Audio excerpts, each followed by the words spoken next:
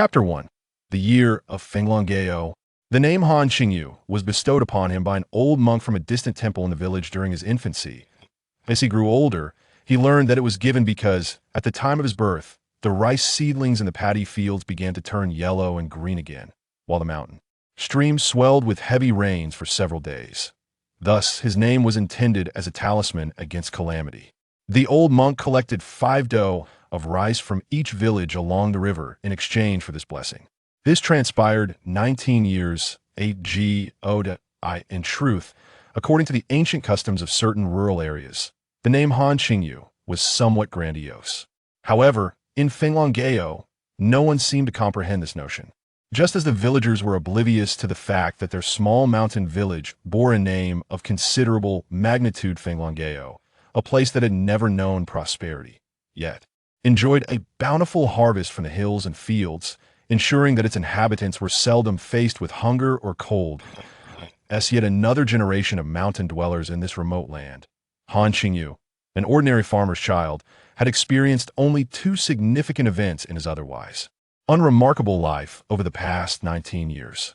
The first was his failure to pass the college entrance examination this year. The second occurred the previous year.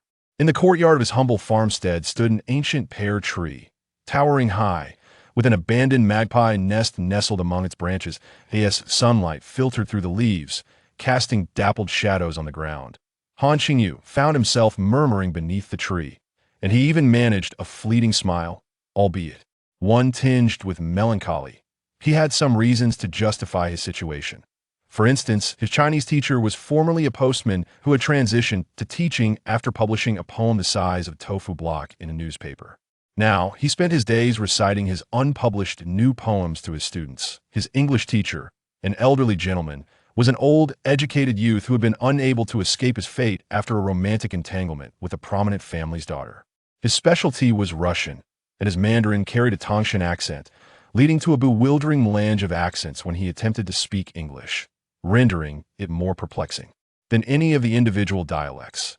Yet, such reasons ultimately bore no weight. Failure to pass the exam was simply that, failure, devoid of rationale. At that moment, his mother, Zhang Jiexia, emerged from the corner of the wall, having overheard his murmurs. She interjected, remarking as she set down the wooden basin she had been using to wash clothes. She picked up a damp garment, wrung it out, shook it a few times, and hung it on a bamboo pole that in the late 1980s and early 1990s, failing the college entrance examination was hardly surprising. It was commonplace for ordinary individuals to attempt the exam 2 or 3 times. His mother, forthright and unsophisticated, did not dwell on such matters and remained relatively unperturbed that a flicker of hope stirred within Han Qingyu. He contemplated this in his heart, but, upon reflecting on his considerable weaknesses in 2 subjects, the light in his eyes dimmed once more. He sighed. Another year probably wouldn't help. I seemed truly unable to take the exam. He harbored unspoken thoughts. Grappling with the realities of life, the cost of high school education was substantial, and his family had accrued debts to support his schooling. Over the years, furthermore, due to a shortage of labor, his parents labored more diligently than most of their neighbors. He felt uncertain about his prospects and lacked the courage to attempt again. But is that so? You see, even mother does not understand. As the mother turned her head to closely observe her son's expression, she sought to decipher his thoughts. Han Qingyu had always been a child with a strong sense of independence, and in recent years, he had begun to take the initiative in family matters. Since you've said so, then make your own decision. If it doesn't work out, we can always say we've received an education. Zhang Jiexia intended to comfort her child, to alleviate any pressure, and certainly not to impose any demands. Yet, as she spoke, her demeanor suddenly brightened, her eyes shimmering with enthusiasm. Why not simply settle down at home, marry, and start a family?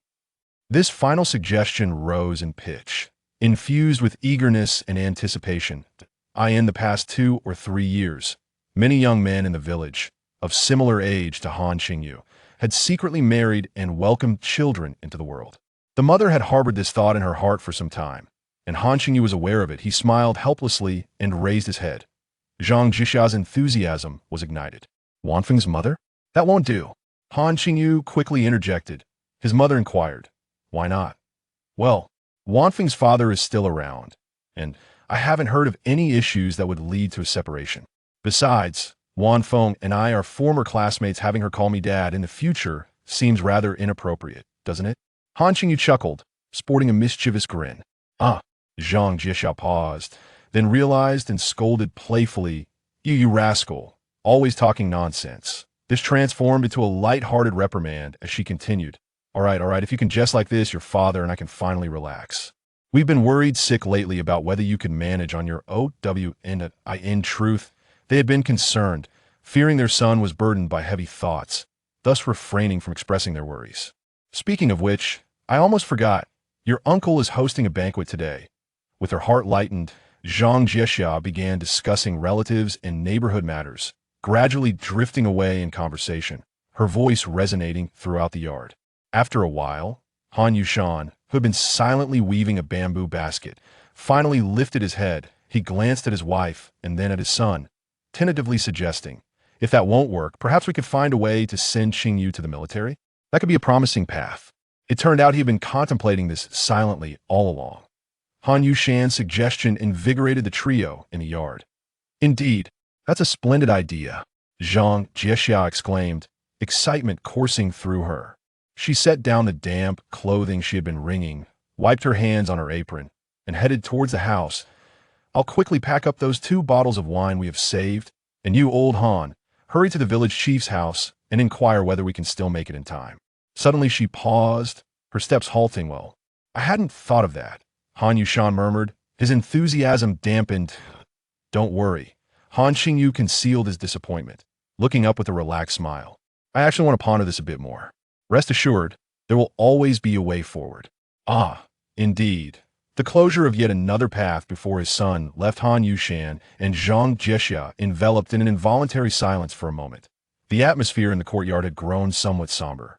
By the way, it was Zhang Jiexiao, the mother, who ultimately broke the silence, saying, Tonight, there's a banquet at Uncle Gong's house.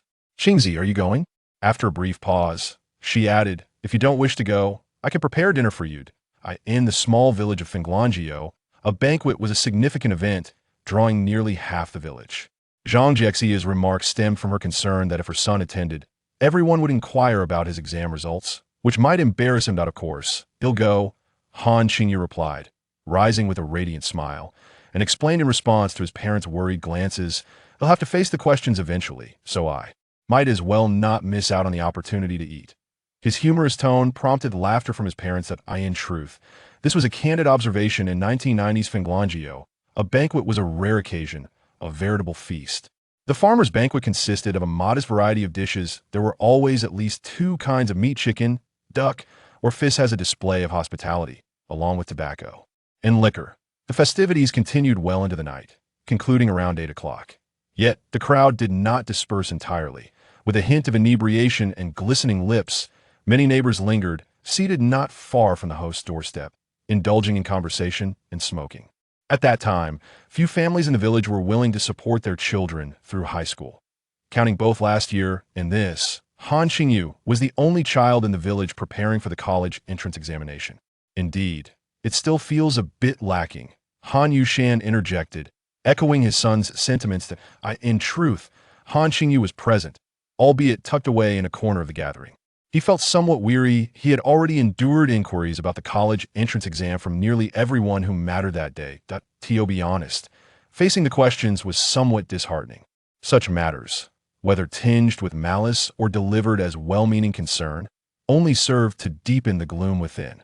While he appeared calm on the surface, deep down, he was grappling with a heavy heart. Considering the tuition and nutrition year after year, and given that your family has raised so many chickens, you haven't sold a single egg in all these years, have you?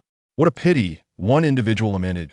A few eggs are meant for the child's growth. What's the point in discussing that? Han Yushan replied, somewhat irritated, taking a drag from a cigarette. Besides, the education he has received will always be of value. Indeed, look at our Qingzi, he's grown into quite a fine young man. With his education, he won't have to worry about finding a wife or the bride price. There will be plenty of families interested, chimed in an elder relative, attempting to steer the conversation in a more favorable direction. However, before he could elaborate, a new thread of conversation emerged from the crowd. Someone sighed and remarked, "Alas, it seems our Finglongio's first university student has yet to emerge." Indeed, our village has surely been around for over 200 years, hasn't it? I've heard that in its heyday, not a single scholar emerged from here, which is rather peculiar, remarked one villager, gesturing toward the distant, undulating mountain peaks, adding with a tinge of dissatisfaction, "With such auspicious feng shui, how could this be?" Upon hearing this, many nodded in agreement, echoing his sentiments. The notion of the village possessing favorable feng shui has been long-standing. Otherwise, it would not have been graced with the character Loon Dragon. In a corner, Han Qingyu, along with the others, looked up. Indeed, the mountains encircling the village, shrouded in the night, bore a striking resemblance to a sinuous, coiled dragon. "You youngsters probably know nothing of this," an elder began, puffing on his pipe as he reminisced. "In my youth, when I was merely a teenager, a wandering fortune-teller once proclaimed that this place is incapable of producing notable figures." The wave of astonishment rippled through the crowd, prompting inquiries of why. The old man pointed toward the distant mountains. "Because our dragon is bound. The fortune-teller once remarked upon seeing the mountains, that you are Fonlong Ao. Fonlong Ao, if even a dragon can be confined here, how could it possibly allow a few aspiring individuals to rise? Ah, it does seem plausible," came the realization, as many nodded in agreement, reflecting on their circumstances and lamenting their fates. Even Han Qingyu's 2 failed university entrance exams suddenly found a rational explanation. As thoughts of comforting him arose, more people began to search for him in the crowd. "Is he coming back?" Han Qingyu felt a mixture of sorrow and amusement. Naturally, he dismissed these superstitions, and upon sensing the crowd's intentions, he quietly slipped away from the sun-dried grain square. After his departure, in the sun-dried grain square, Father, our television just fizzed, and now it's all static. We can't even watch Channel 1 anymore," shouted one of the children who had been watching television. In those days, unstable television signals were common and frequent. As the adults engaged in lively conversation, one waved his hand dismissively and said, "Just tap it lightly a couple of times and adjust the antenna. I don't have the time to fix it for you." Thus, he sent the children on their way. Around the same time, someone looked up at the moon and exclaimed dramatically, "Hey, what's that? Look quickly. Right beneath the moon. That dark shape, what could it be?" Upon hearing this, everyone raised their heads. Beneath the half-moon of summer night, there indeed appeared a shadowy figure that seemed to move, though it was indistinct, and swiftly vanished into the inky blackness of the night sky. "Must be a large bird just flying by," someone suggested. "Certainly not an airplane. Aircraft always have lights that flash beneath them," another remarked.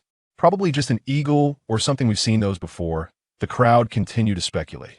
Chapter 2. This is not Transformers. Han Qingyu did not witness the subsequent events, including the television suddenly losing signal and displaying static, or the shadow that appeared and vanished beneath the moonlight. Of course, even if he had, he would not have found anything extraordinary or remarkable about it. At that moment, he was traversing the path. Nestled within the embrace of towering mountains, the terrain of Finglongeo village was rugged, and the villagers' homes were rather dispersed. Today, the banquet was being held at his uncle's house at the village's entrance, while Han Qingyu's residence was situated at the far end near the mountain, a considerable distance apart. He chose not to pass through the village, but instead opted for the mountain path outside, which was closer and, more importantly, allowed him to encounter fewer people. As for the night journey, the moon illuminated the way, and he was accustomed to setting out early. A gentle breeze swept through the forest, carrying a hint of chill and a soft whistle. "So, are you really not going to take the exam? What should I do in the future? Should I farm, marry, and raise children, ultimately becoming the village accountant? Or should I venture out, as I heard in school, to work in the city, earning money to support my parents? Am I capable of doing that?" A sense of confusion began to envelop him. Rarely, the non-smoker Han Qingyu found himself wanting to smoke. He had a pair of red Double Happiness cigarettes from the groom that he had yet to give to his father, still tucked away in his shirt pocket. He lowered his head, took one from the pack, placed it in his mouth, and then patted his pockets, only to realize he had no means to light it. Perhaps it was because he had finally distanced himself from the crowd, away from everyone's gaze, that the pent-up emotions within him erupted due to this minor misfortune. Suddenly, he felt a wave of helplessness and despair wash over him. For maybe 5, 10 minutes, or perhaps even longer, Han Qingyu remained seated in a moonlit grove not far from the mountain path, on a large slab of blue stone beside a cleared area. However, his tumultuous feelings had somewhat subsided, and now he felt a profound stillness enveloping him. Aside from the chirping of insects among the grass, the surroundings were eerily quiet. It was proven that even if one cannot see the shape or hear the sound, when something sufficiently large sweeps overhead, one can still sense its presence. Han Qingyu suddenly became aware of something unusual above him and looked up. A dark, conical object gradually loomed into his view, descending slowly until it came to rest about 30 to 40 meters in front of him on the clearing. The entire process occurred without any jet of flame or significant noise, save for an occasional crackle as bushes were crushed and snapped. It was perhaps the size of a jeep, or slightly larger, yet still limited in size. It appeared metallic, though devoid of any reflective surface, possessing a distinctly metallic texture. So what is this? An alien spacecraft? A UFO? Or perhaps a new military technology? Han Qingyu, who had a penchant for science fiction and military magazines, could not help but entertain such thoughts. In the next moment, a surge of alarm coursed through him. Could there be danger? Instinctively, Han Qingyu tensed, then lunged forward, diving into a dirt pit concealed beneath the thicket. The lush summer vegetation enveloped him completely. Holding his breath, Han Qingyu observed cautiously. Approximately a minute had elapsed, yet the cone-shaped structure remained closed, devoid of any mechanical sounds. Instead, a piercing howl of wind surged forth from the dense forests on either side. A group of individuals clad uniformly in gray shirts, each bearing a dark-toned metallic container upon their backs and adorned with peculiar metallic straps, brandished knives in their hands. Around 30 to 40 of them rushed forth like a tempest through the shadows of the woods.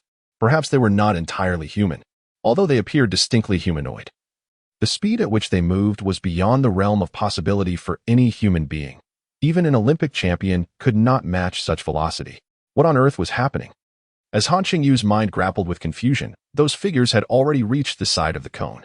Simultaneously, it seemed that a hatch had finally opened above the structure, from which two entities were ejected. Han Qingyu instinctively referred to them as things, for they could only be likened to Transformers. However, that was not the case. Having seen Transformers at Wen Jifei's home, he noted that the two beings that had fallen to the ground from the cone did not transform. They appeared to be individuals clad in full black metallic armor. Perhaps due to their armor, they seemed significantly larger than the average person. Towering at nearly 2 meters and weighing over 250 pounds if they were indeed human. Were they robots? How advanced? Their armor was so form-fitting that it accentuated their bones and muscles, presenting an agility that starkly contrasted with the heavy, cumbersome robots depicted in magazines and films. It was merely due to Han Qingyu's unfamiliarity with concepts like exoskeleton suits that he generalized them as robots. In any case, everything transpiring before him far surpassed Han Qingyu's previous understanding and exceeded his capacity for judgment. The two factions before his eyes were evidently adversarial. There was no dialogue, no buffer. The battle erupted immediately upon contact. It was akin to a confrontation between a pack of wolves and two ferocious tigers, a collision both swift and fierce. Behind the charging crowd, the dark metallic containers emitted pulses of crystalline blue light, flickering in waves. Accompanied by this luminescence, the speed of the onslaught intensified once more. The earth erupted with the sound of debris being kicked up by their feet.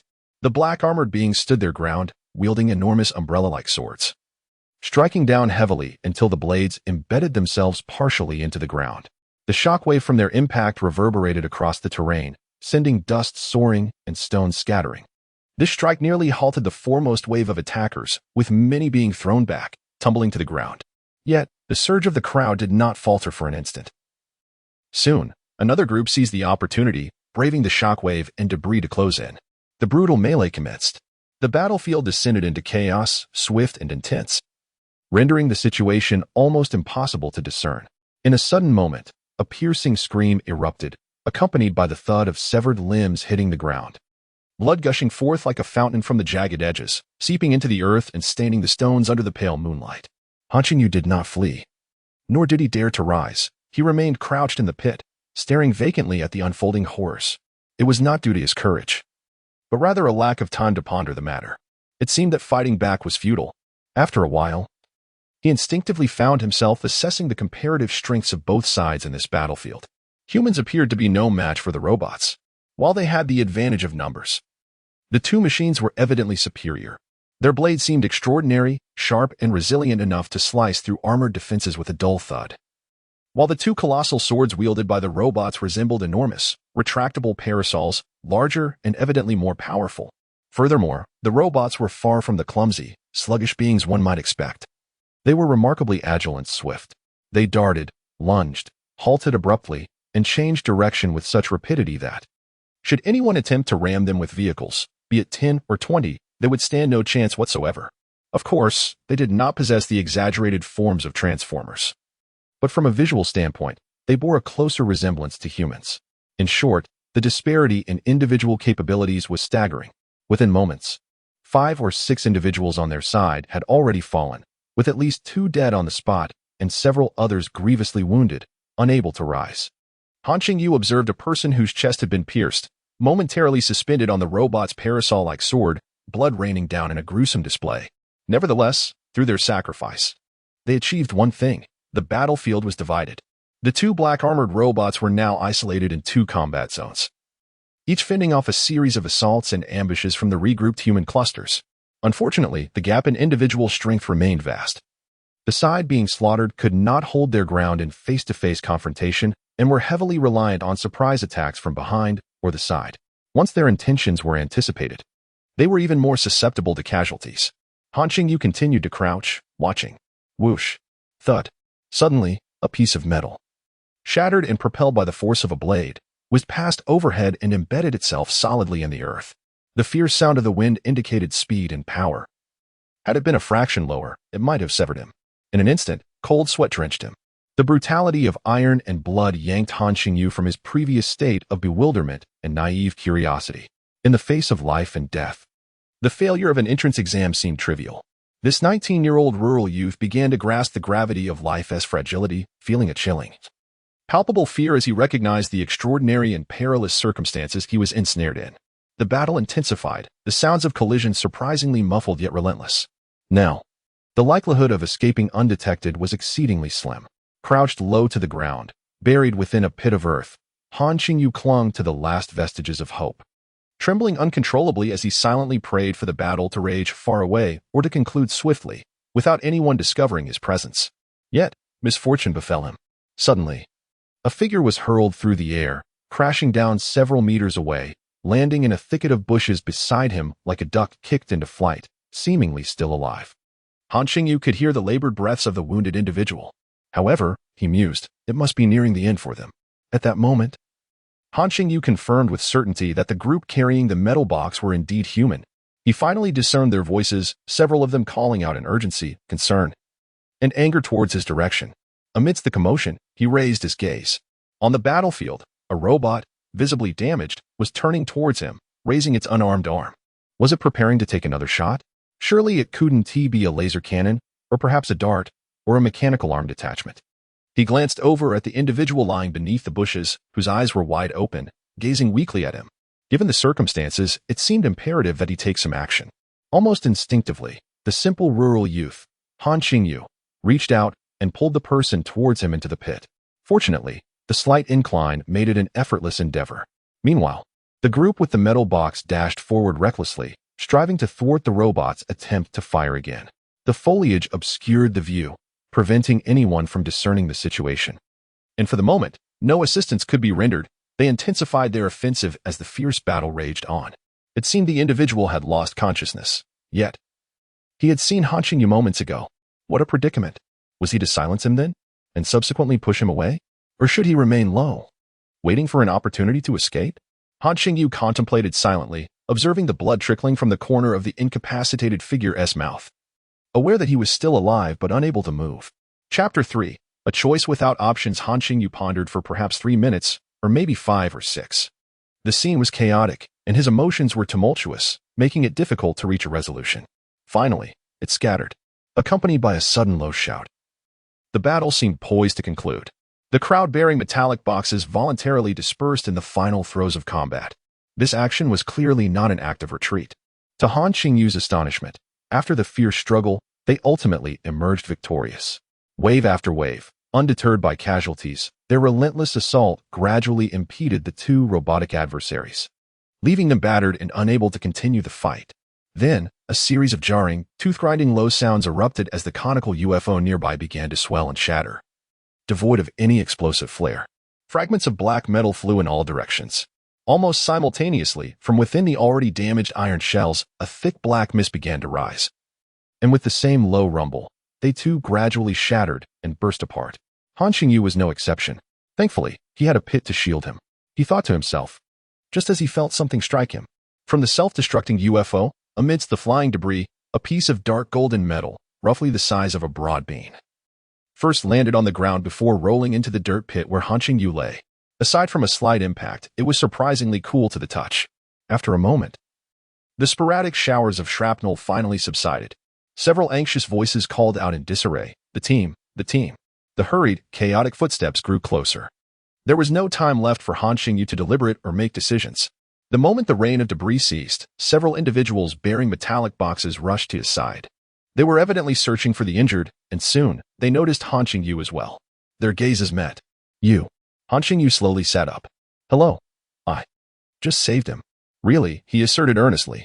In a situation where the odds were nearly 40-2, with 4 dead and 9 injured, minor injuries excluded, as those who could still stand were not counted. This was the first time Han Qingyu faced such a brutal and horrifying scene. They were scouring the battlefield, treating the debris as trophies. "Have you searched everywhere?" "Huh. Not found." Cold sweat trickled down the forehead of one frantic individual. The person opposite him was equally anxious, stammering as they spoke. Well, what could be missing? It couldn't have run out, could it? This was not entirely impossible. But how could it be so coincidental? The last remark was tinged with a hint of frustration and an overly emotional quaver. After a moment's thought, the speaker abruptly turned to Han Qingyu, demanding, "Boy, have you seen a piece of dark golden metal? About this big. It might be smaller, very small. Or it could be a lump, not even a proper piece. Stay calm, stay calm." Just like when capturing a snake, one must remain composed. Han Qingyu stood there like a captive, trembling uncontrollably while silently admonishing himself. The ancestral lineage of the Han family was known for their skill in snake catching, a craft that Han Qingyu had mastered at a tender age of 10. However, following his grandfather's passing, his mother had forbidden both him and his father from practicing this skill. The entire sequence of events, including the present circumstances, was utterly incomprehensible to him, leaving him incapable of coherent thought. Yet, one thing was abundantly clear: he needed to compose himself. This was evidently no ordinary affair. It could very well be a monumental secret or a military confidential matter, perhaps a war concealed beneath the surface of international relations. In any case, it was certainly not something he was meant to witness. The weight of what he had seen and known was overwhelming. With a pale complexion and a bewildered expression, Han Qingyu shook his head vigorously. That object was exceedingly precious. He had seen it, yet he had not taken it. However, he could not afford to speak the truth at this moment. He had distinctly observed those individuals meticulously searching the earth pit with their instruments, scouring it several times. Since they had failed to unearth anything, admitting that he had witnessed it would lead to insurmountable contradictions.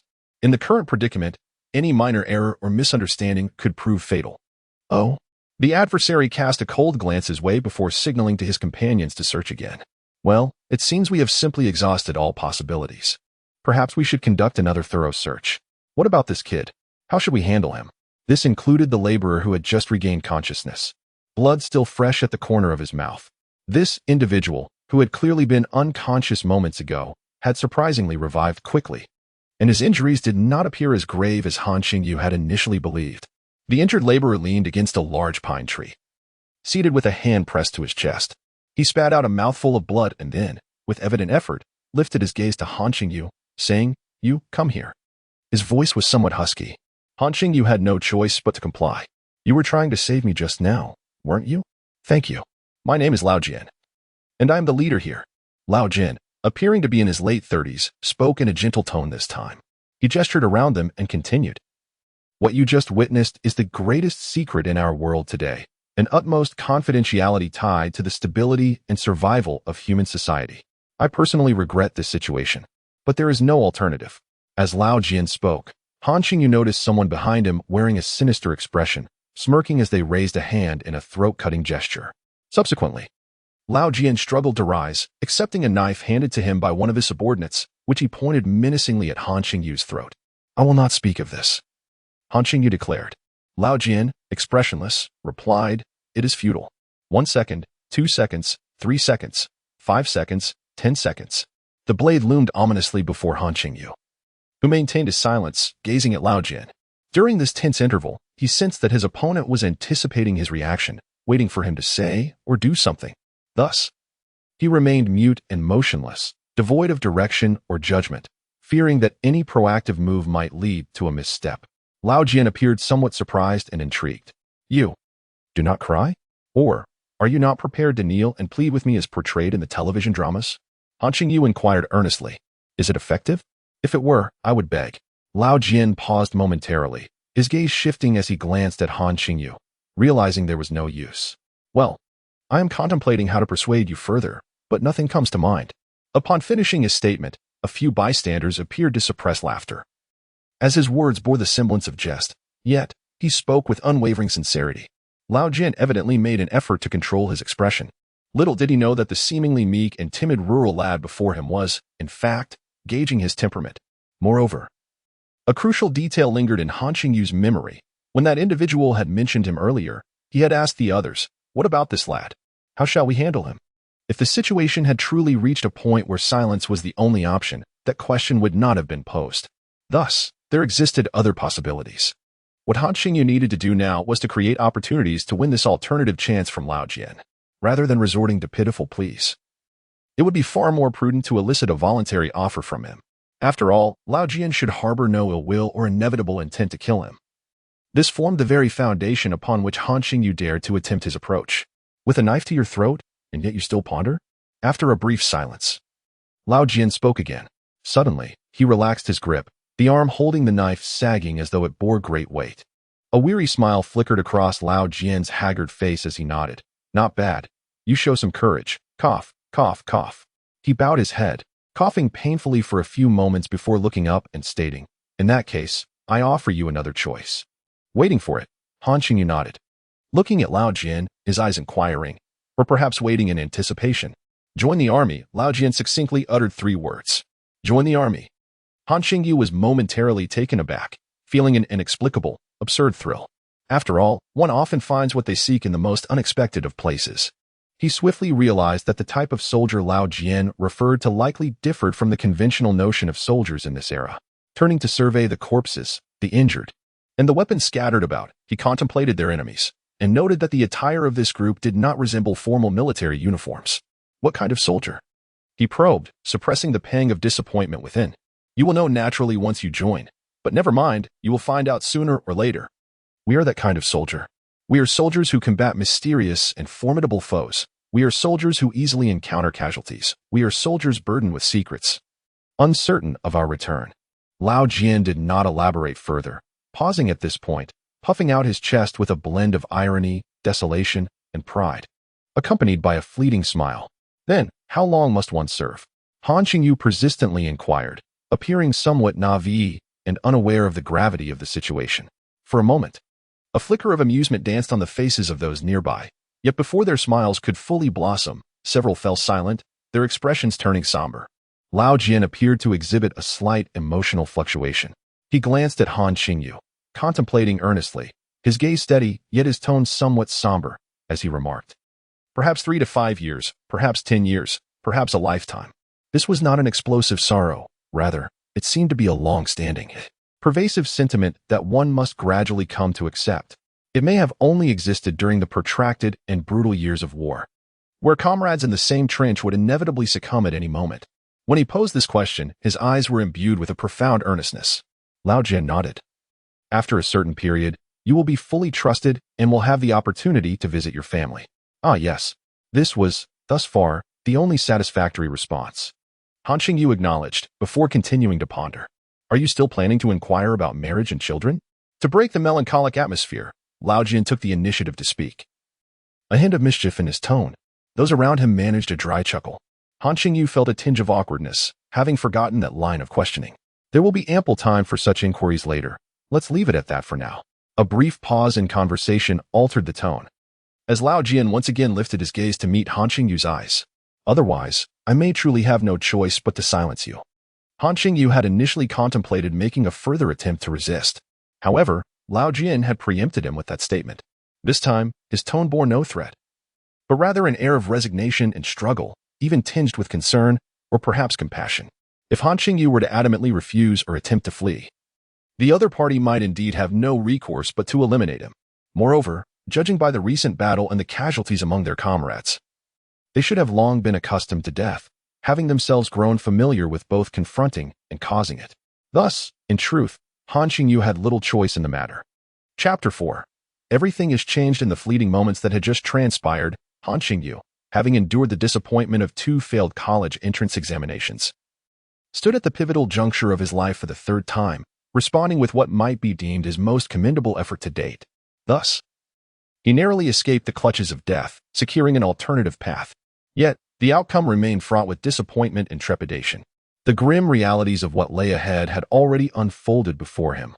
Corpses, the wounded, the chaos of battle, and formidable, inscrutable foes, all of which cast a shadow of despair over his heart.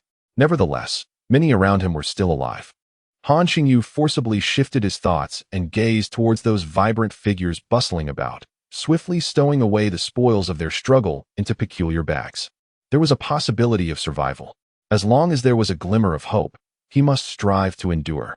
This way, he could someday visit his family and reunite with his parents. So now, with the present unfolding as it is, should he not seek to grasp something more? Han Qingyu silently murmured to himself, contemplating. Had he not, in his youth, penned essays and envisioned a future as a soldier, bearing arms to protect his homeland, to safeguard peace, and to sacrifice as a hero? Lao Jian sat on the ground, coughing intermittently yet still smoking, smiling as he addressed the evidently terrified and struggling youth before him. It seemed he had already begun to regard Han Qingyu as one of his own soldiers. I had thought about it, and even written about it. However, back then, I was too young and naive, and as I grew, I realized I was not cut out for such a path, Han Qingyu replied earnestly. His involuntary yet futile resistance elicited gentle laughter from several present. I am currently preparing to take the university entrance examination next year. I aspire to be a scientist, as I believe that would greatly contribute to the nation and the world. By the way, my grades are quite good. Han Qingyu continued to struggle, unhesitatingly fabricating his words. This foundation stemmed from his understanding of Lao Jian's temperament, realizing that it posed no threat. Han Qingyu paused, pondering whether a future as a university student and scientist held even a minuscule chance of swaying the man before him, or perhaps offering him a better choice. In response, the man, a rugged figure accustomed to wielding a blade against metal, claimed to have once been a university professor. What, do you not believe me? I taught physics. Lao Jian gestured to those present, stating, before you stands one of my former students. There are several university students here. Han Qingyu found himself believing him. Despite Lao Jian's weathered visage, etched with the marks of countless battles and imbued with the essence of smoke and desolation, he instinctively accepted the truth of his words. It has been nearly a decade. In that moment, Lao Jian appeared somewhat reflective, pointing at himself before glancing up at the night sky. Han Qingyu inquired, so, you just vanished suddenly? What did others think? Lao Jian replied, not suddenly. Others assumed I had resigned and gone abroad. Han Qingyu hesitated, asking, you did it voluntarily? As if anticipating his inquiry, Lao Jian proactively responded, stating that the vast majority of individuals here are voluntary participants. He gestured towards the remnants of the extraterrestrial robots that were nearly cleared away, continuing to elucidate. These entities are seldom seen. They typically do not manifest in areas inhabited by people. Generally, we possess the means to conceal them. This occurrence is an aberration. You simply have poor luck. This conclusion, tinged with a hint of nonchalance, seemed somewhat dismissive, as it pertained to a pivotal turning point in fate. Yet upon reflection, one realizes that many aspects of life unfold in a similar manner. With no time to ponder the intricacies of voluntary participation, nor to lament, Han Qingyu pressed on with his inquiry. What exactly are they? Lao Jian's gaze sharpened, responding, you shall naturally discover that once you join the military. Han Qingyu replied, oh, understood. At that moment, a squad member approached, informing Lao Jian, team leader, the scene has been processed. It had been less than 40 minutes since the landing of the shuttle-shaped craft. Han Qingyu drifted into thought, averting his gaze from Lao Jian, contemplating the guards outside. Thus, if I had indeed attempted to strangle him and then flee, in any circumstance, escape would be impossible, and the outcome, he mused. Feeling a tinge of relief, Lao Jian, prepared to depart, stood and asked, "Do you have any further questions?" He then continued, "Tomorrow." "No. Let us say the day after tomorrow. Around noon, personnel from the relevant department will come to your home to deliver a notification, and I will be there to escort you. By the way, they are unaware of the specifics and will merely assume you have connections above. Remember not to slip up. The special recruitment for military service is entirely legitimate. If you do not disclose anything, no one will suspect a thing. Keep this in mind. Do not speak a word to anyone. If even a hint of information leaks, it won't just be your life at stake. Consider your family. Do not jeopardize them. Moreover, do not entertain any misguided notions. Think carefully. Do you believe you can escape?" Having concluded, Lao Jian's intense gaze fixed upon Han Qingyu. Han Qingyu nodded. He had relinquished even the last flicker of internal resistance. The other party was not only terrifyingly powerful, but could also effortlessly navigate the formalities to enlist him. The implications of this were beyond the comprehension of Han Qingyu, a rural high school student, yet he was acutely aware of his fear. After inquiring about Han Qingyu's name, address, and basic information, the squad prepared to set off towards the mountains. Han Qingyu remained motionless, seemingly oblivious, lost in contemplation. "Is it not over yet?" Lao Jian chuckled to himself, waiting as he speculated what further questions this young man might pose or whether he intended to continue struggling. Do we get paid?" Han Qingyu finally spoke. Instantly, nearly everyone couldn't help but smile. "Yes, and it's not insignificant." Lao Jian's eyes glimmered with newfound approval as he replied gently, "You can send it to your parents." "All right," Han Qingyu nodded, "but what if I die after I go?" "Normal sacrifices, achievements, and compensations," Lao Jian calmly replied. "So, how much can you provide?" "It depends on the circumstances. Could you perhaps offer something in advance? My family is struggling, and I have incurred considerable debt for my education." Han Qingyu explained, "I was supposed to attend university, and my parents have only me as their child. I just saved your life." Lao Jian paused. "How much do you desire?" 2, 5, 10,000. "You certainly have the audacity. Are you preparing to become a millionaire with such a sum?" Lao Jian mused. "Do you even comprehend how much 10,000 is, you rascal?"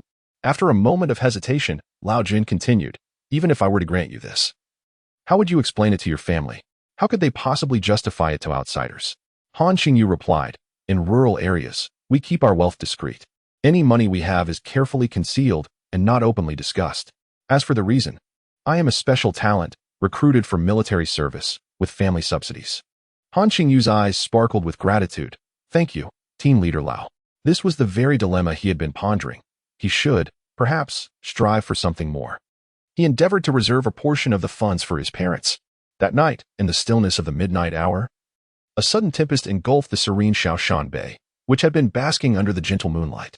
The mountains of Folong Ao, rumored to resemble the mythical Fulongs, had suffered multiple landslides. Fortunately, the dense forest that separated the mountains from the village prevented the landslides from triggering mudslides, sparing the village from significant loss of life and property. Han Qingyu hardly had the luxury of fear, nor could he find solace in sleep.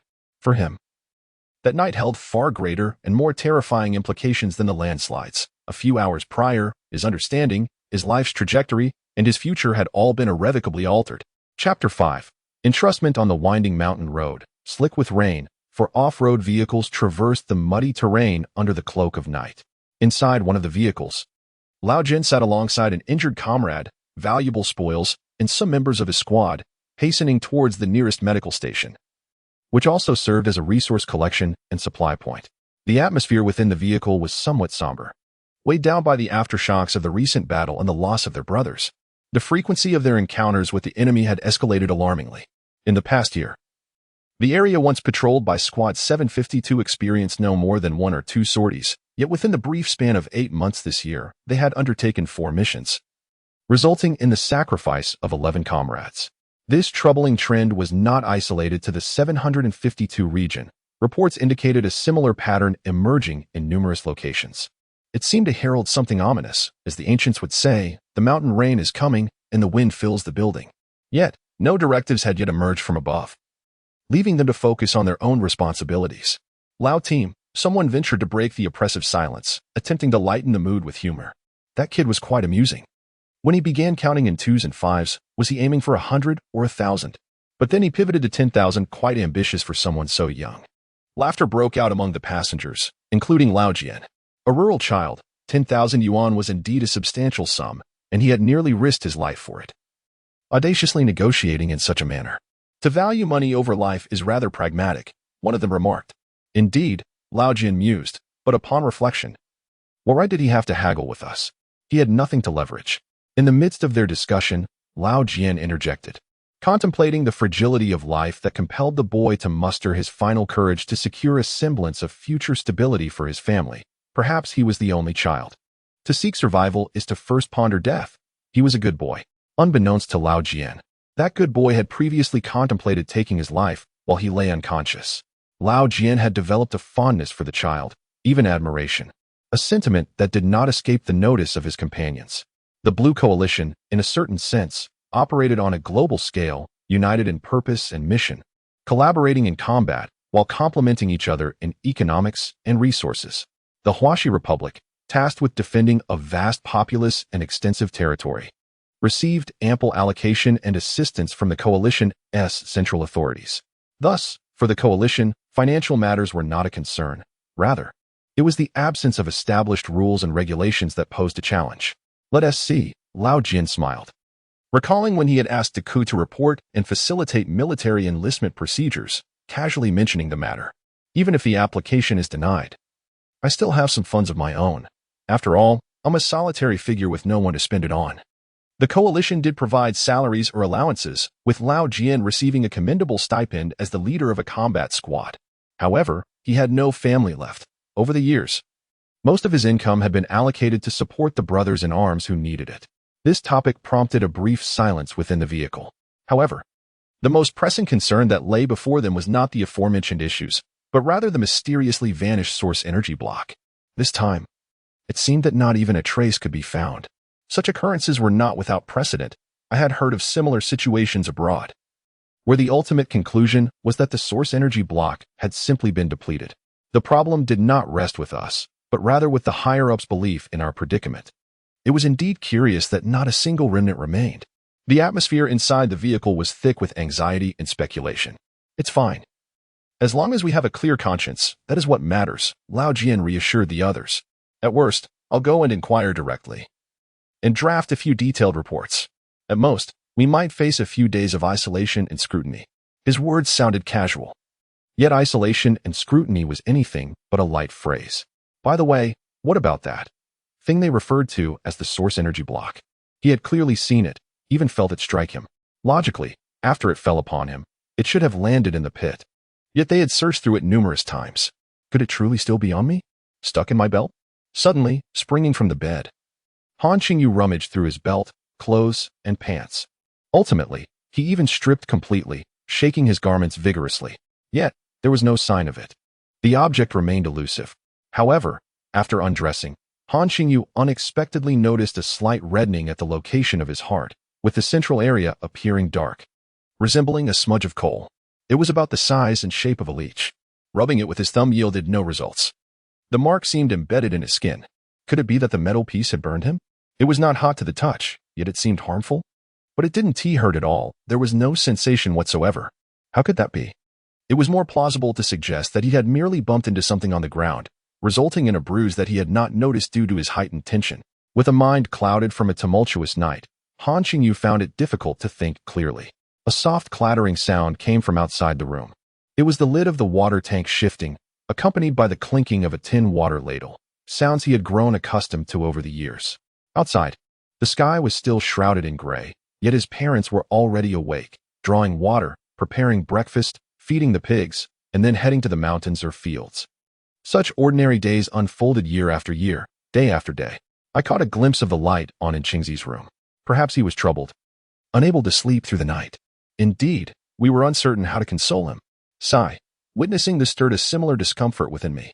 The muffled voices of his parents conversed in hushed tones, and Qingyu listened quietly, his mind swirling with thoughts. It was as if he could suddenly envision scenes that might unfold in the future, the moment the news of his sacrifice reached this humble home, his parents, now gray-haired, with no one left to care for them. Yet, he knew he must leave, and only a day remained, contemplating how to utilize the remaining moments. Qingyu donned his attire, opened the door, and proceeded to the kitchen, standing before his parents, offering a sheepish smile in response to their concerned gazes. Why are you up so early, Qingzi? His mother inquired, her worry subtly concealed beneath her inquiry. Dad, Mom, I wish to set out early to the county, he replied.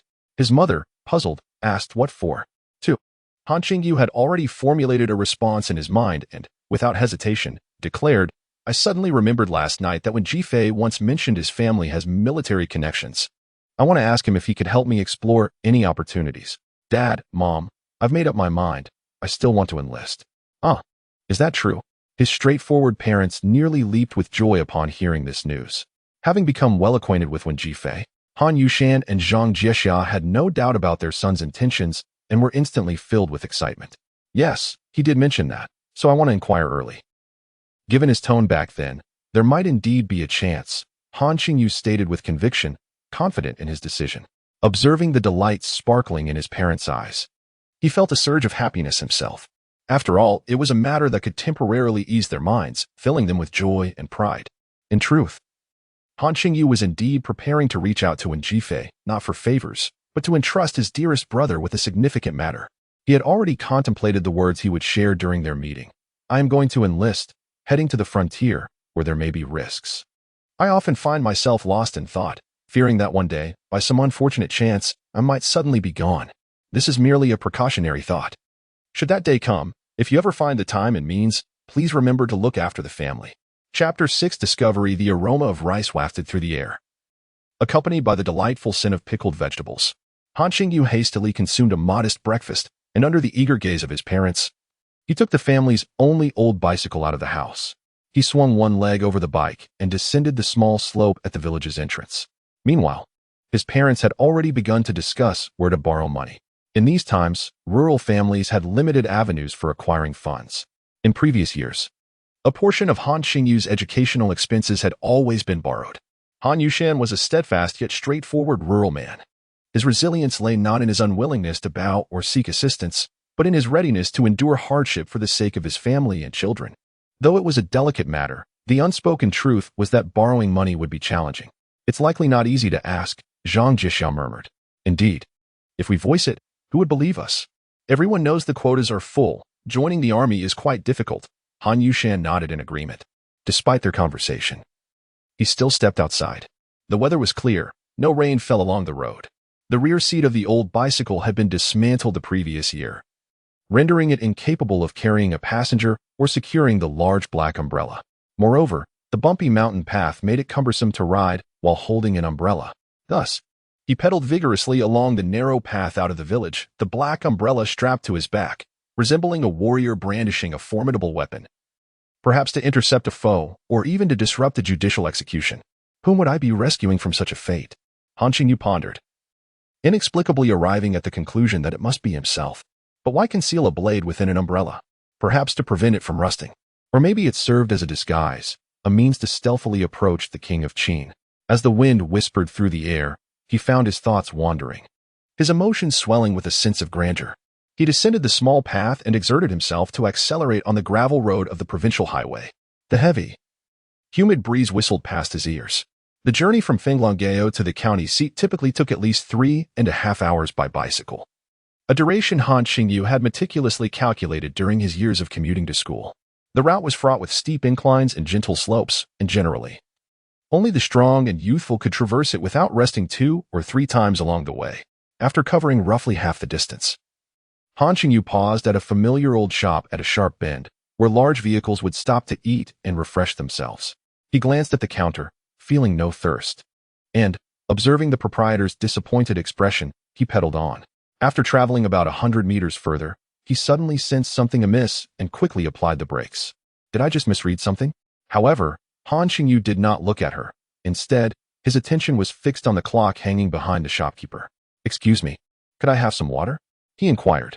It was understood that unless purchasing other items, both water and herbal tea were for sale, albeit at a modest price. Is your clock accurate? He asked. The shopkeeper turned to check, confirming, yes, it is. She then glanced at her wristwatch, affirming the time with certainty. It's 7. Approaching 7:40. Oh. Han Qingyu responded with a simple acknowledgement, entirely disregarding the innkeeper's disappointment and sorrow, and rode away once more. I had departed from home at 6:30. Without a doubt, for I had checked the clock. As I reached the village entrance, the broadcasting system began to play music. This meant that I had only ridden for an hour and 10 minutes today, at least half an hour faster than usual. Even if I had been preoccupied with my thoughts, riding particularly swiftly, it still seemed unreasonable to be this much quicker. Moreover, I did not even feel fatigued. I continued onward, checking the time at several locations, only to find the same results. Run, jump, punch. Run, jump, punch. After several minutes, Han Qingyu came to a halt, standing there with a blank expression, now certain that his physical capabilities had improved, not by a vast margin. But the progress was sufficiently noticeable to be detected through comparison. Furthermore, in terms of endurance, his improvements might be even more significant than those in speed, strength, and explosiveness. If he had not witnessed such incredible phenomena the previous night, Han Qingyu would likely feel utterly bewildered at this moment. However, having experienced it, he could now attempt to reason through it. The only plausible explanation seemed to be the missing energy source. Otherwise, nothing made sense. I hadn't even carried their metallic box. He recalled the swift movements of Lao Jian and his companions through the woods, outpacing Olympic champions, and their intense regard for the energy source. Did I absorb it? In the next instant, a surge of wariness enveloped him. If they were to discover this, they would surely eliminate me. In Han Qingyu's eyes, Lao Jian and his associates were far from virtuous. Just yesterday, they had nearly killed him to preserve their secrets. This aspect transcended Han Qingyu's capacity for reasoning, leaving him confounded, and it was a question he dared not pose. Finding himself at an impasse, he chose to relinquish his fixation, reminding himself to keep this secret until a clear and reasonable explanation emerged. He then unfastened a button and cautiously glanced at the inexplicable bruise on his chest. Remarkably, within just a few hours, he observed that it had significantly faded, resembling the remnants of food that had been swallowed and was now being absorbed and digested, appearing merely as a faint birthmark. It seemed to be dissipating at an extraordinary rate, perhaps soon to vanish entirely. Have I digested the energy source? Apprehension, dread, confusion, tranquility, exhilaration. Han Qingyu stood in the forest, head bowed and silent, yet his heart surged with tumultuous emotions. Unconsciously clenching his fists as if reclaiming something he had once believed lost, something profoundly significant. This sensation was akin to having walked into a dark corridor leading to certain death, cold and devoid of direction, with no possibility of retreat, only to suddenly lift his gaze and discover, ahead, there was light. He perceived something. Perhaps what one might call hope, the hope of life.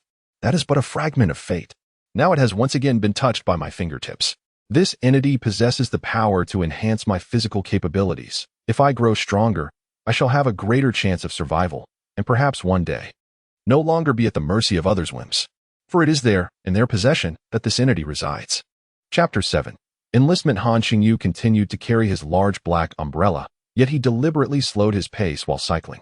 He believed that arriving before 9:30 would suffice. The reason for his early departure was his concern about arriving too late in the county, fearing that when Jifei might coincidentally be visiting his father's place in the city. However, now that time was ample, Han Qingyu knew that even if when Jifei were to go to the city, that fellow would never rise early during a holiday. He often arrived late, even during school days. As Han Qingyu's closest companion throughout high school, when Jifei had attended middle school in the city. At that time, his parents were still together. Later, his father became affluent through business, found a new partner, and subsequently divorced. Afterward, his mother remarried a cadre from the county's agricultural bureau through an introduction from relatives. When Jifei joyously attended the wedding banquet, yet he was reluctant to live with them and began to live independently. Nonetheless, both his father and mother continued to support him financially, providing for his meals and education, as well as giving him money to spend. This fellow was not overly sentimental. He has been living his life carefree, neither diligent nor reckless, simply existing in a neutral state. At 9:20, in Nanjamin village of the county, when Jifei's home was situated in an old courtyard left by his grandfather. It was said that during his grandfather's lifetime, he was the most renowned barber in the county. Where is the plague chicken? Plague chicken Fei, where are you? The world often bestows unfortunate nicknames upon individuals, and when Jifei was a prime example. Burdened with two monikers that painted a vivid picture, the struggle of a sickly old hen flapping its wings in a desperate attempt to fly, accompanied by a comical sound. He had long since grown accustomed to it, and paid it no mind. With one foot perched on the crumbling earthen wall of the old courtyard, Han Qingyu did not rush to dismount. Instead, he called out a couple of times at the entrance. When Jifei, Raising his voice, he repeated the name. As if caught in a deep slumber, Han Qingyu was about to leap over the courtyard wall when the ringing of a bicycle bell echoed from a side alley. Look at this. When Jifei appeared, casually slinging a military green satchel over his shoulder and wearing a camouflage cap of dubious origin, skillfully navigating his bike around the corner. Good thing you called out just in time, Qingzi, he exclaimed, coming to a halt and gasping for breath. Otherwise, we might have missed each other today. Oh, where are you headed? Han Qingyu thought it rare for him to rise so early. When Jifei dismounted first, rummaging for his keys to unlock the courtyard gate. I was just about to head to your house to find you. To my house. What brings you all the way here? Han Qingyu inquired. Of course, it's something significant. When Jifei replied, a hint of pride in his expression, he chuckled and pushed open the courtyard gate, saying, perfect timing for you to arrive. It saves me a trip. Come on in. With that, he pulled the bicycle he had leaned against him and gave it a gentle push, allowing the unattended 280 to glide smoothly into the courtyard, halting between two old yellow bamboo plants. Han Qingyu followed suit, cycling into the courtyard and coming to a stop. Clang. Upon entering the room, when Jifei promptly retrieved 2 bottles of orange soda from his bag, uncapped them, and placed them on the table. Let us toast with soda instead of liquor. Let us have a drink first. Han Qingyu, puzzled, inquired, what is this about? You're not going to tell me that you miscalculated your college entrance exam scores and actually scored more than 230, are you? With a smile, Han Qingyu remarked, well, with a stroke of good fortune, I should be able to add another 20 points. When Jifei retorted, you're infuriating, before sitting down and regarding Han Qingyu with a feigned mysterious smile, which quickly shifted to his serious demeanor. With gravity and earnestness, he declared, my friend is going to enlist in the army. After stating this, he raised his hand and clumsily saluted, reminiscent of foreign films. That is splendid. Enlisting in the army is quite commendable, is it not? Han Qingyu responded. Indeed, I believe so as well. Carrying a rifle in the army was a childhood dream of mine. However, I initially feigned reluctance for a couple of days, he continued, pushing a sum of money forward, placing it before Han Qingyu, while casually tossing the empty bag onto the table. It appeared that the bag contained only those 2 bottles of soda and 1,000 yuan. Han Qingyu felt a surge of complex emotions, momentarily frozen in place. Consider it a loan from me, when Jifei reassured him. Oh, don't worry. This amount is negligible for my father. When Jifei assumed Han Qingyu was hesitant to accept the money, and thus encouraged him, my stepmother has already acquired a mobile phone. And I, being her biological son, am merely asking for 1,000 yuan. That is not unreasonable. After hearing this, Han Qingyu nodded, chuckling as he reached for the orange soda, deliberately ignoring the money. When Jifei, witnessing his reaction, became incensed. Take it. Damn it. There is no need for you to be polite with me. I've already said it's a loan. I'm well aware of your family's situation. Rest assured, my mother will likely send me some money to take along, he continued. Once I'm in the army, I doubt I'll spend much. Wait. What do you mean by that? You're not feeling disheartened, are you? Qingzi, don't be. You excel in mathematics and science, and you are diligent. You still have opportunities ahead, Qingzi. Please don't lose heart, he implored, attempting to force the money into Han Qingyu's hands. Ah, you came to see me? That makes sense. When Jifei contemplated, what is the story behind that? Luck, I happened to encounter a leader from the army, he replied. Really? Yes, in any case. I have no more reservations. However, what about that classmate of yours from the city? What will become of her? Han Qingyu deflected, swiftly changing the subject to the girl when Jifei had harbored feelings for since middle school. Didn't you say you had agreed to attend university together? Don't even mention it, when Jifei sighed, his expression falling. She isn't like us. Last year, she was reluctant to attend a mediocre institution, and this year, she has finally secured a place in a prestigious university. As for me, aside from selling popsicles at the entrance, I doubt I'll have any chance to see her. Han Qingyu could only respond with silence. Han Qingyu pondered for a moment. Speaking earnestly yet without heaviness, I must inform you that I am to be dispatched to the frontier, and there may be certain risks involved. Eventually, he conveyed the words he had prepared earlier to Wen Jifei, including his concerns regarding his family. Wen Jifei, after a moment's contemplation, scoffed. Who are you trying to scare? There is no war at present. If war were to break out, it wouldn't be so bad. I could head to the front lines and hasten my rise to the rank of general.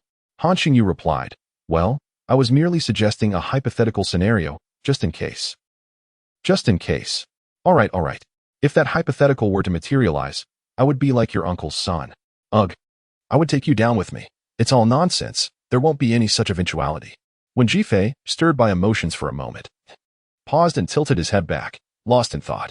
Alas, why don't you assist me in asking your superiors? Qingzi, I too wish to go to the frontier. Serving there would be far more interesting. Han Qingyu retorted, go to hell. Chapter 8 Encountering the God of Misfortune. All right, off you go. Remember to work hard in the army. Sure thing. Then let us part ways and strive to make something of ourselves. When Jifei pushed off the ground with a foot, pivoting sharply, a car horn blared, a sharp, piercing sound that startled him. Simultaneously, he felt the rumble of wheels behind him, the gravel crackling beneath him. Han Qingyu turned to glance at the window of the Jeep. He twisted the steering wheel, moving aside to the roadside. To his dismay, the horn sounded again. The Jeep edged closer, repeating its earlier antics. With a sudden acceleration, it drifted, cutting across his path and pinning him against the curb. The window rolled down, revealing Lao Jian, who sat alone in the driver's seat, turning to smile at Han Qingyu with an audacious grin, reminiscent of a mischievous child reveling in a prank. If it weren't for the fear of repercussions, Han Qingyu would have loved to land a punch squarely on his face. Surprised? Lao Jian asked with a smirk. Today, he donned the attire of an ordinary cadre, looking quite the part, which explained why Han Qingyu had failed to recognize him earlier. Are you watching me? Afraid I might spill something. Han Qingyu's mind raced, realizing that if Lao Jian had been tailing him since morning, then during his earlier frantic escapades in the woods he had been far too careless. Feeling flustered yet maintaining a composed facade, he replied, Don't worry, I understand the gravity of the situation, and won't utter a word. With that, he cautiously glanced around. Up ahead, there was no one in sight.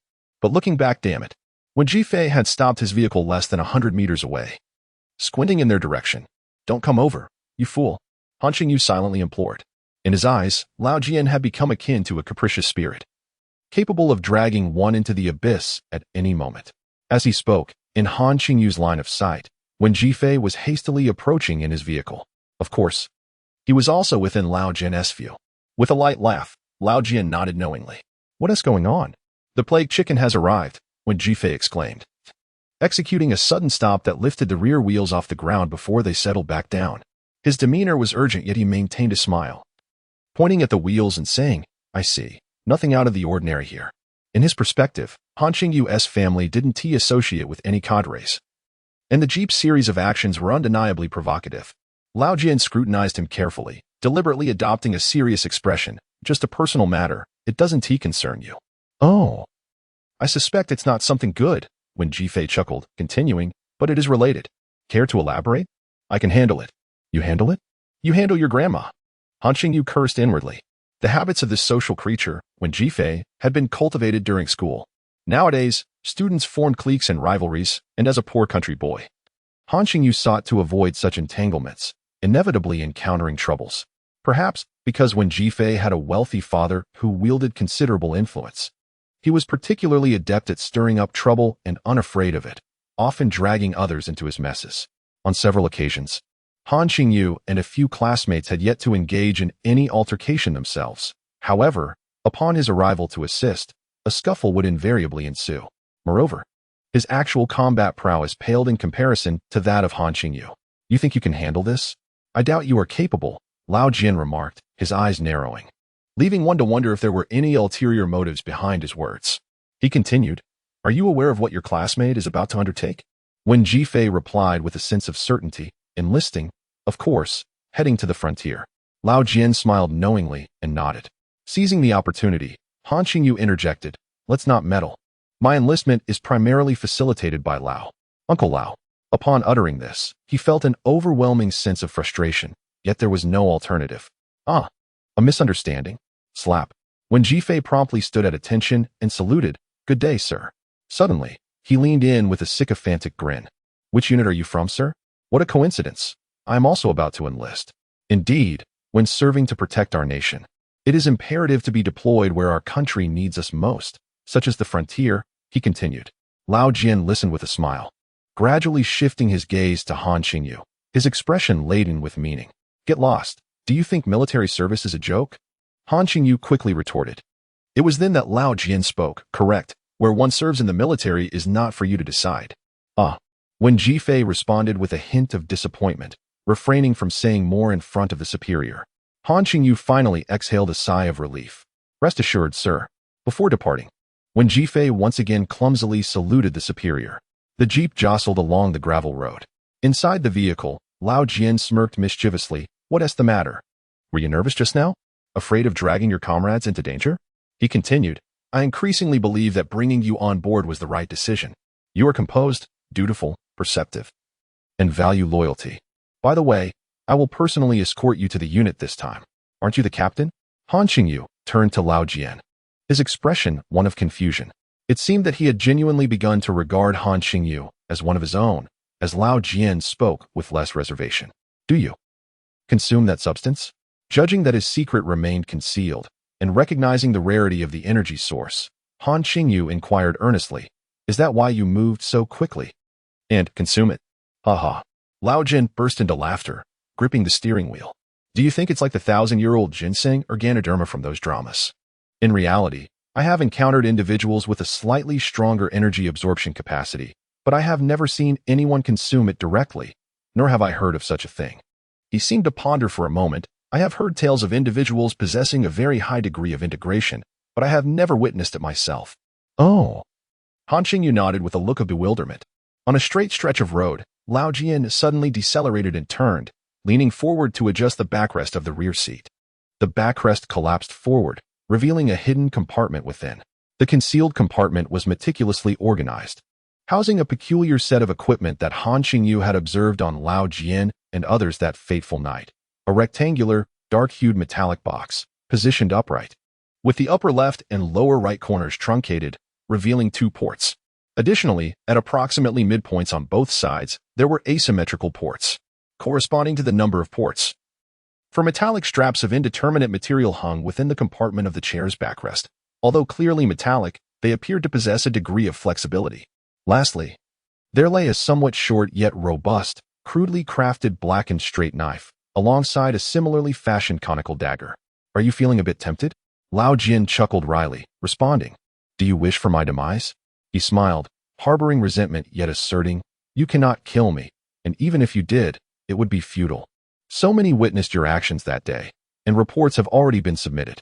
Han Qingyu sighed. Truth be told, if I were to disclose this, no one would believe me. Lao Jian shook his head, his tone tinged with resignation. Even if ordinary people disbelieve, there will always be those who take heed. I apologize, but we cannot afford this risk. You will understand in due time. Just then, a communication device, resembling a small black cigarette case, suddenly flickered with a red light and emitted 2 beeping sounds. Lao Jian turned to glance at Han Qingyu and then picked up the device, initiating the call. Region 752. Lao Jian, standing by, he stated. The voice on the other end was somewhat indistinct to Han Qingyu, yet he could make out fragments of phrases, likely concerning supply station, offensive, defense, nearby area assistance. Received. My position is optimal. I will head there immediately. Lao Jian concluded the conversation. The two exchanged glances within the vehicle. Han Qingyu earnestly remarked, If you have matters to attend to, please let me off here.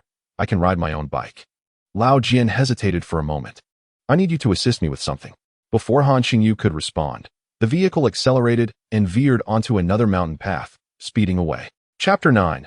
No good deed. The engine roared as the jeep careened along the treacherous mountain road, as if it might plunge off the cliff at any moment. Han Qingyu felt an overwhelming urge to unleash a torrent of curses amidst the mechanical cacophony and chaotic jolting. It was not merely the reckless driving of the chauffeur that ignited his frustration. It was the very nature of the task at hand. He had no desire to assist in this absurd venture, nor did he wish to be involved at all. The impending scene of battle was all too predictable. What purpose would his presence serve other than courting death? Yet, Han Qingyu found himself powerless to resist. The sensation of being at the mercy of fate was utterly disheartening. Daring not to gaze at the road, Han Qingyu clung tightly to the overhead handle. His body nearly dislodged from his seat. He felt as though he were a suspended marionette, swaying and twisting within the confines of the vehicle. He exerted nearly 70% of his strength, yet his efforts were futile against the tumultuous ride. In the driver's seat, Lao Jian wore a grave expression, his brows furrowed and his gaze unwavering. The synchronization of his hands, eyes, and legs was swift and precise. Meanwhile, an unbidden worry gnawed at him. In just a few days, the area around 752 had become embroiled in chaos once more. Such occurrences had been virtually non-existent in prior years, and now, he had just received communication from a nearby covert supply station regarding an unexpected incident involving the landing of shuttlecraft, suspected to be 2 vessels. This dire news compelled the station to request immediate assistance from surrounding regions while simultaneously deploying its defensive squadron. If indeed there were 2 shuttlecraft confronting a single team, the ensuing battle would undoubtedly be gruesome. Lao Jian could easily envision the carnage. Moreover, there was a supply station at stake. The dilemma lay in the fact that the coordinates provided by the supply station were rather distant from the base of the 752 squad. The vicinity of Finglongeo was already on the periphery of the 752 defense zone, and the specified coordinates were even farther afield. Without prior warning, only Lao Jian happened to be in the right place at the right time to reach the site in a timely manner. He reassured himself that the 764 unit should be able to arrive in time. Approximately 20 minutes later, the jeep came to an abrupt halt at a seemingly unmarked location at the mountain's edge. As the vehicle stopped, Lao Jian deftly maneuvered the steering wheel, driving the car into a broadleaf forest amidst Han Qingyu's startled bewilderment. They disembarked and ascended the mountain. One hand grasping the equipment, Lao Jian seized Han Qingyu, who appeared disoriented, and hurriedly led him up the slope. They then took a route from halfway up the mountain, circling to the rear and entering a valley surrounded by imposing peaks. This journey proved somewhat arduous, yet Lao Jian refrained from donning the equipment. If you ask me, why not wear it yourself? You would be better off without dragging me along, Han Qingyu muttered, feeling a wave of nausea, momentarily disregarding his tone. He struggled, as he always did in Lao Jian's presence. It seemed that every encounter with him heralded misfortune. Once the device was activated, it would not sustain them for long. Lao Jian succinctly concluded his words and continued to drag Han Qingyu through the valley at a frantic pace. After running for approximately 10 more minutes through the gorge, he decided this should suffice. Observing the surrounding terrain, he came to a halt, gauging the distance and the time the device could withstand. Turning to the exhausted Han Qingyu, who lay prostrate on the ground, he spoke earnestly. Now, I require your assistance. Han Qingyu silently exhaled in relief. It seemed there was no need to go to the scene. He raised his gaze to meet Lao Jian's. Lao Jian began by slinging a metallic box across his back, inserting 4 metal straps into their respective interfaces. Subsequently, he unfastened the buttons of his shirt and tore it open, revealing that he was already equipped with a set of military-style tactical straps. Positioned over his heart was a circular metal plate, which also had an interface. I sustained an injury a couple of days ago, as you are aware, and I have yet to fully recover, Lao Jian explained. Han Qingyu retorted, Are you intending to court death? He pondered whether the repercussions would fall upon him. Not necessarily. Although you witnessed me being thrown, I am still quite resilient. Lao Jian replied with a wry smile. Time was of the essence, and he pointed to the heart interface, continuing in any case. The situation is that at the moment this core interface is activated, there is a significant chance I will lose consciousness due to the energy surge. It became apparent to Han Qingyu why he had been brought along. Nodding, he listened as Lao Jian added, If I do faint, do not panic. Just connect this. He tugged at one of the metal straps beneath the box and gestured to an interface on his belt, indicating to Han Qingyu. You must link this interface for me, and I shall regain consciousness shortly thereafter. Thus, the brown belt was also a means of connection, albeit cleverly disguised as mundane. The interface on the belt was located at the left side, near his waist. Han Qingyu examined it and remarked, That position corresponds to the kidney, does it not? Indeed. Lao Jian nodded with a hint of resignation. Oh, Han Qingyu replied, Is it that simple? Precisely. Lao Jian demonstrated the process briefly, then gazed into Han Qingyu's eyes, adding, Of course, you could choose to take this opportunity to eliminate me, but do not forget. I understand, Han Qingyu interjected. You may proceed. He did not inquire why Lao Jian did not connect the metal strap himself, as it was evident that such a device would follow a predetermined activation sequence. Throughout the entire process, he exhibited no hesitation. Han Qingyu observed intently. Click. Then came a sound that was more visual than auditory, a resonant hum. Following that, Lao Jian succumbed into unconsciousness, collapsing backward without uttering a word.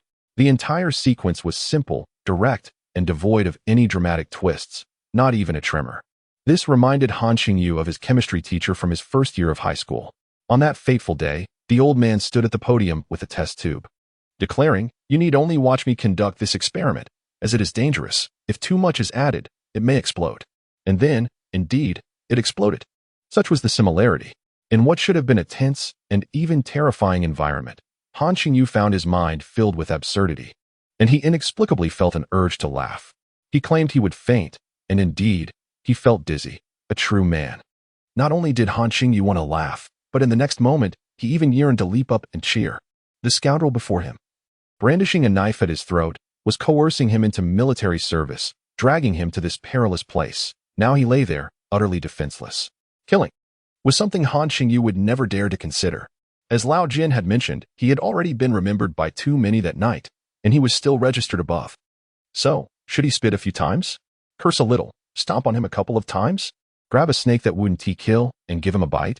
The 19-year-old, constrained by previous frustrations, thought in this childish manner until he caught a glimpse of the corner of a dark-hued metallic box peeking out from behind Lao Jian. According to Lao Jian, inside was an energy core. The energy core held for Han Qingyu a sense of curiosity, desire, and an immense allure. "I'll just take a look." Almost instinctively, he took his first step forward. As his foot firmly touched the ground, Han Qingyu's mind jolted awake. Was he truly so trusting and unguarded? Was there a chance he had left some mark on the equipment, or was he merely pretending to faint, testing him? Moreover, it seemed Lao Jian had purposely glanced at his watch before connecting the metal strap. That scoundrel.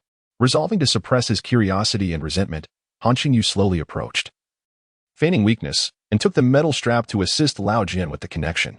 The process posed no difficulty, even a child could operate it. The blue light on the metallic box flickered again, indicating success. However, the person did not awaken.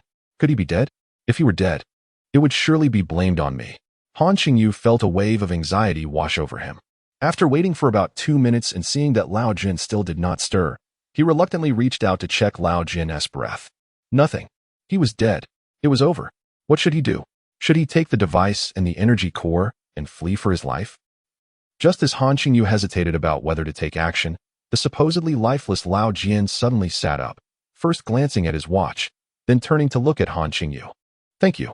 After speaking, Lao Jian lowered his head to connect the metal strap emerging from the upper left corner of the metallic box to his right shoulder, then attached the strap from the middle right interface to a lower position on his right belt. It looked somewhat rudimentary, didn't it? The three-dimensional device had been continuously improved, and it was said that the next generation was about to be released. Once you don the armor, it should be usable. With a sudden smile, he added, "The equipment is ready." In an instant, Lao Jian sprang lightly from the ground as if it required no effort at all. He then picked up the knife, gripping it in his right hand, and inserted the conical dagger into the outer side of his left leg.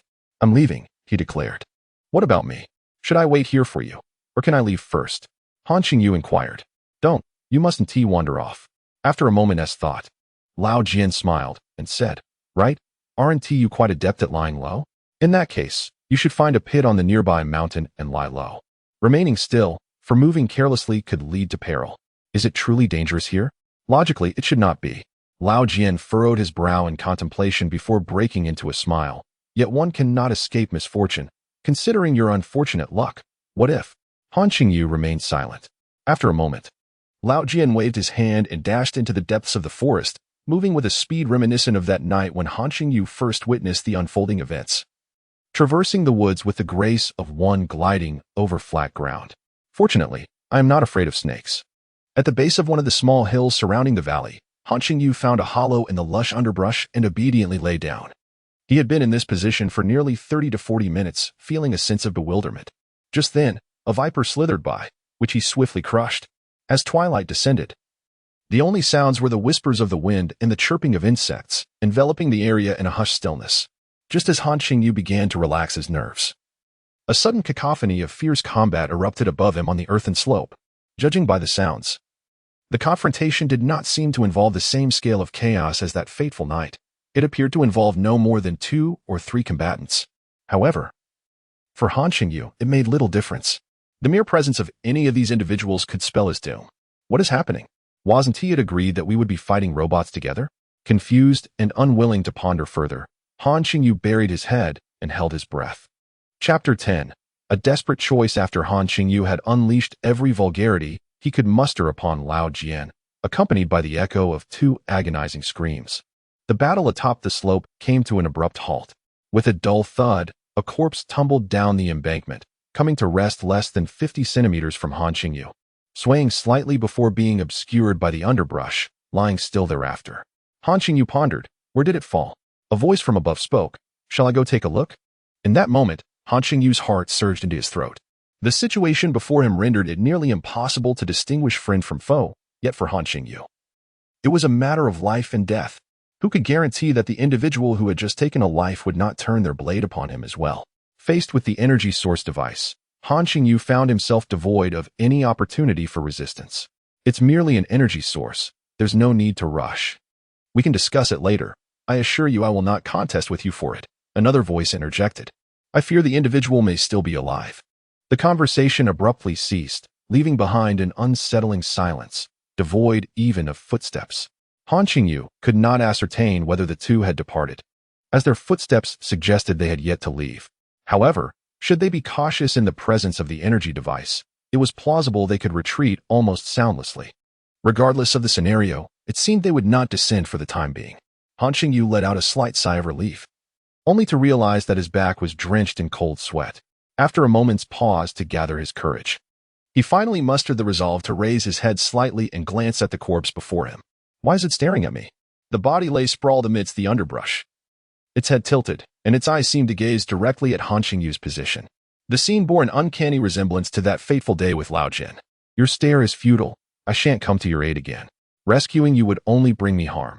Besides, you are already beyond saving. Or are you not entirely dead?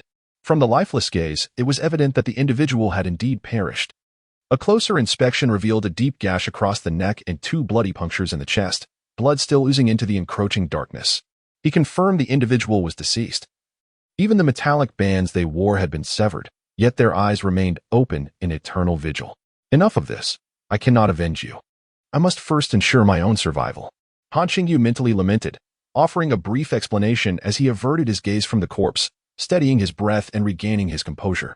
Upon further examination of the lifeless body, he swiftly discerned that this fallen individual not only bore identical metallic bands to those of Lao Jian, but was also clad in a gray uniform of the same design worn by Lao Jian and his companions that fateful night. It appeared that the deceased was one of their own. Therefore, the 2 individuals conversing above must have referred to the Azure fighters, likely Lao Jian's group. Thus, those 2 were the enemies, having just slain an Azure warrior, and seemingly with pressing matters at hand. After a prolonged silence, there remained no indication of movement from above. Have they departed? Uncertain whether the other party had departed, Han Qingyu was acutely aware that he must leave. Otherwise, when they descended to inspect the corpse, he would undoubtedly be discovered. To avoid losing contact, he recalled the backup domain, TXT02. COM, remaining here would lead to certain death. He raised his gaze, preparing to survey his surroundings and choose a path for escape. However, his attention was immediately drawn to an object on the ground before him. At a distance of about 1 meter lay the metallic box belonging to the deceased. Inside it were energy blocks. He decided it would be prudent to take them. After all, it made little difference now. Taking a deep breath, Han Qingyu ultimately could not suppress his urge. With the slowest and gentlest of movements, he slightly elevated his body and extended his arm. At last, his fingertips rested upon the box. Then, with even more deliberate and delicate actions, he located a vertical latch on the side of the box, twisted it free, and gradually pushed it upward. The box opened. For the first time, Han Qingyu activated an energy device. He adjusted his posture and focused his gaze. Yet, to his surprise, what appeared before him was not the dark golden, semi-molten metal piece he had glimpsed that day, likely absorbed by him already. Instead, nestled within the box was a square crystal, no more than 6 centimeters per side, a deep blue hue. At first glance, it resembled a piece of deep blue jelly. Yet it was solid, with irregular cracks that might have been the result of constrained light or the twinkling of starlight frozen in time. Beautiful and utterly captivating. So, this is the energy block refined by the military for their use. With little time for contemplation and no room for hesitation, Han Qingyu reached out to touch it. To take it would be less effective than to absorb it. If he could truly draw energy directly, the answer was affirmative. Unlike the previous occasion, where tension or ignorance dulled his senses, this time, the moment his fingertips made contact with the energy block, he felt something surge toward him. It was akin to a warm, crystalline spring, slowly flowing from his fingertips, through his palm, wrist, pulse, forearm, and into his body, drop by drop. But then it ceased. After repeated attempts, Han Qingyu confirmed that the energy block was depleted. Its blue crystal form remained intact, yet it no longer harbored energy. It shouldn't have been completely drained. He felt a fleeting pang of regret. Just a fleeting moment. Han Qingyu scarcely had time to discern any changes within his body. For the more pressing matter at hand was his life. He needed to vacate this place swiftly. Once more, he surveyed his surroundings, utilizing the last vestiges of faint light. This time, he observed with meticulous attention, only to feel a wave of despair wash over him. Han Qingyu was left bewildered as to why he had chosen such a location, a place devoid of escape, flanked by desiccated branches on either side. The withered branches lay stacked upon one another, reminiscent of years of relentless logging and subsequent abandonment. In this current situation, as long as Han Qingyu makes a move, whether he crawls or walks, a cacophony of cracking and splintering will undoubtedly ensue, the sound echoing like a series of explosive detonations caused by the pressure and movement of the dry twigs. Reflecting back, he recalls having trodden upon these very branches upon his arrival, yet at that time, the circumstances were different. He had not perceived anything amiss about the sounds, even finding the accumulated debris to be a form of concealment.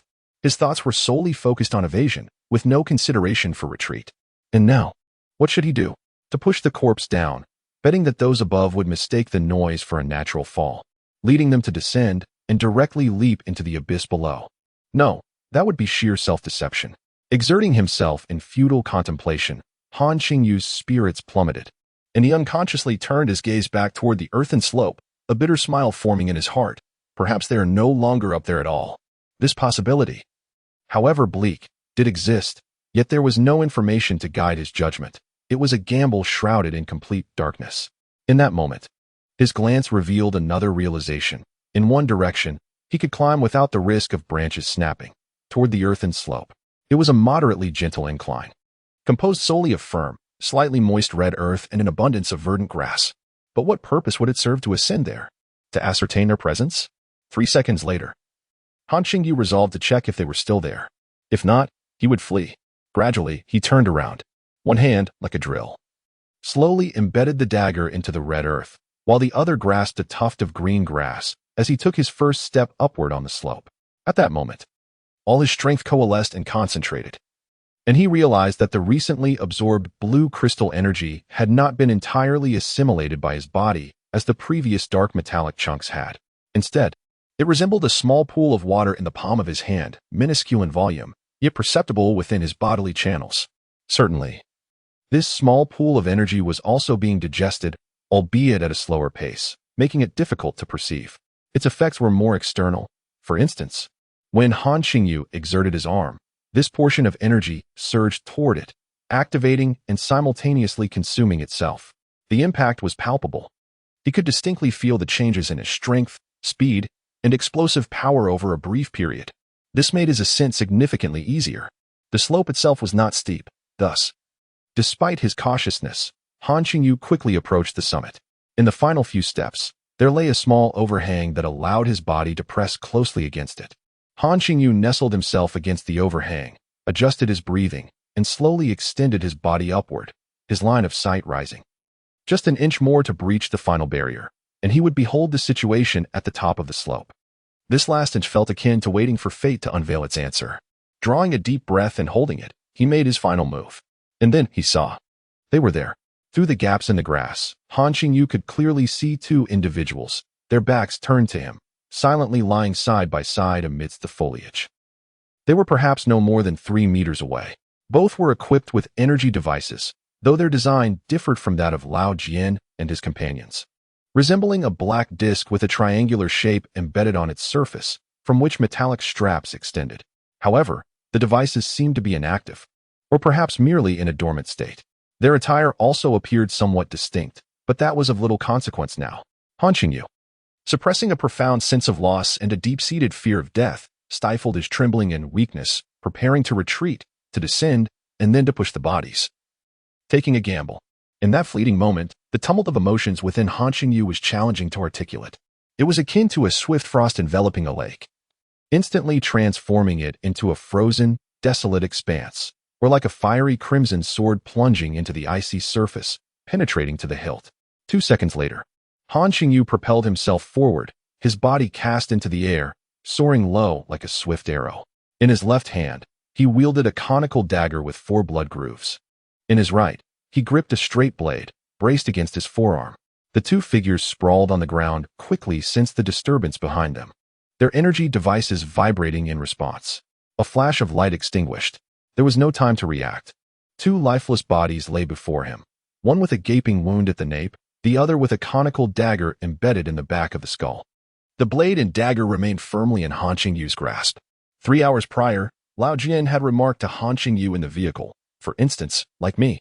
After nearly a decade, if the device is not activated, a stab from you would lead to my demise just the same." Chapter 11. The Unacknowledged Achievement in the Mountains. Under the cloak of night without a moon, the earthen slope rose high, overshadowed only by the layers of distant peaks.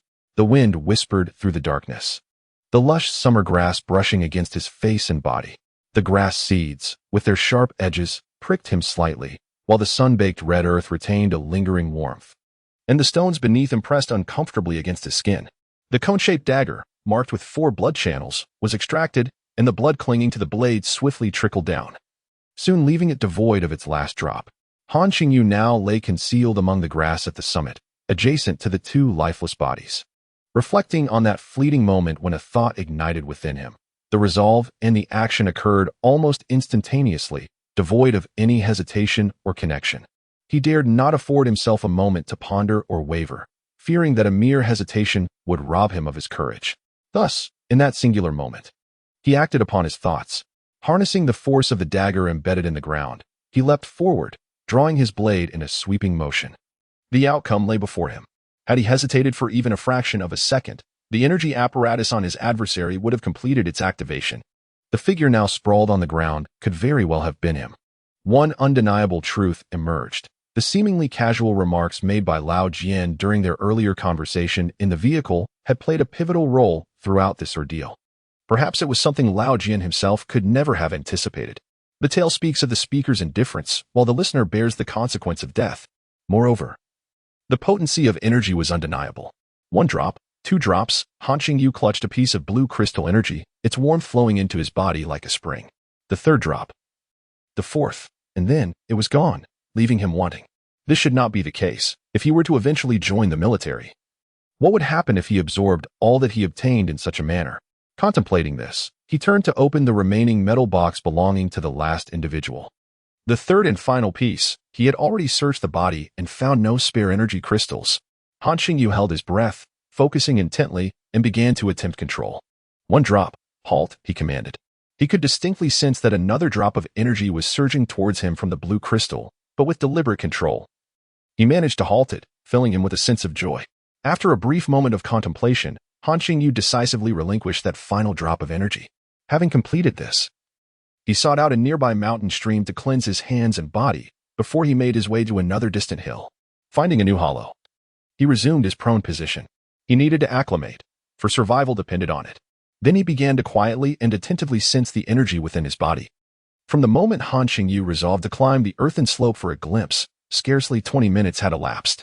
After another 10 minutes or so, he finally heard the distant sounds of a crowd passing through the valley's mouth. Yet, he remained silent. "Han, where are you? Come out." "I've left," he replied. Han Qingyu jumped down and inquired, "Did we win?" "Yes, a large portion of Team 764 has arrived." Lao Jian nodded and, after a brief moment of silence, walked ahead. The battle he had just endured was unparalleled in its brutality and casualty count throughout his decade-long combat career.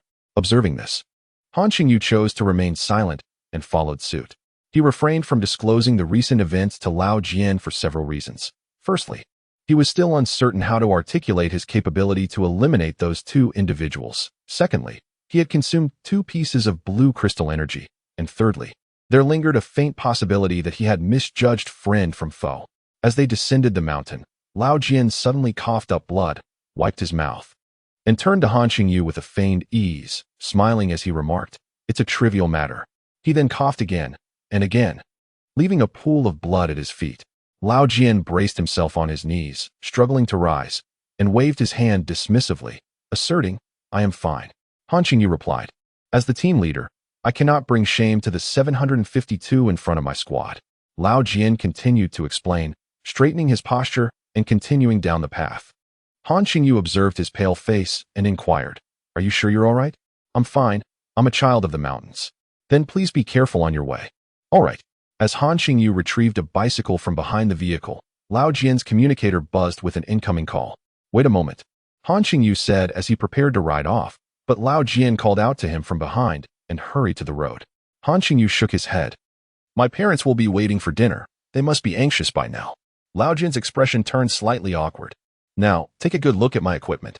Lao Jian held the disarm device in his hands, instructing Han Qingyu, if anyone's gear differs even slightly from mine, do not reveal anything upon being discovered. Just play the fool. Act as if you know nothing. Do you understand? Is that clear? Lao Jian asked. Indeed, Han Qingyu replied.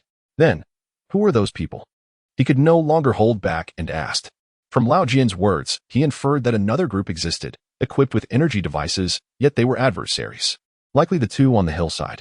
This thought eased Han Qingyu's mind considerably, yet he opted to remain silent about the matter. Oh. Han Qingyu found it difficult to comprehend the existence of the type of individuals Lao Jian spoke of, thus he kept his words to a minimum. It should be fine. Just consider yourself an ordinary person. Lao Jian concluded, realizing that traveling alongside Han Qingyu might, in fact, pose a greater risk.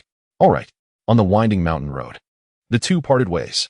Meanwhile, at the concealed reserve station of the Azure Blue Coalition in the 700 area. Soldiers who had just survived a bloody battle had yet to clean up, even neglecting to tend to the bodies of fallen comrades. Xiao Wu, he has died. The body was discovered at the edge of the valley. Today, Xiao Wu is responsible for maintaining a watchful presence and overseeing perimeter patrols, correct? Indeed. Subsequently, the two members of the Wash faction who murdered Xiao Wu also met their demise, perishing on a nearby hillside. Oh, was it a mutual destruction? Not quite. Based on the evidence from the battlefield, it appears that after killing Xiao Wu, they were subsequently slain by an unknown assailant, falling victim to a surprise attack from behind. An unknown assailant, you say? Who could it be? We do not know. However, it is certain that they were not our personnel. Allow me to present another matter, which may prove to be more critical. We discovered an object beside the two members of the Wash faction. The speaker retrieved the item and placed it upon the table. This, it seems, is a detonator. The conference room was enveloped in a profound silence. It was not until the deputy station master, formerly a military writer, broke the stillness with a somber remark. So, it turns out, we are all survivors of a catastrophe. Silence reigned once more, yet each individual present was envisioning the scene where they had just traversed a field of high explosives in their most weakened state, only to have the ambusher, poised to activate the detonator, be killed. The logic of the unfolding events is quite clear. They successfully set up a remote-controlled explosive array, eliminating the patrolling soldiers, lying in wait upon the hillside. And then, they too were slain. After a brief pause, the station master of the reserve stood up. To put it another way, someone single-handedly saved 63 soldiers of the Azure Coalition, including ourselves, as well as all the energy resources, material reserves, and 22 non-combat personnel at the concealed reserve station in Zone 700. Regardless of who they are or what their identity may be, let us pay our respects. With that, the station master saluted first. Boom. Over 30 individuals in the conference room, bloodied and wounded, crossed their arms upon their chests. Fists pressed to their hearts, and collectively saluted. Chapter 12. Joyful news, however, he did not reveal his identity. One arm hung limply, and blood continued to seep from his left shoulder due to an injury. The 40-year-old veteran faced a situation he had never encountered before in his life. Unconsciously, his facial expressions and body language conveyed his inner confusion and bewilderment. After a considerable pause, he finally compelled himself to bypass this aspect and continued in a low voice. Therefore, the situation we currently face is, in fact, exceedingly complex. Having laid the groundwork with this statement, he issued 4 commands in quick succession. 1. Temporarily seal off subsequent information, including the parties who had previously come to aid, namely Lao Jian and Team 764. Immediately implement the internal supervision regulations for this state of emergency. 2. Promptly relocate the reserve station. 3. Directly escalate the matter to the highest council of the Wei Lan Allied Forces Huaxia Y Army Headquarters and report the specific circumstances of the incident. 4. Continue the investigation to ascertain which organization the recent cleansing faction belongs to, how they learned of the reserve station's location, and to identify the individual involved. As the party directly affected, Han Qingyu, of course, remained entirely oblivious to these developments. Lao Jian, originally the sole potential source of any conjecture, was equally in the dark. He was nearly losing control of the steering wheel amidst his turmoil and desperately needed to regain composure. On the winding mountain road, the jeep sped toward the medical point while a bicycle hurried home. At this moment, it was already past 8 in the evening, the eve of Han Qingyu's departure from home. Unbeknownst to Han Qingyu, earlier that day, around dusk, his village was abuzz with activity.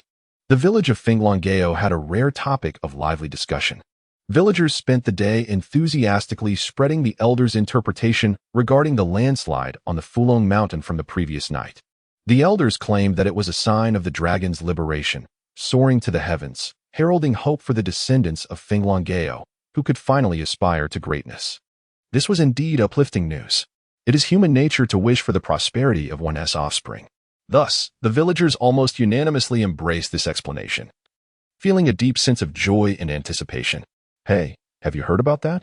In the evening, as Zhang Jiexia was gathering dried vegetables in the courtyard, a neighbor's wife leaned over the wall, holding a large white porcelain bowl, seeking her attention. She turned her head. What matter? The dragon's liberation, the one from heaven. The neighbor said with a serious expression. Ah, I've heard about it. Zhang Jiexia continued her task, nodding in acknowledgement. While it would be impossible for her to claim absolute disbelief in the matter, she secretly harbored a few grievances, lamenting that the landslide had come a bit too late. This seemingly positive news held no malice, yet somehow, as the conversation unfolded, it transformed into a reflection of her son's misfortunes. Zhang Jiexia felt somewhat uncomfortable, turning her head to glance at her neighbor, forcing a smile as she replied, "That's not the case. This university is not something one can simply gain admission to at will. Both I and the father of Qingyu are humble folk. It's unreasonable to expect our children to achieve extraordinary success simply because they were born to us.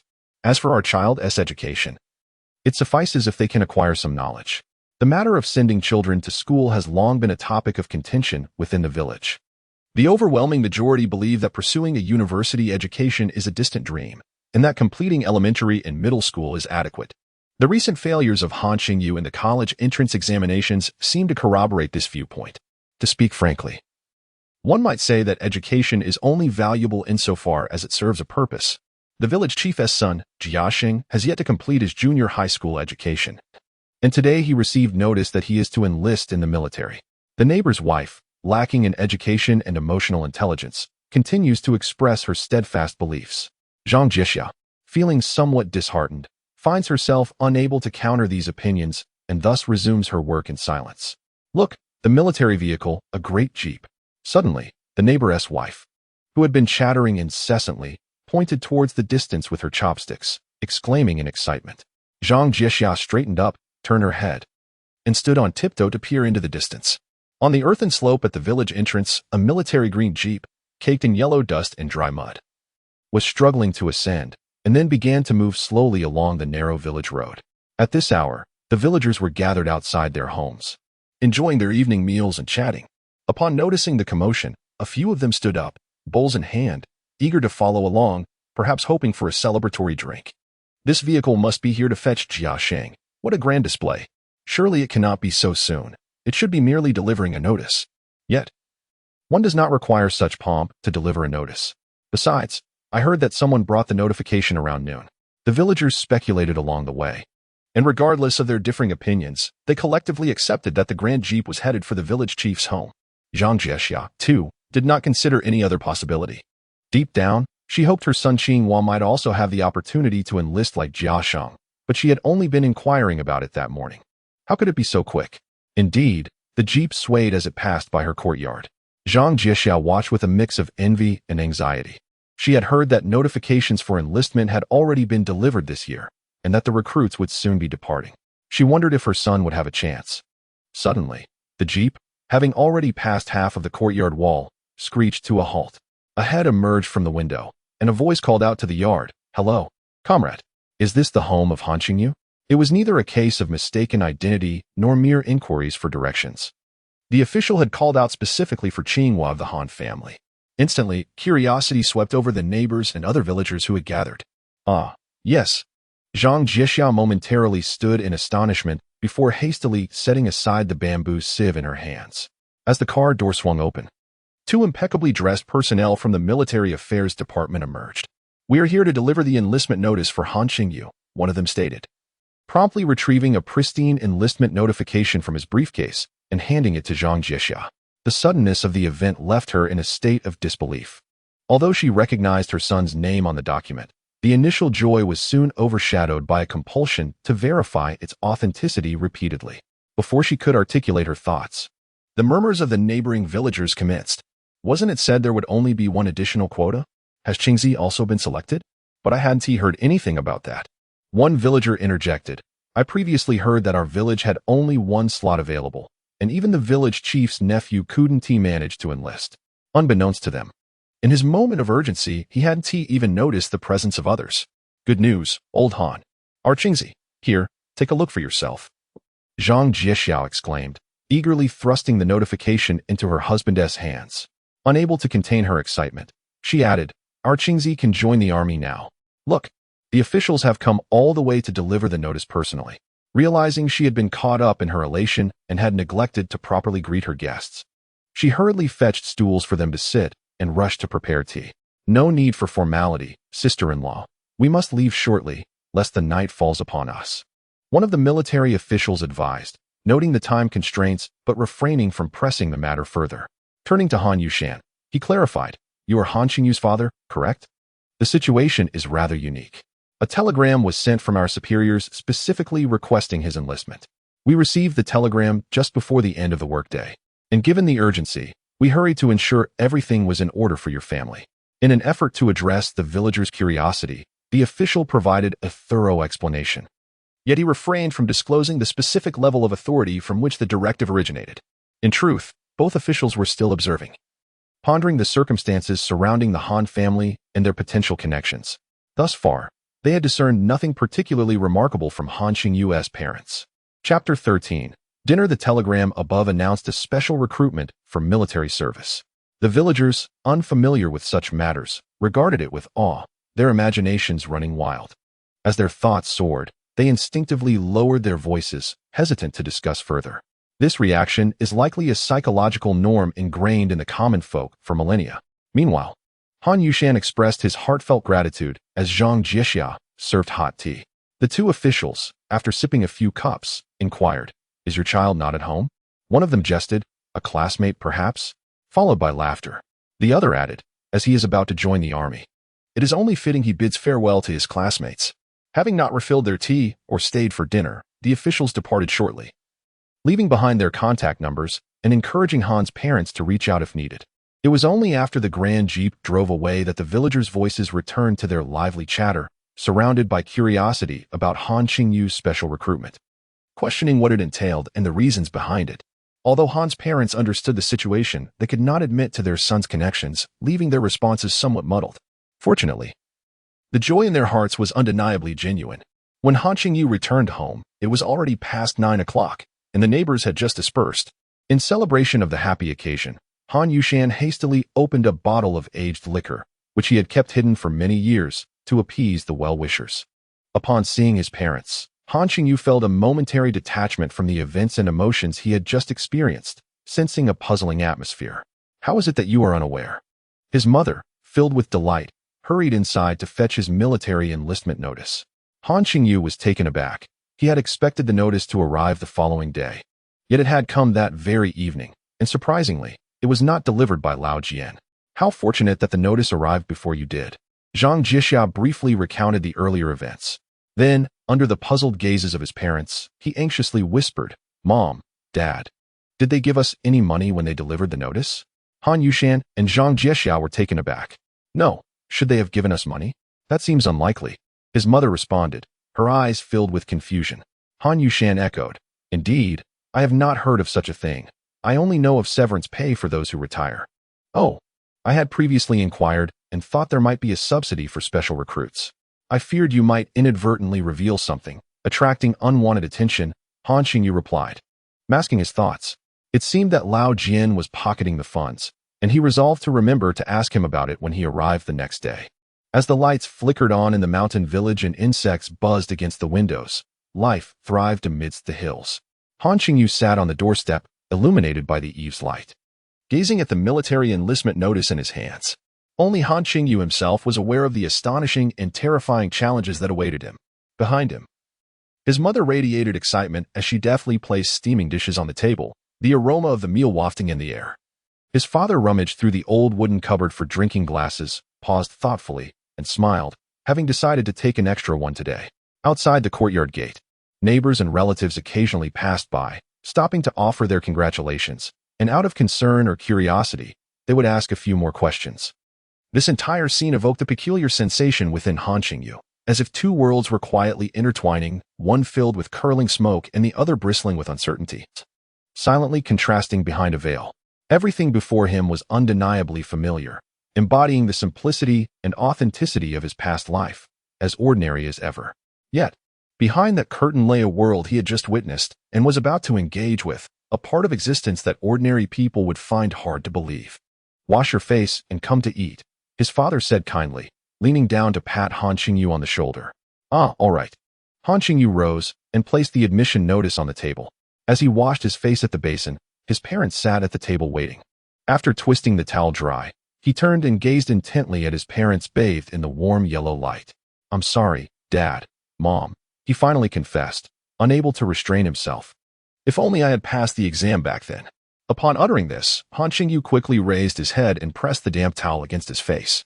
He pondered that if he had succeeded in the examination, perhaps none of these subsequent events would have transpired, and a sense of trepidation gripped him, fearing that this journey might lead to an uncertain return. "Indeed, if you perform well in the army, I hear there's a chance for promotion," his father remarked. When Han Qingyu removed the towel, he vigorously wiped his face, discreetly brushing away tears, and with a radiant smile under his parents' watchful gaze, he assured them, "Dad, Mom, don't worry, I will do my best. Please take care of yourselves and don't overexert." The daunting road ahead remained unspoken. "Rest assured at home," his parents replied. The three of them took their seats. "There's just a bit of liquor left," his father, Han Yushan, said, shaking the bottle of white spirits. "By the way, did you really not owe Xiaofei any favors for this special enlistment?" "None," Han Qingyu quickly replied.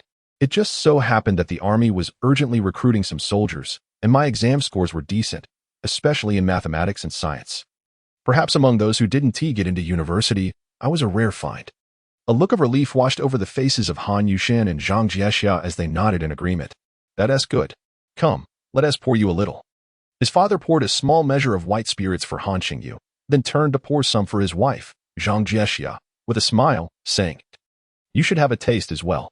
He then filled his own glass, lifted it, and after a moment of contemplation, simply expressed joy. The three of them clinked their glasses, and each took a sip. Zhang Jiexia and Han Qingyu grimaced at the spiciness. "Ha." Han Yushan, observing their expressions, burst into hearty laughter and turned to Han Qingyu, saying, "In the past, I refrained from letting you drink, fearing it would impair your studies, as I had heard that alcohol could cloud the mind. But now, it seems I've made a misjudgment." He continued to chuckle, adding, "I've heard that those in the military can hold their liquor quite well, ha ha ha." In that moment, the laughter of this humble farmer father bore a hint of schadenfreude. "There's no time for practice now, ha ha ha, but it's all right. A few bouts of drunkenness will suffice." Ultimately, he proposed a solution and clinked his glass with his sons. Throughout dinner, conversation flowed almost uninterrupted with his mother, as was her custom, recounting tales of neighbors and relatives, discussing the trivialities of village life. "By the way, your cousin went on a blind date yesterday," she remarked. "Did it go well? Did she tell you?" Even such mundane chatter found Han Qingyu engaging warmly with his mother today. She replied, "No. I could tell she overate." "Overate? Shouldn't that mean they had a good time meeting? How could it not have gone well?" he queried. "Such foolishness. If one is too focused on eating during a blind date, how could it possibly succeed? If she is stuffed, do you truly think it could work out?" His mother laughed. "When it's right, I tell you, either they're so nervous they can hardly speak, or the conversation flows endlessly." "That does seem quite reasonable, Mom. Of course, I have practical experience. When I went on a blind date with your father, we left a table full of dishes untouched. It was only after we stepped outside that I realized I was hungry and thought to buy a sesame cake, and there I ran into your father again. I was starving. Han Yushan awkwardly laughed along. The family of three raised their glasses once more. In any case, your mother is well versed in the nuances of human relationships. It's just that she hasn't had the time to impart this wisdom to you. As she set down her glass, a sense of pride illuminated her face. After a moment of laughter, she suddenly fell silent, turning her head to contemplate for a moment before changing her tone, saying, "I never expected you would leave home so soon." This statement left Han Qingyu momentarily speechless. Following the initial joy and warmth, his parents gradually began to realize that their son would soon be departing from their side. And this separation would last no less than 3 years, and perhaps even many more. They reiterated their admonitions time and again. His mother's eyes shimmered with tears. His father lit a cigarette and, adopting a composed demeanor, waved his hand reassuringly, saying, "Look at you. Why the tears? Qingzi has grown up. He must explore the world." He then commented on how the smoke today was particularly bothersome. Chapter 14. 6,000. The evening meal persisted until well past 10 o'clock, which was considered quite late for the small village. After dinner, Han Qingyu assisted his mother in washing the dishes and replenishing the rice and water jars. He then joined his father in the courtyard to chop firewood, stacking the neatly chopped logs against the wall. Engaged in conversation and labor, the father and son unwittingly piled the firewood high, reaching beneath the eaves. In the lives of the mountain dwellers, the rice jar and firewood often symbolize abundance. Terms like full jar, high stack, and ample store are frequently employed as names, as they evoke a sense of security. "Come here, Qingzi, let your mother show you something." She unfolded an old handkerchief with blue edges to reveal a silver bracelet. The silver had aged, exuding a rustic charm. And its design was quite ordinary, devoid of any intricate patterns or engravings, likely part of her dowry from years ago. "Take this with you," she said, extending the bracelet along with the handkerchief. "Must I?" Han Qingyu quickly clasped his hands behind his back and shook his head. "What would I, a grown man, do with a silver bracelet?" His mother paused, momentarily at a loss for an appropriate response, then asked, "What do you think?" Han Qingyu pondered for a moment. "Isn't this something typically passed down to my wife when I marry? We can't have someone else wearing our bracelet." Zhang Jiexia considered this with a hint of concern, adding, "But what if someone takes a liking to it?" Han Qingyu chuckled incredulously. "Mother, I'm going to the army. What if there are some girls there? Don't they need someone to cook? The army's meals are prepared by the men." While he said that, Han Qingyu was uncertain about what the army would truly be like. "Oh, but what if one day you happen to run into someone? What if the daughter of a commanding officer takes a fancy to my son? Or what if a Hua Mulan emerges in the barracks?" Zhang Jiexia rambled on, weaving together various improbable scenarios. Han Qingyu remained unfazed, especially regarding the mention of Hua Mulan. Eventually, his mother sniffled and, with a tone of reluctance, said, "We don't have anything else of significance. Just take it, keep it close, as a reminder." Sighing, Han Qingyu accepted the bracelet. Indeed, he needed something to hold on to as he embarked on this journey. His belongings were minimal, a few simple items that couldn't even fill a school backpack. After preparing everything, he switched off the light and laid down on his bed. His current state of life could be succinctly described as gazing into the abyss while simultaneously looking towards the light. The events of the evening seemed to illuminate the latter a bit more. Yet, as Lao Jian had mentioned, they had previously endured a battle that claimed 17 lives, leaving the survivors wounded. Survival was imperative. He must persevere. Source energy represented hope. Han Qingyu interpreted his absorption of source energy as a unique trait, akin to what Lao Jian had previously described. He had heard of individuals with a particularly high degree of source energy integration, but had yet to witness such a phenomenon firsthand. Han Qingyu regarded himself as one of those individuals, yearning to discover their fates and accomplishments. The blue crystal energy absorbed that evening still lingered within his body, palpable yet seemingly diminished in quantity. Was it thus? During battle, it erupted with great force, expending considerable energy. In a state of tranquility, there was a surplus, gradually nourishing the body, with no one to consult or discuss with. Han Qingyu could only analyze and infer from the fragmented information in Lao Jian's words and his own bodily sensations. By the early hours of dawn, he reached a preliminary understanding, or rather a conclusion. Firstly, the actual energy content of a substantial dark golden metal block, like the one obtained last time, far exceeded that of the blue crystal energy block acquired tonight. In comparison, it was akin to a cup of water against a mere few drops from a fingertip. Thus, The metallic blocks obtained during a single battle by Lao Jian and his comrades could likely yield dozens of blue crystal energy blocks upon refinement. However, after accounting for the energy consumed in battle, there was little profit to be gained. It was no wonder that Lao Jian had to report the loss of a metallic block to headquarters and undergo scrutiny. Well, in any case, it bore no relevance to me. I had no intention, nor could I help it. Secondly, the military's so-called scientific extraction was, in truth, not purification, but rather the introduction of certain impurities or guiding substances that facilitated the migration and division of energy, allowing it to be utilized by a wider audience. Consequently, compared to the dark golden block, the blue crystal block was less pure, resulting in a significant disparity in absorption rates. Perhaps it was thus? Having pondered these thoughts, Han Qingyu began to long for the metallic blocks.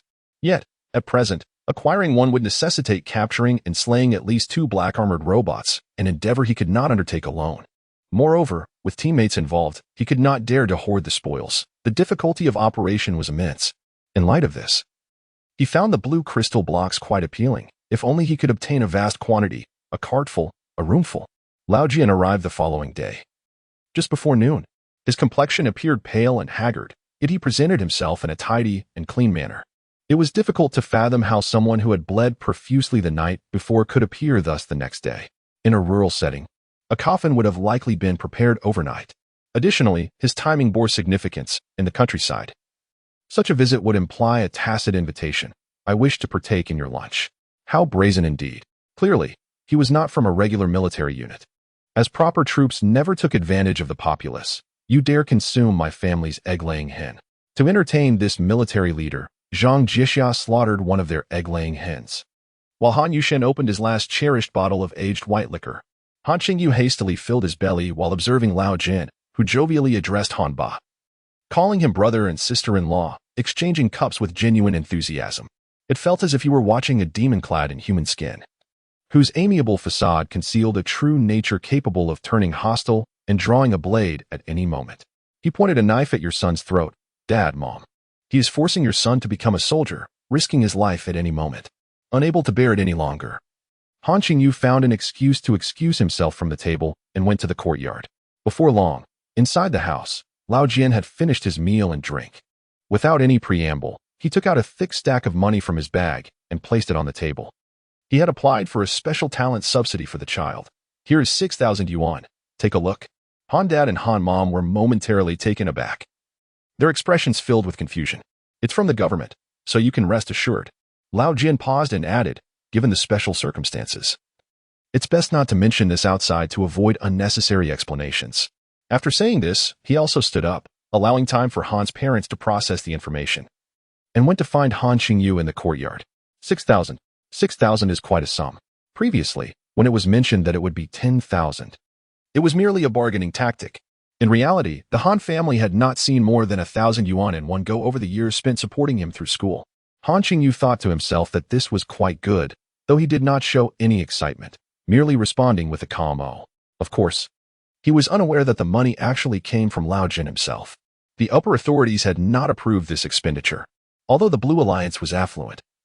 In its over 80 years of establishment, there had never been a precedent for compensating before any sacrifice had been made. No military in the world had such a practice. The money was sourced from Lao Jian himself, with 4,000 being his own savings and the remaining 2,000 borrowed from nurses at the medical point the previous night, after he had coughed up blood. As for Han Qingyu's attitude, Lao Jian understood the boy's concerns and was not bothered by them. He chuckled and remarked, "You know, I find everything about you likable, except for this narrow-mindedness." Han Qingyu remained silent. At that moment, Han Dad and Han Mom emerged from the house together, holding the money with expressions of worry and unease as they approached Lao Jian. The father spoke first, in a low but anxious tone, "Brother Lao, this. Giving so much money for enlisting, I've never heard of such a thing." "Indeed, Brother Lao," the mother added. "Does this mean the child will face great dangers as a soldier?" Lao Jian was taken aback. He had anticipated that the simple and hard-working Han parents would first think of this upon seeing 6,000 yuan. It was easy to understand why Han Qingyu was so filial and understanding. He momentarily lost his train of thought. Han Dad and Han Mom immediately sensed something was amiss and hurriedly returned the money to Lao Jian, saying, "Well, can we refuse it then? It's not that we are unwilling to protect our country, it's just that this child truly isn't cut out for it." Yes, you see. The leader may not know, but this child is actually quite timid. He wouldn't even dare to go out at night alone to relieve himself a couple of years ago. It was unexpected that the parents could harmonize so well in their concerns. Han Qingyu knew that the situation was unavoidable, and arguing would be futile. He quickly stepped forward with a smile, saying, "Dad, Mom, what are you thinking? There is no danger. I'm going as a cultural soldier." "Really?" "Indeed. It is true. Yes, brother Han and sister-in-law, you both are overthinking. Besides, I am here, and I shall do my utmost to take good care of Qingzi." Upon finishing his words, he sincerely patted his chest, though his confidence wavered. Han father and Han mother exchanged glances, believing him, and after a moment of slight awkwardness, they recalled the matter at hand and hurriedly stated that they would go pack their bags. The new recruits would board the train in the city. Lao Jian remarked, "Earlier during dinner, your parents inquired if they could accompany you, expressing a desire to see you off. I agreed, as I have a vehicle. Additionally, I will first take them to the bank to deposit some money. What do you think?" "Thank you." Han Qingyu pondered for a moment and lowered his voice. "So I will also wear a red flower like the other new recruits and board the train?" "Of course. I have already informed you that all procedures are proper and complete." Lao Jian replied, "It is just that the carriage you will board will be different." Chapter 15. Those who can speak. Upon arriving in the city, it was customary for the new recruits to spend a night at the guest house. Lao Jian did not impose any restrictions, allowing Han Qingyu to take this final opportunity to accompany his parents for shopping, dining, and visiting the photography studio. The following day marked the farewell ceremony for the new soldiers. It was akin to the scenes Han Qingyu had once witnessed on television, fulfilling a childhood dream: banners, crowds, red flowers, and new uniforms. As the child embarked on his first journey away from home, he was oblivious to many things, and thus he relied on Lao brother for guidance. Amidst the throngs of well-wishers, Han's father repeated the same heartfelt sentiments, seemingly ad infinitum. Han's mother stood before her son, now clad in his new military attire, meticulously adjusting his collar, lifting his shoulders, and positioning the red flower, all in a ritualistic manner. "Rest assured, Mom, I will strive to succeed and be obedient," he reassured her. "Oh, I know," she replied, lowering her head to wipe her eyes before smiling once more. The new recruits were lined up. It was only when Han Qingyu casually turned his head that he noticed when Jifei was also present, waving from a nearby line. His parents had also arrived, and the awkwardness of their reunion after years apart was palpable. There was little visible emotion of parting. Soon, the military personnel began to call out names, and those summoned responded in kind, boarding the corresponding carriages. When Jifei boarded, and the number of new recruits on the platform dwindled, yet Han Qingyu's name remained uncalled. Lao Jian quietly approached from the side, draping his arm over Han's shoulder, akin to a familiar elder brother. "Let us go. We're boarding," he said. Just the two of them. However, an unexpected turn of events occurred when Lao Jian encountered an old acquaintance, a government official who had come for training and was also present to bid farewell. Surprised yet enthusiastic upon learning that Lao Jian had not gone abroad, but instead became an officer, the official bombarded him with questions. "You go ahead to carriage 14. Just mention my name if anyone stops you. I'll handle this for now." Lao Jian relayed his instructions to Han Qingyu before turning to engage with his old friend. This was likely a glimpse into Han Qingyu's future. Carriage 14 was like any other ordinary carriage, the only distinction being its relative emptiness. To Han Qingyu's surprise, no one hindered his entry. As he sought a seat, 4 or 5 individuals glanced up at him, yet none spoke. He even noticed someone trembling and sobbing with their head down on a seat. They exchanged glances, waved at each other, and made efforts to reassure one another, their eyes glistening with unshed tears, yet forcing smiles. As the train began to move, the figures of his parents gradually receded from the platform, waving goodbye. Fortunately, the train curved gently, prolonging their visibility, but eventually, they vanished from sight. Han Qingyu's tears could no longer be restrained. Though he could not see them, he maintained his posture, gazing out the window as silent tears streamed down his face. "Reluctant to part, are we? Ah, don't cry. You're not heading into battle." A voice suddenly emerged from behind his seat. Han Qingyu was momentarily taken aback. He did not even need to turn around, for that voice was unmistakably familiar. Was it an auditory hallucination? He turned his head. How could you be here? I entered behind you, of course," when Jifei remarked, "but seeing you in such an emotional state, I refrained from disturbing you." Han Qingyu, his mind in disarray, remained silent.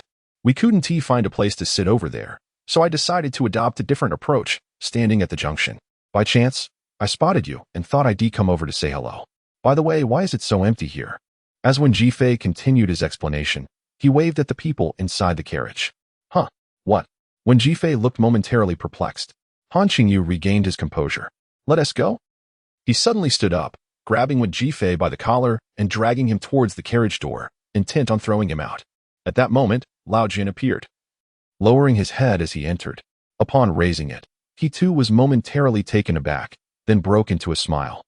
A soldier who had seemingly materialized at the rear of the carriage approached with a look of guilt and unease, whispering a few words into Lao Jian's ear. After listening, Lao Jian turned a glance at Han Qingyu, then at Wen Jifei, who was now pinned behind him. Greetings, sir.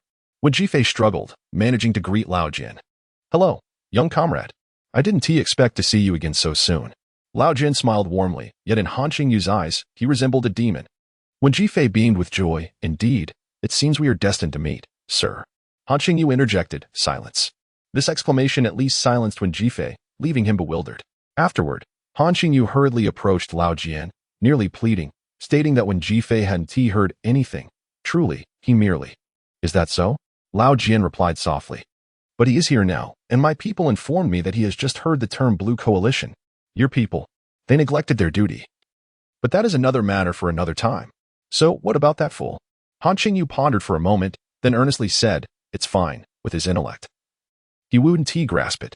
He only scored 230 in his college entrance examination retake. Lao Jian. Han Qingyu. Truly, you wouldn't suspect anything. Just then, Wen Jifei's voice echoed from behind. Sir, what is the Blue Coalition? Are you all a secret unit? Lao Jian remained silent, a slight smile gracing his lips as he looked at Han Qingyu. Han Qingyu, refusing to relent, insisted, it's all right, but it's of no use if you recruit him. He's merely an idiot. Han Qingyu grew anxious, gesturing behind him, implying, can't you see this performance? What are you saying? Qingzi. Of course, Wen Jifei was not an idiot. He simply lacked the knowledge and believed the Blue Coalition to be some sort of covert special forces. Han Qingyu worried about the danger he might face. Sir, don't listen to him. I'm not afraid of danger. I am naturally strong and brave, excel in sports, have good eyesight, and am enthusiastic and optimistic. I noted your enthusiasm and optimism. That is quite important. Lao Jian leaned in for a glance, asking, do you have your luggage with you? Yes, I do.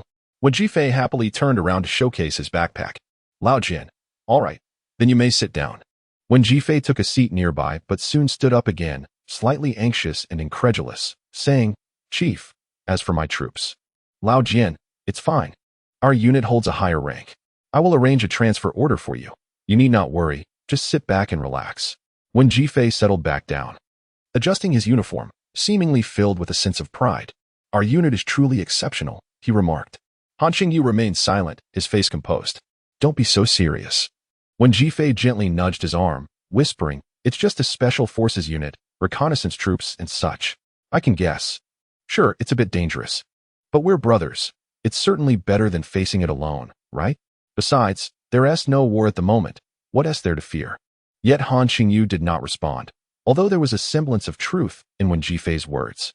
At this moment, on the long, arduous journey ahead, he finally had someone to converse with.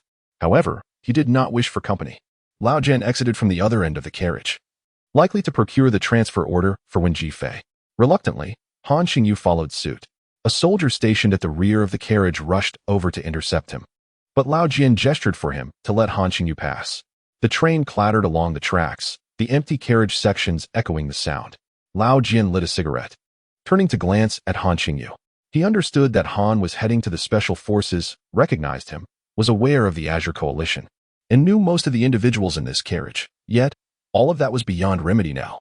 The first thing he said was, we will discipline the negligent soldier. But this matter has already become a reality. I hope you will refrain from making it difficult for me. The second remark followed, in truth. From the moment you boarded this train, life and death have become the questions you confront and ponder daily.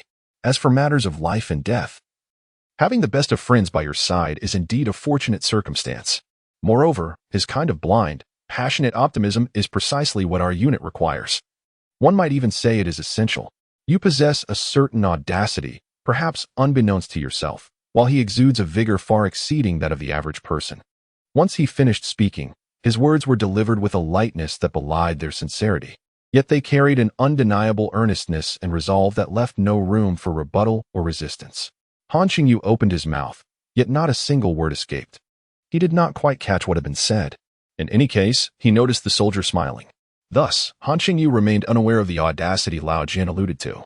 Yet he vaguely understood that the extraordinary vigor when Ji Fei possessed might be characterized as a unique essence of recklessness, often unawares of its own nature.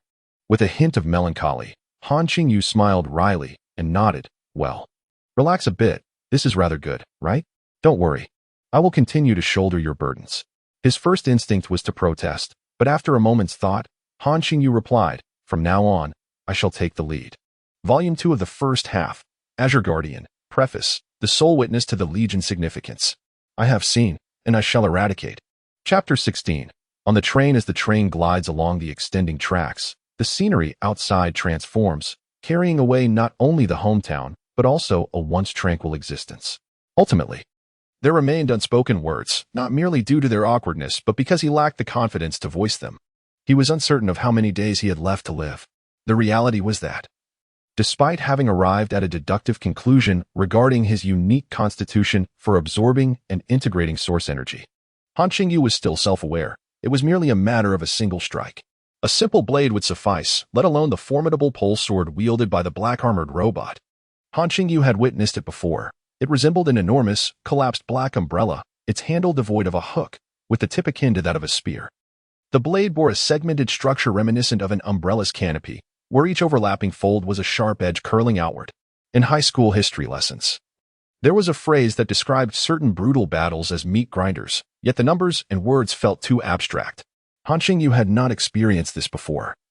But now he vividly perceived that each pole sword was indeed a meat grinder. Lao Jian had mentioned once how that night he had been flung like a duck kicked into the air, crashing down. In truth, he had not been struck, rather. He had successfully parried a horizontal sweep from a pole sword. He had managed to block it, and still ended up like that. What if he hadn't blocked it? A heaviness settled in Han Qingyu's heart. Back in our first year of high school, during military training, we were all present, singing songs. Suddenly, a snake emerged from the flower bed on the playground. Do you remember? Those who saw it described its triangular head, as thick as a wrist, causing panic among students and teachers alike. When Ji Fei waved his hand, animatedly recounting, then we witnessed a figure silently walk into the flower bed and, with a few swift motions, pull the snake out. The teachers were nearly in tears, urging him to let it go. The person smiled and greeted them, saying it was a viper, highly venomous, and that he would take care of it. That was how I came to know Qingzi. On that day, no one stopped him, not even the school security. He simply carried the snake off the street and sold it to a restaurant. Han Qingyu had no idea how the conversation had begun, how it had evolved, or why they had ventured into such a mundane topic. Yet, the current situation, including the individual who had just been trembling and sobbing over the seat, listened intently to his words. The scene was somewhat surreal.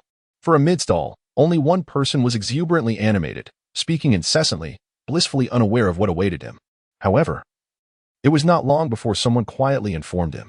The train doors were tightly shut fore and aft. All present were comrades, and Lao Jian was absent. The blue-clad coalition soldier did not intervene. After listening, when Ji Fei paused momentarily, then chuckled, asking, Transformers? From Megatron's side? What about ours? He was a man fond of humor, capable of both delivering and receiving jokes. His words seemed to inquire about Optimus Prime's crew. Upon finishing his question, he erupted into laughter, but gradually, his expression shifted. Enthusiasm cooling to numbness, confusion, absurdity, and an incredible hint of worry. As laughter was conspicuously absent, the atmosphere was thick with an oppressive silence that weighed heavily upon him. Every gaze in the room was fixed upon him, each glance imbued with a palpable sense of foreboding. When Ji Fei hesitated, casting his questioning eyes towards each individual present, he then turned to him, inquiring, Where is the gun? It cannot be fired. They say that gunpowder cannot propel the dead iron bullets. The energy dissipates, and ordinary bullets are ineffective. We also lack sufficient dead iron. I do not quite understand. This individual was not one to jest. And when Ji Fei had already sensed this truth moments ago, for his demeanor bore no semblance of levity, rising from his seat, he scanned the area before finally directing his gaze towards Han Qingyu, who sat in the corner. Meeting his eyes, Han Qingyu slowly nodded. Damn it. When Ji Fei plopped back down, shaking his head in disbelief, then buried his face in his hands, rubbing vigorously as silence enveloped him. He was not foolish. He had long surmised that this unit was unconventional and fraught with peril, leading to myriad speculations. Yet the ultimate revelation far surpassed his expectations. Attempts were made to offer him words of comfort, but Han Qingyu halted them with a shake of his head. In truth, those were not robots. What they truly were would be disclosed to them once they arrived at the unit. A candid soldier added, in any case, we simply refer to them as Big Sharp. Han Qingyu wondered whether the individuals here were coerced into boarding this train by him, or if, regardless, they would have encountered another similar figure. Over the subsequent 2 days and 3 nights, apart from the necessities of hygiene, sustenance, and rest, Han Qingyu remained tranquil and silent, observing the sun's rise and set through the train window. He did not attempt to console or guide Wen Jifei, for no matter the depth of their bond or concern, the initial acceptance must be a solitary journey for the plague chicken. Otherwise, he would inevitably face greater psychological torment in the future. Han Qingyu took on the role of a bystander, witnessing firsthand Wen Jifei's gradual revival over those 2 days and 3 nights. The plague chicken exhibited remarkable resilience. Han Qingyu felt a sense of relief and even a tinge of admiration. However, the 14th carriage did not witness a resurgence of lively interactions. Before Wen Jifei could fully regain his footing, the 3rd night transitioned into the early hours of the 4th day, and the train came to a gentle halt at a remote northwest station where another officer boarded. Lao Jian rose to shake his hand and declared, "It's time to disembark." Yet not everyone in the carriage was to leave. Lao Jian called the roll, and of the 10 individuals, only 4, including Han Qingyu and Wen Jifei, followed him off the train. A military truck with a canopy awaited them outside the station as they climbed aboard. "You may continue to rest," Lao Jian instructed. "The journey is still long." Chapter 17, The Eraser and the Female Soldier at 4 in the morning, a military truck, cloaked in a green canopy, departed from the desolate station. The vehicle was large, with ample space in the cargo area, sufficient for 5 individuals to stretch out comfortably, a significant blessing for those who had curled up in a train for several days and nights. Thus, even those initially too anxious to sleep found themselves succumbing to slumber amidst the gentle sway of the long journey. As for why the others did not disembark, it was likely a question beyond their capacity to ask. Awaken, it is time to rise. Han Qingyu, in a state of drowsiness, felt a hand nudging his shoulder. Upon regaining consciousness, he observed the truck traversing an endless expanse of wilderness. The terrain was dotted with roads, patches of grass, and stones glistening with dew. By the water's edge stood a withered old tree, while birds with black wings took flight from the branches, alighting on a nearby mound before turning back to cast their gaze. The red sun on the horizon was gradually retreating, and the desolate sunset over the wilderness exuded a melancholic beauty reminiscent of a panoramic view of a battlefield from yesteryears. Evening had already descended. Lao Jian roused the remaining passengers and announced, "We are nearing our destination. According to the customs of the Azure Coalition, there are some fundamental matters I must convey to you at this juncture." He cleared his throat, and perhaps due to years away from the lectern, the former university physics instructor's delivery felt somewhat rote and lacking in finesse. He began his discourse with an event from 1908, a notable occurrence near the Tunguska River in what is now the Republic of Siberia. This was the mysterious event later known as the Tunguska explosion, which you may encounter in popular magazines or extracurricular readings. Lao Jian explained that the explosion itself was unrelated to the celestial incursion. They merely descended upon that vast, uninhabited land to commence their explorations, slaughters, captures, and expansions. The truth behind the explosion lay in our actions as humans, for we had unleashed nearly all the explosive weaponry we deemed capable of harming those beings. He omitted the details of how the crisis ultimately resolved, a facet that particularly concerned Han Qingyu, as it likely encompassed many significant elements, such as the magnitude of the saucer's landing and the process of discovering the source of energy. Without granting an opportunity for questions, Lao Jian continued, "Since then, the Azure Coalition, with its singular focus, has been gradually established as an entity transcending national boundaries and largely independent of direct management by individual nations. We, the Azure Coalition's Asian Army, were initially formed in 1912, starting with a single military unit, the First Army, which served as the foundation of our combat forces. Today, after more than 70 years of development and conflict, we have grown to encompass 11 armies, named in chronological order of their establishment. from the 1st Army, founded in 1912, to the 11th Army, formed 20 years ago. Among these, the 1st, 3rd, 4th, 6th, 9th, and 11th Armies are all direct combat units, united under a whimsical moniker, collectively known as the Sole Witness Corps. Why is it called the Unique Witness Legion? The answer is simple. It is due to our mission. With each descent of the great, we must be the sole witnesses. I see, I eliminate. When he spoke these words, a palpable sense of duty and pride illuminated his face. In addition to the 6 legions of the Unique Witness Legion, there are 5 others, among which the 2nd Legion is an exception. You need not concern yourselves with it. If you are truly curious, you may speculate, for they are known by the moniker the Rejectors. During this narration, Lao Jian revealed a smile for the first time. He continued, saying, the remaining 5th Legion serves as the reconnaissance and early warning unit. However, we are more accustomed to calling them the Crows, for each time we receive their call, it signifies a crisis and impending battle. Every message is invariably bad news. Among the Azure Coalition, soldiers often utter a phrase in both joy and despair. Kill that crow. He perhaps endeavored to convey this vividly, yet the students in the truck remained silent. Next, the 7th and 8th Legions are collectively referred to as the Order Legion, nicknamed the Guards. Lao Jian had to summarize succinctly, stating, the 10th Legion, known as the Chicks, is an air combat reserve unit that has been established for over 30 years. However, I can share with you a widely acknowledged secret. To this day, we have yet to possess a single energy airship capable of ascending and directly engaging in combat with shuttle-shaped vessels. Regarding this portion of Lao Jian's discourse, Han Qingyu only vaguely registered the information in his mind, as he did not pay it much heed, since Lao Jian could disclose such details to new recruits. They could not possibly be secrets. He was awaiting the discussion on energy sources and dead iron. However, none came. As the truck traversed a tunnel, Lao Jian stood up beneath the canopy, his right hand across his chest, fist facing inward, gesturing towards the expanse of buildings and camps gradually unfolding at the rear of the truck. He proclaimed, now, on behalf of the commanding officer, I welcome the 4 of you to join the Azure Coalition's Huashi Asia Front, the Unique Witness Legion, 9th Legion. From this moment forward, the only path before you is to become qualified warriors, to become part of the 9th Legion, a competent eraser. This was likely a simple ceremonial step, not particularly formal. Then, as per custom, I shall be your recommender. I am Captain Lao Jian of the Azure Coalition, currently the leader of Squad 752. I look forward to feeling proud of you. Upon finishing, he performed a simple gesture of fist facing inward, his gaze sincere. At this point, for the first time, someone in the audience reacted when Jifei remarked, aren't you a squad leader? Why are you a captain then? Having read many extracurricular books, he had a slight understanding of military structure. When Jifei nodded, saying, oh, so the squad leader could be a captain, a lieutenant, or even a major. Do you all receive the same treatment? Not the same. Lao Jian turned away, ignoring him, and asked, so, do you have any meaningful questions to pose? We will be disembarking shortly. At this moment, the truck had already entered the 9th Legion's base camp.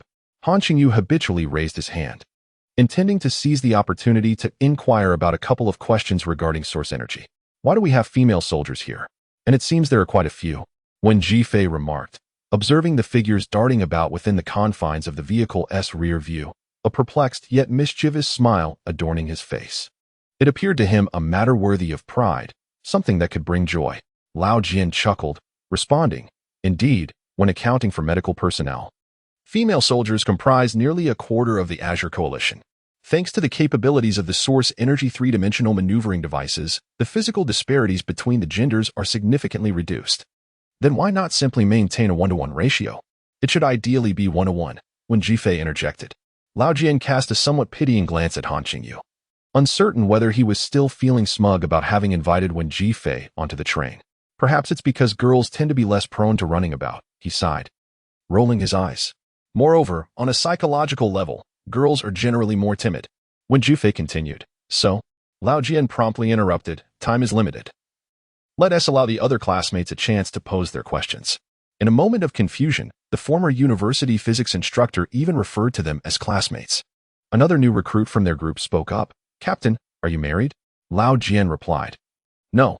Then can we marry and have children in our unit? Since it seems likely we may never leave, the individual queried directly. When Jifei chimed in, I was wondering the same thing. Also, Captain Lao, Do our female soldiers enjoy being referred to as erasers? Surely that can't be the case. Well, Lao Jian interjected, pausing briefly before continuing. However, your children will also remain here forever. Aside from the occasional permission to visit you, they will grow up here, receive their education, and serve the Azure Coalition for their entire lives, until they bleed their last drop for all who breathe on this planet. The atmosphere grew heavy with gravity. So, if one were to marry here, it wouldn't require registration at the Civil Affairs Bureau, correct? When Jifei inquired, what if someone marries one here and another outside? Would that be considered bigamy? It shouldn't be, right? While contemplating the female soldiers, he likely still fondly recalled the girls studying at a university outside. Lao Jian simply responded with a silent gaze towards Han Qingyu, who, meeting his eyes, smiled radiantly. Chapter 18. The involuntary. As the truck entered the camp, the jarring motion subsided, yet its pace slowed, occasionally punctuated by sudden honks to caution soldiers who strayed into its path or were distracted. The soldiers hastily jumped aside, grumbling under their breath and casting furious glances over their shoulders. This sensation was subtle. At that moment, Han Qingyu felt an inexplicable familiarity, or perhaps an authentic connection that suddenly resonated with his senses. Almost instinctively, he found himself at the rear of the vehicle. The back of the truck served as a vantage point, the moving vehicle resembling a camera lens that gradually widened, revealing the world into which the newcomers were about to immerse themselves. The smooth road stretched endlessly beneath his feet, leading to distant buildings of varying heights, their gray facades lacking vitality. Yet the garments hung out to dry on the balconies displayed a vibrant array of colors, particularly a notable number of women's undergarments. Figures, both in groups and alone, darted across his line of sight, heading in diverse directions. A significant portion donned military uniforms, while others were clad in dresses and crisp white shirts. A yellow dog scampered across the road with its tail held high, while a tabby cat peeked from a garbage bin, its ears and eyes alert. What do you think? When Jifei asked, propped up and gazing outside, suddenly perplexed.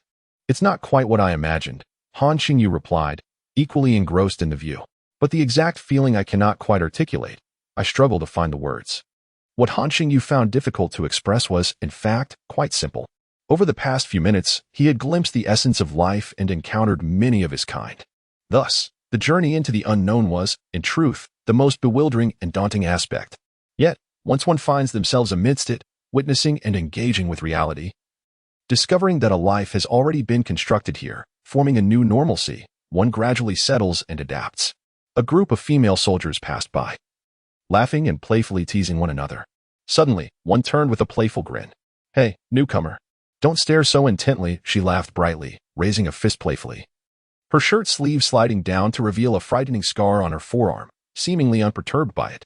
Still looking? Be careful, or I might just pull you down for a round of spicy chestnuts. As the truck continued its journey, the distance between them widened, and the female soldiers erupted in laughter. They seem a bit wild, Han Qingyu remarked with a smile, contemplating how he might have felt intimidated by such exuberance during his school days, likely opting to keep his distance. He realized that this thought was not originally his. It was the guy who had previously inquired about marriage and children with Lao Jian, now leaning against the back of the truck, who muttered, Seems like it won't be easy. Haha. Lao Jian chuckled from behind, explaining, the girls here are indeed more outgoing compared to those outside. As for the reason, I believe you can understand it without much difficulty. Indeed, Han Qingyu replied, nodding in agreement. Do not provoke them. Lao Jian cast a glance at the fellow yearning for a wife, smilingly warned, beware of a beating. The four of you combined are no match for that one earlier. Unarmed, the four new recruits simultaneously turned to look at him, their expressions filled with confusion and disbelief. Han Qingyu was a beat slower but eventually caught up. That girl appeared slender and frail. Is she a formidable fighter? The thought silenced the four of them, observing their sudden quietude. Lao Jian smirked mischievously and continued, moreover, teasing the new recruits harmlessly is a traditional pastime for veterans during their leave. The truck continued on its path. This was a bar, newly established in recent years, frequented by some young people. They sell clothing, tapes, and books, along with various goods. Lao Jian provided an ongoing commentary. Do they sell? When Jufei inquired, perplexed. Indeed, basic necessities are provided free of charge. For instance, if your uniform is damaged or you gain weight, you can exchange it at logistics. There are also allowances for tobacco and alcohol, but for additional items, you'll need to spend your own money. It's a non-profit store, significantly cheaper than outside, and even items from countries like Madrid and France are available. Do not worry. Once you pass the new recruit phase and officially enlist, you will receive a salary, and it will be quite respectable in society. Generally, those here do not scrimp on expenses. Lao Jian glanced at Han Qingyu, saying, "Never mind, regarding living matters, you will gradually adapt. For now, focus on getting through the new recruit period." From what was heard, it seemed the new recruit phase came with a lack of rights. Ultimately, Han Qingyu still did not inquire about the source energy issue. The truck halted in an open area surrounded by 3 buildings. Upon disembarking, they were met by others awaiting them, including Lao Jian, who had his own acquaintances present. 2 soldiers approached politely, saluted, and addressed him, "Captain." Lao Jian nodded slightly, turned, and said, "Take care of yourselves. Do not let me down." He then followed the soldiers, devoid of handcuffs or any semblance of detention. Han Qingyu nearly forgot that Lao Jian was actually at headquarters to explain the situation regarding the missing source energy block and to undergo scrutiny. However, it appeared the issue was minor. It was merely a matter of regulations and procedures. Alas, if I cannot help myself in the future, who will be my captain? I suppose they would end up here. How unfortunate. Han Qingyu suddenly mused.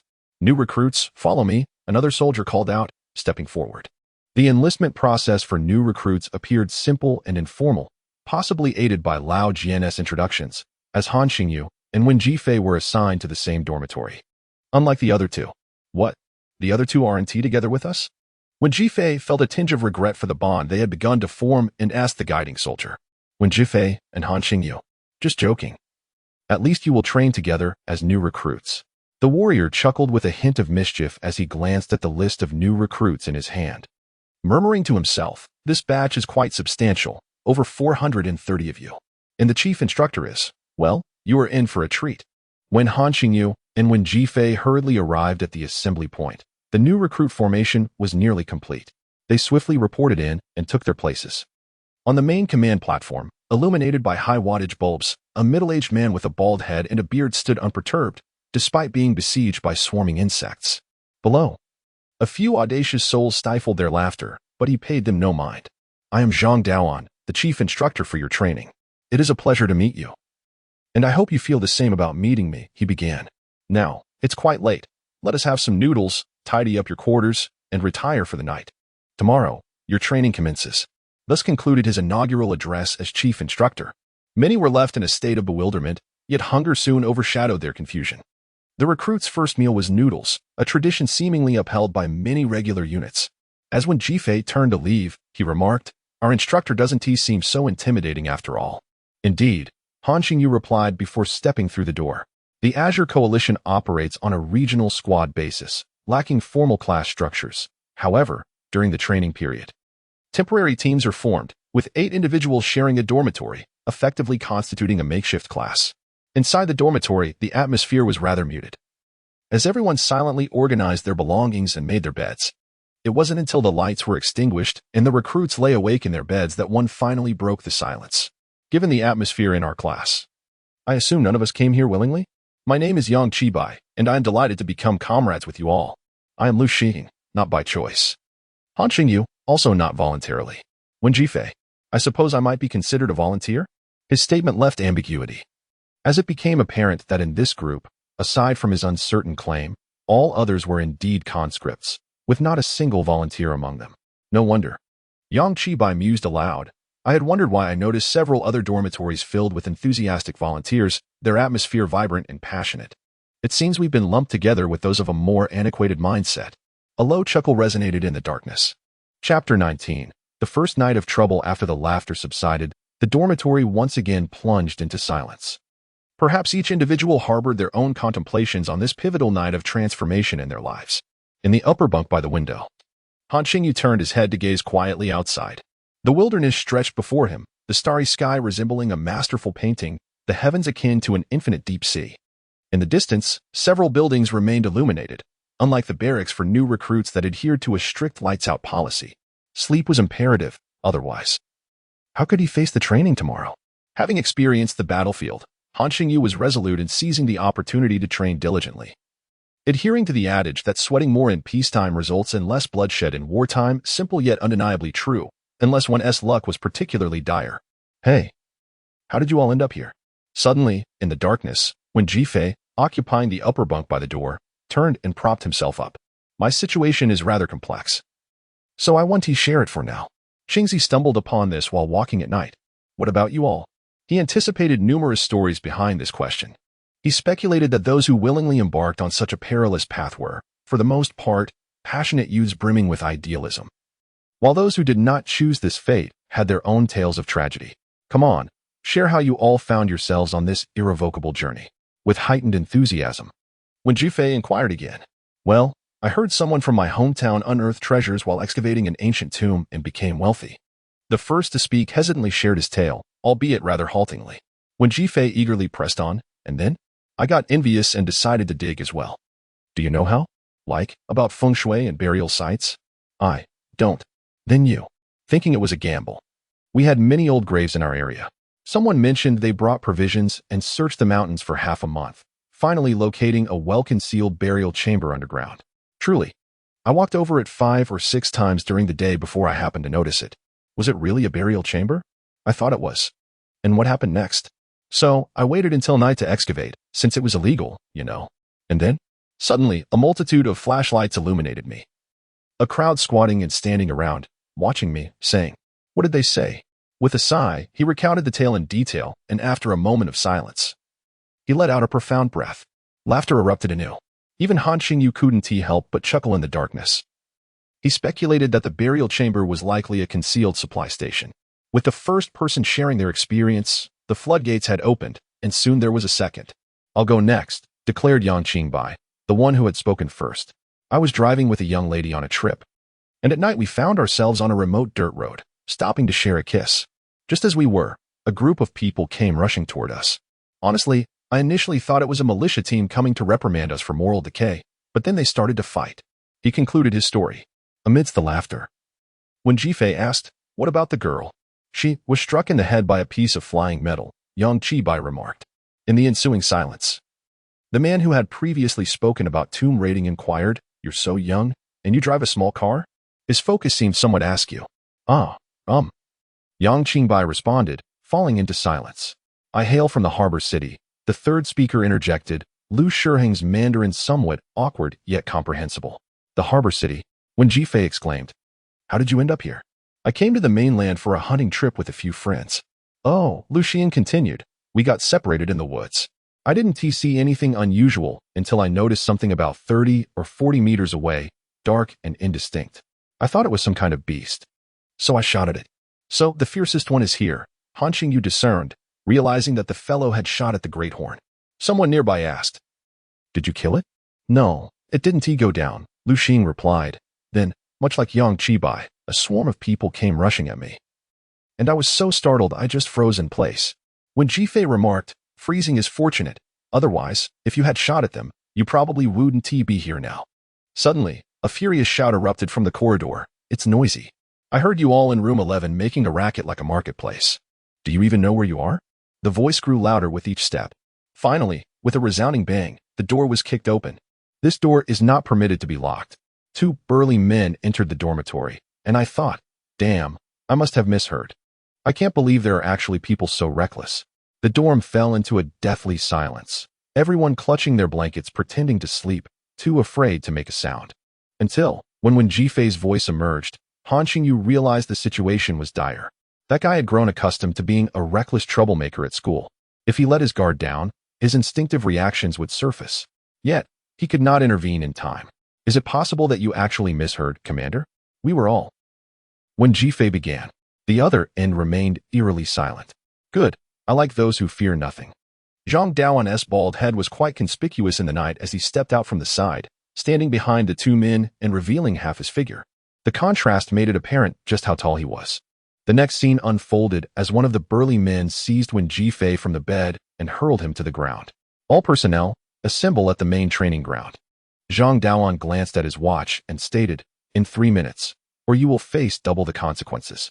The expansive training track, measuring at least 1,000 to 1,200 meters per lap, was presumably designed for those who had absorbed source energy. 10 laps. Lu Xiang was half a step late in lining up, just a half second. Perhaps it truly didn't matter, but since Zhang Daoan said so, it meant he was tardy. 20 laps. From a collective perspective, this task was undeniably impossible to accomplish, a fact that Han Qingyu was well aware of. Hence, he did not attempt to overexert himself. As the other members of Dormitory 11 succumbed one by one to nausea, collapsing, halting, or even fainting, he too sank weakly to the ground. The burly supervisor delivered a kick to him, urging him to continue running, but he remained unmoved. Zhang Daoan approached, observed the scene, then bent down, grasping Wen Jifei by the collar, lifting him off the ground, his gaze piercing. "What are you?" he asked, his voice low and menacing. Wen Jifei remained silent. "What are you?" Zhang Daoan pressed again, his eyes sharp, his tone firm yet devoid of rage, exuding an air of oppression. "I am a recruit," Wen Jifei finally replied. "No, you are worthless, a mere nuisance in the Ninth Army who will inevitably endanger your comrades," Zhang Daoan retorted. Wen Jifei's expression froze momentarily before he began to struggle fiercely. "I will not." Yet he fell silent once more. "Worthless." As he spoke, Zhang Daoan released him. Exhausted, Wen Jifei crumpled to the ground. "And you?" Zhang Daoan turned his attention to Lu Xing. "I don't care," Lu Xiang replied. "Ha ha," Zhang Daoan laughed. Pivoting towards Yang Qibai. "What about you?" "I am not," Yang Qibai shouted, his vehement reaction indicating his aversion to the term. Zhang Daoan directed him towards the track. "Finish the run." "I." Yang Qingbai struggled to his feet, his movements unsteady. Zhang Daoan approached, looking down into his eyes. "Do you see? No matter how defiant you are, you remain a worthless individual. If someone like you were to become my teammate, you would surely bring about my demise. You would endanger many, including yourself." After saying this, he stood up and glanced at Han Qingyu. "Are you all feeling defiant?" No one spoke. "Come. I shall give you an opportunity. All 8 of you together. If even one of you manages to strike me, we shall end today's ordeal." Upon finishing, Zhang Daoan clasped his hands behind his back, standing resolutely. From a nearby building, a group of seasoned soldiers observed intently from their balconies. "Here comes Lao Jian again." Indeed. It's the same routine after all these years. High pressure followed by a crushing blow, only to reveal the prowess of a master, instilling a glimmer of hope. "By the way, did any of your batch manage to hit him?" "Impossible. Lao Jian's integration level is C. After all, he's been honing his skills for over a decade. Do you think a few years as an instructor could diminish that? So, you are afraid." On the training field, Zhang Daoan surveyed the group of recruits with a disdainful glance before declaring, "Hand these worthless beings a stick, and they fear the pain in their hands." With a thud, a wooden baton was tossed onto the ground. No one moved. "Worthless, cowards, trash." After uttering these words, Zhang Daoan bent down to retrieve the stick, striking each member of Dormitory 11, whether standing or sitting, with it, hurling insults as he did so. Then he carelessly selected one recruit, forcibly placing the baton into his hands. "Take it.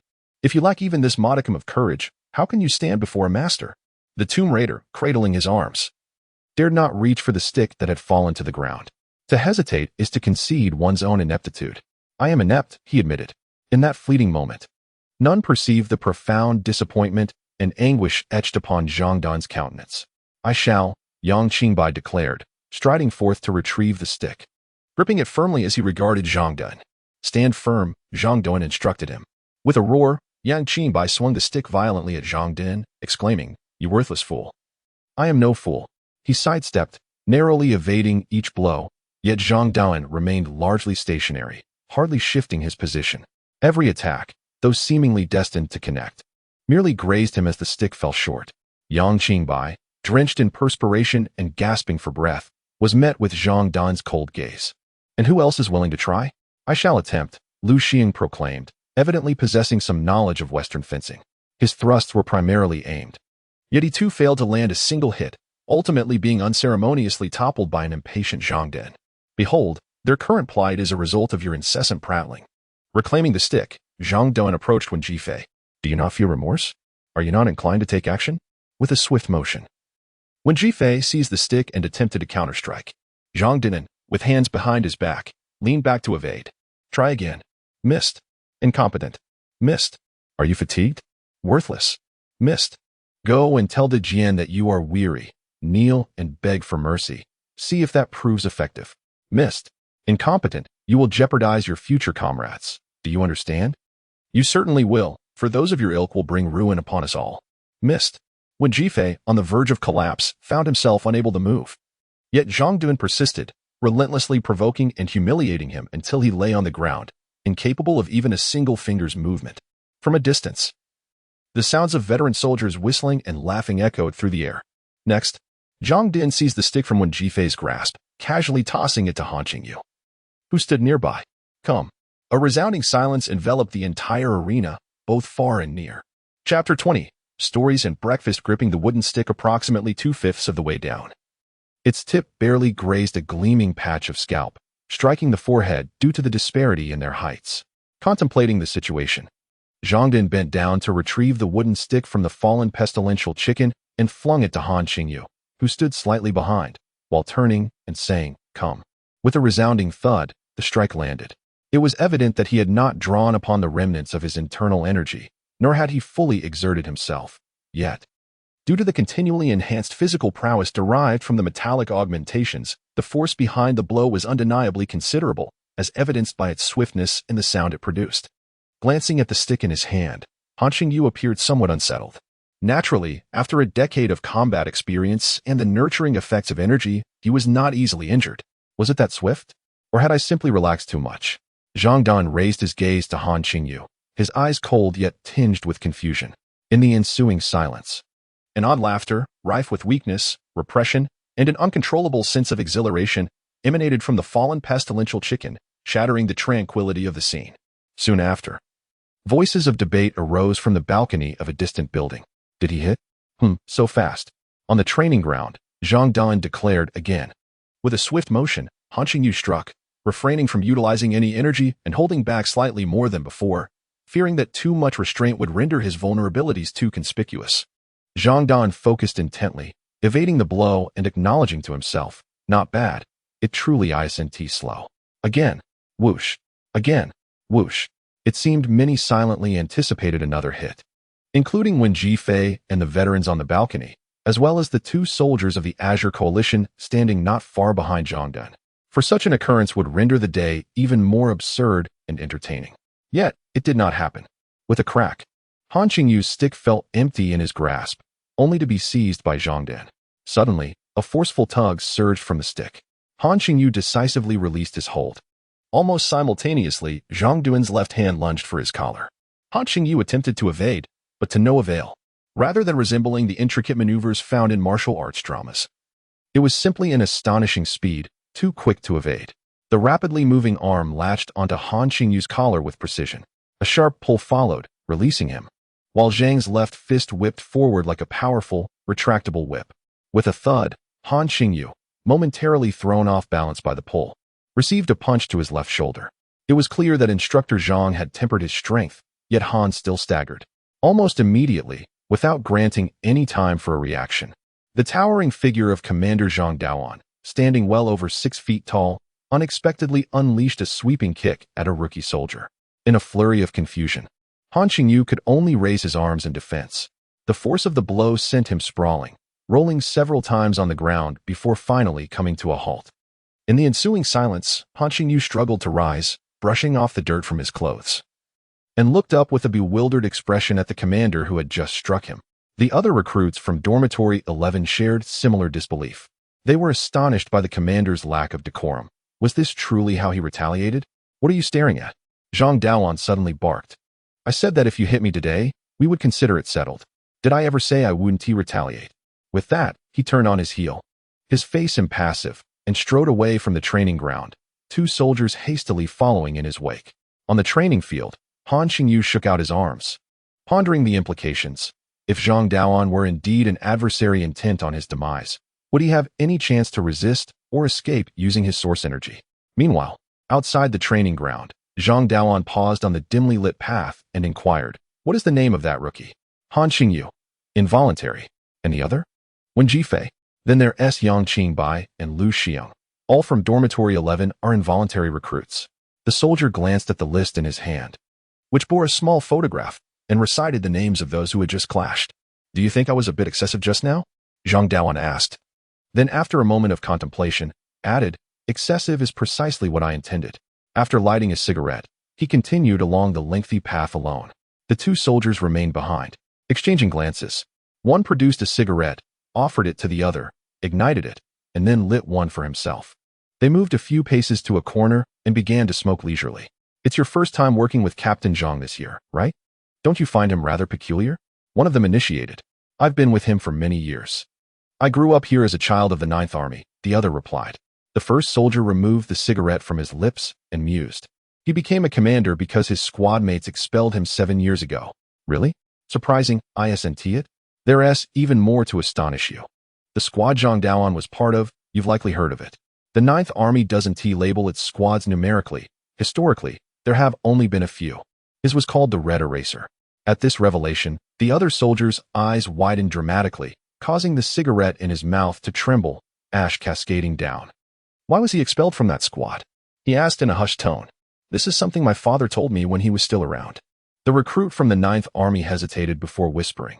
Have you ever noticed what Commander Zhang most frequently says when he is scolding someone?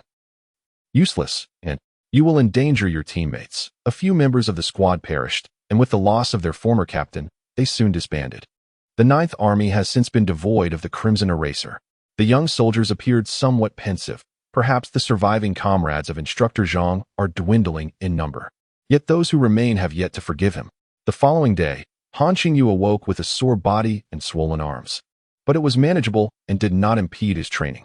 The incident from the previous night, though seemingly fortuitous, had garnered considerable acclaim and recognition among the veterans. Such luck is not easily come by. In light of this, would the veterans extend a modicum of care towards this new recruit, who appears to possess potential for growth and a promising future? The answer is a resounding no. In the broader society, perhaps, but within the ranks of the Azure Coalition, such leniency is utterly inconceivable. Rather than boast about their association with a recently celebrated individual, the veterans would much prefer to quietly light a cigarette while waiting in ambush. Casually mentioning to the newcomers, that guy? He used to run errands for me all the time. Thus, Han Qingyu remains oblivious to the magnitude of his predicament.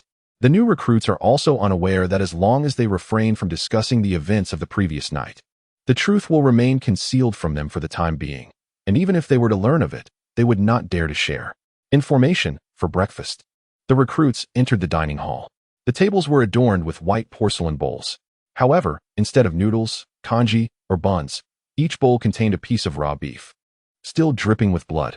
Chapter 21. Consuming flesh. 430 new recruits, regardless of gender, stood upright before the dining table. Upon the table, stark white porcelain bowls juxtaposed with large, bloody chunks of raw beef created a striking visual contrast, causing some individuals to feel queasy, their brows furrowing in discomfort. At this moment, most of the Chinese were still unaccustomed to consuming raw meat, especially when it was presented in such a bloody state. In truth, beef can be consumed raw and can be quite safe if treated at low temperatures. Indulging occasionally can even offer a pleasant taste. Lu Xing, hailing from the port city, murmured softly, glancing at the pair of daggers flanking his bowl, contemplating that perhaps a set of Western cutlery would have seemed more appropriate. I think it would be better to cook it, perhaps as beef noodles or beef vermicelli, Wen Jifei suggested, fearing that he might impulsively order on the spot. Han Qingyu quickly tugged at him, signaling him to remain silent. The new recruits faced an atmosphere of absolute pressure within the camp. Han Qingyu had come to realize this last night. One who cannot endure brutality and high tension would never be able to stand before the formidable instructors. The psychological oppression and terror, the savage ambience of the combat environment, were overwhelmingly daunting. How are we supposed to eat this? Even dogs wouldn't consume it raw, exclaimed a new recruit, seemingly accustomed to a more pampered life, his voice slightly louder than intended. Around him, others who shared similar grievances nodded in agreement. Just as murmurs began to rise. Then don't eat, you damned fool. A man, appearing to be around 60 years of age, with a short, grizzled haircut and clad in military chef attire, burst forth from the kitchen. Though he walked with a noticeable limp, he moved with surprising urgency. In an irate demeanor, the old man approached the complaining recruit, seized a piece of meat from his bowl, and bit into it with fervor, chewing vigorously before swallowing. He then lifted the bowl and gulped down the congealed blood at the bottom. Afterward, the old man bellowed towards the door. 34,473. A yellow mutt promptly bounded into the room, barking in response. The old man tossed the remaining meat to the dog, which caught it mid-air, wagged its tail, and trotted away. In the vast dining hall, silence reigned among the recruits. Only the veterans gathered outside the dining area murmured among themselves. It's the first meal of the day. No wonder. This is amusing. Old Master Gung is still as detestable as ever, haha. Indeed, I recall having despised him in the past. And here we have 34,473 again, alas. Merely a black dog turned yellow. Oh, by the way, I heard someone mention that old Master Gung once had 3 dogs, all bearing that peculiar numerical name. Hush, someone nearby interrupted, pulling him aside. Be cautious with your words. Haven't you realized? This is actually a designation. Do you know whose designation it is? A group turned to look at him. The individual glanced around before stating, in our cohort, someone happened to see it later. This string of numbers is, in fact, the official designation of Instructor Zhang Dan when he enlisted. Who could have imagined? Moreover, do not be misled by the considerable age difference between Elder Gung and Instructor Zhang. They once served together in the same squad. Hush, Elder Gung, wait a moment. The veterans jostled through the doorway, grinning and baring their teeth, as they passed the ranks of the new recruits, finally halting before the limping old man. Elder Gung, is there any beef left? Please make me a bowl of beef soup. Elder Gung, I yearn for your beef noodles. I, too, have been longing for them, Elder Gung. Enough with the incessant demands, you rascals. The old man scolded, his irritation palpable, before turning away with a curt, just wait. With that, he retreated into the kitchen. The veterans settled down with amused chatter. In a formal unit, such behavior would be inconceivable. The decrepit old man appeared almost servile before the veterans, unlike here, where he relished in exerting authority. In the rear row, someone murmured discontentedly, expressing that they were not regarded as human. His tone hinted at a vulnerability, as though tears were on the verge of spilling, when Jifei still felt the urge to place an order. However, upon turning, he discovered that Han Qingyu had already taken a seat, wielding a knife in each hand. Slicing off a chunk of raw beef and skewering it with the blade tipped to pop into his mouth. After chewing thoughtfully for a few moments, he lifted his gaze and remarked, "Not bad. Eat up, or you'll lack the strength for training." With that, Han Qingyu resumed his methodical cutting and chewing, swallowing at a steady pace, repeating the process without haste. Doesn't that disgust you, Qingzi? When Jifei inquired after sampling a piece. As he spoke, the sounds of retching and genuine vomiting echoed throughout the dining hall, particularly from the female soldiers, a testament to their discomfort. Some asked if they could have some hot water, but their pleas fell on deaf ears. A bit. Han Qingyu replied succinctly, promptly sealing his lips. I cannot eat this. No, you must. The mixture of raw meat and blood was indeed somewhat repulsive. However, Han Qingyu was convinced that the military had its rationale for such practices, though they were reluctant to elaborate, seemingly relishing in the torment of the new recruits. Ultimately, the majority of the breakfast was sampled, with several, like Han Qingyu and Wen Jifei, consuming entire pieces of raw beef. Of course, those who abstained, or merely nibbled, or ate only to vomit it back up, still constituted the majority, their thoughts lingering on enduring until lunch. After all, the morning's training announcement was not for the training ground, but rather for the military hall, suggesting minimal exertion. On the way to the hall, when Jifei suddenly leaned in, signaling to Han Qingyu to pat his pocket. Han Qingyu complied, discerning that it contained half a piece of beef. It turned out he had not finished eating, secretly slicing a large chunk to hide away. Han Qingyu, perplexed, asked, "What are you doing?" "It's August. The sun is blazing. Soon, I'll find a stone to roast it on," when Jifei replied. The military forbids new recruits from having fire. After the welcome meal yesterday, they had been repeatedly warned and all contraband confiscated. If you have a craving for a cigarette, fine, seek a veteran for a light. What a farce. In the hall, when Jifei clutched his cigarette pack, having just witnessed 2 individuals attempting to borrow a light, only to be toyed with like dogs by the veterans, I have resolved to refrain from smoking, as I find myself devoid of any addiction. The auditorium, bustling with the chatter of 430 individuals, fell into an immediate hush upon the entrance of a figure. Zhang Daoan, with his imposing stature, occupied the front row, standing out like an oversized oval marble orb. The speaker on stage was a young officer, approximately in his late 20s. Chapter 22. Historical Footage and Love Stories. Part 1. The Young Officer. A gentle and composed instructor for the new recruits, introduced himself with a warm smile. To the fresh recruits who had just experienced the harshness of Zhang Duan and the cafeteria's old Gung, he seemed to hail from an entirely different realm. My name is Hu Haipeng, and I shall be your instructor for this session, as well as the psychological counselor of the 426th Regiment, 77th Division under the 9th Army. It is a pleasure to meet you all, and I am delighted to embark on my 5th experience of guiding new recruits alongside you. However, there was a tinge of regret in his voice as he added, "My time to serve you will not be prolonged. My application has just been approved. And once your training concludes, I will, for the first time in my life, witness the front lines of battle." At this, Hu Haiping smiled genuinely, then turned to operate a rather uncomplicated film projection apparatus. Yet, what appeared on the screen was not a film of fiction but rather the raw, unembellished footage of history that you, as ordinary individuals, would never have the opportunity to witness. Hu Haiping, akin to the narrator of a documentary, spoke solemnly. In the next moment, gasps of astonishment echoed throughout the vast auditorium.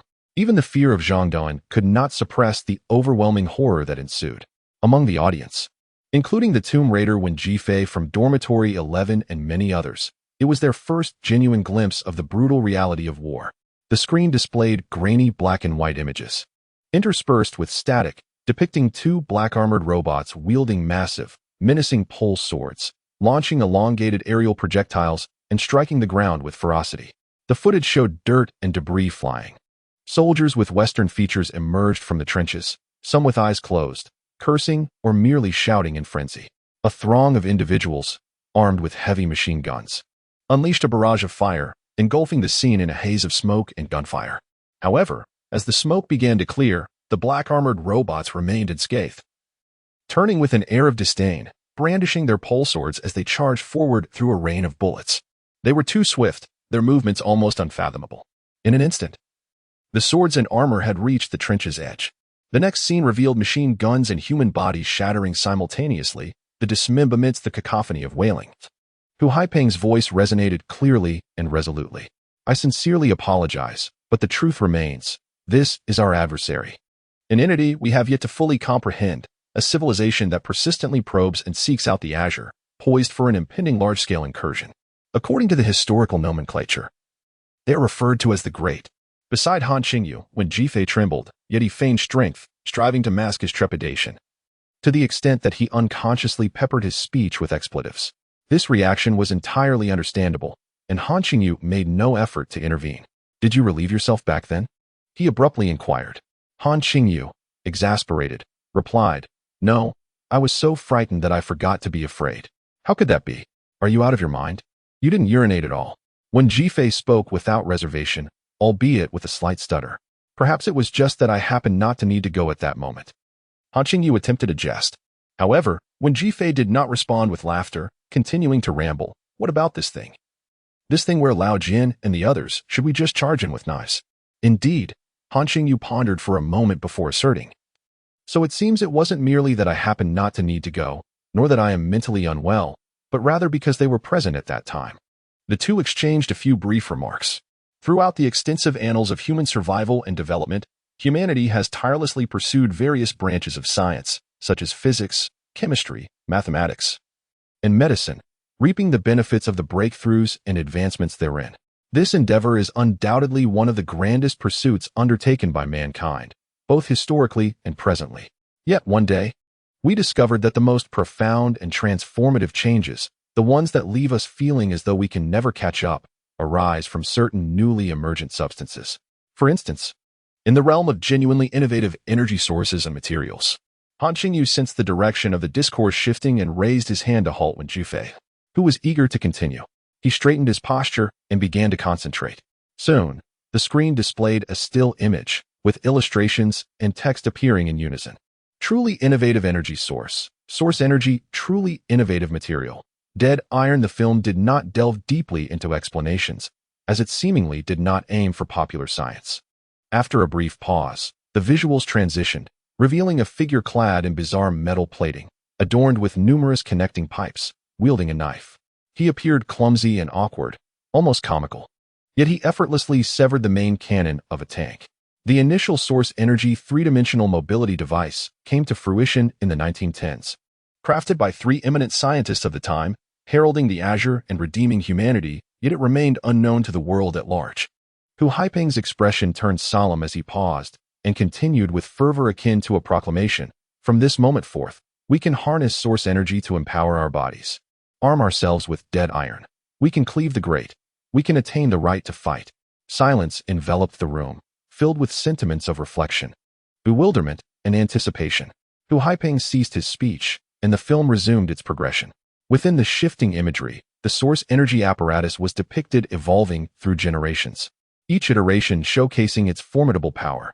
The hues of the scene gradually transitioned from monochrome to vibrant color. By the 7th generation, Han Qingyu beheld the 2 members of the Purification sect who had been ruthlessly ambushed and slain behind him, adorned with circular and triangular insignias. In the 8th generation, he witnessed the equipment donned by individuals such as Lao Jian. It appears that the Purification sect, at least the iteration I have encountered, lags behind the Azure Alliance in terms of armament. However, the gap between the 2 generations is not insurmountable, for otherwise, they could not have taken the life of that Azure Alliance soldier. Lao Jian mentioned that a new device might soon be unveiled. Will the 9th generation energy-based 3-dimensional apparatus be showcased? If all goes as expected, it shall be my inaugural device, integral to my very existence. Han Qingyu gazed at the screen with a mix of anxiety and anticipation. Yet, it did not materialize. The footage concluded with the 8th generation. The subsequent visuals resembled a war propaganda film, featuring a montage of combat scenes showcasing the 8th generation device, but only highlighting the victorious moments of the warriors as they vanquished the formidable adversary. The first scene was almost still, save for the wind. It depicted a group of 48 warriors clad in gray-blue shirts, trousers, and combat boots, burdened with battle packs and secured with metallic belts, their backs turned to the camera. From the perspective of agility and fluidity, this attire, while ensuring elasticity, was relatively fitted, with the shirts tucked into the belts, rendering each soldier, regardless of gender, strikingly upright. However, it struck Han Qingyu that within Lao Jian's team, there existed a variety of heights and builds. Surely, this was a carefully curated shot, he mused. Well, they look so impressive, exclaimed Wen Jifei, unable to contain himself. Many others shared a similar reaction, momentarily forgetting their own physiques, envisioning themselves as part of that splendid imagery. The following scene elicited gasps of astonishment from the audience. The footage shifted to the warriors donning dark gray jackets and pulling up hoods.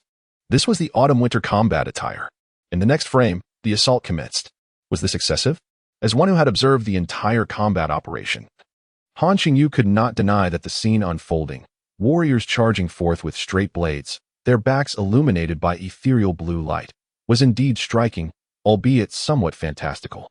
However, the subsequent battle sequences appeared utterly contrived. The footage depicted the soldiers repeatedly storming the enemy, slicing through the formidable armor of their adversary, the fervent and valiant combat scenes, and the ensuing victories, igniting the fervor and passion of the entire assembly. This is too unrealistic. Is this a FAA of the Azure scamming forces? Amidst the cheers, Han Qingyu murmured a comment audible only to himself. Yet, when Jifei, who was about to engage him in conversation, overheard and whispered, "Fake? Are you suggesting that the adversaries in the footage are not real?" Not exactly. It's just that the actual combat is nothing like this. In reality, we are at an absolute disadvantage. Do you understand? The absolute suppression in sheer numbers continues to place us at a distinct disadvantage for the majority of the time. The actions displayed in the footage, such precise cuts, are indeed rare finds, likely unearthed after immense toil. As he spoke, Wen Jifei interjected unexpectedly. Doesn't that also indicate that someone has indeed achieved it? Han Qingyu was momentarily taken aback, contemplating. Yes, even if the footage was painstakingly obtained, even with editing, it still signifies that someone has successfully executed such evasions, such attacks, that they could slice through the thickest of challenges.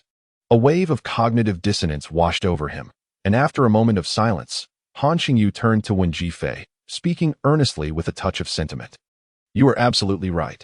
At this juncture, the film had concluded, igniting a fervor within the audience, dispelling their fears. In the latter half, as the raucous new recruits finally quieted down, Wu Haiping shifted his posture, casually seating himself at the edge of the stage. In a relaxed demeanor, he began, smiling as he introduced a new topic, love. This sudden pivot elicited a flurry of reactions from the audience. Some laughed, others remained indifferent, some appeared shy, while a few feigned seriousness. A day of Azure, a lifetime of Azure, this is our fate. Thus, I wish to first convey that the Azure Coalition does not oppose love.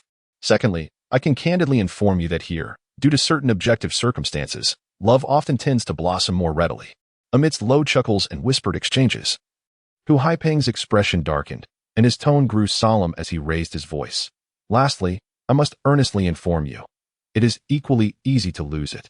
In fact, it can vanish even more swiftly than it arises. Suddenly, it is lost. Chapter 23, Historical Images and Love Stories, Part 2. Have you ever had a neighborly elder sister? In a casual tone, as if conversing with friends, Hu Haiping, seated at the edge of the stage, suddenly remarked, "You know, the kind who is 3 or 4 years older than you, the one you watch jump rope. The one you envied as she slung her backpack and headed off to school, the one who grew taller while you remained small. The sister you followed and admired. I had one, from the same village as me. I watched her jump rope, accompanied her in foraging for fern shoots, and observed her as she attended school, until one day, she grew up first, blossoming into a young woman, and no longer played with me as often. We became more distant, only occasionally crossing paths to exchange greetings and a few words. But that was all right, for I too had unknowingly settled into my own life. Later, after she completed junior high, she did not continue her education and went to work in a factory, said to be quite far away, with relatives. Her 16-year-old figure, with a ponytail and dressed in a shirt, remains frozen in my memory, and then gradually faded. Eventually, I entered high school and then university, and arrived at the Blue Alliance. This was over 5 years ago, during my rookie period, which, like yours, was quite harsh, burdened with fear, consuming raw meat, enduring scolding, enduring strenuous training, and often bullied by veterans. I felt utterly oppressed and tormented. It was during that time, quite unexpectedly, that I encountered her once again. Imagine the warmth of such a reunion in this place. I was nearly brought to tears. She too was very emotional. She was a frontline warrior, bearing numerous injuries, with shrapnel scars on her left cheek, a faint line marring her beauty, yet she appeared even more striking, her demeanor more vibrant. I said, "So you didn't go to work after all?" She laughed heartily, replying, "So you, timid scholar, how did you end up here?" She then invited me, "Come, let us have a beer, and you can tell me how our village is doing now." I longed to join her, but fear held me back. I mentioned I was busy helping the veterans with their laundry. She insisted, "Just leave it be. If anyone bothers you, I will handle them." She reassured me, saying there was no need for fear with her around, as she was now a deputy commander. That day, we conversed extensively, with no reservations. We reminisced about the past, and she revealed that she too had felt regret over our fading closeness. I shared the subsequent events in the village. Who among our peers had done what? Who had married whom? Suddenly, a question struck me, and I asked, "By the way, sister, are you married? I heard one can marry here." I recalled, "Oh, I remember. I had your wedding candy." She chuckled and replied, "Actually, it was a family visit. To reassure my parents, I had a comrade pretend to be a distant groom and marry me off." I inquired, "So you too?" She laughed, "No. It was just an act. I'm not interested in him." To protect me, she engaged in a duel with a male soldier who had been troubling me, carrying a source energy device, yet wielding only a regular knife. In just one clash, she emerged victorious. "My sister is truly formidable," she remarked. "If it weren't for the opportunity to impart to you the lessons I have gleaned from practical experience, I would be reluctant to squander my energy." One day, during a conversation, her comrade unexpectedly suggested, "Why not pair up? It's not every day you encounter someone close here." Outside, the young lady would certainly feel shy, wouldn't she? Yet here, my sister remained unfazed. She smiled at me and teased, "You coward, college student. Do you truly hold your sister in esteem?" I nodded emphatically. I awaited her letter 5 days, 10 days, half a month, until one day, the instructor summoned me, stating that the regiment's chief of staff wished to see me. In the office, they delivered the heartbreaking news. My sister had sacrificed her life. The memorial wall at 9 Army Mountain, adorned with countless small squares, bore neither photographs nor names. However, over the past 5 years, I have been able to vividly recall the place where my sister once stood, without needing to count. I simply knew. The day after I had laid her ashes to rest, I received her letter, in which she suggested, "Why don't we have a child?" Hu Haiping's narration concluded, devoid of any additional reasoning or advice, merely sharing a poignant true story about the Azure love he had just mentioned. In that moment, silence enveloped the entire room. The audience gazed at Hu Haiping, suddenly recalling that he had joyfully announced at the start of the day, "My application has just been approved. I will witness the front line of battle." It turned out he had genuinely been happy. As a much-needed psychological counselor in the regiment, he had applied for 5 years, and now he could finally go to the place where my sister had fought. Hu Haiping exited the stage, and Zhang Daoan ascended, ready to address the new recruits' inquiries. After a while, the recruits finally calmed their emotions. Someone asked why the Azure Coalition did not simply recruit from the forces of Waxia or from the world's most elite troops. Others inquired why the truth about the Great was not disclosed to the world to unite all nations against it.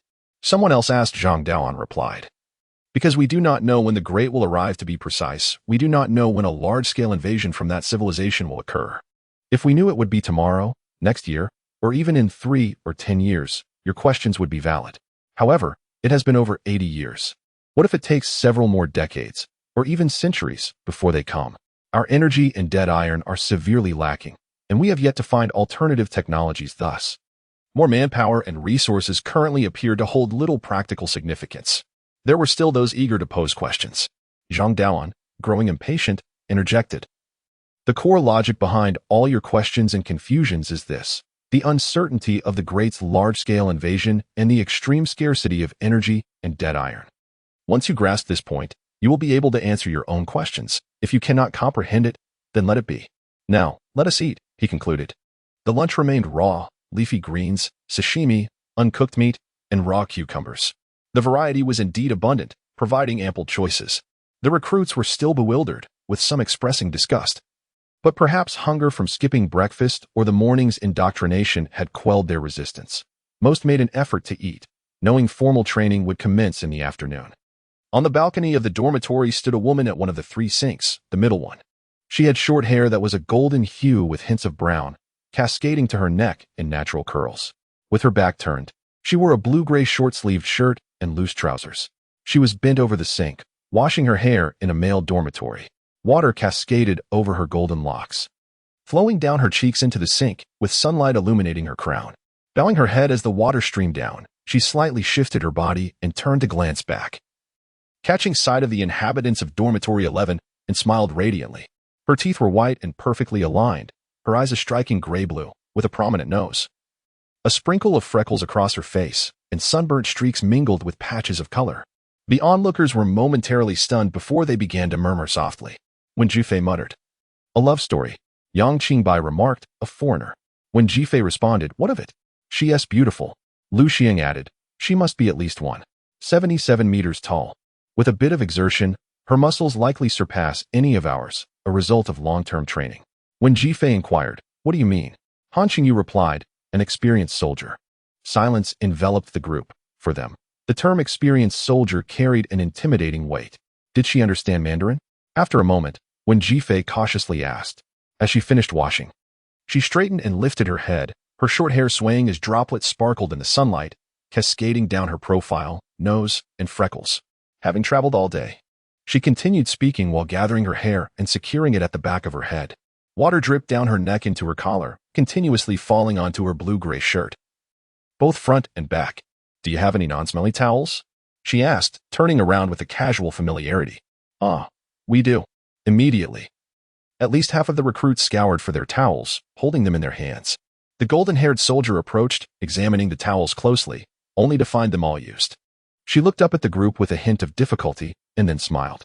As she smiled, she released her grip on her hair and, with both hands, decisively removed her short-sleeved shirt. Then, without hesitation, she began to dry her hair with the inside of her shirt. Dormitory 11 fell into a hushed silence. It had erupted in astonishment. In truth, the black garment she wore resembled a sleeveless athletic top, likely a combat vest issued to female soldiers. However, it exposed a considerable portion of her abdomen, and the fitted areas appeared quite snug. For these young individuals, the impact was overwhelming. After drying her hair and holding her short sleeves in hand, the golden-haired veteran glanced at the bewildered new recruits before breaking into a mischievous smile. "Would you like to see more?"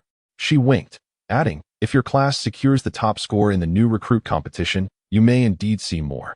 With that, she pointed towards the competition chart affixed to the door and laughed heartily. The group stood in stunned silence, confusion etched on their faces. It took a moment for them to grasp that there was indeed a competition among dormitory classes during the recruit period, encompassing numerous assessments and routine deductions, but also the possibility for extra points through commendable performance. However, the residents of Dormitory 11 thought it was a lost cause. Just from last night until now, their discipline and internal affairs had already placed them at the bottom of the rankings. What was more concerning was their utter indifference. There was no sense of honor among them. "Well, it's a pleasure to see you all, but I must take my leave," she said. Lu Xiang had been right. The golden-haired girl indeed possessed more muscle than any of those present, at least confirmed by the sight of her right arm. Perhaps it was due to the weight of the object she was carrying. It was an imposing piece of equipment, a dark, gleaming metallic apparatus with a handle, a slot for a bullet belt, a trigger, and a barrel, 5 in total, quite large and robust. Is that a machine gun? Wen Zhifei inquired. A machine gun, or perhaps a cannon? Yang Qibai added incredulously. Yes, the golden-haired veteran responded as she walked away. This is my custom machine gun. Mirror 11. Though they prefer to call it a cannon, but isn't it said that bullets can't kill the big ones? Someone remarked. Mira departed, heading downstairs, leaving Dormitory 11 in a state of confusion. Downstairs, a veteran spotted her from a distance and remarked, Isn't that Mira? The esteemed vice captain has come down to serve as a direct instructor? Laughter erupted among the nearby veterans, for the title of vice captain was a jest in reference to Mira.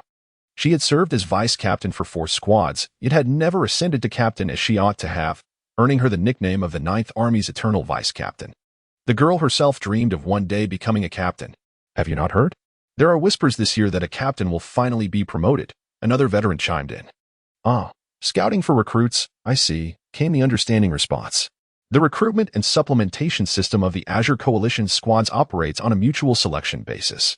New recruits choose their squads, and captains may refuse. Conversely, if a captain desires a recruit, the latter can also decline in favor of a more appealing squad. On the other side, Myra's female compatriot, who had been waiting downstairs and was now walking alongside her, could hardly contain her laughter after hearing Myra's account of Dormitory 11's reaction. She teased, You're really going all out, Mira. This isn't just selection, it's seduction. You're practically enticing them. Mira, suppressing her pride, shot her a glare and shushed her. If they truly secured first place, would you genuinely? How could that be possible? With them, after producing 2 or 3 competent soldiers, they might have a chance against me. But as for the competition, let's disregard that. Mira casually remarked, In the words of your ancient sayings, I merely painted a pie in the sky. Chapter 24. Beef Stew. Mira possesses an impressive command of Mandarin. However, she seems to lack a comprehensive understanding of the nuances and subtleties that can be derived from the language of this nation. How could one possibly encapsulate her artistic creation with merely a metaphor of a pancake? It is clear that when she uttered those words, she was clad solely in a modest tank top, revealing a figure that contrasted sharply with her surroundings. Furthermore, the unexposed parts of her skin are remarkably fair. Where does one find a pancake so pristine? The 11th dormitory, having recently emerged from a profound silence, felt parched and exchanged glances. Do not hide it. You must be curious, Wen Zhifei remarked, pointing at the tomb raider. As grave robbers, what could you possibly desire to see more than the treasures concealed within the hills?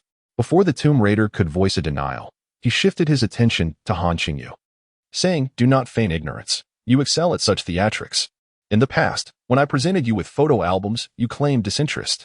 Yet now, the corners of the pages I secretly folded in my book have vanished. Han Qingyu opened his mouth to protest but ultimately smiled in silence.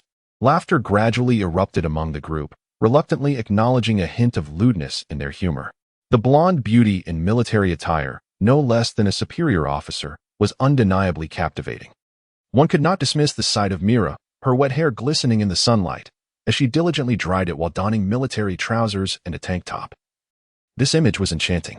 When she strode past, wielding a glossy, imposing heavy machine gun, the stark contrast sent the young men's hearts racing.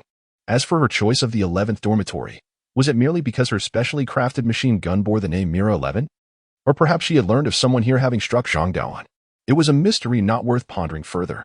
In truth, from the moment the recruits commenced their formal training that afternoon, it became evident that each squad was assigned a direct instructor. These individuals, seasoned veterans, often seized the opportunity during their leave to undertake small tasks that enriched their lives while honing their managerial skills, with an eye toward future promotions. Among them were some female soldiers, including a few strikingly beautiful ones. Yet Mira remained exceptional, distinguished by her golden hair and Western features, as well as her combat experience serving as a deputy leader in 4 different squads, coupled with her second lieutenant rank, which rendered her overwhelmingly superior. Have you noticed that our Mira seems somewhat naive? Wen Zhifei mused during a break after training, having drawn this conclusion from his observations. A hush fell over the group, as they seemingly concurred with his assessment. Han Qingyu considered this and kindly remarked, One cannot say that. She likely just lacks familiarity with our cultural nuances and social intricacies. This was indeed the case. After millennia of tradition, A native would approach promotion with utmost caution and discretion, refraining from self-promotion and discouraging others from mentioning it. True enough, when Jifei contemplated, but it doesn't really matter, as long as she is pleasing to the eye. His comment, though innocuous, prompted every individual in the 11th dormitory to glare at him. Just moments ago, during a training break, the plague chicken had ventured to grill beef and was caught. Now, the 11th dormitory found itself languishing at the bottom of the overall standings, with a lead over the second-to-last place that had swelled to double digits. I truly feel as though I have disturbed your ancestral grave, you wretched fool, grumbled the grave robber, filled with resentment.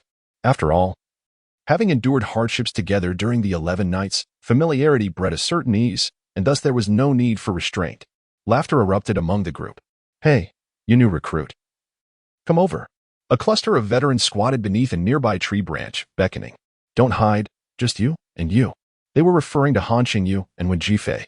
There was no escaping this. When Jifei stood, saluted, and smiled, "What's the matter, Sergeant?"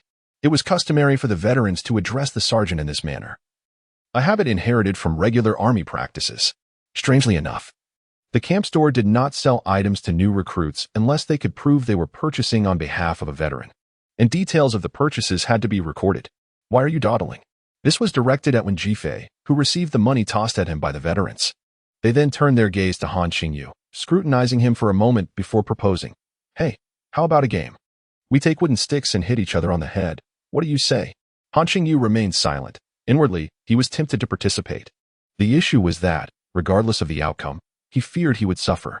It seemed that within certain limits, the military tacitly permitted veterans to behave unreasonably and bully new recruits. This was evident, as the chief instructor's violent behavior, verbal abuse, and humiliation were all tolerated.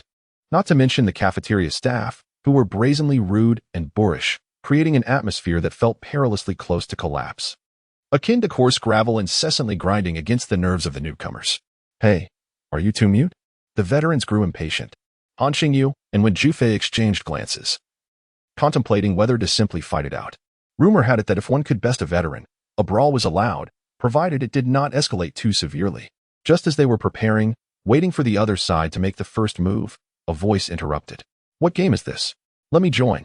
Mira, clad in military attire, approached, twirling a dagger in her palm. So, you hit me, and I hit you. Han Qingyu found this suggestion rather agreeable. Unfortunately, the veterans ultimately opted not to play, muttering their disinterest as they left the training ground. See, I am a good captain, treating you well. Being on my team is not a disadvantage. Myra's psychological manipulation was rather overt. After speaking, she turned and clapped her hands, cheerfully announcing, "Come on, let us continue our training." Continue? The training has just concluded. When Jifei rubbed his sore body, pretending he hadn't heard, while internally voicing his thoughts. Not interested in training? How about a game? Mira smiled, her lips curving as she looked at him. Let us hit each other on the head, shall we? When Jifei replied, well, you should play with Qingyu instead. Why don't you play with Qingyu? Because Qingyu is willing to train. Mira turned her head, blinking her eyes, her gaze earnest and pitiable as she looked at Han Qingyu. She believed her reaction could not surpass Zhang Daoan's, and the chances of being struck were considerable. Yet she longed to try, albeit in private. After all, maintaining the instructor's respect was paramount. Qingyu, are you willing? Qingzi is a brother to him, and when Jifei is quite confident about it. Han Qingyu stated, I am willing. His willingness is genuine, as Mira has been providing specialized training that encompasses combat techniques not yet covered in extensive drills. These skills are practical, derived from her battlefield experiences, devoid of any flamboyance yet immensely useful. For Han Qingyu, this is precisely what he currently lacks. Are you out of your mind? When Jifei exclaimed angrily, did you think I said marriage? Qingzi, I am not a priest. For heaven's sake, wake up. Han Qingyu felt embarrassed by the remark. Mira, however, was unperturbed, finding the exchange amusing, laughing heartily beside them. This beautiful girl must truly be innocent. As the training progressed, exercises focusing on bodily agility and reaction speed under various conditions began to dominate the regimen. Compared to others, Han Qingyu was able to accept many things with greater ease and composure, such as the rigorous physical training and the rough, unreasonable demeanor of the instructors, seasoned veterans, and head chefs, along with the unyielding psychological pressure. His body, enhanced through energy transformation, and his first-hand combat experience endowed him with the capacity to endure and comprehend many seemingly unreasonable challenges. The only thing that tested his patience was an intense craving for hot food. After more than 10 days of subsisting on raw vegetables, uncooked meat, and unripe fruits, the only warmth he experienced was from the sweat that trickled into his mouth during training. They had not even sipped a drop of hot water, only consuming cold, raw sustenance. It is difficult for those who have not endured such an experience to imagine. Han Qingyu's 19 years of accustomed physicality rebelled against this deprivation. He longed for a morsel of rice, a piece of cooked meat, or even a single leaf of boiled vegetable. A cup of hot tea would elicit tears of joy. Everyone shared his sentiments, perhaps even more intensely. Did you hear? Today in the cafeteria, someone suddenly dashed over like a madman just to sip the leftover broth from a veteran's beef noodles. I heard, but unfortunately, he didn't get to drink it. Oh, don't even mention it. The other day, I saw freshly poured food waste in the back of the cafeteria. And I was tempted. It was steaming, surely still warm. Indeed, even the food waste is out of reach. The regulations are too strict. Even if one is not afraid of losing points, there is no time to indulge. In the dead of night in Dormitory 11, everyone whispered in hushed tones, discussing trivial matters. They had long ceased to care about minor disciplinary deductions. Their scores were irretrievable. The dreams they once had were now fundamentally shattered. Sniff, sniff. Lu Xing on the other side of the window inhaled deeply and suddenly sat up. What is that smell? It's beef, stewing. He then stated thoughtfully. Everyone caught the scent and sat up, spellbound in the darkness, their words flowing like delirious murmurs. A large pot, stewing beef. Yes, they must have added a lot of spices, star anise, cinnamon. Stewing with big bones, the broth must be rich. Have you ever tried pulling cooked meat off the bone? It comes off easily, just a tug, and a large piece comes away. Suddenly, a faint knocking echoed through the air. Open the door, brothers. Do not worry, the instructors are not here, came a hushed voice from outside. The Tomb Raider inquired about the situation and cautiously opened the door a crack, asking, what is it? The figures outside pressed in, saying, we are from the 5th floor. May we pass through to go downstairs? Rest assured, if anything happens, we will not implicate you. The 11th dormitory resided on the 2nd floor. Without waiting for consent, the intruders eagerly ascended to the balcony, swung themselves over, and descended. Counting the heads, it became evident that the entire dormitory was involved. Brothers, what are you up to? Finally realizing, when Jifei grasped the last one to enter. It's nothing, came the reply. If you do not speak, we want let go. Han Qingyu also joined in, holding on tightly. Behind them, the brothers from the 11th dormitory collectively nodded. All right, just do not spread the word. The other party swallowed hard and said, the kitchen is stewing beef, a dozen large iron pots simmering together. We saw it all from upstairs. Old Gung added the ingredients and left, and then the two young chefs watched over the fire for a while before they dozed off in the adjacent room. Understand? Understood. Han Qingyu and Wen Jifei, momentarily dazed, released their grips. Just take a bite and leave. Nothing will go wrong. The other party said before swiftly descending from the balcony. Apart from that soft sound, the 11th dormitory fell into an eerie silence. Han Qingyu and Wen Jifei exchanged glances, momentarily lost in thought, before turning around, only to be startled. 6 pairs of glowing green eyes, resembling wolves, were intently watching them. Chapter 25 Traditional Night Qingzi. Yang Qibai spoke with a tongue that stumbled, yet his intentions were eloquently conveyed through his expressions and tone. Look, Lu Xing hesitated for a moment before adding. Those individuals, they harbor no fear. We, after all, are merely at the bottom of the ranks. The phrase merely at the bottom indeed resonated with a certain audacity. This fellow had once proclaimed the delights of raw beef, but now that topic was utterly taboo. In fact, over the past couple of days, he had evolved to the point of consuming only leaves, shunning even sashimi. Unbeknownst to them, the 11th dormitory had gradually grown accustomed to allowing Han Qingyu to take the lead in making decisions. This inclination might stem from his undeniable strength, after all. In all these years, there were hardly any new recruits who had struck Zhang Daoan with a stick. Another reason could be attributed to some subconscious impression. In this regard, Wen Jifei opined that it was due to Qingzi's ability to maintain composure. Even when he was internally panicking, he could outwardly project an air of steadiness. In summary, he was someone who could often control his body's tremors, even in moments of fear or excitement, truly deserving of his lineage. A heritage of snake catchers spanning 18 generations. Meanwhile, Han Qingyu was deep in thought. He had always believed that the military's insistence on having new recruits consume raw food must have a purpose, though he had yet to reach a conclusion. Was it to cultivate our primal instincts? He pondered, recalling a moment during a lecture when Zhang Daoan had pointed at the throng of new recruits and proclaimed, "You, he, and I, we have been chosen to become beasts." Alternatively, it might be a form of pure psychological pressure, designed to test our endurance. Whatever the case, he unwittingly voiced a thought that had been buried in his heart. The mere utterance of those 3 words had an immediate effect akin to refugees hearing the government announce the opening of granaries. The members of the 11th dormitory instantly brightened, even becoming exhilarated. "Why don't we cover our faces?" suggested the Tomb Raider enthusiastically before they descended the stairs. Han Qingyu pondered for a moment and nodded. Indeed. A clever notion. Everyone hastily retrieved towels to mask their faces. He turned around, startled, for amidst a sea of blue and white towels, the Tomb Raider stood out with his professional black mask. It was this very mask that he had worn during nocturnal excursions to excavate supplies from the Azure Coalition's depot. They descended from the balcony and landed on the ground. "Wait, if we look like this, what if we are caught and mistaken for invaders and shot on sight?" The Tomb Raider glanced up at the sky and added, "There's no moon tonight. No worries, we're clad in new recruit uniforms. And the towels were issued by the military. Just be cautious," Han Qingyu replied, waving his hand. A group of them crouched low, stealthily making their way towards the kitchen in the darkness. They needed to hurry. If they were late and the earlier group disturbed those guarding the kitchen, they would miss even the chance to sip soup. Who else there? In the darkness, 2 groups nearly collided. "Meet. Friends.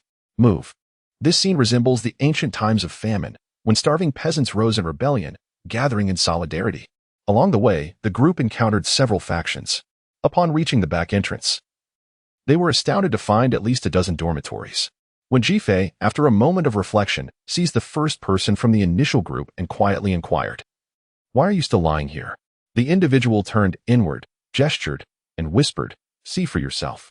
In the kitchen, a long stove stretched out, where a small chef slept fitfully beside the flickering flames, occasionally smacking his lips, scratching an itch, or turning over. The bubbling of meat in the pot masked the faint sounds from outside the back door, enticing the onlookers inside. "What shall we do, Qingzi?" When Jifei turned to ask. "Let us go in. With so many of us, if discovered, we can snatch and flee in the darkness. Even if a couple get caught, the majority will still feast on meat." Han Qingyu, after uttering this nonchalantly, found himself momentarily stunned.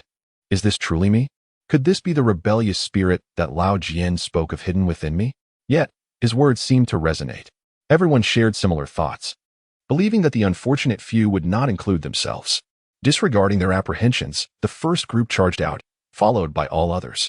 Suddenly, a realization struck. "Run!" A loud clap echoed as the kitchen lights were switched on, trapping dozens against the wall. Old Gung led a group of veterans, securing both the stove and the front and back doors. This was an insidious trap. How despicably tedious.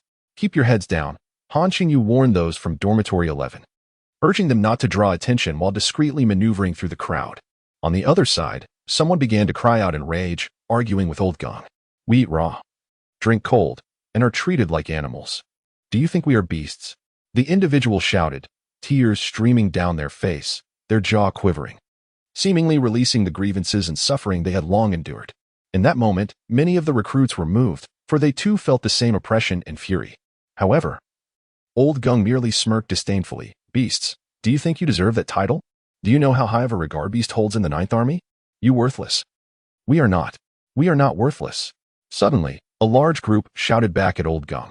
The military's inherent mission is to cultivate obedient and disciplined soldiers, a principle that holds true within the Azure Coalition as well. However, they simultaneously admired the courage that erupted from the long-standing inertia of fear, born from relentless torment and suffering. This courage, though still insufficient, marked a promising beginning. If nurtured, it would one day empower them to defiantly confront adversaries while cursing their oppressors. Thus, from the outset, Zhang Daoan and Old Gung had endeavored to establish a dreadful image of barbarism, authority, capriciousness, and strength in the minds of the new recruits. They have always been a terrifying and detestable presence, devoid of reason. Of course, the team leaders are an exception. Any officer not directly involved in the training of recruits would never behave in such a manner. They are meant to be obeyed, trustworthy, and reliable leaders of the troops, soldiers' most steadfast support, forever so, and must remain so. TSK. In front of the visibly dark window, Zhang Daoan suddenly clicked his tongue. His emotions somewhat complex, for at that moment, he had finally managed to capture and identify a certain individual who was resolutely lowering their head alongside his dormitory mates. Slowly maneuvering through the crowd towards a corner by the wall. Being overly cunning can lead one to lose even their courage, Zhang Daoan thought, feeling a tinge of disappointment. He preferred that recruit from the other day, the one who acted without hesitation and struck him squarely on the head. The recruits fell silent, watching him. For against 8. For veterans and you, a dormitory full. Win, and you feast. Lose, and you visit the infirmary. We want to wear armor. We will give it our all. Upon the veterans' conclusion, a temporary silence enveloped the room. For against 8 was not a balanced match, nor was it the veterans showing leniency. Rather, it remained an overwhelming advantage. Even Han Qingyu, without utilizing liquid source energy and relying solely on physical prowess, could not lead the remaining 7 from Dormitory 11 to victory. It merely afforded the recruits a chance to stand and face their fate. Laughter erupted as the veterans casually stood and sat, their gazes filled with disdain. We shall begin. All right. The first dormitory stepped forward without uttering a word and charged ahead. The 8 of them united in their initial assault. Yet, the outcome was disheartening. They lasted less than 20 seconds, a complete rout. The veterans were genuinely relentless. Aside from not delivering fatal or crippling blows, all 8 recruits lay on the ground, unable to rise. Their pained groans tormented the nerves of each recruit. Is there anyone else willing to step up? The veteran shrugged off his hands, turned, and smiled as he inquired. From the crowd came the response, yes. We believe it is better to be injured and head to the infirmary than to leave clutching our heads without a scratch. That recruit remarked. Behind the dark window.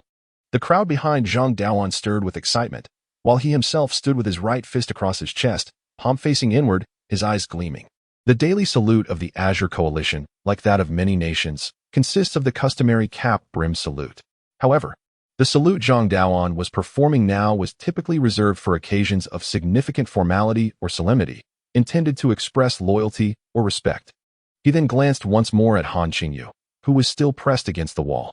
Alas, in the kitchen, the recruits who had earned Zhang Daoan's and the veterans' respect ultimately succumbed to the might of fists, falling swiftly. From the perspective of the scene, the veterans' method of expressing respect was particularly unique. They struck with even greater ferocity than before. As another round concluded, the eager veterans began to point directly at individuals, calling forth the next group.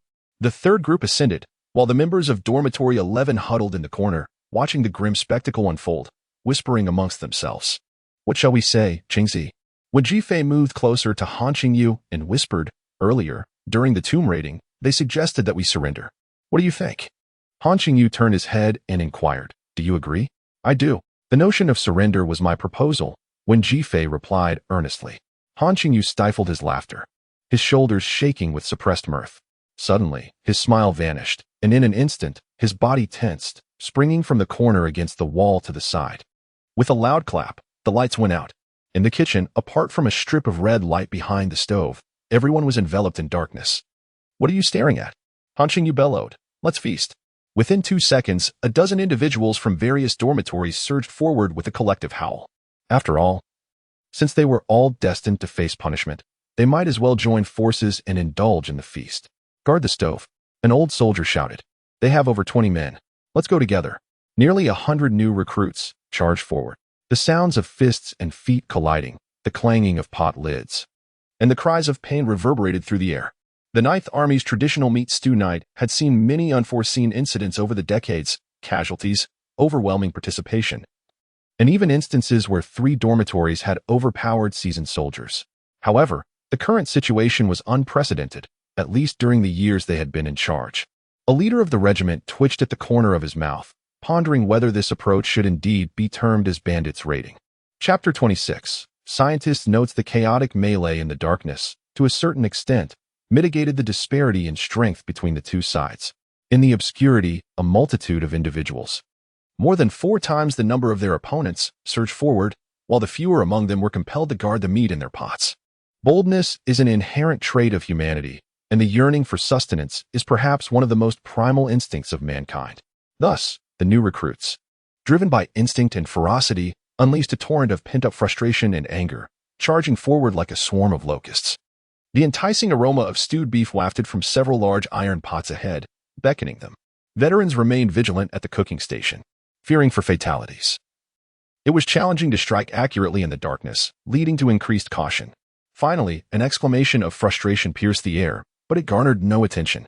In an instant, several veterans united, forming a triangular formation, stealthily advancing towards the switch. Despite the new recruits' efforts to obstruct them, their individual prowess and coordination were markedly inferior, and they soon faltered. "Shall we disregard it?" inquired Wen Jifei, trailing behind Han Qingyu. "It's fine," Han Qingyu replied, turning to hand him an object. The next moment, a high-pitched, anguished scream echoed from the other side of the wall, followed by a veteran cursing with a trembling voice. "Damn it! Who pulled the switch? Oh mother, I've been electrocuted." Laughter erupted in the darkness, a clear indication that the situation was not dire. Wen Jifei, contemplating this, squeezed the object in his hand and promptly discarded it. The fray continued, and the members of the 11th Dormitory wisely followed Han Qingyu, using him as their spearhead while simultaneously shielding him from threats from the sides and rear. The entire scene had descended into utter chaos. Torches, flashlights, get the flashlights. His command signified that time was running short for the new recruits. Qingzi, Wen Jifei, feeling anxious amidst the turmoil, began to speak. Simultaneously, he swung his arm in a semicircle, wrapping a substantial piece of thigh meat in the clothing he had just brought, exclaiming, "Let us rush out." As they made their way outside, it remained uncertain how many new recruits would manage to seize the meat. It was beyond their concern. However, a voice emerged from behind, belonging to the Tomb Raider, who, being the only professional present, stood out in the flickering firelight, his face masked. He had been apprehended by a veteran. "What should we do?"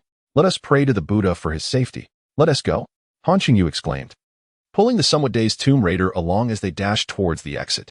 The next moment, amidst the clamor, a veteran screamed in agony, "Ah, damn it. Who kicked me?" He leapt from an uncovered iron pot, hot soup splattering everywhere, as he stood atop the cooking station, frantically hopping and yelling. "Who did this to me? I was cooking for you." In the darkness, with the intensity increasing, Han Qingyu hastened his pace. Soon enough, flashlights illuminated the scene, prompting the new recruits to retreat as the veterans swiftly asserted their dominance. Logically speaking, their hurried rush toward the dormitory seems unreasonable, easily detectable. Yet they have no time to ponder such matters. As Han Qingyu sprinted, he inhaled the tantalizing aroma of the braised beef nestled in his embrace, unable to resist. He seized a piece and stuffed it into his mouth while still running. The sensation was blissful. The hot, succulent meat, infused with spices, burst with flavor, bringing him sheer happiness. "Feed me a bite, Qingzi, feed me a bite," implored Wen Jifei, desperately pursuing him from behind, neck outstretched and mouth agape, pleading earnestly. "Then perhaps you could extend your hand behind to lick it first," suggested Lu Xing, the scion of a wealthy family from Port City, with an audacious proposition. "Let me have a lick too," chimed in the Tomb Raider. "Count me in," added another. Han Qingyu quickened his pace, deftly wiping his mouth with his sleeve. The tradition of the Night of the Board Eraser, upheld for decades, might soon witness the emergence of a new tale. Perhaps of an undernourished new recruit who braised an old soldier? The regiment commander pondered briefly before laughingly responding, "We even had a charge." "Indeed," echoed a bystander amidst the laughter. Clap, clap, clap. Zhang Daoan applauded, cheering for his new recruits. "How is the situation?" asked the regiment leader, Li Wangqiang, nodding with a composed smile. "What?" All the commanding officers present suddenly tensed and converged. "We've already sent someone after them, for brothers have gone. If I'm not mistaken, that individual is likely Han Qingyu from Dormitory 11. Hurry." Despite not having witnessed the dark scene, Zhang Daoan confidently stated. "At least he knows who turned off the lights," he saw. The implication was clear, the vanguard, at least before he conducted the energy fusion level assessment. He was indeed the vanguard. "Quickly, let's move," urged the commander, his demeanor serious and somewhat anxious. The veteran promptly acknowledged and swiftly departed. After a brief silence within the room, Zhang Daoan, who had just been intensely anxious, suddenly exhaled deeply and remarked, "To be honest, I truly wish to reward them with the seized meat. Wouldn't it be wonderful if the night of tradition could be altered in such a way?" Commander Li Wangqiang nodded in agreement, recognizing the logic. Yet, however, regarding the notes, to be frank, we're uncertain about their validity, Zhang Daoan stated, his tone tinged with apprehension. The commander, however, seemed unperturbed, simply replying, yet the author of those notes has always been correct. For 80 years, the Azure Blue has followed in their footsteps. Who was that person? Who were they? In the distant year of 1908, humanity engaged in a protracted battle at Tunguska. Amidst mountains of corpses and seas of blood, utilizing the most advanced weaponry from various nations alongside over 20 million tons of TNT, to obtain the first fragments of extraterrestrial relics. Subsequently, the world's foremost scientists were clandestinely assembled to conduct research. Ultimately, 3 of them, through their prodigious intellect and pioneering thought, coupled with a stroke of fortune, collaboratively created the energy 3-dimensional maneuvering device. Thus, the fundamental state of warfare between humanity and the Great Pinnacle has undergone a transformation. Although humanity remains at a significant disadvantage, the once insurmountable chasm between the two has been obliterated. These individuals are the first generation of deities within the Azure Alliance. And in the prevailing scientific and cultural milieu of the time, they were indeed venerated and trusted as divine figures within certain circles. Consider, if not for their fortuitous circumstances, with all 3 possessing commendable personal virtues and an unwavering dedication to scientific inquiry, the situation could have been perilous. After the demise of the 3 scientists, all they left behind was regarded as treasures, such as the appellation Great Pinnacle. Furthermore, one scientist, in his unpublished experimental notes revealed only upon his death, left behind a poignant phrase, "The more primitive, the closer you are to the source of energy." It is said that this sentence originally concluded with a period, later replaced by a question mark. Thus, this phrase should be interpreted as his own introspective inquiry, devoid of a definitive answer. The scientist himself never publicly discussed this matter throughout his lifetime. Nevertheless, since several decades ago, the scientific elite of the Azure Alliance have expended considerable effort on this topic, engaging in myriad speculations and studies. Some have even posited that the source of energy is a primordial force of the universe, which once forged the Azure, a lengthy era of beastly dominion. Additionally, it was posited that during the initial month and a half of training, prior to the source energy integration test, new recruits were only permitted to consume raw flesh and blood to enhance their test results. This is yet another conjecture stemming from such research. This theory aligns astonishingly well with the primal savagery, beastliness, and extraordinary resilience required of Azure warriors. Consequently, it has been enacted and perpetuated, becoming an ancient rule revered with awe, as well as a tradition that has unconsciously evolved and enriched itself over time. The military refrains from informing soldiers in advance due to this complexity. The existence of such seemingly reckless traditions, evolving from an accidental occurrence decades ago to a well-established custom today, has become habitual. Given the unique nature of the Azure Alliance, matters have remained easily manageable. Seasoned veterans, even without armor, are far superior to new recruits. Indeed, history recounts instances where new recruits have triumphed over veterans, but those were rare occurrences, often with 8 against 4. And there were still more than 20 veterans to back them up. Reflecting on this, it seems that the Azure Alliance, in its relentless pursuit of technological advancement, may, to some extent, be somewhat insular and conservative. Yet, what does it matter? The construction and unveiling of a singular, monumental source energy field, coupled with the irreversible integration test that each recruit undergoes only once in a lifetime, holds paramount importance, even if its ultimate impact on test results is minuscule. Every slight variance on the battlefield could spell the difference between life and death. Chapter 27. The Blue Realm breeds talent. Zhang Daoyuan's earlier anxiety stemmed from this very situation. What had long been regarded as a traditional pastime and training exercise, a practice he had mastered over decades, had suddenly spiraled into chaos, resulting in the actual theft of braised meat.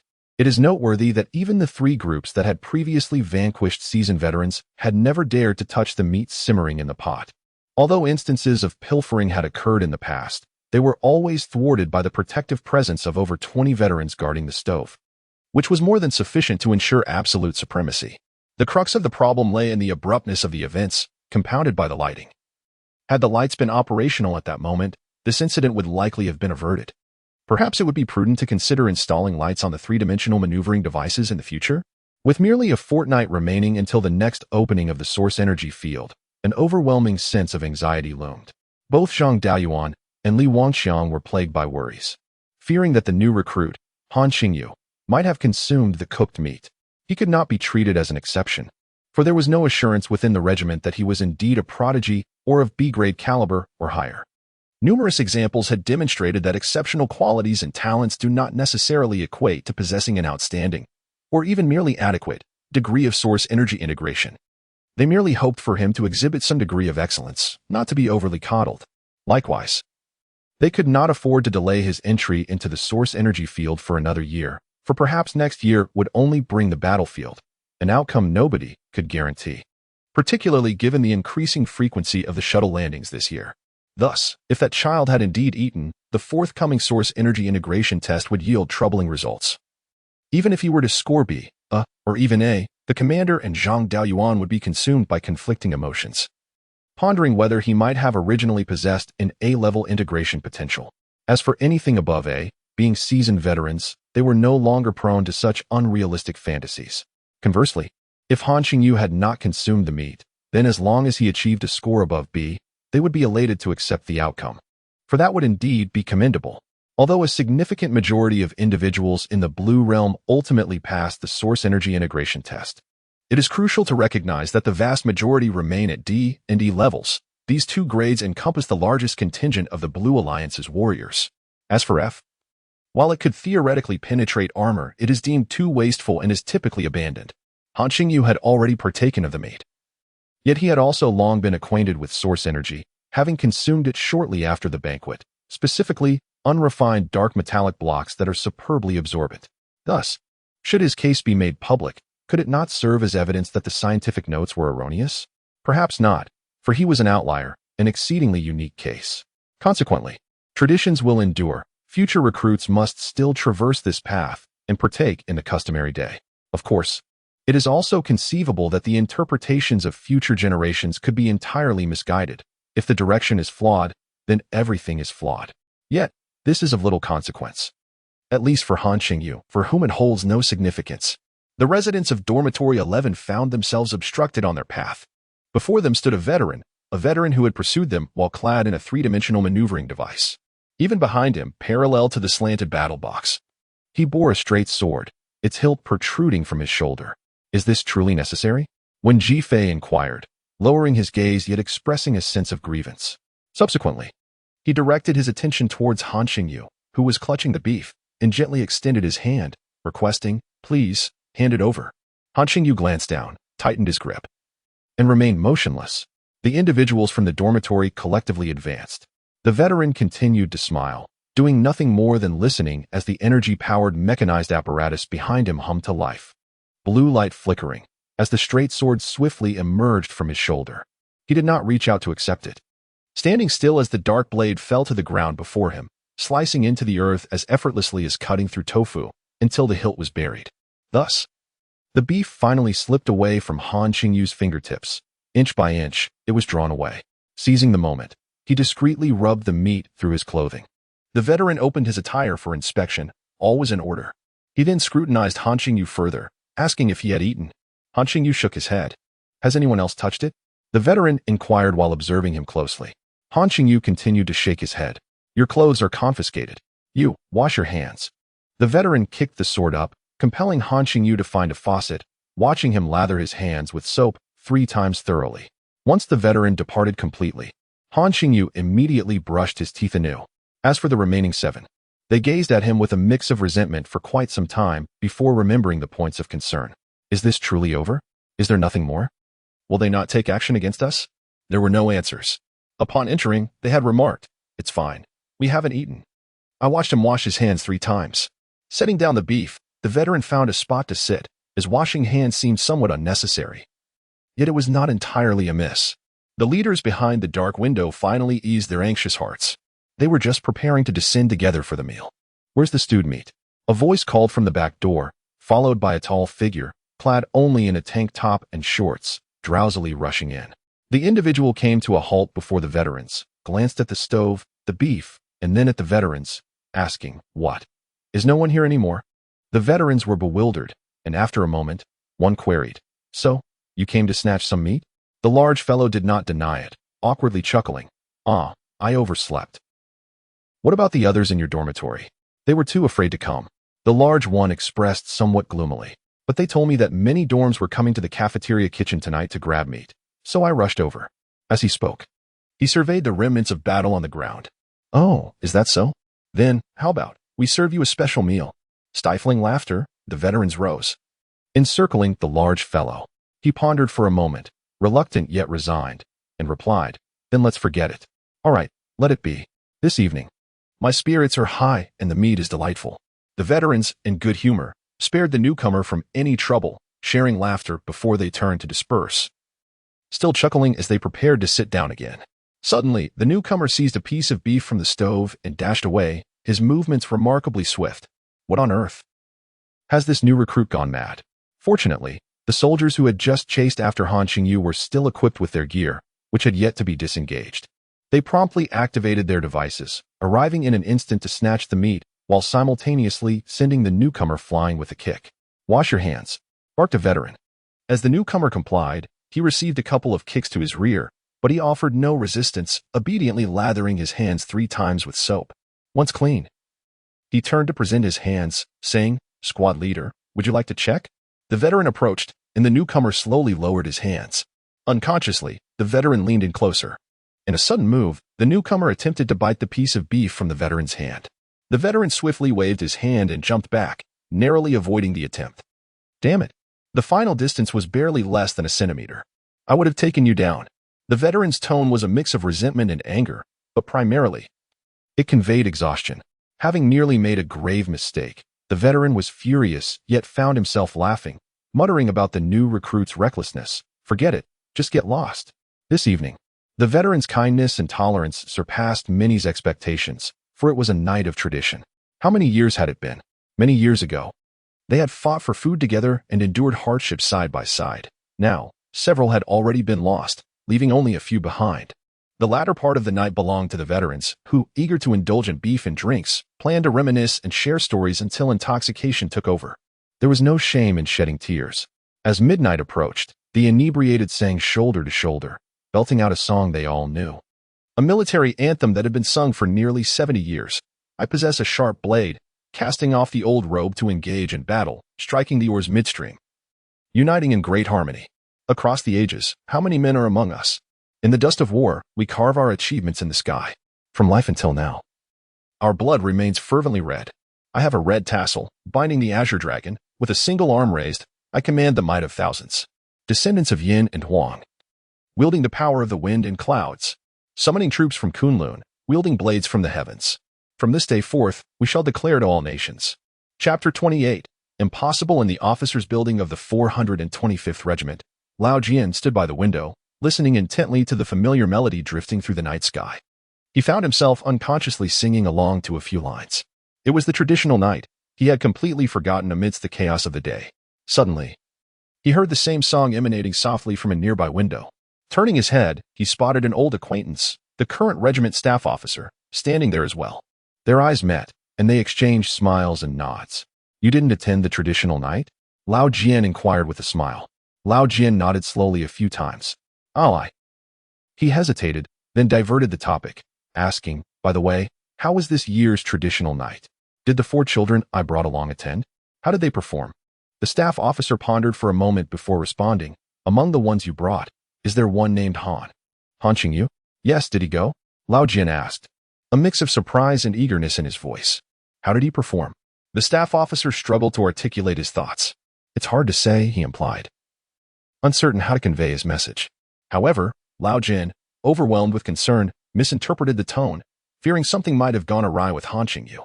That can't be. He is a good child, honest and filial. Is he? The staff officer questioned, somewhat perplexed. A knock echoed at the door. Lao Jian gestured to the staff officer and turned to answer it. He was not precisely confined or interrogated, aside from the initial few days of questioning and testing. He had spent the subsequent days in this suite, awaiting results. The door was not locked, nor was it guarded. He simply had not requested to leave. Upon opening the door, he encountered the regiment commander, Li Wangqiang, in feigned ignorance of the beef and yellow wine he held. Pretending not to realize it was the traditional night, he lamented to his former superior, why must you personally conduct the inquiry? I don't even know where things went awry. I've repeated myself countless times. You can't expect me to fabricate a story. Having served under Lao Jian for 9 years, Li Wangqiang recognized Lao Jian's pretense and entered the room, placing the beef and wine down. He had another matter to address, so he took the opportunity to say, It's not about the source energy block. That matter has precedence abroad. You and the squad can complete the procedures separately, and it should be settled without much fuss from above. Lao Jian nodded, though he couldn't quite say he felt any lighter. He had always harbored a deep trust in the 425th Regiment. Shall we eat and chat? Li Wangxiang raised an eyebrow. Why don't you go ahead? Lao Jian glanced at the beef and smiled. Otherwise, my heart is in turmoil, and I won't be able to eat, not knowing what trouble has arisen. Very well. Li Wangxiang said as he opened the wine, speaking in a calm manner. The night before you arrived, there was a rescue operation at the 700 supply station, correct? It had been some time since the incident, so Lao Jian was taken aback by the sudden mention. Yes, what about it? He replied. Li Wangxiang's expression turned serious. There was a bit of an issue. Oh, I see. So it pertains to the traces of the cleansing faction's activities at that time? Lao Jian, assuming a serious demeanor, inquired. Has the matter been investigated further? What is the situation? Yes, the investigation has been completed, and it involves the innocent individuals from the Purity Purgatory. Oh, those fools, Lao Jian scoffed. As for the Purity Purgatory organization, it was deemed rather primitive and crude, thus not held in high regard within the Azure Coalition. The true source of fear and concern for the Azure members stemmed from another faction of the cleansing group. Indeed. So this matter is not problematic, Li Wangxiang said, pouring wine. The problem lies in. I ask you, aside from assisting in the confrontation with Deathiron, did you also take the life of another? In truth, this inquiry was directed towards the attribution of that particular achievement, yet according to protocol. Li Wangxiang could not disclose this directly. Consequently, he lowered his head while pouring the wine, his tone serious. Suddenly, a weighty accusation fell upon Lao Jian, igniting his agitation. How could that be? I, the captain. He felt a tinge of grievance. I was merely aiding in the fight against Deathiron, holding my ground. I even coughed up several pounds of blood afterward. If you don't believe me, ask the medical staff. Whether or not it happened is irrelevant. Why are you getting so worked up? You sustained injuries yet still held your ground, and now you have the audacity to mention spitting blood. Are you seeking praise or reprimand? It was merely a process of elimination. Li Wangxiang, in his capacity as the former captain, offered a few admonitions before looking at Lao Jian and asking, did you happen to see anyone else lurking about at that time? At that moment, I did not. Lao Jian rubbed his nose in front of his former superior, pondering cautiously as he sat down, asking, could it be that a comrade met an untimely demise? The captain replied, the soldiers fell in battle, succumbing to two individuals from Purity Purgatory once their source energy was depleted. This matter has been clarified. Lao Jian nodded gravely. And then, Li Wangxiang took a sip of wine, exhaling softly. Then, the two from Purity Purgatory were also eliminated. They were neither from the 700 Reserve Station nor the 764 area team, and now you say they are not from you. It turned out that it was not merely a heavy accusation but a significant achievement. Lao Jian momentarily froze, engaging in rapid contemplation, and suddenly blurted out, impossible. How could that be? What do you mean, impossible? Li Wangxiang had already sensed something amiss, and with that exclamation, he became even more certain. Do not lie to me. Our relationship spans a long time. You cannot deceive me. Besides, this is an achievement, not a wrongdoing. I know. Lao Jian took a swig of wine, tilting his head and frowning, but it is just impossible. Forget about whether it is possible or not. Just tell me. Lao Jian recounted the events of that evening, including his accompaniment of Han Qingyu and instructing the child to lie low. Upon hearing this, Li Wangxiang also exclaimed, impossible. How could that be? Exactly, Lao Jian replied. The notion that an ordinary 19-year-old had killed two combatants from the Purity Purgatory 7th generation apparatus was something they could neither comprehend nor accept. Then, let us take our time to investigate further. Let us first indulge in some spirits, Li Wangxiang suggested, his voice resonating with nostalgia. It has been several years since the two of them had engaged in a meaningful conversation. Li Wangxiang, now the commander of the 425th Regiment, was once the captain when Lao Jian first stepped onto the battlefield. He filled their glasses and proposed a toast. Let us drink to the past. 3 rounds, shall we? Absolutely, Lao Jian responded with an exuberant smile. By the way, Captain, I dare say you may not be able to outdrink me now. Their conversation meandered from reminiscences to their current circumstances. This batch of recruits seems quite large, Lao Jian observed. I recall when there were merely around 200 in a cohort. Now it's over 400. He nodded thoughtfully, acutely aware of the situation as a frontline combat leader. In recent years, his squad had engaged in combat only once or twice a year, but this year alone, They had already been deployed 4 times in the first 8 months, with casualties nearing a quarter of their number. The frequency of the shuttle incursions has significantly increased, Li Wangxiang remarked. Your 752 is currently among the most numerous in our regiment. However, other regiments have even greater numbers. We've undertaken 6 missions this year. Lowering his voice, Lao Jian inquired, has there been any assessment or statement from above? Not yet, Li Wangxiang replied, shaking his head. Oh, by the way, there has been a recent call from the higher-ups for officers not currently on the front line to donate energy sources. For what purpose? Lao Jian interjected, intrigued. For the new recruits' energy field tests. Have we really sunk so low? Lao Jian mused. Perhaps so, or it might just be the old men being stingy, Li Wangxiang quipped.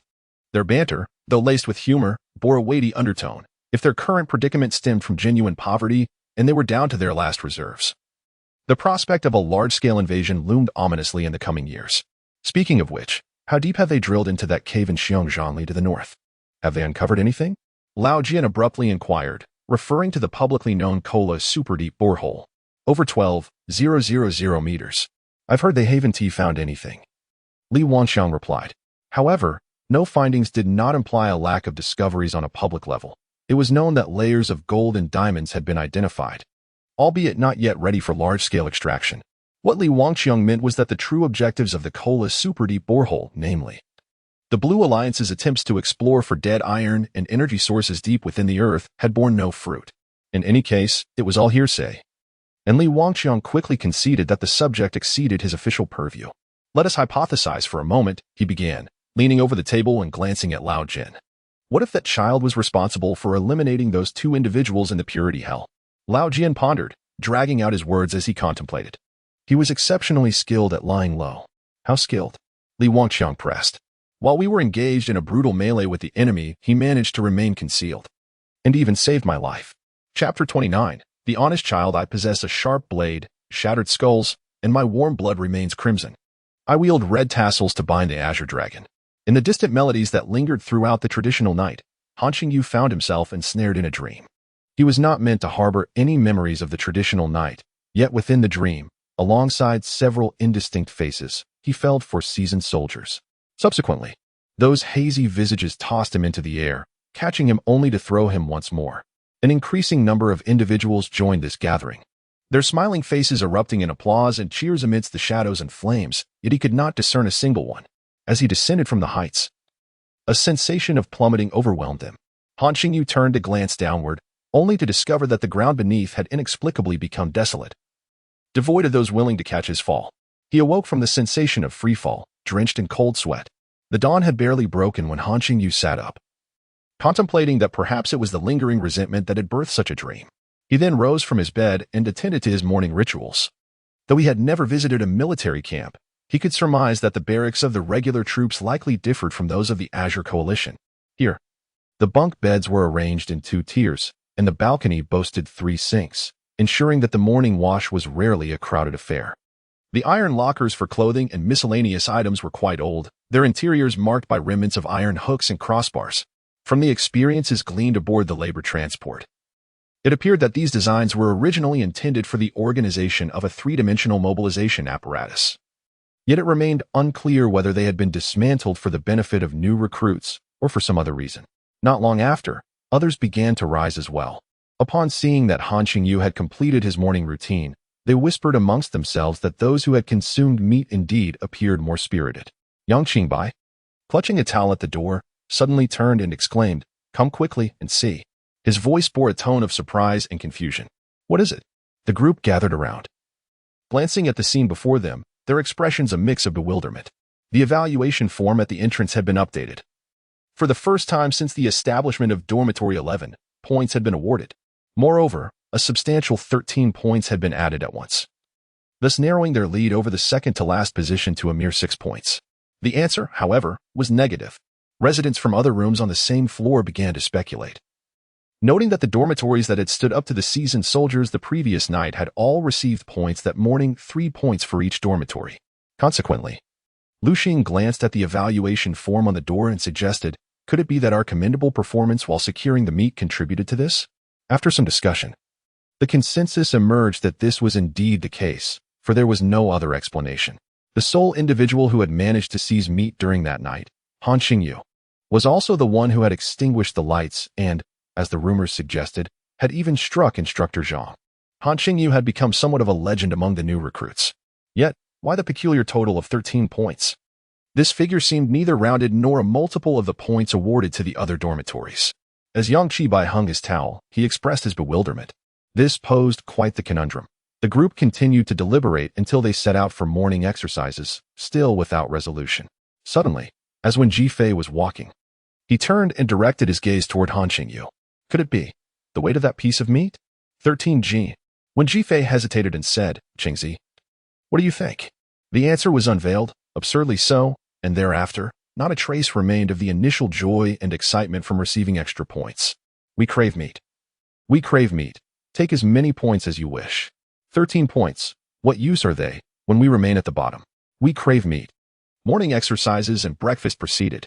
After the meal, with a little time left before training commenced, Han Qingyu seized the opportunity to send a letter, his first correspondence home since joining the military, and he had just received permission to do so. The envelope bore only his home address, unsealed. He handed the letter to the officer in charge, a female soldier.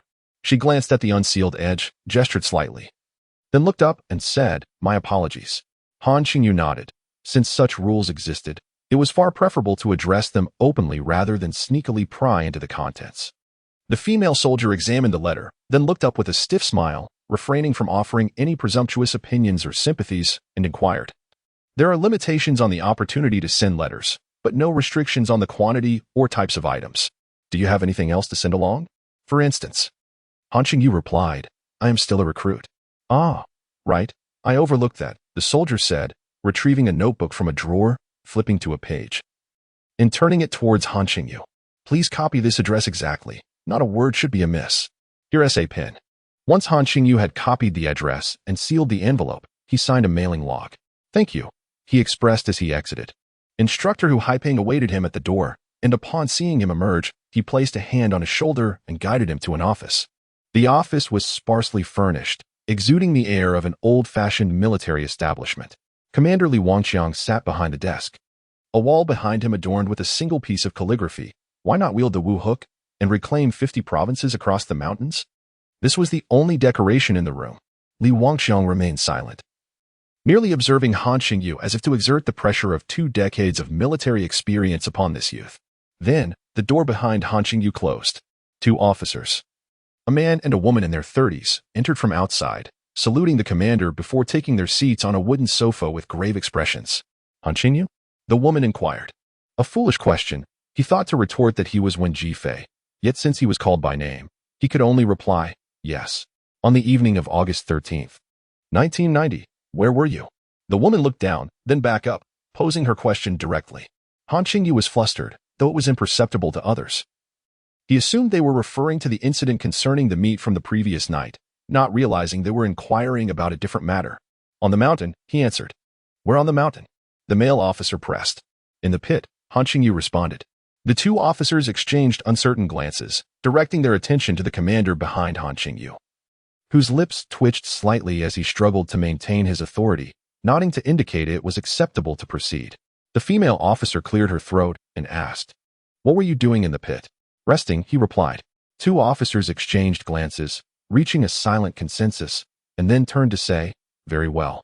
Why don't you recount the entire situation from that night? Those with frail psychological resilience might even reveal their deepest fears and concerns. Han Qingyu pondered earnestly before responding. At that moment, I first relieved myself, but then I felt there might be traces left behind, perhaps even an odor that could be detected. I didn't wish to linger near the spot where I had urinated, so one of the male soldiers seemed poised to slam the table, but hesitated and restrained himself, only raising his voice to say, There's no need for such details. Just get to the point.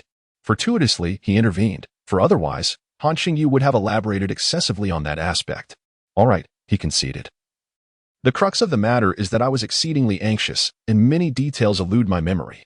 Perhaps it would be best if you ask questions and I provide the answers. You can't recall? The female officer raised her eyes to him, her gaze sharp and piercing. You can't recall even that? Han Qingyu replied, That I do remember. After a brief pause, the officers intensified their interrogation. How many? 2. How did you kill them? Surprise attack from behind. Where did the weapon come from? It belonged to the deceased. How many weapons? 2. What were they? A stiletto and a knife. Where were the fatal wounds? One at the back of the head, one at the nape.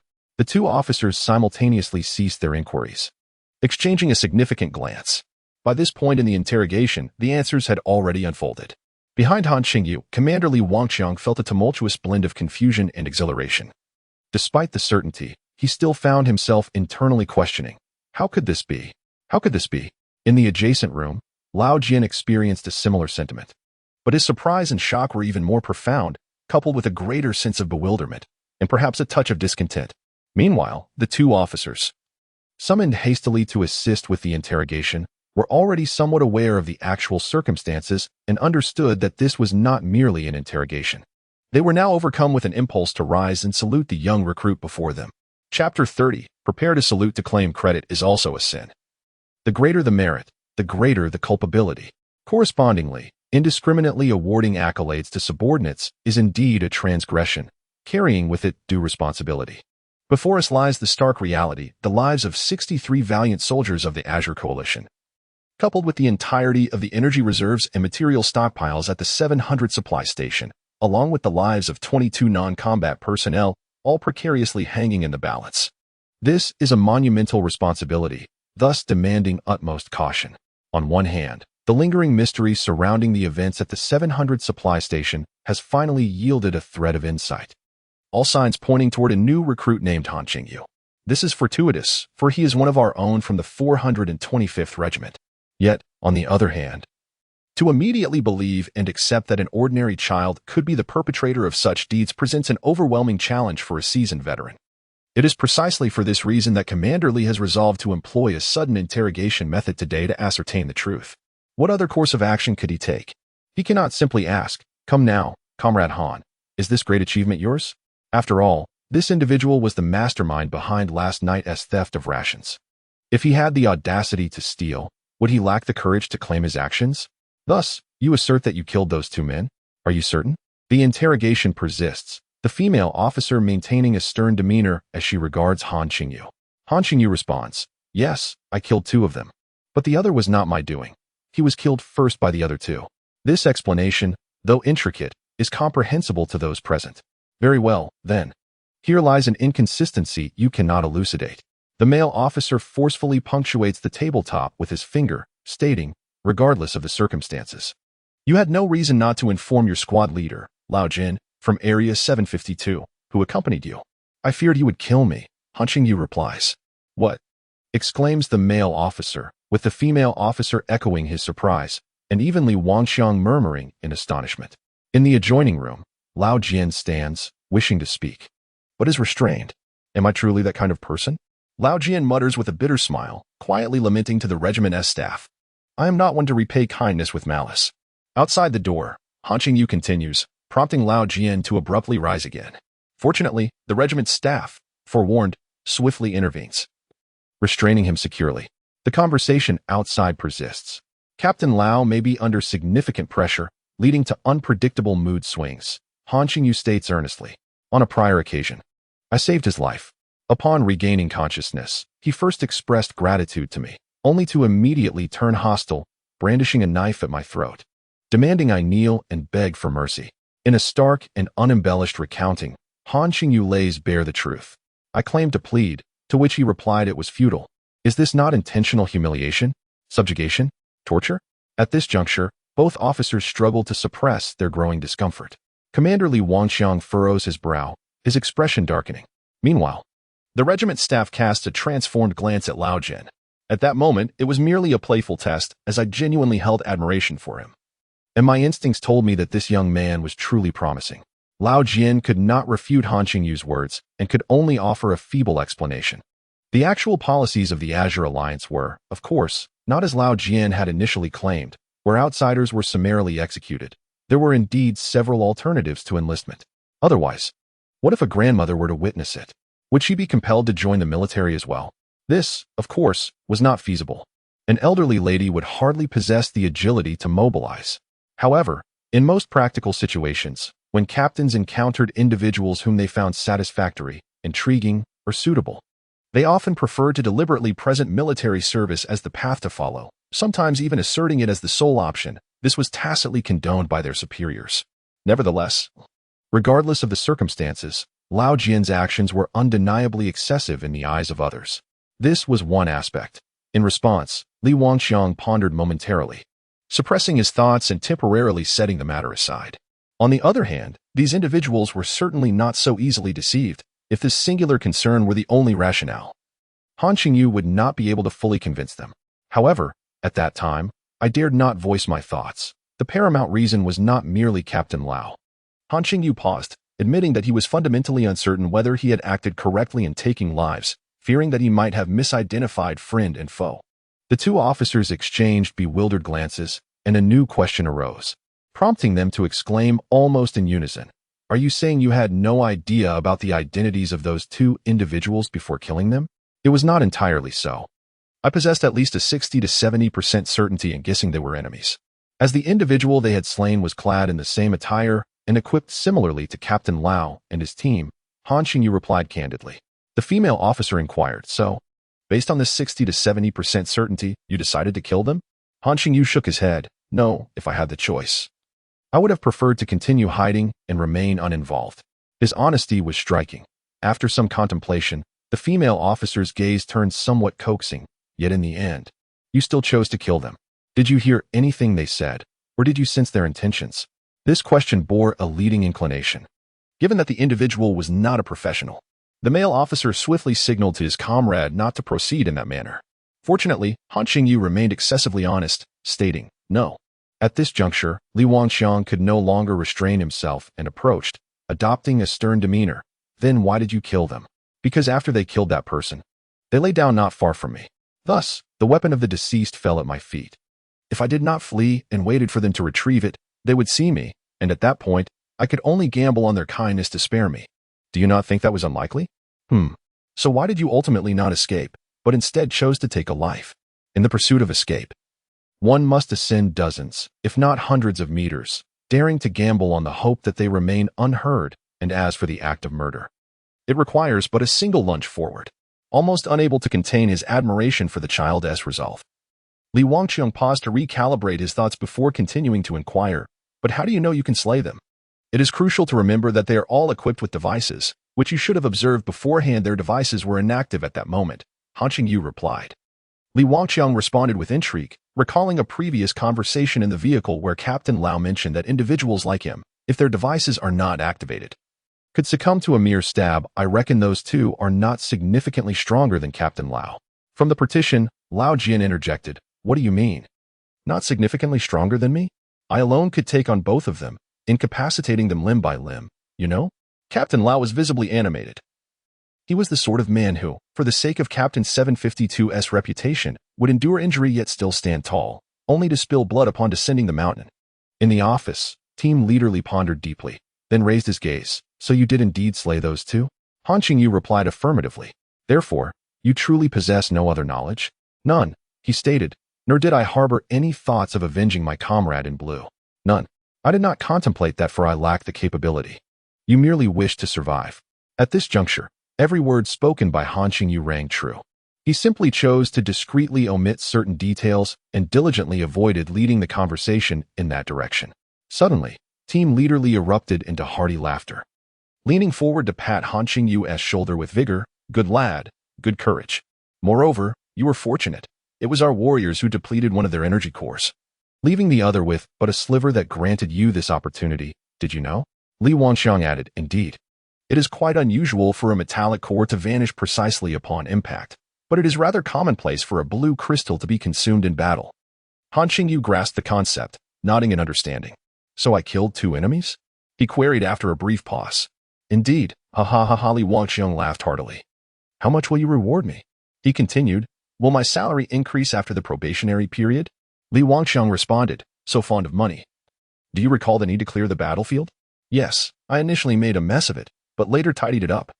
Han Qingyu replied in the same tone as before, addressing the most daunting question. Li Wangxiang clarified, "What I mean is, did you take anything with you?" "Ha ha ha ha, and then?"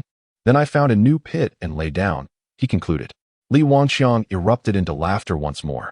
and the two officers responsible for the interrogation could no longer contain their amusement. With the interrogation concluded, they comprehended everything. As for Han Qingyu, he remained oblivious to the true extent of his actions. He simply felt as though he had passed yet another trial, and perhaps even had a small reward to savor. Subsequently, he promptly affixed his signature to the inquiry record, exclaiming with excitement, "Submit it and earn merit."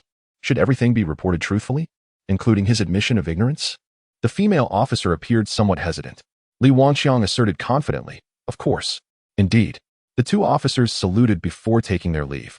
Lao Jian, standing nearby, felt a sense of pride and joy, primarily for Han Qingyu. That scoundrel, one matter at a time.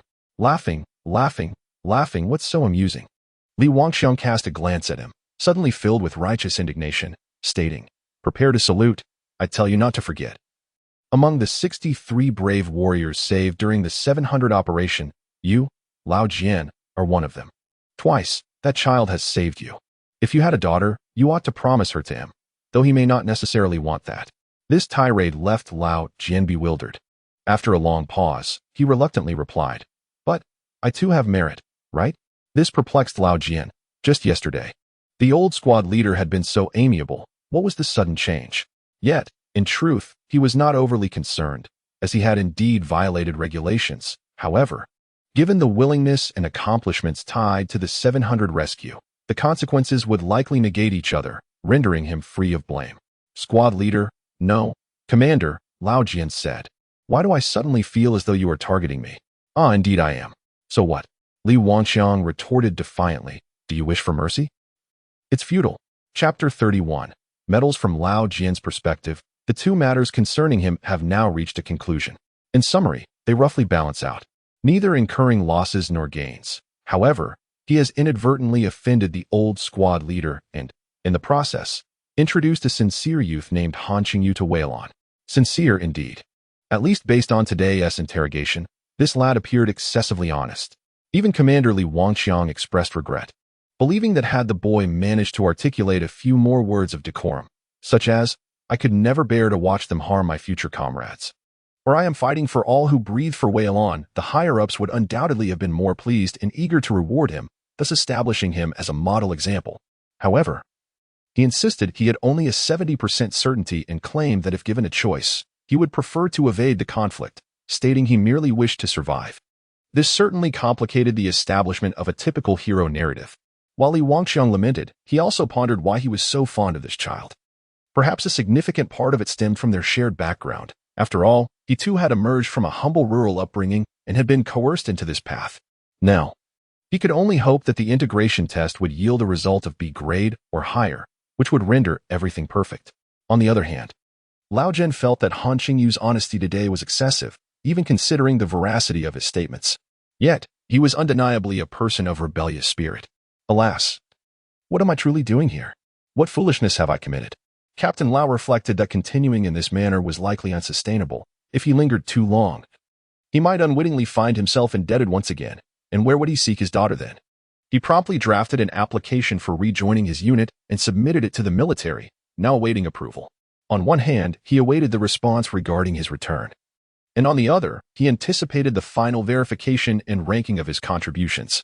Curiosity was unavoidable. In the office, Lao Jian, Commander Li, and several staff officers deliberated, remarking on the rarity of such significant achievements among the new recruits. The consensus was frugality. The supply distribution system of the Wei Lan Allied forces comprises two parts. The first is combat necessity, wherein soldiers report their battle losses monthly for review and resupply from the command. The second part, beyond combat needs, can be utilized for daily physical nurturing or special training, crucial for personal development and strength enhancement. They wondered what color of medal that child might ultimately receive. Someone in the office commented, "Well, if he only receives an iron medal, I will certainly protest at the military." Li Wangxiang spoke with an unmistakable tone of a parent unwilling to see their child wronged. The chief staff officer chuckled. What if he received something of substantial value? The implication was clear. Such banter was typically reserved for those unlikely to receive anything of worth, serving as a jest to tease others. The chief staff officer was intentionally adding to the discomfort of Commander Li and Lao Jian at that moment. Due to his remark, Lao Jian involuntarily reflected upon the 2 pieces of black iron he had steadfastly shouldered over the years, which he had painstakingly managed to carry. Li Wangxiang silently counted his own meager possessions, 1 copper and 3 iron pieces. At that moment, a staff officer abruptly inquired whether it was plausible for him to have remained untouched by the spoils of war. How could that be unreasonable? Lao Jian retorted, his agitation evident. What else should he have taken? A source energy block or a device? Did he comprehend their significance at that time? What utility would it have served him? His emotional response rendered the staff officer somewhat uncomfortable. Suddenly, Lao Jian found himself questioning why he was so protective of him, exclaiming inwardly that he was being foolish. The captain, feeling a bit helpless, raised his hand in an apologetic gesture towards an old acquaintance. Well, the child was simply frightened. He admitted as much. The entire assembly seemed to echo this sentiment, as the facts and rationale were indisputable, especially since he was a child of the 425 unit. No need for further explanation, Xiao Lu interjected casually, asserting that the matter posed no issue at all. In fact, we ought to be grateful he took nothing, the commander. Li Wangxiang concluded with a smile, adding an element of intrigue. This perspective was somewhat convoluted, yet as the crowd considered it, a sense of unease settled in. Had circumstances been different, a loud explosion could have claimed his life. Captain Li turned to Lao Jian and remarked, "Do you understand? Thus, this could be deemed an act of mercy. Is that permissible? Can it be forcefully interpreted in such a manner?" Lao Jian was on the verge of exasperation. Outside the training ground, there stood a 3-story building designated for the instructor's accommodation, allowing them to observe the training activities at any moment. The chief instructor, Zhang Daoan, held his office on the 2nd floor. When Jifei was passing through the lower levels, as training was about to commence, and with Qingyu having been called away, he wandered alone, preparing to head to the training field. "Hey, that new recruit," Zhang Daoan called out from the window above. When Jifei pretended not to hear and continued walking. "Hey, that pestilential recruit." Zhang Daoan, fumbling his words, noticed when Jifei quickening his pace and promptly corrected himself, shouting, "Recruit when Jifei, stand at attention, about face, and look up." With his name called, when Jifei had no choice but to comply, saluting and awkwardly glancing upwards. "Good day, Chief Instructor Zhang. You called for me. Don't play coy with me." "You did that on purpose," Zhang Daoan replied, seemingly in a rare good mood today. Smiling as he continued, "I knew you would try to flee before calling you. Am I right?" When Jifei responded, saluting and declaring loudly, "It is my honor not to disappoint the Chief Instructor." Zhang Daoan paused, somewhat taken aback. "You appear rather cheerful. What logic is this?" "Report to the Chief Instructor. You anticipated I would run, and I indeed ran as you wished," when Jifei proclaimed with the spirited demeanor expected of a soldier. His tone marked by a rhythmic cadence. I believe this could also be regarded as a form of obedience. Chapter 32.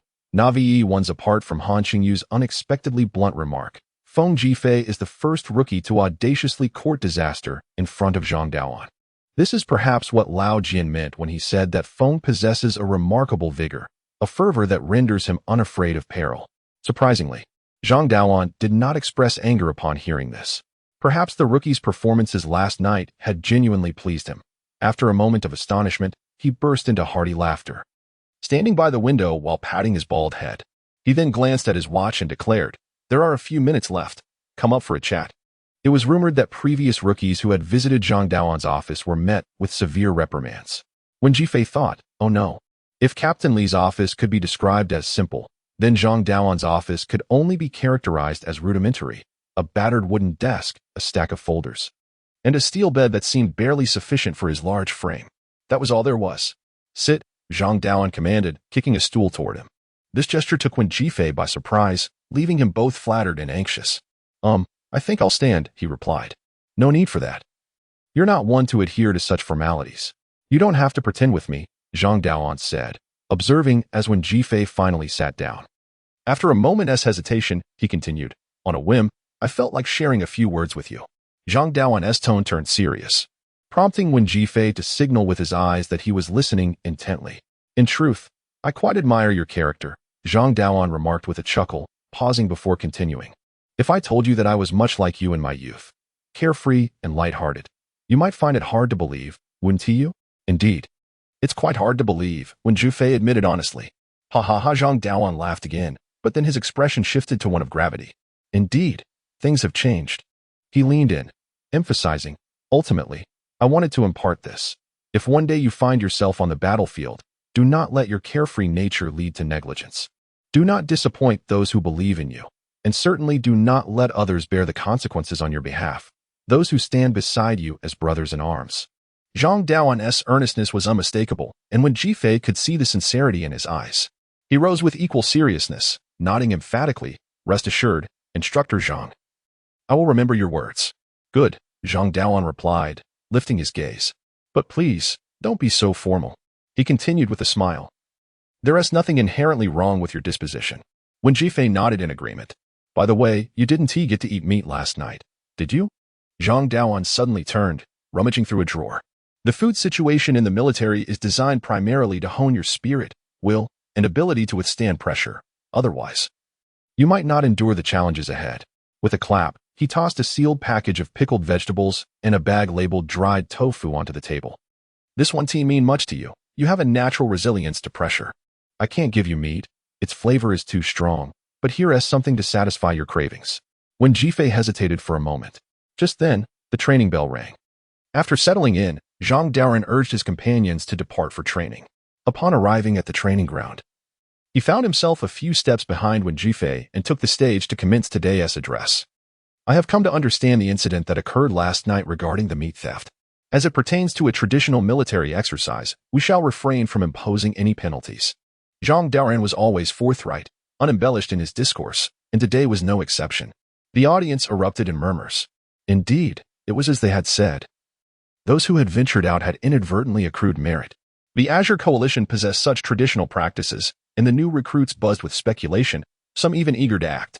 The dietary concerns during the initial training phase were indeed crucial components of the new recruits regimen, unwaveringly enforced except during traditional nights. However, I now harbor substantial doubts regarding your adherence to these rules and pride. The recruits fell into a hush. When Jifei's expression spoke volumes, could this even be permissible? Many pondered this, yet none dared to voice their skepticism. On the first day, demonstrating the training, I was at a loss for a target. Thus, whoever was found with food would serve as today's living target. After stating this, Zhang Daoan descended from the stage, his face impassive.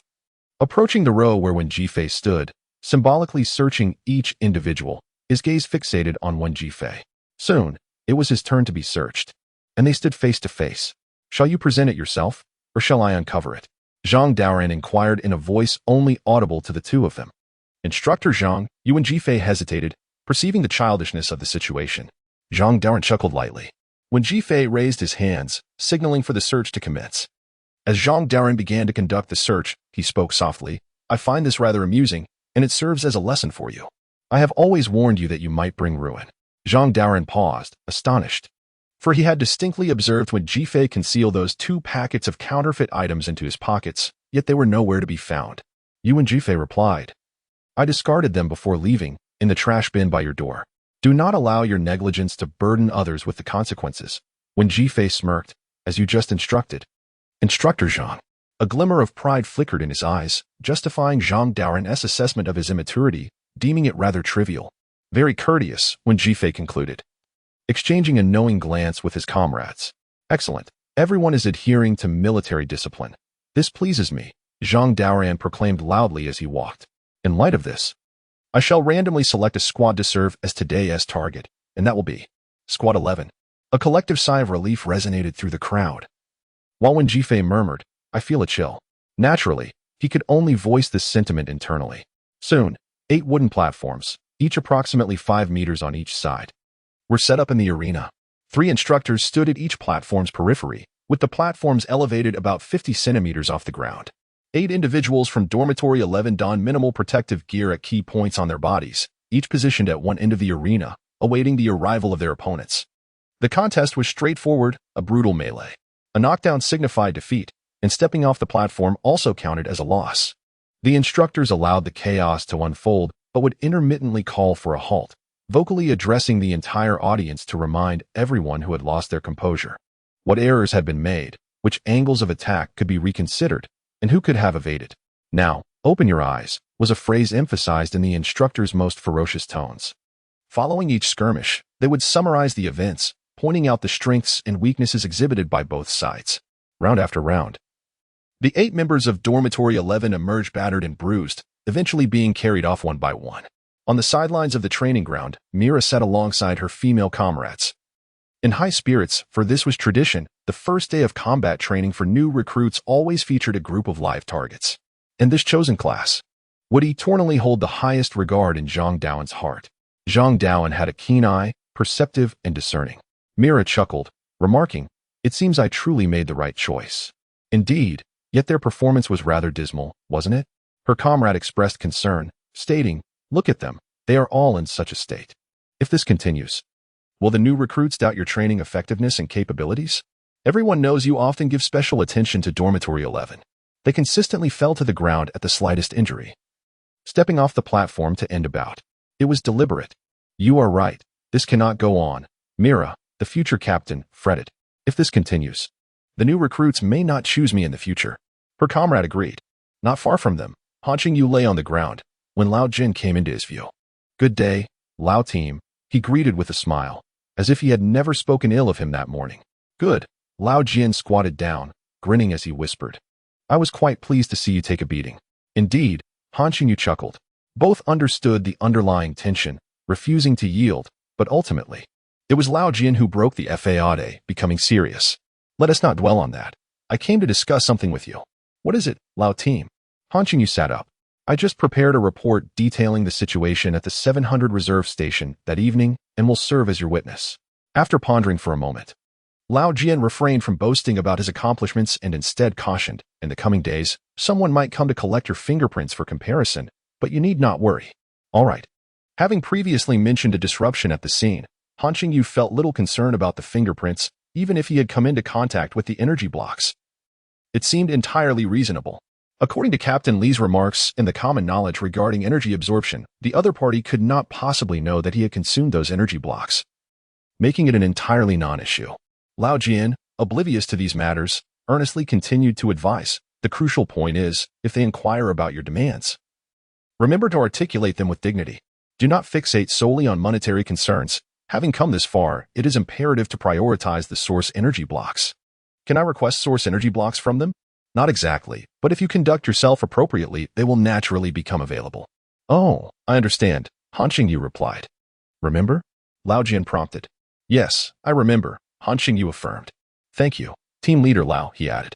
"Spare me the pleasantries," Lao Jian remarked before rising to leave. "Do not always strive to confront challenges head-on. You are not built for that," Han Qingyu called after him. "Rubbish. I am formidable," Lao Jian retorted, dismissing the comment. The exchange was brief and went largely unnoticed by those nearby. However, Mira observed the interaction from a distance, realizing with alarm that Lao Jian was indeed the team leader. "Oh dear, he seems to be Han Qingyu's recommender as well." Mira strongly suspected that Lao Jian was laying the groundwork for future team member recruitment, attempting to win Han Qingyu over. "Oh no, my best ally might be snatched away. What should I do?" The future team leader Mira panicked, grasping her comrade's arm in distress. That is the former captain, whose strength is likely formidable, and they are old acquaintances. "How can I possibly compete with that?" "You might have to explore alternative avenues," her female comrade suggested hesitantly. "Isn't that what you were implying earlier?" That afternoon, after lunch, during a brief respite, the 8 weary souls of Dormitory 11 lay sprawled on their beds in a state of lamentation. Mira entered, placing 2 specially formulated ointments for combat personnel on the table, saying, "You should apply this to one another." In an instant, the groans from Dormitory 11 intensified, as if each individual were on the brink of death, unable to move. Yet, Mira did not offer to assist as they had hoped. Instead, she casually stated, "The faucet in my room is broken, and I'm covered in dust. May I use your shower?" The groan ceased abruptly, leaving Dormitory 11 enveloped in a palpable silence, punctuated only by the distinct sound of hearts pounding thud, thud, thud, with a cacophony of anxious beats. Chapter 33. Additional training, shall we? Mira stands at an impressive height of 177 meters, her flat abdomen and long legs, evident even when clad in military trousers, accentuate her physique. This is significant. The graceful curves and contours of her form render her voluptuous features neither cumbersome nor overwhelming. At the age of 27, she embodies a distinct allure for the young boys of the 11th dormitory, presenting a different kind of attraction compared to their contemporaries, one that is more direct, imbued with a sense of taboo and conquest. Moreover, her tousled, golden brown short hair, exotic eyes, alabaster skin, and delicate features only enhance her appeal. Even the slight roughness of her facial skin, a result of years spent battling and training under the sun, coupled with the occasional sweat stains, seems to amplify her wild charm. The only lamentable aspect may be her level of reasoning and logic. Given the international nature of the Azure Alliance, foreign faces within the Wuxia army are not uncommon. Mira hails from a small Eastern European nation. Her parents were accompanying officials of the Alliance stationed with the Wuxia army. Consequently, she speaks fluent Mandarin and has served in the Wuxia military for 9 years, rotating through 4 different squads and holding the position of deputy leader for 4 years. Her aspiration is to become the first female captain in the history of the Wuxia army. This dream, conceived when she was just 18, has driven her relentless efforts. Despite numerous setbacks, until this year, when it seems the higher-ups have finally taken pity on her. However, the formation model of the Azure Alliance's regional squads is exceptionally harsh. The foremost priority is to trust, believe in, and be willing to fight alongside one's comrades. This is crucial for a team that constantly flirts with life and death, hence the principle of voluntary and reciprocal selection is strictly adhered to. Thus, apart from the most common scenario where original squad members are directly promoted to captain, when a new captain is appointed to establish an entirely new squad, the process is often fraught with difficulty. The higher-ups will connect the new captain with potential deputy leaders, allowing for personal communication and selection of no more than 10 experienced warriors from former comrades. The remainder will primarily consist of either fresh recruits or the less desired veterans. In such circumstances, unless the new captain possesses sufficient credentials, strength, and renown, or is backed by a reputable team, challenges are inevitable. It is essential to understand that new recruits have options beyond the newly formed squads. They can also opt to join established teams as supplementary members. When it comes to life and death choices, most individuals clearly prefer to align themselves with those seasoned squads rich in history and combat experience. Some of these renowned regional teams reject numerous applicants annually, selecting only the best. In summary, this predicament weighs more heavily on Mira than on others, as she is a foreigner and a woman. Lacking the immediate prowess and accolades that would garner respect, distrust appears to be an inherent bias she must contend with. Within the room, there was only a rack designated for clean clothes. What about the garments you discarded? Mira inquired, stepping out of the restroom and peering inquisitively. Before her lay the dormitory, silent as the grave, yet pulsating with the fervent heartbeat of its occupants, each living life with fervor. We toss them on the floor. Sometimes, after a shower, we give them a quick rub. Most of the time, we enter unclad, came the calm and steady responses, for they feared that any wavering in their voices might betray their composure. Well, that simply won't do. With a soft click, the door sealed shut. A deep breath was taken. The sound of water soon echoed. The iron showerhead in the new recruit's restroom was coarse, akin to a subpar blacksmith's handiwork, unrefined and robust. The water gushed forth with great force, filling the air with a vigorous sound. It was only when someone stood beneath the nozzle that the water's sound transformed into a gentle patter, a soothing cascade. A delicate drip, sensations born from water coursing over skin. Imagination flowed unbidden, hazy yet irresistibly enticing. For Han Qingyu, this experience mirrored that of his peers. He too was merely a 19-year-old boy, unacquainted with the wider world, hailing from a secluded locale. Deep breaths were maintained. After a while, when Zhufei, his voice caught in his throat, inquired, "Are you all well?" "Shu," Lu Xiang murmured, eyes closed. "I am envisioning myself as water." Laughter was stifled by mutual accord. "And you, Qingzi?" I am contemplating a meal."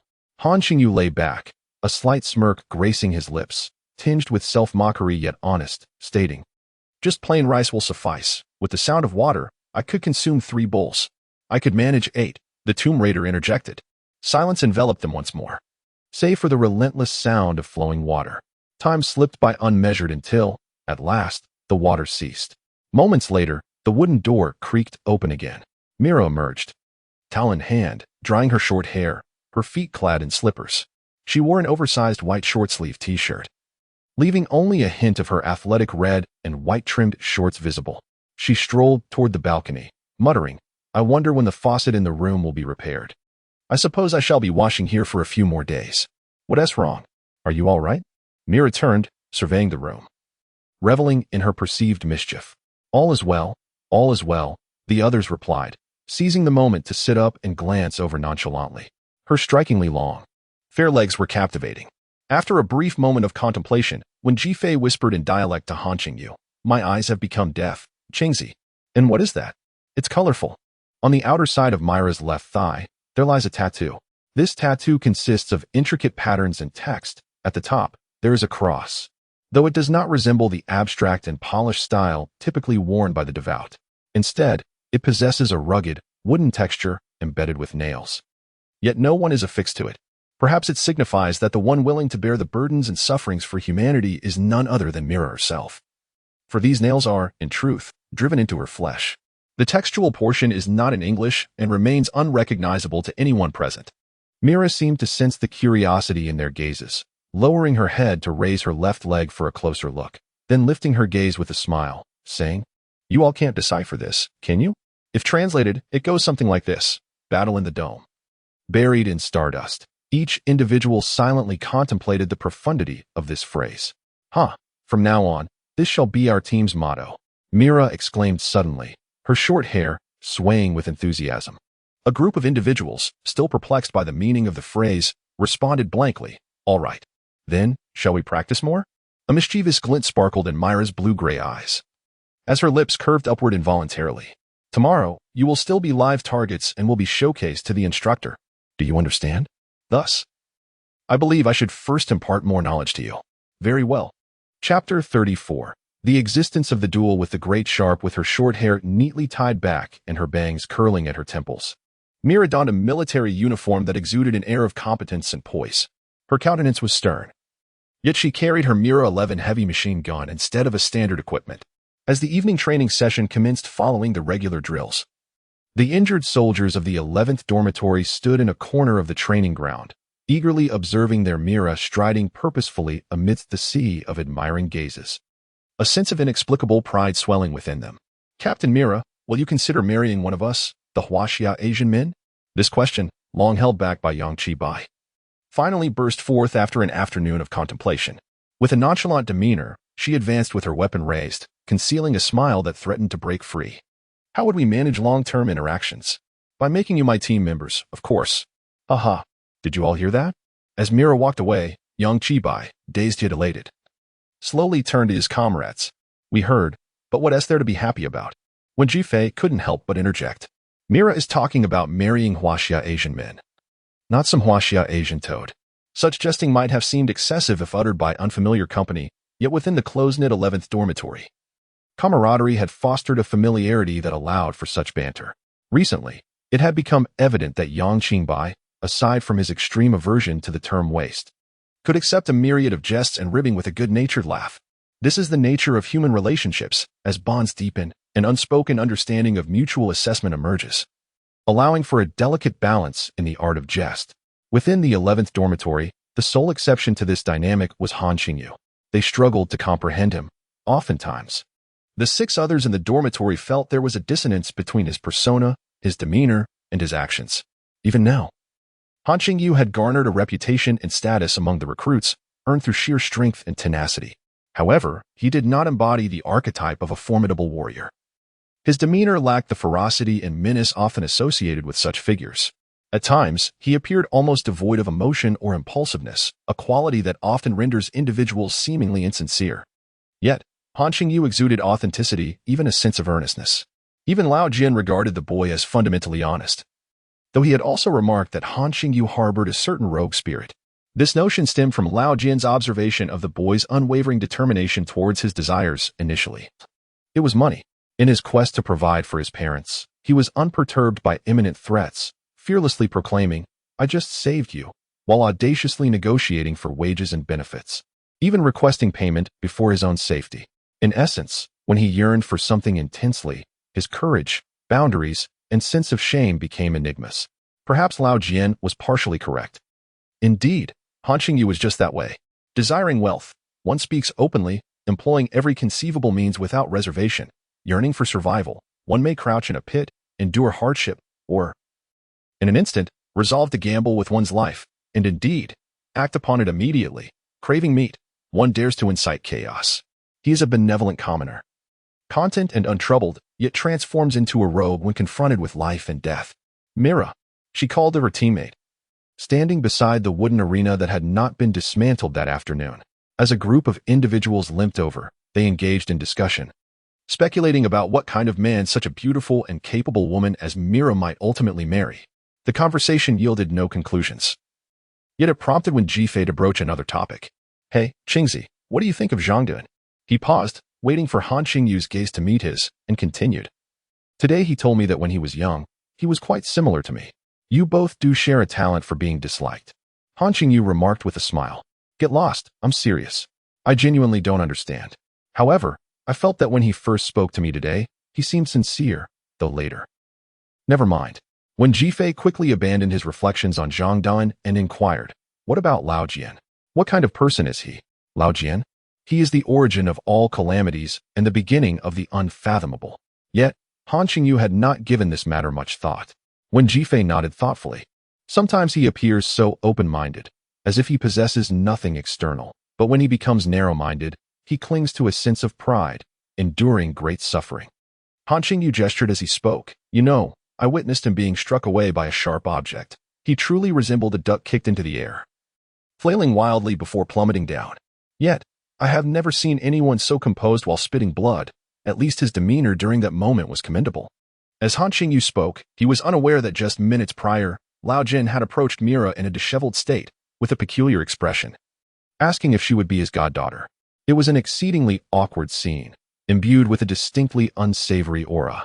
Mira furrowed her brow, regarded him, then elevated the barrel of her heavy machine gun, aiming it at him. Lao Jian fled in disarray. Meanwhile, the conversation continued. Wen Jifei chuckled and said, "What about Captain Li? You've been to his office. He is quite a good man." Han Qingyu held a favorable impression of Captain Li, for he evidently was a commander easily swayed and protective of his soldiers. "Oh, is that so? There's no sense of pressure at all?" "Yet. I heard he once fought a sharp object alone for 3 minutes. Wen Jifei remarked, always possessing a wealth of gossip. Han Qingyu's expression shifted to one of astonishment. 3 minutes? One-on-one. Indeed, that's what I've heard. Although it ended quite poorly for him, he truly held out for 3 minutes. Hard to imagine, isn't it? Wen Jifei turned his head to survey the vast training ground, and suddenly mused, "I find myself pondering, within our Azure Coalition, is there truly someone capable of confronting the formidable Deathiron one-on-one? I believe there might be." "What are you discussing?" Mira, leaning against the wooden platform, inquired with a smile as she approached unnoticed. "We're discussing, Captain, is there a warrior within our Azure Coalition strong enough to challenge Deathiron?" Without hesitation, Wen Jifei directed the question to Mira, his gaze fervent. "Does such a person exist?" Once this topic was broached, a wave of anticipation and longing washed over everyone. "Of course there is," Mira replied proudly, her eyes gazing northward. "The elder from our only witnessed legion is someone who could single-handedly vanquish Deathiron in his youth." She explained that this elder had served as the leader of 6 armies within the Wuxia tactical forces for over 2 decades, bearing the codename Goat in the Wuxia Front Council. And do not be misled by the name. The Goat is, in fact, one of the most combative creatures. But it's not just the elder, there are others as well. For instance, my father once told me about someone from our 9th Army.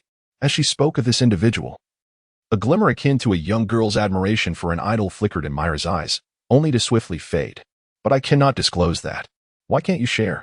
The newly initiated recruits of the Azure Coalition pressed, their curiosity piqued and dissatisfaction evident. "Simply put, it cannot be mentioned," Mira replied, a hint of panic in her voice, as if evading the topic. She turned and struck the wooden platform forcefully, declaring, "All right, let us focus. We must train earnestly." Yet, when she insisted on seriousness, Han Qingyu found his thoughts drifting.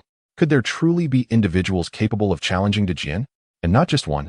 Myra's words unveiled yet another curtain in the sky before him, revealing a new world that stirred within him. It was inevitable, when young men first grasped a blade. Who among them did not indulge in fantasies of invincibility? However, Han Qingyu had been quietly seeking answers to a lingering question. What kind of being am I, truly? Furthermore, what would the source energy fusion test reveal about my situation? Chapter 35, Midterm Assessment at Times. The future captain feels that it might be prudent to adopt a gentler demeanor, as it tends to endear her to others. However, if she were to maintain such an approach indefinitely, it could inadvertently convey a lack of fortitude and reliability.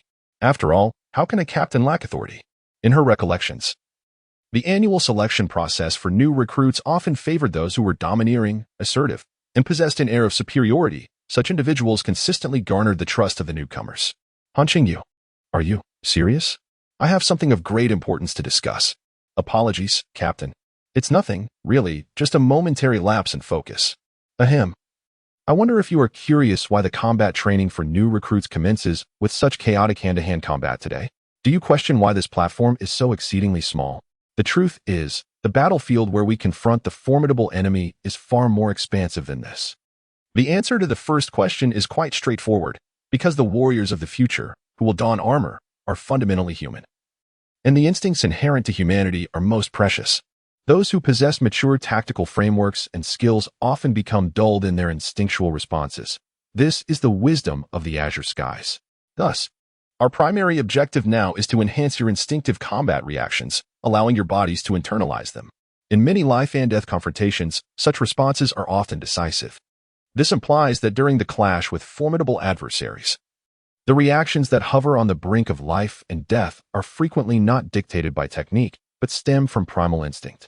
Observing the new recruit's earnestness, Mira gradually regained her sense of authority as a captain.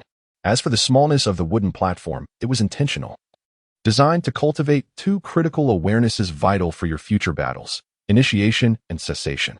Mira paused, her voice momentarily faltering. Cessation is essentially akin to breaking. Understood. Although our confrontations with formidable foes may seem unaffected by spatial constraints, the actual engagement range between us is exceedingly narrow and compact, so much so that it may be beyond your imagination. Therefore, each decision regarding the timing of your initiation, whether swift or slow, signifies the seizing or forfeiting of opportunity.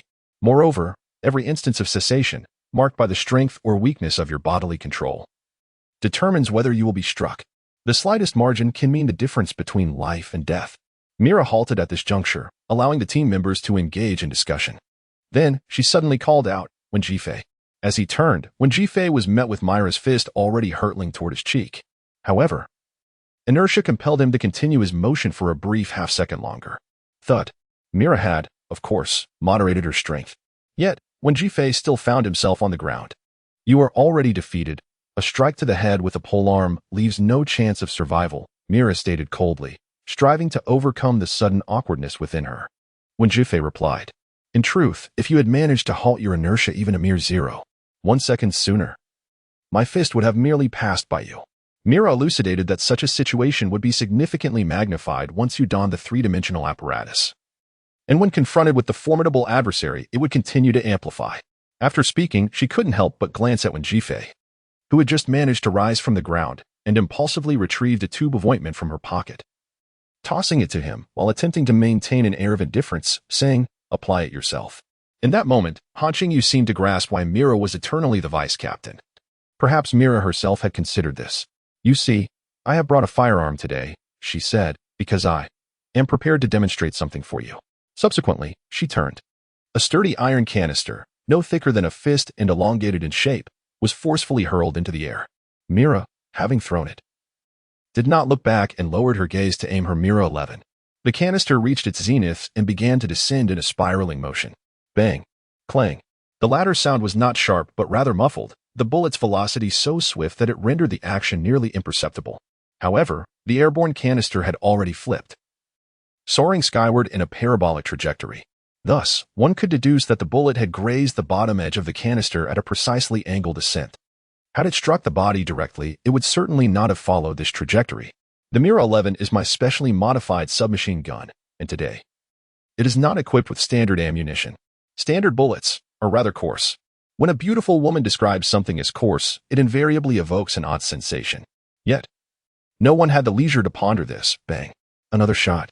The canister, now gradually descending from a distance, was sent soaring into the sky once more along the same trajectory. The Mira 11 typically fires in a 5-barrel salvo. Mira gestured slightly towards the barrel. Bang! Hitting the canister without destroying it is far more challenging than simply making contact. Bang! The full force of the Mira 11 is beyond the grasp of ordinary soldiers, and the majority of the Azure warriors lack such innate talent. Bang! The canister ascended, descended, and ascended again, growing ever more distant. Bang! Bang! Bang! At this moment on the training ground, nearly everyone gazed upwards, watching as Mira repeatedly sent the canister into the heavens. She might have propelled it over 1,000 meters. Bang! The final bullet struck the now diminutive, rigid canister in midair, causing it to explode. Mira stood, wielding her submachine gun with the barrel pointed skyward. The machine gun was of no use in the battle against the formidable adversary. But I am a warrior of the Azure Alliance, the Huaxia Front Army, 9th Army, the only one permitted and sanctioned to employ firearms in frontline combat. Here stands Mira Qiao, alongside my specially modified submachine gun, the 5-barreled super-heavy machine cannon, Mira 11. At the instant she concluded her statement, silence enveloped the arena. And the next moment, cheers erupted. For the new recruits, the spectacle Mira had just performed was truly staggering. As you may understand, neither my gun nor I can inflict harm upon the formidable adversary. Once the atmosphere finally settled, Mira, feeling somewhat awkward, began to elucidate her role to her comrades. However, I possess the ability to execute certain unique actions. Imagine, if you will, a large entity turning clockwise, simultaneously brandishing a sword in a sweeping motion.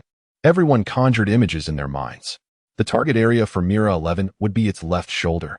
While it may not inflict lethal damage at a particular instant, at a minuscule angle, I have a fleeting opportunity of 0.1 seconds to apply a modicum of force in the same direction with my bullet upon its left shoulder. This slight force will cause its center of gravity to waver, subsequently resulting in a slight delay or deviation in its strike, a feat unattainable by an ordinary machine gun. Do you comprehend? It's akin to someone turning clockwise, and you give a gentle push to their left shoulder. Upon completing her explanation of her role on the battlefield, a seemingly minor contribution that could potentially save lives or hinder the convergence after the large entity's division, she displayed not a trace of pride. I do not wish for you to become like me, she stated. If possible, I would prefer that you seize the opportunity to deliver a decisive blow to the large entity at the same moment. The demonstration I just provided was merely to convey my understanding of combat against the large entity. Should the day come when you don the three-dimensional maneuvering apparatus, the very first sentence in bold red on the front page of the Source Energy three-dimensional combat manual you receive will read, "Do not leap, do not leap, do not leap." Due to the disparity in individual strength against the large entity, should we take to the air, our initiation and cessation will exhibit slight delays, rendering us targets. This is what you will learn in the future, but the key point I wish to impart is. Mira paused, emphasizing each word, angle, angle, angle. After conveying these insights, Mira ascended the platform and sparred with each team member. You're not bad. You've even knocked off my lipstick, she remarked. As the team took a moment to regroup for a meal, Mira approached Han Qingyu first, who hadn't noticed until then that their captain had wiped off her lipstick. Soon, the mid-training evaluation was upon them.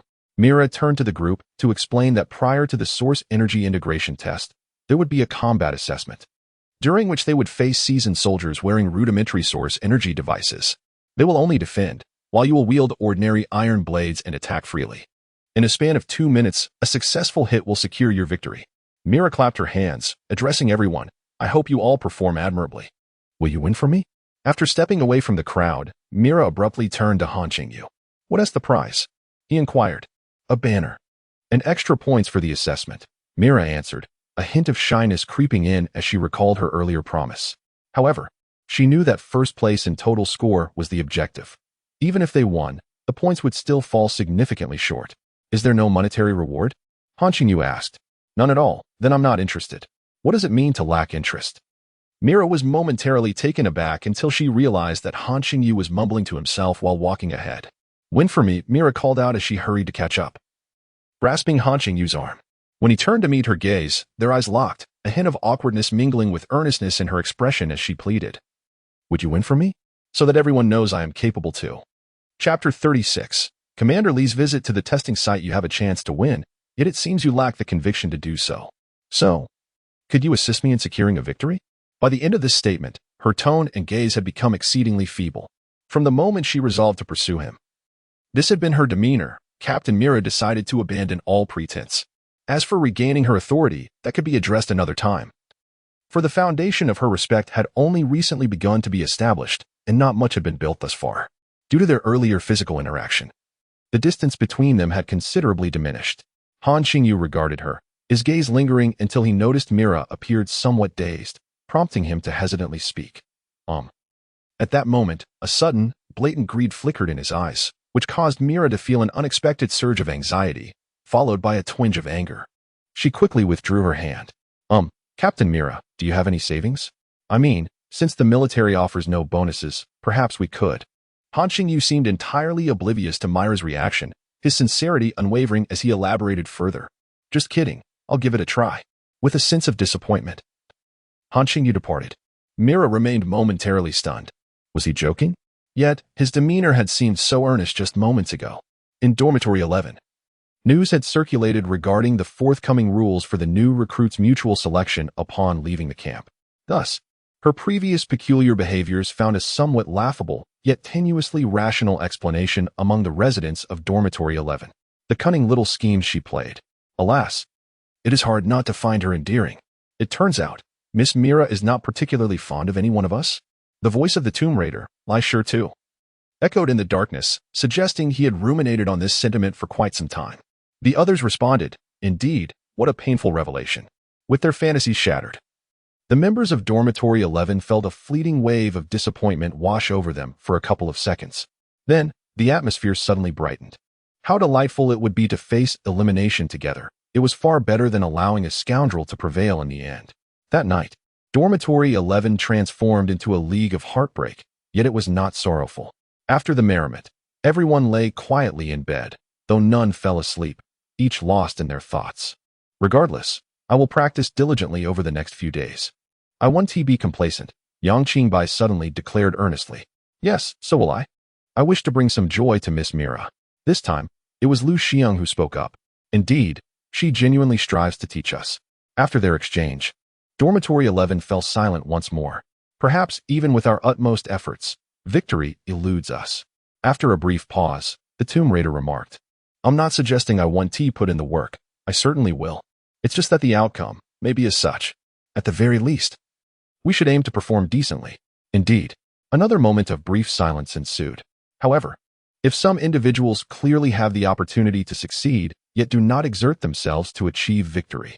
When Jifei cleared his throat and remarked, someone must know I am speaking of you, right?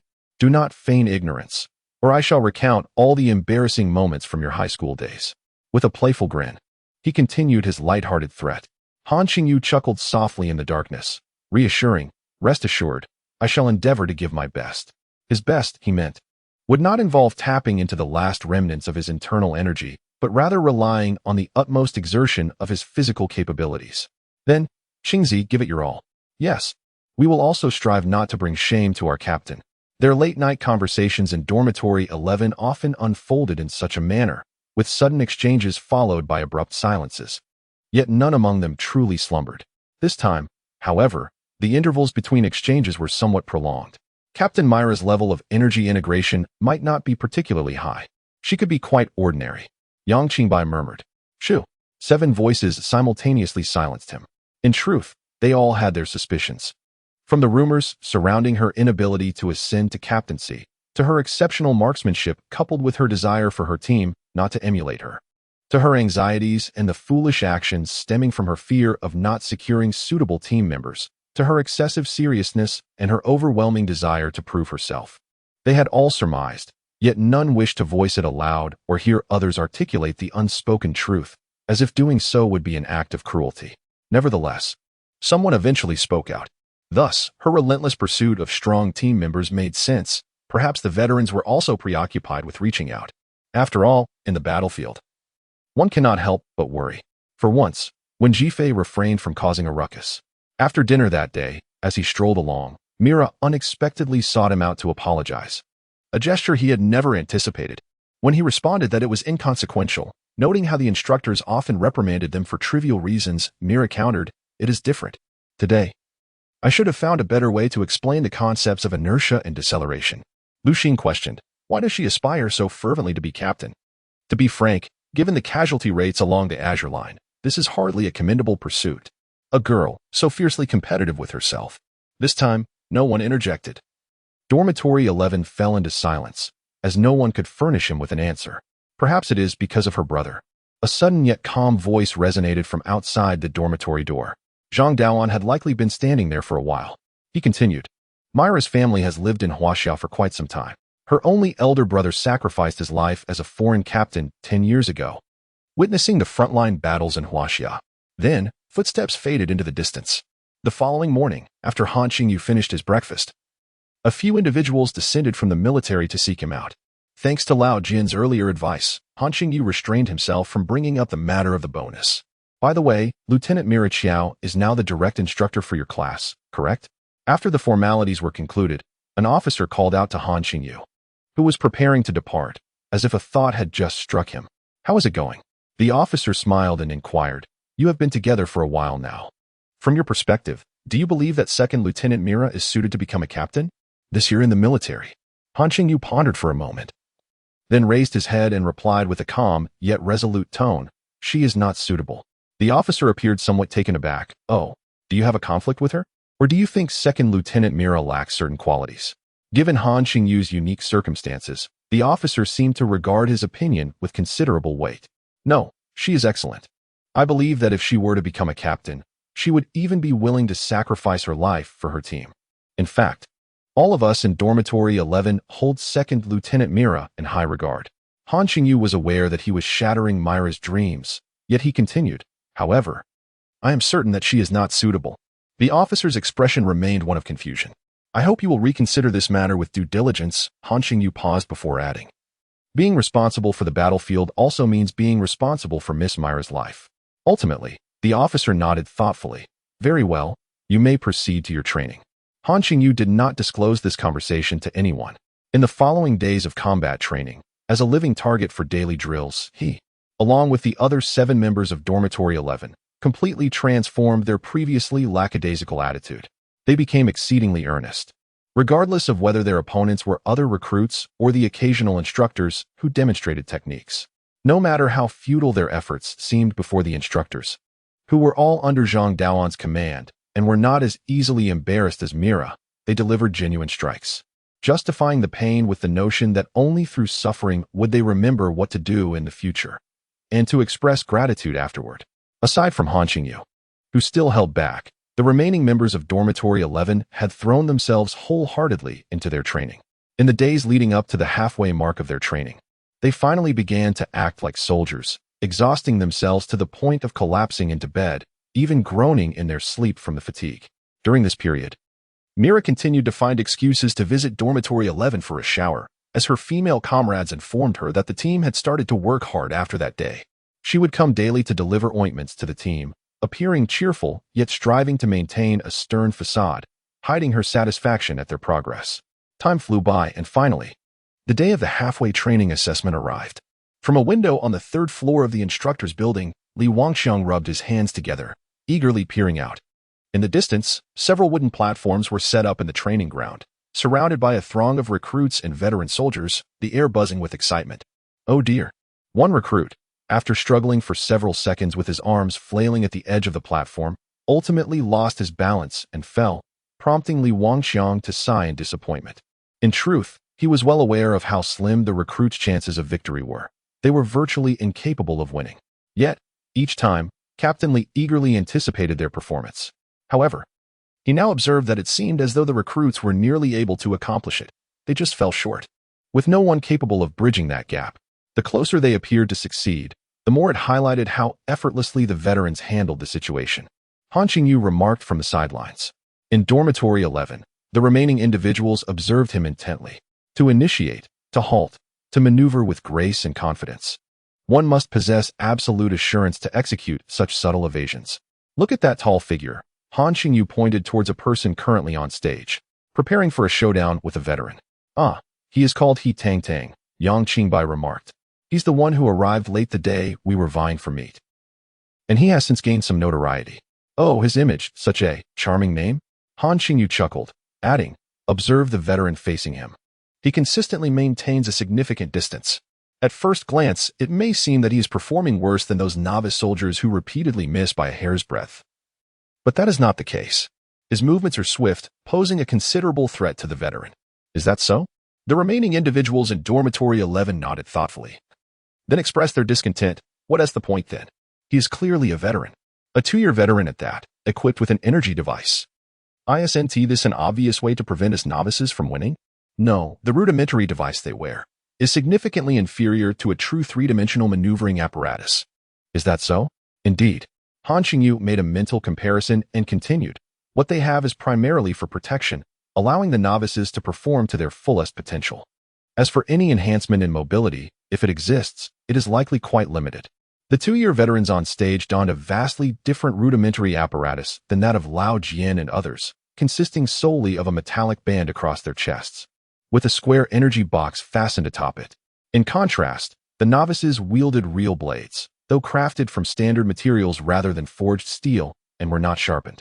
Prior to the assessment, Zhang Daoan had intentionally demonstrated the blade's capabilities, showcasing the weapon's resilience and its potential to fracture. It seemed he aimed to highlight the power of the energy three-dimensional maneuvering apparatus at this mid-training juncture. It's my turn. I'm up. Just as he spoke, the examiner announced the number. When Jifei squeezed through the crowd, handed his nameplate to the recorder seated nearby, and leaped onto the platform. He then stood there, motionless.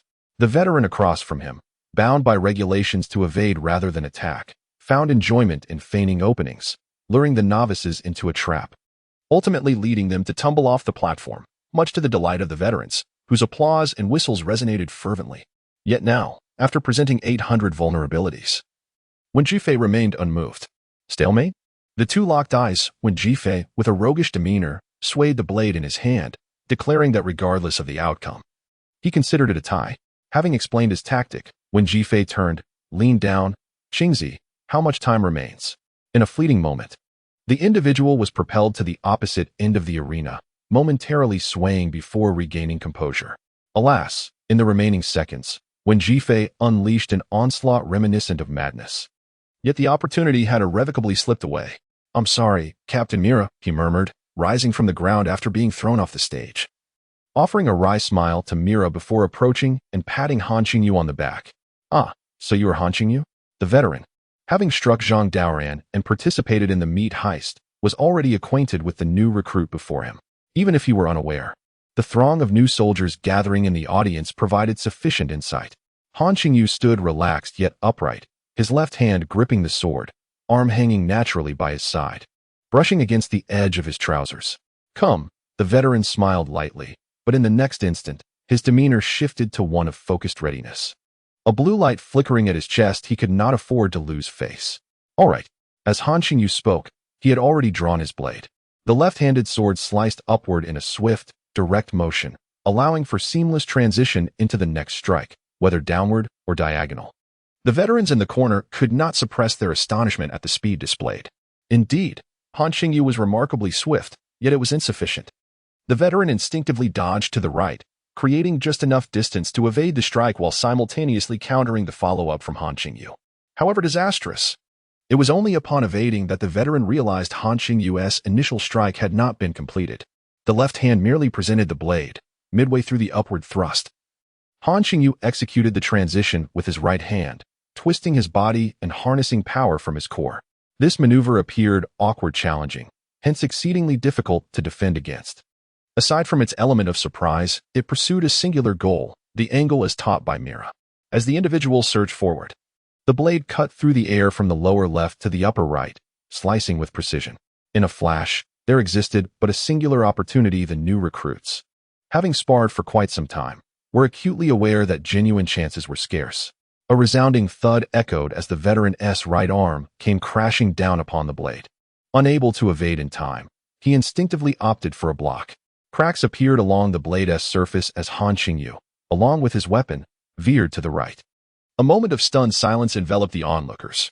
The gathered recruits suddenly erupted, pointing at the arena and shouting, foul. They were inclined to assert that a transgression had occurred, questioning whether it was not agreed that veterans would only evade and not attack. Was this indeed a block? Yet their protests remained unvoiced. For the battle atop the stage had not ceased. The blow from the veteran had forced Han Qingyu downward while simultaneously redirecting him to the right. Nevertheless, he still clutched the sword in a reverse grip, his forward momentum unabated. With a swift, elongated sound, Han Qingyu propelled himself forward, twisting with all his might, his right foot gliding along the ground while his left foot exerted force. Thus, he sliced through the veteran's waist in a streamlined motion. The sound that resonated was that of a blade grazing the waist of an old soldier. As the noise subsided, Han Qingyu stumbled, barely managing to maintain his stance at the opposite end of the arena.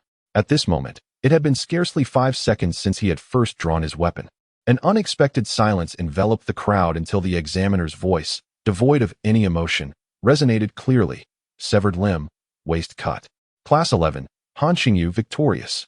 Meanwhile, in the instructor's building, Li Wanxiang grasped half of a window he had inadvertently dislodged. What are you staring at? Shouldn't you be organizing the tasks for the regiment? He demanded. Arrange for a vehicle for me. Yes, his subordinate responded promptly. I must accompany this batch of new recruits to the testing site tomorrow. Li Wanxiang then briefed several regimental staff members, stating, listen closely. Tonight, I will ascend to the spirit wall of the 9th Army Mountain to seek a favor from my old comrades. If this child's results fall below a C grade, my life will be forever severed from theirs. Should he achieve a B grade or above, I shall treat them to a celebration of drinks lasting 3 days and nights. Chapter 37. Your Stardust on the road. Commander Li has gone to intimidate his old comrades. In the office, everyone is in high spirits, chatting and joking, openly discussing the matter behind his back. In truth, it is not merely jest, he is genuinely elated. Yet there are certain sentiments he cannot articulate, which compels him to seek out his old friends from the 425th Regiment to boast. The Chief of Staff chuckles softly and interjects. Oh, I see. The others ponder the usual unassuming demeanor of Commander Li, speculating that his unexpressed feelings may not be due to an inability to articulate them, but rather because even if he did, they would not fully comprehend, or at least not to a significant extent. The Chief of Staff continues, yes, it might also be a matter of nervousness. Did you not notice? Aside from his joy, the commander was quite tense. Indeed, in retrospect, it is evident that he was apprehensive. It is not surprising, the Chief of Staff nods. A hint of nostalgia in his tone as he elaborates, after all, our 425 has once boasted a red chalkboard, renowned throughout the entire Huaxia Yafang army. But then it faded away, falling into decline. Oldly, having spent over 20 years here and having taken command of the 425 for 5 years now, faces a pivotal moment. Whether 425 can rise again under his leadership largely hinges on the coming days. Having calmly uttered this, the Chief of Staff discreetly clenches his slightly trembling hands, a reflection of his own excitement and anxiety, and pockets them as he steps out to inspect the preparations for tomorrow's testing grounds.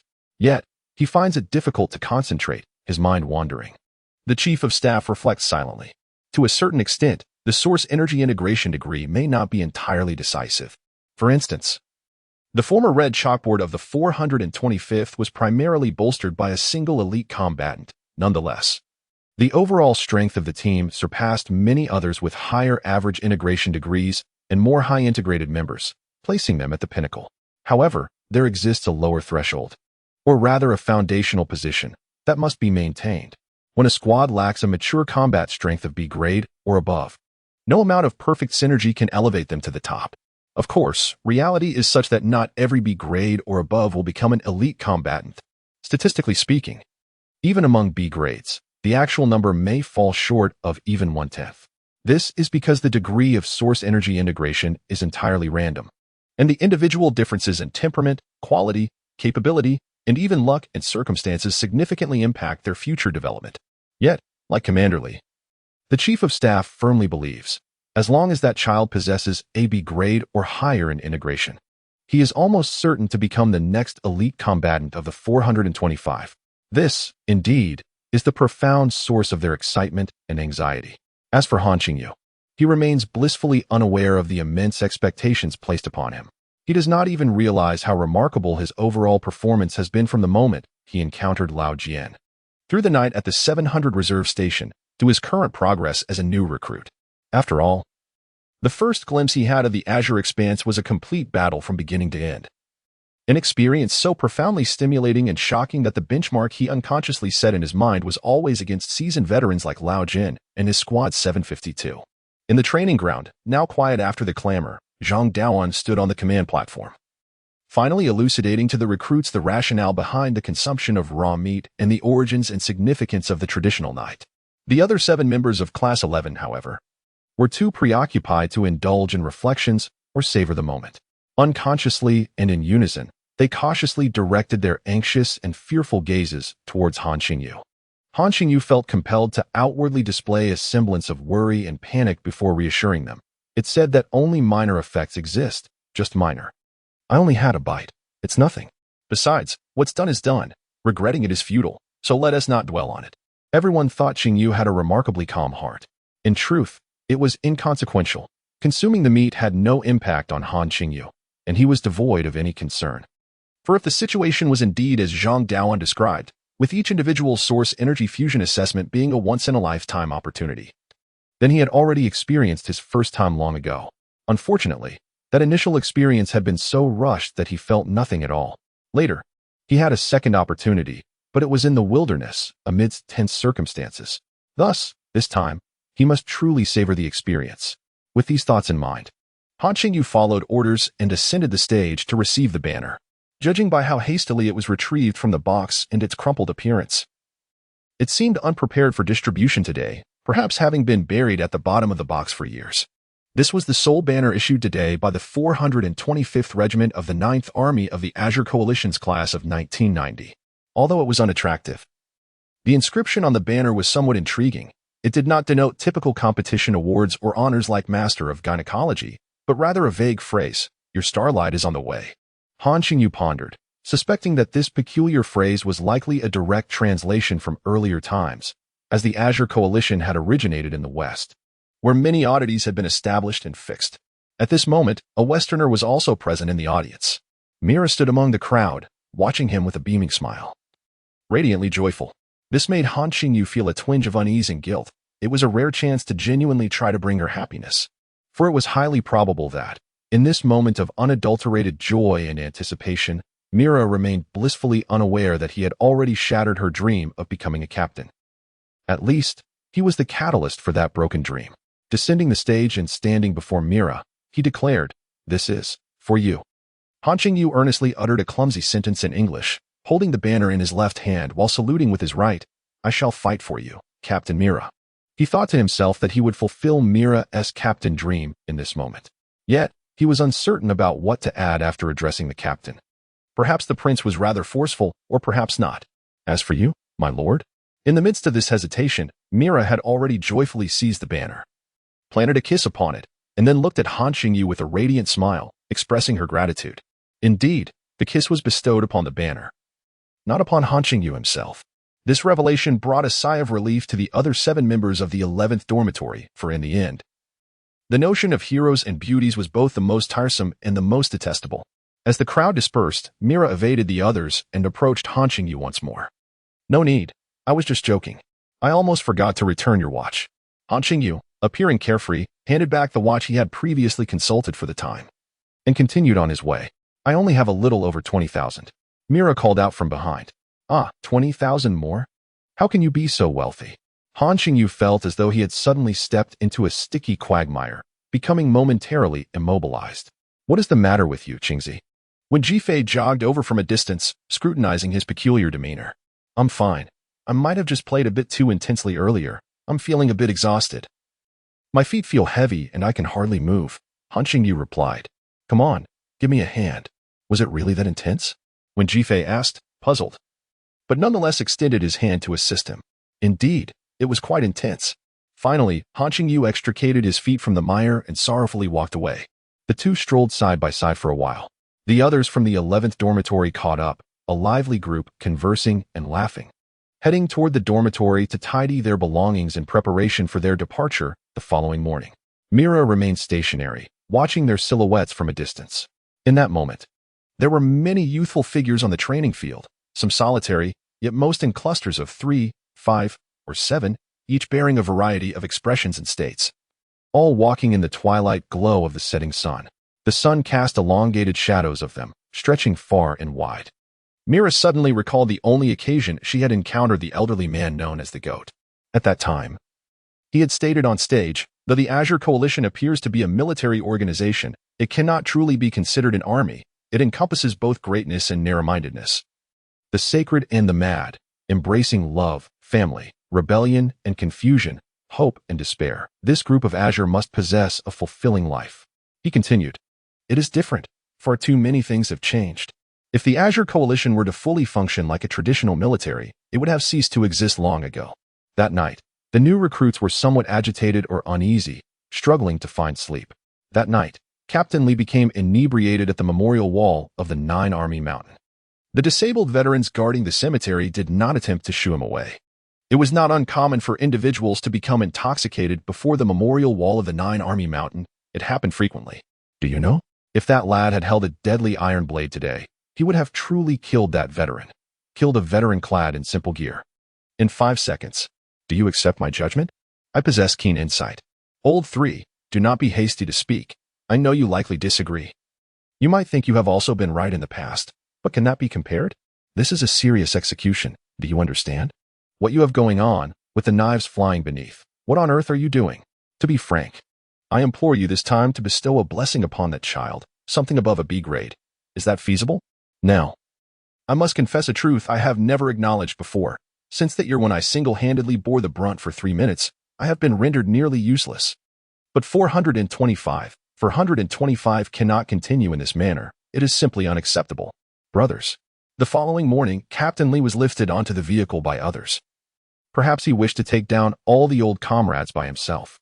Just like the journey there, the large truck was covered with a dark green tarp. But this time there were at least a dozen lined up, and the tarpaulins remained tightly secured, with veterans stationed at the rear to keep watch. People were crammed into the pitch-black truck bed. Television novels claim that remarkable individuals can memorize the route of the vehicle's journey in such conditions through sheer imagination. Qingyu cannot. He can only discern the general nature of the path, whether it is a main road, a narrow lane, or a perilous mountain pass, based on the swaying and speed of the vehicle. And given that the vehicle is in motion, he must also find time to sleep. At times, they would be let down in desolate mountain woods, where they could wash up, relieve themselves, stretch their limbs, and then partake in a meal of fresh mishmash that posed no threat of being prodded by chopsticks. These moments often occurred at night, under a canopy of stars. Chapter 38. The source energy field. No one informed them of their destination, nor did anyone disclose the duration of their journey. The atmosphere within the vehicle, initially filled with anticipation and tension, gradually succumbed to a somber and oppressive gloom. Had it not been for the occasional glimpse of the vast starlit sky, this melancholy might have deepened further. The chief of staff entered the vehicle to offer solace, remarking, "It is quite dark and uncomfortable, isn't it? I understand, but there is little that can be done.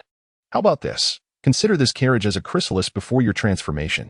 He was a cultured individual, his voice warm and compelling. In truth, you have yet to truly encounter the Azure Coalition. Reflect upon it, he continued with a smile. Did you ever see the Coalition's flag at your previous base? The group pondered and realized the answer was indeed no. Once you pass this checkpoint and reach the day of penetration, you shall finally behold the true Azure Coalition.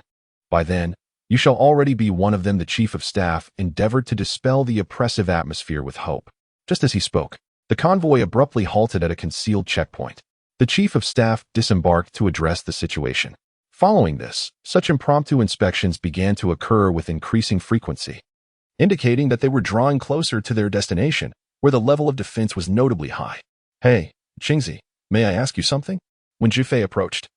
They enjoyed a unique advantage in the vehicle, being able to converse in their dialect, an obscure and convoluted language from a remote southern county, making even inappropriate discussions imperceptible to others. Qingyu replied, "Go ahead. Considering you were initially deceived by Lao Jian and now realize there are alternative paths. If given the choice, would you still wish to witness the front line against the Great Pinnacle?" This time, the topic was surprisingly serious. Perhaps all the frivolous conversations had been exhausted. Yes. Qingyu nodded without hesitation. "Why?" When Jufei inquired, puzzled. "This is my reasoning." Qingyu glanced around cautiously before whispering. "We are now acutely aware of the threat posed by the Great Pinnacle, correct?" "Indeed. And we know they are formidable, far stronger than us. However, for the time being, their numbers can still be countered with human lives," Qingyu stated. "Then you would still choose to engage?" When Jufei expressed his confusion dramatically. "Yes. Precisely because of that, I am even more determined to fight on the front lines. I wish to grow stronger." Qingyu's expression was resolute. "This is my belief. If we can withstand the onslaught, we shall fight alongside everyone else. If we are truly unable to prevail, at the very least, the Azure Coalition will not be completely obliterated, correct? If we possess strength, it will afford us a greater chance of survival when fleeing with our families." In that moment, Qingyu's thoughts were humble and straightforward, lacking any grandiosity. That makes sense. So you would take your parents along, and as for me. When Jifei pondered seriously, placing a hand on Han Qingyu's shoulder before falling silent. He seemed to contemplate the logistics of bringing along not only his own parents but also his parents' new family, which would entail a considerable number of people. It would be quite a challenge. Should I bring Yao Yu along?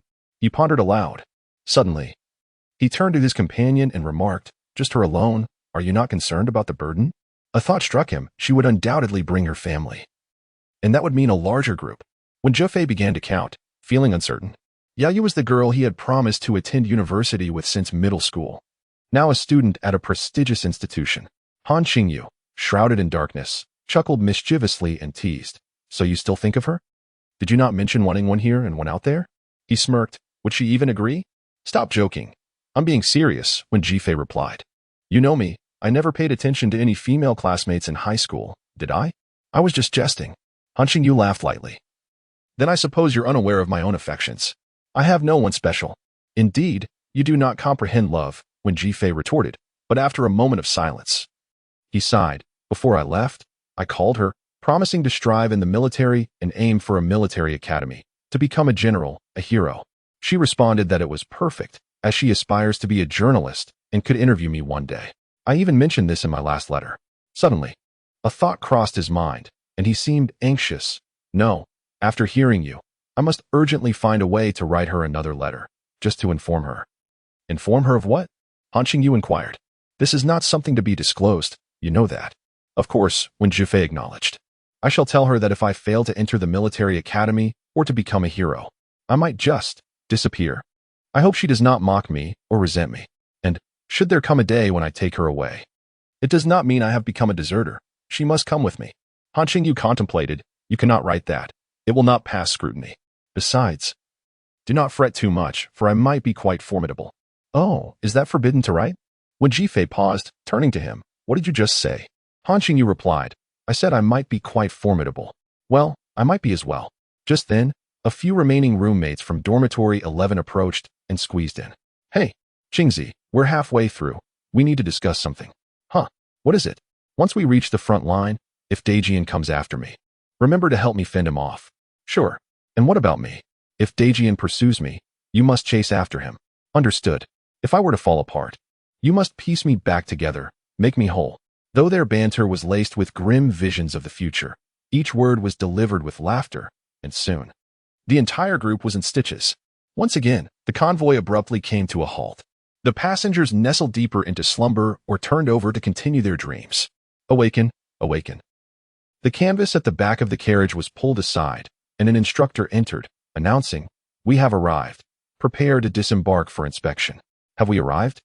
Han Qingyu blinked sleepily, glancing outside to see the dim light of dawn breaking. 6 days and 5 nights.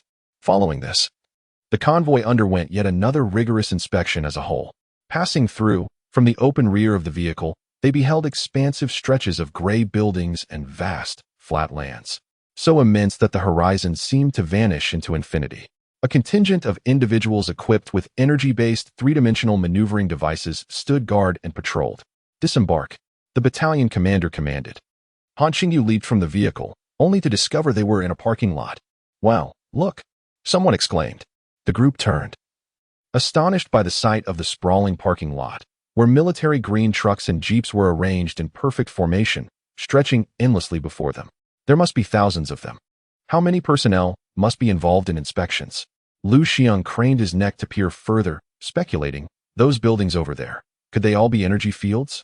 Dream on. Do you think energy fields grow like cabbages? There is but one, you know. But there sure are a lot of new recruits this year. An instructor chimed in, also straining to see. Then why not construct several smaller ones? A curious new recruit inquired. Look over there. Suddenly, when Jifei pointed excitedly in a direction, the group turned in unison. Is that an aircraft? A transport plane? In the distance, on another expansive site, several enormous planes were conspicuously parked. So, some arrived by air. Isn't that frustrating? Colonel Lee approached, chuckling initially, yet soon expressing his own vexation. That's how it is. Those who are far off can take a plane. As for us, who are neither close nor far, enduring a 5 to 6 day journey, we are the most unfortunate. As he spoke, the colonel adjusted his waist, bones creaking. A squad of coalition soldiers, clad in their gear, approached, the leading officer exchanging a few words with the battalion commander before calling out, "New recruits, form up for inspection." The personal checks were stringent. Each individual was required to disrobe completely upon entry. Within the area, the soldiers guiding them directed them to a clearing, stating, "Your battalion will camp here and await further instructions. Thank you for your service." Surprisingly, there was no designated accommodation. As they set up their tents, the next course of action was to wait in uncertainty. On a brighter note, provisions of food and water were being provided. Eating and sleeping, they found themselves in a state of relative ease. A day and a night passed. Not far from the tents, Colonel Lee, the battalion commander, and several instructors gathered, sharing cigarettes and conversation. Indeed, the instructors remarked. The battalion commander chuckled, responding, "It's a matter of procedure. It has always been this way. Except for a few who arrived early, the remainder are sorted by rank, mixed into groups of several battalions." This struck a chord with Colonel Lee. "So, how are the youngsters feeling?" He proactively changed the subject. "They seem to be managing well," most instructors replied. "Honestly, it's not a big deal if things don't go well. Some say it's not an exam. There is no need to be anxious about performance. Relax and prepare. It's all fate. Back in my day, there was this kid who was dragged over by someone, and later he turned out to be, let us just say, a B grade. How does one even make sense of that?" Indeed, precisely. Aside from Commander Lee, the highest rank present was merely sea level. And the matter of integration seemed utterly unreasonable, leaving most feeling rather despondent. For 125. An officer shouted while running, "Where is the person in charge?" "Here," replied Li Wangqiang and the regiment's chief of staff, eagerly approaching. They first presented their credentials and then received a confidential schedule. "The schedule is classified. You all should be aware of this. Remember to send the team members over on time." The officer saluted and departed. Once he left, Commander Lee and the chief of staff examined the schedule together. "Hey, Old Lee, why is this schedule confidential? Also, why must our new recruits be mixed with those from other regiments for testing?" The chief of staff inquired. "I don't understand. I can't be bothered." Commander Lee replied. That night, Han Qingyu was roused from his slumber. The chief of staff nudged him gently, saying in a soft voice, "Wake up. It's your turn." Han Qingyu then noticed that a portion of the people in the large tent had already departed. The chief of staff and Commander Lee escorted him to the entrance of a corridor. "You go on your own. Remember not to be nervous." Despite knowing that tension and relaxation were ultimately inconsequential, Commander Lee still leaned forward, whispering a piece of advice. The chief of staff found it amusing. "Let us go." "What for? Don't you have a university senior working on research here? Let's go find her and inquire about the results." "Ah, can't we just wait? It won't make much of a difference." "We can't wait," Commander Lee insisted, pulling the chief of staff along hastily. "I thought I was the only one being tested," Han Qingyu mused as he stepped out of the corridor. Before him lay an expanse the size of a basketball court, filled with unfamiliar faces. Yet, considering the circumstances, it made sense. If they were to test each person individually, it would take an eternity. "Silence." An officer called out to quell the noise. He then ascended a small platform. Perhaps having repeated himself too many times, his voice sounded weary and faint. "Next, you will enter the source energy field. There is nothing to be concerned about. Just line up and proceed. However, I must remind you that the source energy field may amplify certain emotions or pains from your lives. Some may cry, shout, or even lose their minds in there. It's all fine. Just remember to keep moving forward." "All right, form a line," the officer concluded, standing at the rear of the unfamiliar line. Han Qingyu followed along for about 5 minutes. Initially, the group was silent and bewildered, but gradually, the murmurs grew louder. There were not only gasps of astonishment, but also wide-eyed expressions. "It's enormous. It's beautiful. So this is what the source energy field looks like." Han Qingyu contemplated the structure before him, realizing that if he were to liken it to any building, it would resemble a large air raid shelter. However, unlike the dimness and gray concrete walls of a typical shelter, this edifice was breathtaking. It resembled the luxurious aquariums often showcased on television, characterized by its tunnel-style design crafted from transparent glass, allowing individuals to walk through with vistas of water and fish flanking them on either side and overhead. However, within this space, there were neither fish nor water. Instead, a delicate mist permeated from the cerulean walls. Even the ground beneath their feet was composed of azure energy blocks. Han Qingyu recognized these blocks as energy sources, though they appeared slightly different from those he had encountered before, perhaps due to variations in their refinement process. The particulars eluded him. Outside the energy field, other personnel were present. Did everyone see that? A young officer called out, gesturing towards several devices suspended outside the energy field. Han Qingyu silently counted. There were 8 rows and 5 columns, totaling 40 devices. Their design differed from the uniforms worn by Lao Jian and his companions, as well as those donned by the veterans during the combat assessment day. These are called energy response devices. Now, pay close attention, the officer continued, as a female officer beside him removed one of the devices to demonstrate. She first wrapped a metallic belt around her chest like a strap, securing it at the front. Then affixed a rectangular iron box without openings to her back, ultimately connecting a metal strap that extended from the box to the belt at her chest. Did you all see that? It's that simple. In a moment, you will form groups of 5, come forward, wear this, and proceed over there. Once you arrive, you will remove the device and hand it to the personnel on that side. Understood? The male officer bellowed, with a wave of his hand. He signaled to start. The first group stepped into the energy field, disappearing around a corner. Nothing happened. The second group followed suit, and then the third. Sir, these devices won't malfunction, will they? Why is it that no one has elicited a response upon entry? A mischievous new recruit queried from the line. The female officer chuckled softly, responding, even if you break it, it won't fail. Her smile seemed to convey encouragement. What if my compatibility is too high and it shatters? The recruit continued lightheartedly. The female officer remained unfazed, patiently explaining, no matter how formidable you are, it merely results in higher energy consumption. There is no risk of conflict or collapse, even if you're unprecedented. Next group. The line advanced forward. Han Qingyu relaxed and continued to move ahead, with approximately 5 or 6 groups remaining before him. Suddenly, a peculiar noise akin to an engine stalling echoed, and the energy field dimmed. Get down, a watchful individual shouted. The recruits gasped, collectively dropping to the ground in a flurry. Even the 2 officers on site, bewildered, followed suit. Everyone reacted instinctively to the unexpected fright, except for Han Qingyu. For even without the warning, he would have instinctively shouted and sought cover, moments ago. He had felt as though he had collided head-on with a heavy truck, an impact he could not withstand. Intense visceral pain coursed through Han Qingyu's body as he lay on the ground, gritting his teeth and summoning the remaining liquid energy within him to circulate and alleviate the torment. Simultaneously, within the energy field control observation room, dozens of researchers were momentarily taken aback. What was happening? The commanding officer on site inquired anxiously.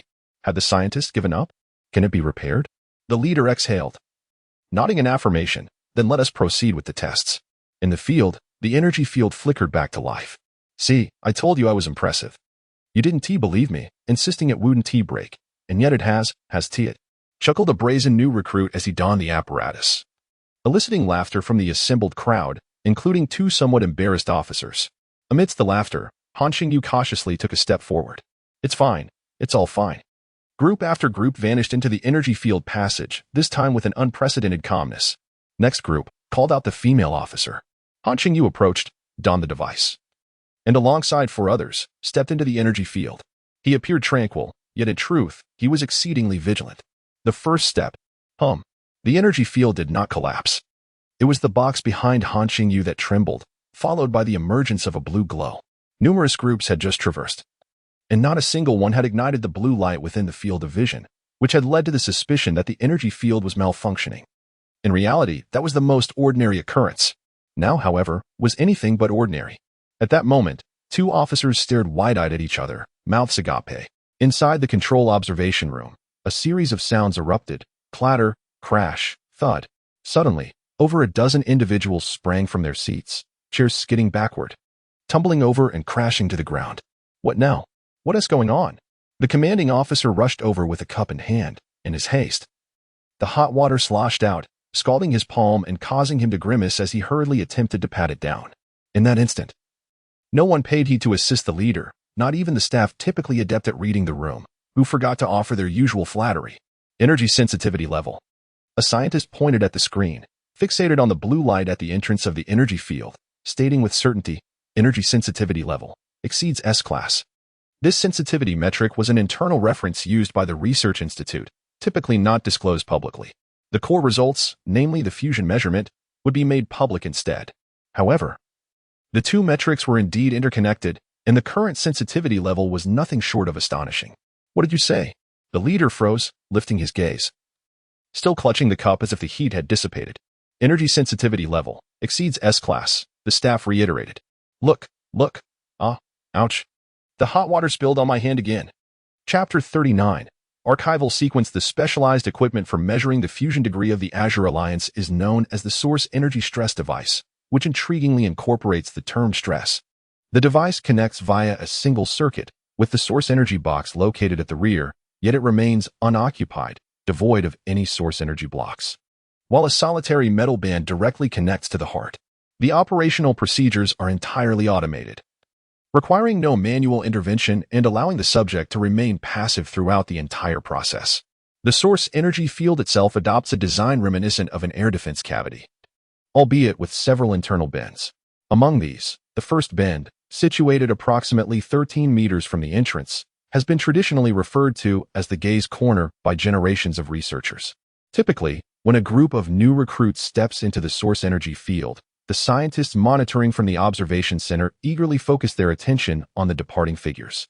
However, should their silhouettes pass the corner without triggering the blue light behind them, the group leader and key scientist will abandon further observation, opting instead to brew tea, take a restroom break, or simply close their eyes to rest, leaving subsequent monitoring to the equipment and subordinates. This tendency arises from the sheer volume and repetitiveness of their work during each testing session, having witnessed numerous trials. It becomes increasingly difficult to maintain enthusiasm and anticipation for commonplace results. Moreover, the fusion degree of source energy is entirely random, unrelated to any characteristics, qualities, genetics, or lineage. Thus, it is accurate to state that there is no particular individual upon whom they would focus their attention in advance. In essence, the gaze corner serves as a demarcation line between the extraordinary and the mundane. Historical evidence has demonstrated that 99% of subjects who fail to perceive the presence of source energy before traversing this corner yield ordinary fusion results. In truth, this historical statistic stands at 100. The scientists refrain from proclaiming it as such out of a sense of caution, feeling that their understanding of source energy remains insufficient. As for whether a subject could linger indefinitely at the corner, it is futile. The device is programmed to shut down automatically after a set duration, regardless of whether one walks away or remains stationary within the relatively sparse entry range of source energy. The current situation indicates that the testing of this group of individuals is nearing completion, and prior to the emergence of a certain young man, not a single person had activated the blue light at the gaze corner. This outcome is typical, or rather, a daily occurrence during testing, irrespective of the sample size. The overwhelming majority of subjects' results tend to cluster within the D and E levels. Then, the recent event unfolded as follows. The observation room, as per usual, maintained its focus on the newly arrived group, devoid of any peculiarities. Qingyu, akin to the other recruits being assessed, donned the device outside the entrance and took a deep breath. In truth, he felt anxious due to concerns about a heavy vehicle potentially colliding unexpectedly, causing his palms to sweat. Ultimately, gritting his teeth and lowering his head, he took his first step alongside the others. At the very moment his foot met the ground, the blue light behind him ignited. To be precise, he had one foot still outside the entrance at that moment. At that moment, the two officers on site were taken aback, while the scientists in the monitoring observation room were in an uproar. Only the remaining groups of new recruits, bewildered and unaware of the situation, were engaged in aimless discussions. Hey, look, it lit up. Oh, so it actually lights up? Why? Could it be? It's dark inside. Nonsense. If it's dark, wouldn't they install lights? So what does this mean? It must be quite formidable. In the monitoring room, the officer in charge, drenched in hot water, shouted for everyone to observe, but apart from his painful and suppressed cries, silence enveloped the room. All gazes converged upon that solitary figure. In the vast majority of everyday circumstances, when ordinary soldiers and officers of the Azure Coalition converse about energy fusion levels, they refrain from mentioning S.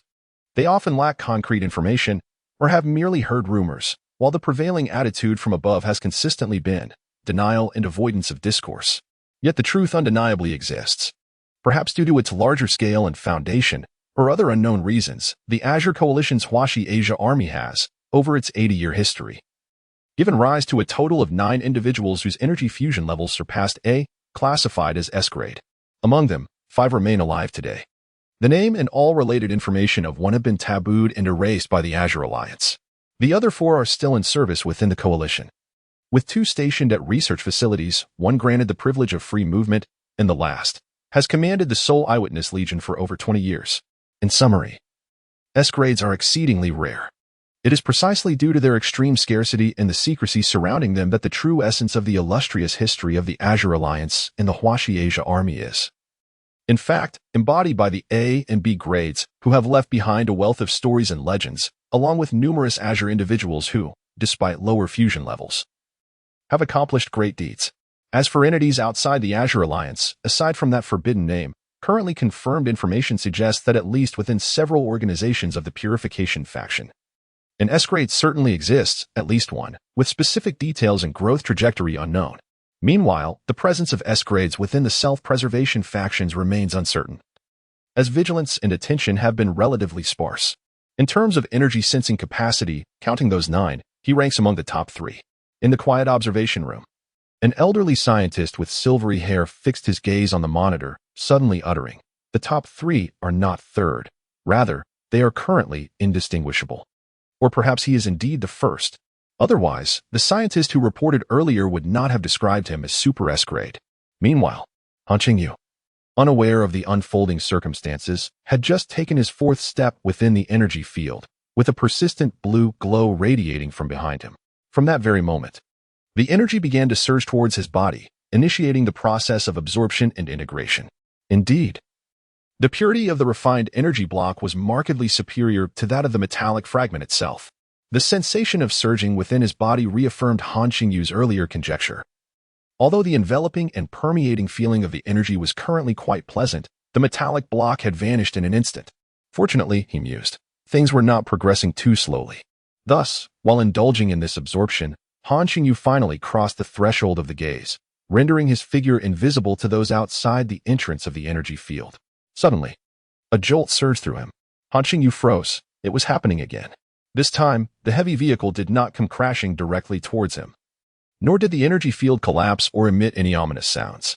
Yet, he could distinctly sense an overwhelming pressure, as if an invisible heavy truck was on the verge of colliding with him at any moment. How did he manage to stand his ground? Someone in the monitoring observation room remarked, but there was no answer, for such a pause was entirely normal. The speaker was merely succumbing to excessive anxiety. What was going on?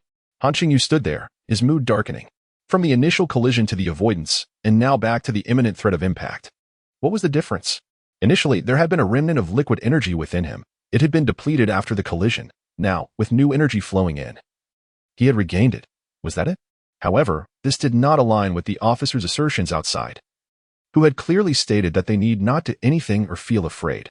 The energy would automatically integrate with them. If the energy field possessed any aggressive tendencies, even a minuscule 1 in 10,000 chance, they would surely have warned him.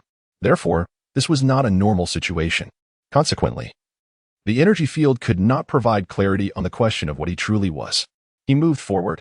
Those in the monitoring observation room seemed to exhale in relief. Indeed. After a brief pause for contemplation, Qingyu chose to proceed. Since he could not comprehend it, he decided to let it go. Since it seemed he was not permitted to absorb energy openly, he would do so stealthily, seizing the opportunity. Time was precious, and driven by his yearning for energy, the audacious spirit he often concealed resurfaced. At that moment, Qingyu appeared to be walking calmly and steadily, even to those observing from the monitoring room. Yet, within his mind's eye, he envisioned himself standing before a ferocious goose guarding its nest, poised to snatch its eggs.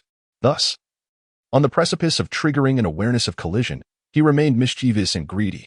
The blue glow of the other 4 individuals in his group also illuminated. After a while, Qingyu noticed that one of them was quietly weeping as they walked, another was laughing heartily, while yet another was incoherently shouting something, seemingly oblivious to one another's presence. This is what the guide spoke of. Could emotions be concentrated and amplified by the source energy field? Qingyu was about to question why he had not experienced this when suddenly, a surreal voice and imagery flooded his mind, the roar of mountains and the sea. I will lead humanity. It is I who shall save the Azure realm. Countless outstretched arms and faces turned skyward. I shall stand among them. Then came the maniacal laughter. This is not me. All I desire is to survive. Qingyu was certain this was not his nature, nor was it his. Amplified emotion. Yet another incomprehensible situation. He shook his head, cherishing the fleeting moments, continuing to stealthily advance. Unbeknownst to him, by the time he finally emerged from the source energy field, he was drenched in sweat. After handing in the device, Han Qingyu turned and immediately unleashed a torrent of curses in his mind. In the control observation room, a staff member from the statistics team held the final results. Her demeanor tinged with uncertainty. The testing results in her hands bore the ultimate data for Han Qingyu. Source energy sensitivity, Super S level. Source energy fusion degree, A level. A brief silence and confusion enveloped the room. I have checked historical data. Such a situation has never occurred before. A scientist directed his gaze towards the on-site commander and hesitated before suggesting, "Shall we have him retest?" The protocol for source energy fusion degree testing does not allow for retests, and a retest would be futile. This is common knowledge. However, this case is different.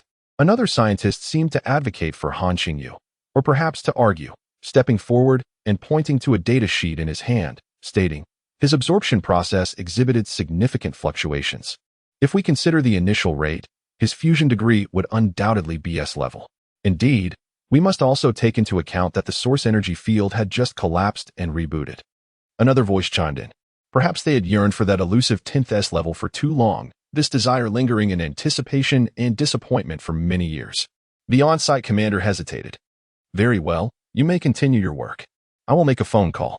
The commander departed with the testing results. The call required an application for transfer.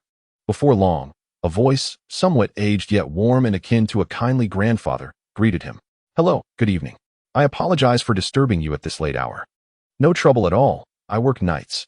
Ah, good. Greetings.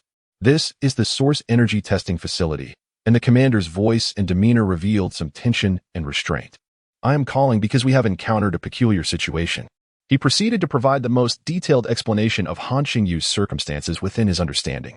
In terms of hierarchy, every individual bearing witness to the Legion is, in essence, a soldier of that elderly figure. Consulting him for his opinion and decision is, after all, imperative and simultaneously a means for the on-site commander to absolve himself of future responsibility. We still lack comprehensive understanding of source energy and all matters related to it. After a brief silence, the calm voice from across the table stated, no need for retesting. This is the result.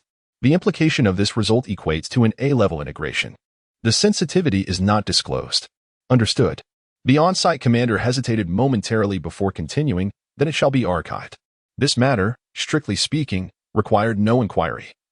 As the A-level archival protocol for the second sequence has been a long-established norm for decades. Following another brief pause, the voice from the other side responded, next sequence. The elder's tone remained eternally serene, seemingly devoid of urgency, yet he was, in fact, making decisions. From his words, one could sense that hesitation and ambiguity would never grace his lips. Very well. Next sequence, with a 2-year observation period.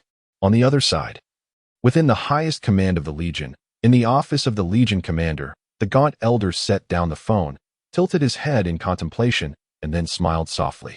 Subsequently, he lowered his gaze and rummaged through the stack of documents on his desk, eventually retrieving a report that had just arrived the previous evening. In truth, he had already perused this document once upon its arrival. It was quite reasonable, with no apparent issues, and warranted his signature.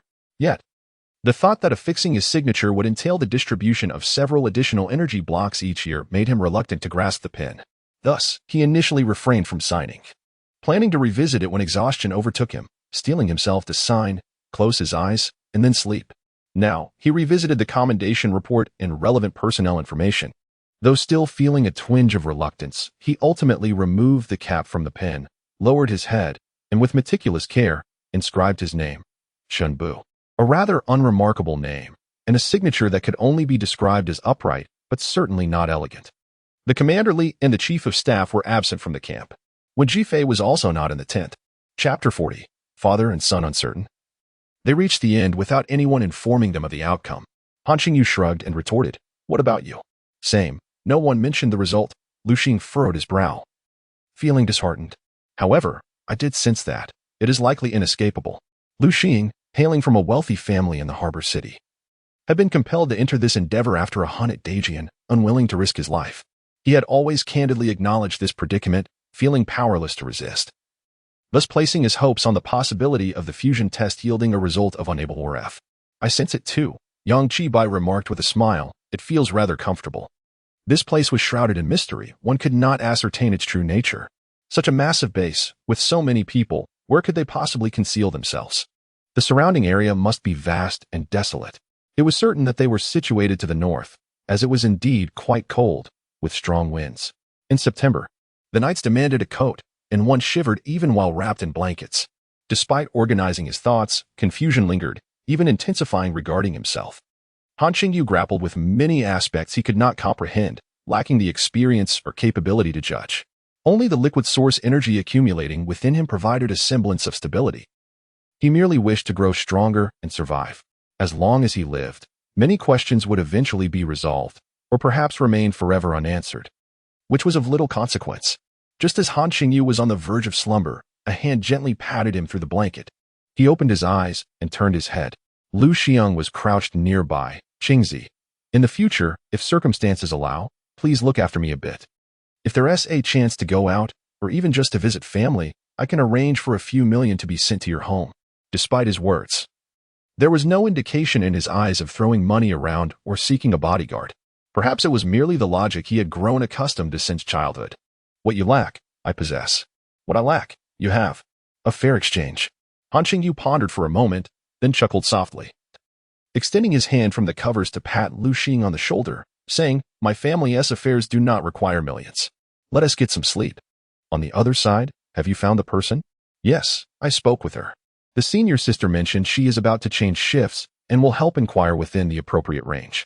That's good, then. The senior sister asked us to wait in the back.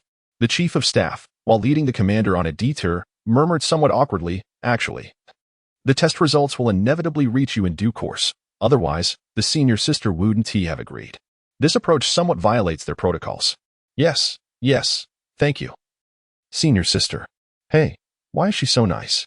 The senior sister is indeed kind. Really? Commander Lee rolled his eyes, pondering, after so many years. Just a few words from you, and she is willing to help. Yet you seem to harbor grievances.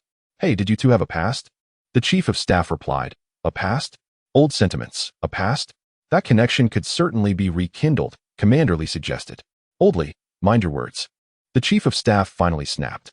I beg your pardon, I truly apologize. My lack of education is evident, as you know. Colonel Lee, with a sheepish grin, said, I am merely nervous, you see, and my tongue tends to slip when searching for words. The chief of staff fell silent, leading the group around to the rear of a building. Where are we? They stood beneath a wall, peering through a barred window. And Colonel Lee caught a whiff of an unpleasant scent, sensing something amiss. A restroom, the chief of staff stated coldly. Is it for men or women? Colonel Lee inquired. The chief of staff rolled his eyes, exasperated. Need you ask? Of course, it's the women's restroom. Colonel Lee pondered for a moment, then suddenly crouched down, realizing that if an A-grade female soldier were inside, she might misconstrue their intentions and emerge to deal with them harshly. Shoo, the chief of staff also crouched down. After a brief interval, the sound of footsteps approached. It seemed there were indeed others in the restroom. The senior sister did not speak directly, but cleared her throat twice to signal before reaching out with a pen through the window bars. The information available to them was limited to what could be disclosed publicly. Colonel Lee stood up, noticed this, and composed himself, then turned away expressionlessly, departing in haste. As he walked, he fumbled for a cigarette, his hands trembling, causing it to drop without retrieving it. He grabbed another, shivering as he attempted to light it.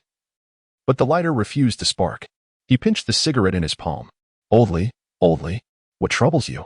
The chief of staff, having missed the outcome, hastily waved an apology to the senior sister before chasing after him. Oldly. One walked, the other ran, and the chief of staff finally caught up, grabbing Colonel Lee's sleeve. What is going on? Calm down, Oldly. Colonel Lee struggled momentarily, then simply squatted down. Oldly, he murmured. Slowly raising his head, Colonel Lee exclaimed, I cannot remain calm. Then, sigh. By the heavens, I never dared to dream that I, Li Wangqiang, would encounter this. He is an A. What? An A? Huh? Really? Indeed. The two men rose to their feet, sharing foolish laughter, playfully jostling one another like children, each delivering light punches and pushes. The concept of an S-grade felt too elusive, while for Colonel Lee and his fellow junior officers, an A-grade represented the pinnacle of their aspirations. A well-developed B-grade would suffice, but both B and A grades held the potential to become their envisioned elite combatants. For instance, the top 10 individual combatants in the 9th Army comprised 7 A's and 3 B's. This amalgamation does not imply that there is no inherent disparity in talent between A and B grades. Rather, it reflects the complexities of reality, where individual instability poses numerous challenges, including issues of growth and the potential for untimely demise or losses. Over the years, the 425 unit had grown accustomed to a string of misfortunes. Yet this year, unexpectedly, an A grade appeared, landing fortuitously on Han Qingyu. The individual they most believed could evolve into an elite combatant capable of uplifting the 425 unit. What is the matter? The chief of staff inquired with concern. 2 years ago, Chen Matzi produced an A-grade individual who was subsequently taken by the military's 402nd Regiment. Later, he perished. Commander Li stated with a solemn demeanor, "This A-grade, are they certain they will not come to requisition it? I am unsure, but there has never been a precedent. Whoever comes to claim it, I shall resist to the bitter end." Indeed, however, the military has its own considerations. Whether B or A, they all begin as quite feeble.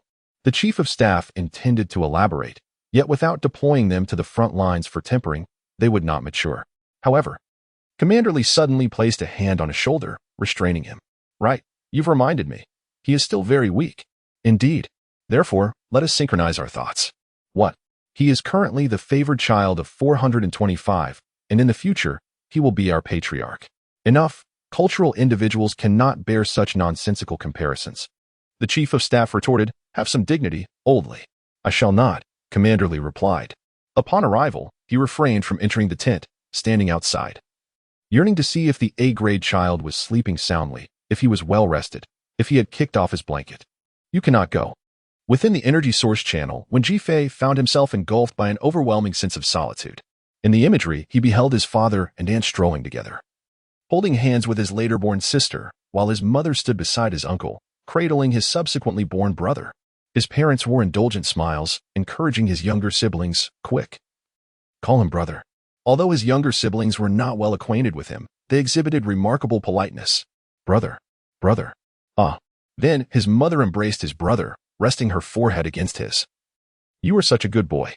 His father lifted his sister, exclaiming, "Oh, my little princess." When Jeffei remarked, "Truly obedient." Oil, salt, water. The water boiled. He grasped a handful of noodles, tossed them in, and once cooked, retrieved them to sit at the table and eat. Oil, salt, water. The water boiled. He grasped a handful of noodles, tossed them in, and once cooked, retrieved them to sit at the table and eat. It seemed as though he had been living this way for an eternity. One night he fell ill, suffering from a high fever and abdominal pain. Struggling to rise, he boiled water and searched for medicine. He believed he would perish that night. "Shall we visit my home this week?" The next scene unfolded, as Han Qingyu inquired while riding a bicycle. "Sure," he replied. In that moment, when Jifei felt a surge of happiness. However, as the bicycle traversed the mountain path, the scene abruptly shifted. Qingzi appeared to be embroiled in a conflict with the delinquents at school. No, not delinquents. When Jifei discerned that Qingzi, armed with a knife, was battling against formidable foes, single-handedly confronting 2 opponents. Qingzi was formidable, but those were fearsome adversaries. When Jifei thought, "I must assist," he prepared to rush forward. A profound sense of solitude enveloped him once more. When Jifei fought valiantly to break free, he sensed the existence of the energy source, understanding its significance. He disregarded the guiding officer's assertion that initiative was futile. He desperately sought to acquire more. Chapter 41. Memorial Day. On the following dawn, the new recruits awakened to a somewhat solemn melody. Confused and murmuring, they donned their uniforms and emerged from their tents. Before them, in the encampment, stood Commander Lee, the regimental chief of staff, and the accompanying instructors, all impeccably dressed in military attire, standing rigidly at attention, saluting in the direction from which the music emanated. The atmosphere was grave, and the recruits dared not speak, hastily aligning themselves to salute as well. As the music ceased, the salute concluded. Today marks Memorial Day. The regimental chief of staff confronted the recruits with a term unfamiliar to them. They had only heard of memorials before. What? They pondered. Is Memorial Day? This? Can you comprehend? The chief paused, then elaborated. It is akin to the spirit wall of Jiujuan Mountain, which has preserved its traditions to this day, devoid of gravestones or inscriptions of names, nor photographs affixed upon the wall. For these sacrifices are beyond public explanation. Though unspoken, the recruits grasped the weight of his words, nodding somberly. They were acutely aware that this veil of secrecy might endure, and they themselves would one day be among those concealed. Thus, a date was established, termed Memorial Day. The chief concluded, stating that every September 29th would henceforth be the Memorial Day of the Azure Alliance. A new recruit inquired, why today? Because this is the day of the greatest sacrifice in the history of the Huaxi-Asia front. Is this the day of significant casualties? The new recruit pressed on, anxious for answers. The 1st Army, under the direct command of the 7th Regiment, was often humorously referred to within the coalition as the capital garrison, the Imperial City Army, due to their illustrious and venerable history, as well as their formidable strength. Additionally, their stationed area was notably close to the headquarters of the Seoul Observation Corps. A rare stroke of fortune. Upon conveying this sentiment to his team, the captain of the 164th Squad bore an expression reminiscent of a child's. This morning, he had first received a mission alert from the 5th Army's Crow Legion, only to swiftly receive a call from headquarters informing them that no deployment was necessary today. As a veteran of the Azure Alliance, he understood the implications of this message. The Elder was coming. During the Elder's over 2 decades stewardship of the Seoul Observation Corps, whenever a warning of a shuttlecraft's descent on Memorial Day was issued within a feasible range, he would come personally to slay a couple of major enemies in honor of the fallen. Such opportunities were indeed rare, yet this year it had coincided. Within the defensive perimeter, fulfilling their duty, we may go to observe, the captain declared as he stepped outside, bouncing slightly at the threshold. Less than 10 minutes after the 164th Squad reached the designated area, 3 helicopters descended. Disembarking from the helicopters were not only the tall, frail Elder but also a dozen young officers, each equipped with 3-dimensional maneuvering devices.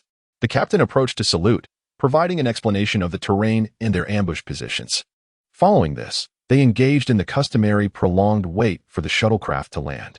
The sole witness, Commander Qingyu, emerged from the concealed pit, clad in combat attire and a vest that appeared to be laden with magazines, looking rather worn, heavy, and cumbersome. What about that on the commander? One of the squad members whispered. It's a 6th-generation 3-dimensional device, the captain replied with pride. I've worn it myself. However, the situation before them revealed that the dozen or so young officers accompanying the commander had not followed him out. They remained in the pit, akin to the members of Team 164. Do not underestimate them. These individuals have already undergone a probationary period and are key combatants nurtured by the Legion. The captain elucidated to the soldiers. Do you think everyone has the chance to observe the commander in actual combat? Thus, it was a one-on-one match. I've heard that when the commander was young, he could fell a great sharp single-handedly. After the initial shock, a soldier excitedly explained to his companion. When he was young, someone questioned in response. The soldier looked up, bewildered, scanning the vicinity until he finally noticed the commander, not far ahead, turning to look at him. His brow furrowed in apparent displeasure. Do you think I'm too old? As these words were exchanged, the shuttle launched, and 2 armored great sharps landed. Simultaneously, a blue light flickered around Qingyu, who wielded a black iron broadsword in each hand, confronting 2 adversaries. So, are those fellows with the red marks on their shoulders not coming back? Or are they still en route? In the next moment, the soldiers were astonished to discover that the commander was actually conversing with the great sharps. Since you cannot comprehend, there is nothing to discuss. Immediately, the battle commenced. The commander's first strike was a swift dash, followed by a powerful leap, thrusting himself into the air with his blades reversed, simultaneously aiming for the necks of the 2 great sharps. The soldiers were taken aback. Recalling the first line of the Source Energy 3-dimensional maneuvering device combat manual, do not leap, do not leap, do not leap. If you leap fast enough, you can leap. The response echoed from the battlefield. Amidst the clash of metal, Qingyu's initial assault was thwarted, as he passed between the 2 great sharps and landed on the trunk of a large tree. With a resounding thud, he pivoted to strike again. At that very moment, one of the great sharps swung its pillar sword directly at him. The blades clashed. Should we take it head-on? The soldiers pondered, bracing for impact. Yet, the anticipated violent collision did not occur. As Qingyu's broadsword met the pillar sword, it was as if a snowflake had landed upon the blade. The commander himself seemed to transform into that very snowflake. Gripping his sword, he moved through the air in the direction of the sweeping pillar sword. As these words were spoken, Commander Qin, along with his blade, had already rotated beyond 260 degrees in alignment with the sweeping motion of the great sharp's pillar sword. The pillar sword could not surpass the great sharp's own form, but the commander could. As others reached the towering peak, amidst the final sweep of the powerful crossbow, it began to descend from the back of its neck. The dual blades simultaneously embedded themselves from the lower left to the lower right, completing the severance. It fell to the ground in less than a minute. The first of the towering figures collapsed with a resounding thud amidst the swirling mist of black armor. I am far less concerned with whether it is A, B, or S than you might imagine. This statement was directed towards the young officers, as the commander stood there with unwavering composure. The second towering figure lunged at him with reckless abandon. Shin Bohan pointed his blade and commanded, "Slay it." "Huh, slay it?" he exclaimed. "I am old. You cannot possibly understand." With that, the commander retreated swiftly. A dozen young officers leaped from the pit and surged forward. Fortunately, they were all elite warriors, or at the very least, not far from the pinnacle of prowess. The melee erupted once more. Those like me should forever remain as mere witnesses on the front lines. The commander lay concealed in the pit, suddenly reflecting with his comrades from Team 164. After speaking, he chuckled, his laughter imbued with emotions incomprehensible to others. Team 164 was at a loss for how to respond to the commander. In truth, what truly sustains the azure skies is not the elite combatants, but rather, you. Thank you. Quickly, seek out the energy source, find the energy source. In the next moment, the elder darted toward the underbrush like a rabbit. The vast expanse of the defensive formation made it exceedingly challenging to witness the collapse of the towering figures, which is why we were so dispersed and had to flee such distances. On the afternoon of remembrance, on the return journey, the chief of staff was explaining to the new recruits who were stuck at the intersection. Meanwhile, not far from them, Commander Li Wangxiang was embroiled in a heated argument with Commander Yang Wudong of the 439th Regiment, both belonging to the 9th Army. "Do not feel ashamed," the chief of staff said, lowering his head and rubbing his nose. "The commander is also doing this for your sake." The crowd responded in unison. "Oh, yet." In their hearts, they thought, even if they are arguing over the route, these two commanders sound utterly ridiculous. "You bald fool. You worthless waste. No wonder Shaoan does not want you. Haha. What is this?" The new recruits' gazes were fixed and unwavering. The chief of staff found himself at a loss. Clearing his throat, he added, "Well, the commanders, Yang and the others, were once rivals in love." "Wow, so who ultimately succeeded?" When Jifei inquired with excitement. "Neither," the chief of staff replied. When Jifei appeared momentarily bewildered, turning to his dorm mates and saying, "Is this really what you call a rival in love? That is quite the embellishment." Upon speaking, he noticed the expressions of his roommates were amiss and quickly turned back. "Is it that unfortunate?" Commander Yang of the 439th was striding towards them with a formidable presence. When Jifei contemplated hiding behind the chief of staff, Commander Yang, kicking up gravel and dust, approached with a resonant stride. "Are you the A-class recruit?" he bellowed, directing his question at Han Qingyu. Chapter 42, The Veteran. What did I just hear someone say, A grade? Who said that? This was the initial reaction from the crowd, most of whom had been enthusiastically discussing the captain's old gossip and were momentarily confused and dazed. Well, Captain Yang Wudong of 439 stated that Han Qingyu's fusion test result is A grade. Those who heard it clearly spoke up, yet their tone lacked certainty, merely relaying the information. But hasn't it not been announced yet? How does he know? A grade. Is that true? How long has it been since 425 produced an A grade? It's Qingzi. The murmurs around transformed from hesitant murmurs to a cacophony akin to a swarm of bees, ultimately erupting like firecrackers. The situation was quite apparent. As a partner, the chief of staff could easily deduce that Captain Li had just engaged in a rivalry with an old flame and, having been outmatched, resorted to flaunting the A grade in front of him. What an audacious fellow. Meanwhile, Han Qingyu stood alone before Captain Yang. "Are you saying my test result is A grade?" Han Qingyu asked sincerely, as he truly did not know his test result. Within the 425 unit, apart from Captain Li and the chief of staff, no one was privy to this information. "Yes," Yang Wudong nodded. Observing Han Qingyu's reaction while explaining, "Your captain mentioned that he inquired from senior sister last night alongside the chief of staff. It's authentic." "Wow, it really is A grade." "It truly is A grade. Astonishing." Amidst the excitement and commotion, the future Captain Mira extended her arms, paused, then lowered them. The exhilaration morphed into despondency as she silently retreated to a corner, lost in her thoughts. "This is difficult. It's over, so why did I bother to embrace the banner back then? I am a foreigner, a foreign girl. Why should I feel shy?" The fervor of 425 was somewhat heart-wrenching, yet it was still within Yang Wudong's expectations. What surprised him was the reaction of the A-grade rookie before him. Was he not excited at all? Or was he so overwhelmed that he had turned into a fool?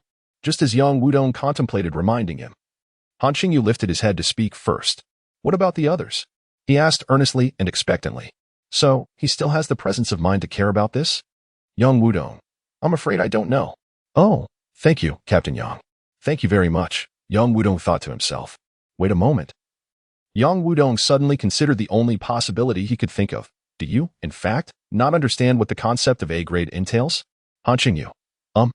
Yang Wudong was momentarily taken aback. Opening his mouth in silence after about 10 seconds, he finally managed to find a way to explain, pointing to himself. Look at me. Han Qingyu gazed at him. I have a fusion degree of B-. My individual combat power ranks in the top 40 of the entire army, specifically the 37th place. Yang Wudong paused at this point, then leaned in closer and whispered, Your captain cannot defeat me at this moment. Understood, Han Qingyu nodded. As I instinctively turned my head to glance at Commander Li, who stood a short distance away, I mused that had he heard, a confrontation would likely have ensued. Therefore, it became clear to me that true strength is not merely gauged by compatibility tests or the energy blocks one consumes.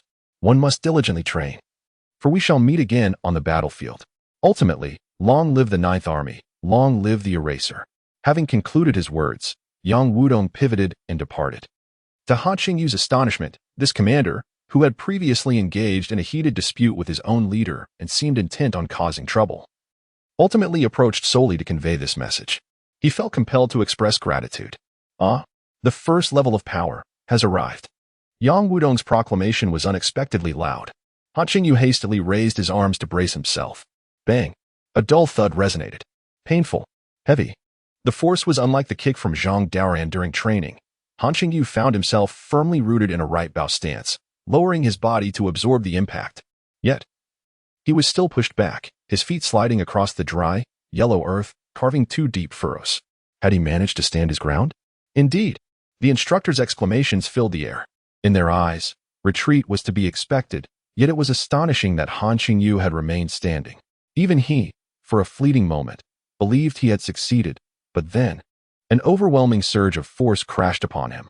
This sensation was akin to contending with the gentle yet relentless waves of the sea, though it was a struggle. He held firm, until, without warning, an entirely different wave of intensity and speed struck him. Boom. This sound was one only Han Qingyu could perceive. He could scarcely muster the liquid energy in time. In the next instant, amidst the gasps of surprise, he found himself airborne, hurtling towards the truck behind him at great velocity. A chorus of astonishment erupted. The members of 425 were caught utterly off guard. This would surely result in injury. Upon landing, two figures stood remarkably close. Apologies, the kick was actually 2 layers of force, and to be safe, I added an extra surge, Yang Wudong murmured. Han Qingyu replied, Understood. I appreciate your effort. I aim to instill a bit of confidence in my children. I have inquired about the 439 test results, and the best outcome was merely a B-. Yang Wudong paused before saying, I do not wish for them to regard an A grade as something extraordinary. Han Qingyu fell silent, acknowledging that this also served to bolster the confidence of his new comrades, most of whom lacked such high talents. Perseverance is vital. Survival is not easily attained, Yang Wudong concluded softly, then turned to rejoin his team. Very well, let's yield the floor. After all, your commander could not restrain himself, employing strength against the weak. He laughed heartily from a distance. But you all witnessed, did you not? With enough training, compatibility does not determine everything. 4 days and 4 nights later, the return journey allowed 425 to arrive home 2 days and a night earlier than their outbound trip. To refer to a home might be an inexact characterization, for in a few days, once the integration test results are released, they shall depart from this place. A multitude of trucks sequentially halted within base 425. Through the rear of the vehicles, the recruits beheld an individual, Zhang Daoan. Perhaps due to the absence of both the regiment commander and the chief of staff, the chief instructor, Zhang Daoan, did not accompany them this time. How curious.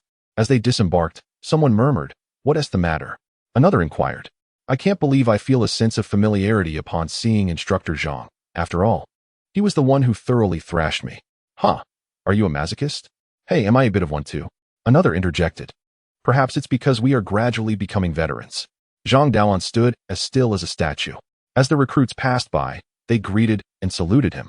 The same went for the 11th squad. However, when it came to Han Qingyu, it was unexpectedly Zhang Daoan who initiated the salute and maintained it without lowering his hand. Han Qingyu had no choice but to return the salute. Instructor Zhang? Thank you. Huh. It's been 7 years. Lao Miao has called me for the first time today, even if it's just to express gratitude. Zhang Daoan's tone remained stiff, perhaps fearing that if he loosened his composure, his emotions would spill forth. Lao Miao mentioned he couldn't come and asked me to extend the salute on behalf of him and the 700 reserve station. Thus, it pertained to that earlier matter. The commendation materials had already been approved, and the incident details along with the individuals involved had been relayed to the 700 reserve station. The Lao Miao spoken of by Zhang Daoan was the station chief of the 700 reserve station, one of the few remaining from the once formidable Red Eraser. He had even stormed out of 425 in anger. Unexpectedly, due to a new recruit, he owed another debt to 425. That evening, the mess hall prepared a sumptuous dinner for the recruits. Suddenly, the limping chef Gung approached. With a thud, he set down a bowl of beef noodles and a metal platter of roasted lamb. These are my two specialties, he said to Han Qingyu, on behalf of Xiao Miao. Thank you. At that moment, the recruits realized that the limping head chef of the mess hall, Old Gung, was actually another veteran from the once strongest Red Eraser of 425. Chapter 43. The old commander mentioned he has a granddaughter. Just as 425 had inquired about Han Qingyu's rank, 439 had only conducted a cursory investigation and learned that the highest rank among their new recruits was B-. The specific test results for each individual remain unclear. They must await the completion of testing across all 6 legions within the Sole Eyewitness Corps before the data can be compiled and distributed to each regiment. Some, impatient, sought answers and were informed that it would likely take another 2 to 3 days. During this interval, the recruits engaged only in morning exercises to maintain their physical fitness, with the remainder of their time left unstructured. The management system of the Azure Coalition felt quite peculiar. When they trained you, it seemed as if every moment was filled with pressure and reminders of the imminent danger of death. Yet when they released you, as long as military discipline was not violated, they truly seemed indifferent, leaving one feeling like a carefree vagabond with ample provisions and no worries. This, perhaps, was related to the reality that death could come at any moment. If they did not afford you some time to drift and forget this grim truth, you would surely lose your sanity, as Lao Jian remarked, still within the confines of the base. However, his reason for seeking out Han Qingyu was actually tied to another matter. Zhang Daoan had invited him to dinner. Lao Jian noted that he was not particularly acquainted with Zhang Daoan, having spent most of his years stationed elsewhere, and during his time as a recruit, Zhang Daoan was not yet an instructor.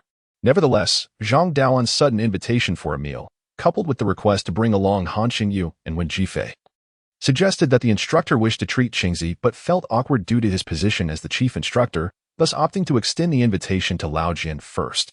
After analyzing this, Lao Jian relayed his thoughts to Wen Jifei, adding that he might as well bring him along too. The reason Zhang Daoan sought to dine with Han Qingyu was not solely due to his A-level compatibility, but rather because of a phone call he received from Old Miao, the head of the 700 reserve station. It marked the first time in 7 years that Zhang Daoan had received a call from a long-lost acquaintance, someone who once regarded him as a younger brother. During the call, Old Miao's tone was brusque and cold, and Zhang Daoan listened intently until he finally mustered the courage to choke out, "Brother Miao." There was a moment of silence on the other end before the call was abruptly terminated. Thus, Zhang Daoan remained grateful to Han Qingyu. "You should consider purchasing 2 decent bottles of wine to bring along," Lao Jian said before turning to leave, only to find his clothing tugged. Han Qingyu extended his hand and said, "I have no money." The recruits had qualified for base shopping after completing half of their trainings, yet they had not yet received their wages. Lao Jian glanced at him, suddenly feeling wronged, and emptied both pockets in a dramatic display, exclaiming, "Get lost. I am also broke. I don't have a single cent, and I'm drowning in debt." Han Qingyu. Fortunately, Wen Jifei had money, possessing over 2,000, which he had brought without spending a single dime. After Lao Jian departed, the two called upon the others in Dormitory 11 to join them. The Azure Living Base offered a plethora of items, including the latest cassettes from popular stars, books by various authors, gaming consoles, clothing, and even lipsticks in the newest styles. Some items were even unavailable in the market. This was astonishingly inexpensive. Standing at the entrance of the store, when Jifei raised the 2 bottles of premium liquor he held aloft to the light, feigning expertise as he remarked, "It is genuine." This price, presumably excluding taxes, hardly yields profit. This place, aside from the potential peril, is truly a remarkable locale. As he uttered this final remark, the members of the 11th Dormitory were meandering through the base's commercial district, stealing glances at the female squad leader in a skirt. After all, the veterans referred to her simply as squad leader. Attention, you lot, the new recruits. Stand there. As they passed by the bar's entrance, they were called to a halt by a feminine voice. Yet, the speaker was also a veteran, positioned at the base of the current food chain of the Azure Alliance. The group promptly stood at attention, forming a line. What's the matter, squad leader? Yang Qibai inquired cautiously. None of your concern. A cluster of female soldiers, approximately 7 or 8 in number, were seated at the bar's entrance, initially whispering amongst themselves, then engaging in playful banter, before finally proclaiming, "Do you remember the sisters?" Remember what? Remember. At that moment, one of the female soldiers raised her hand to summon the waiter, requesting 2 more bottles of beer.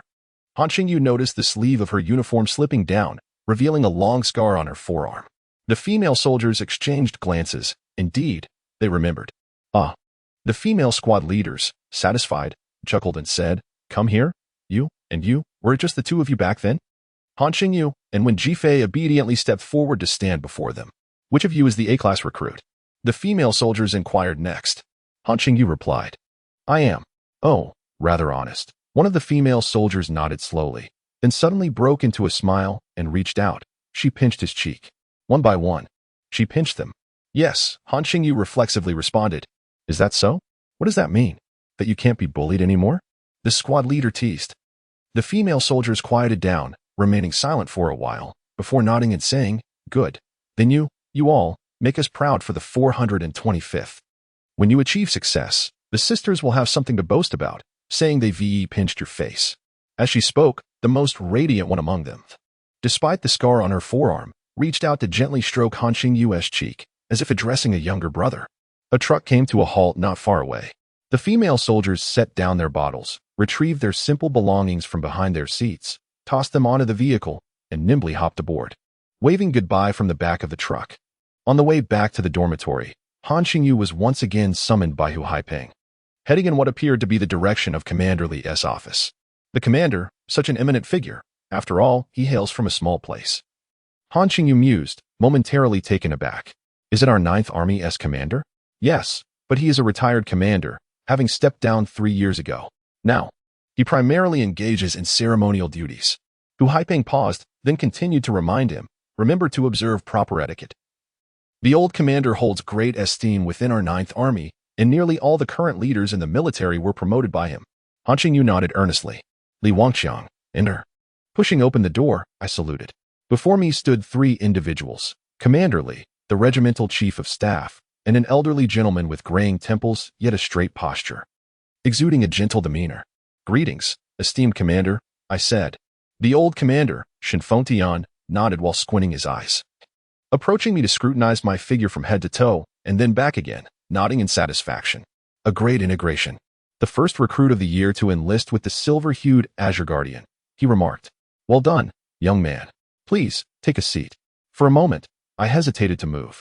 When the commander invites you to sit, you should take a seat, Li Wangqiang interjected from the side. Thank you, commander, I finally replied, settling into the chair. Now, do not be anxious. Let us engage in some casual conversation, as if I were a family elder, the old commander said kindly. Where is your hometown? Zhejiang province. Fenglongao, I answered honestly. Oh, a country boy, the commander noted. Indeed, he is a sincere child, Commander Li added.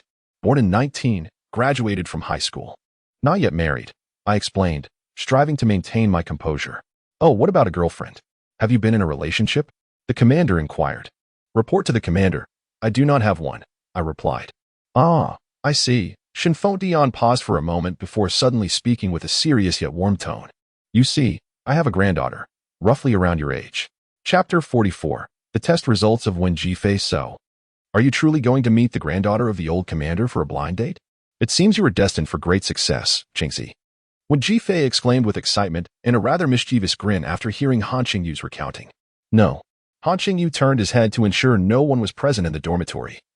Lowering his voice to confide, at that moment, Commander Li was seated, subtly moving his index finger beside his thigh, left, right, signaling me not to pursue that topic. Oh, when Jifei pondered for a moment, wondering why that was. Did you ask Commander Li later? I did, but he remained silent.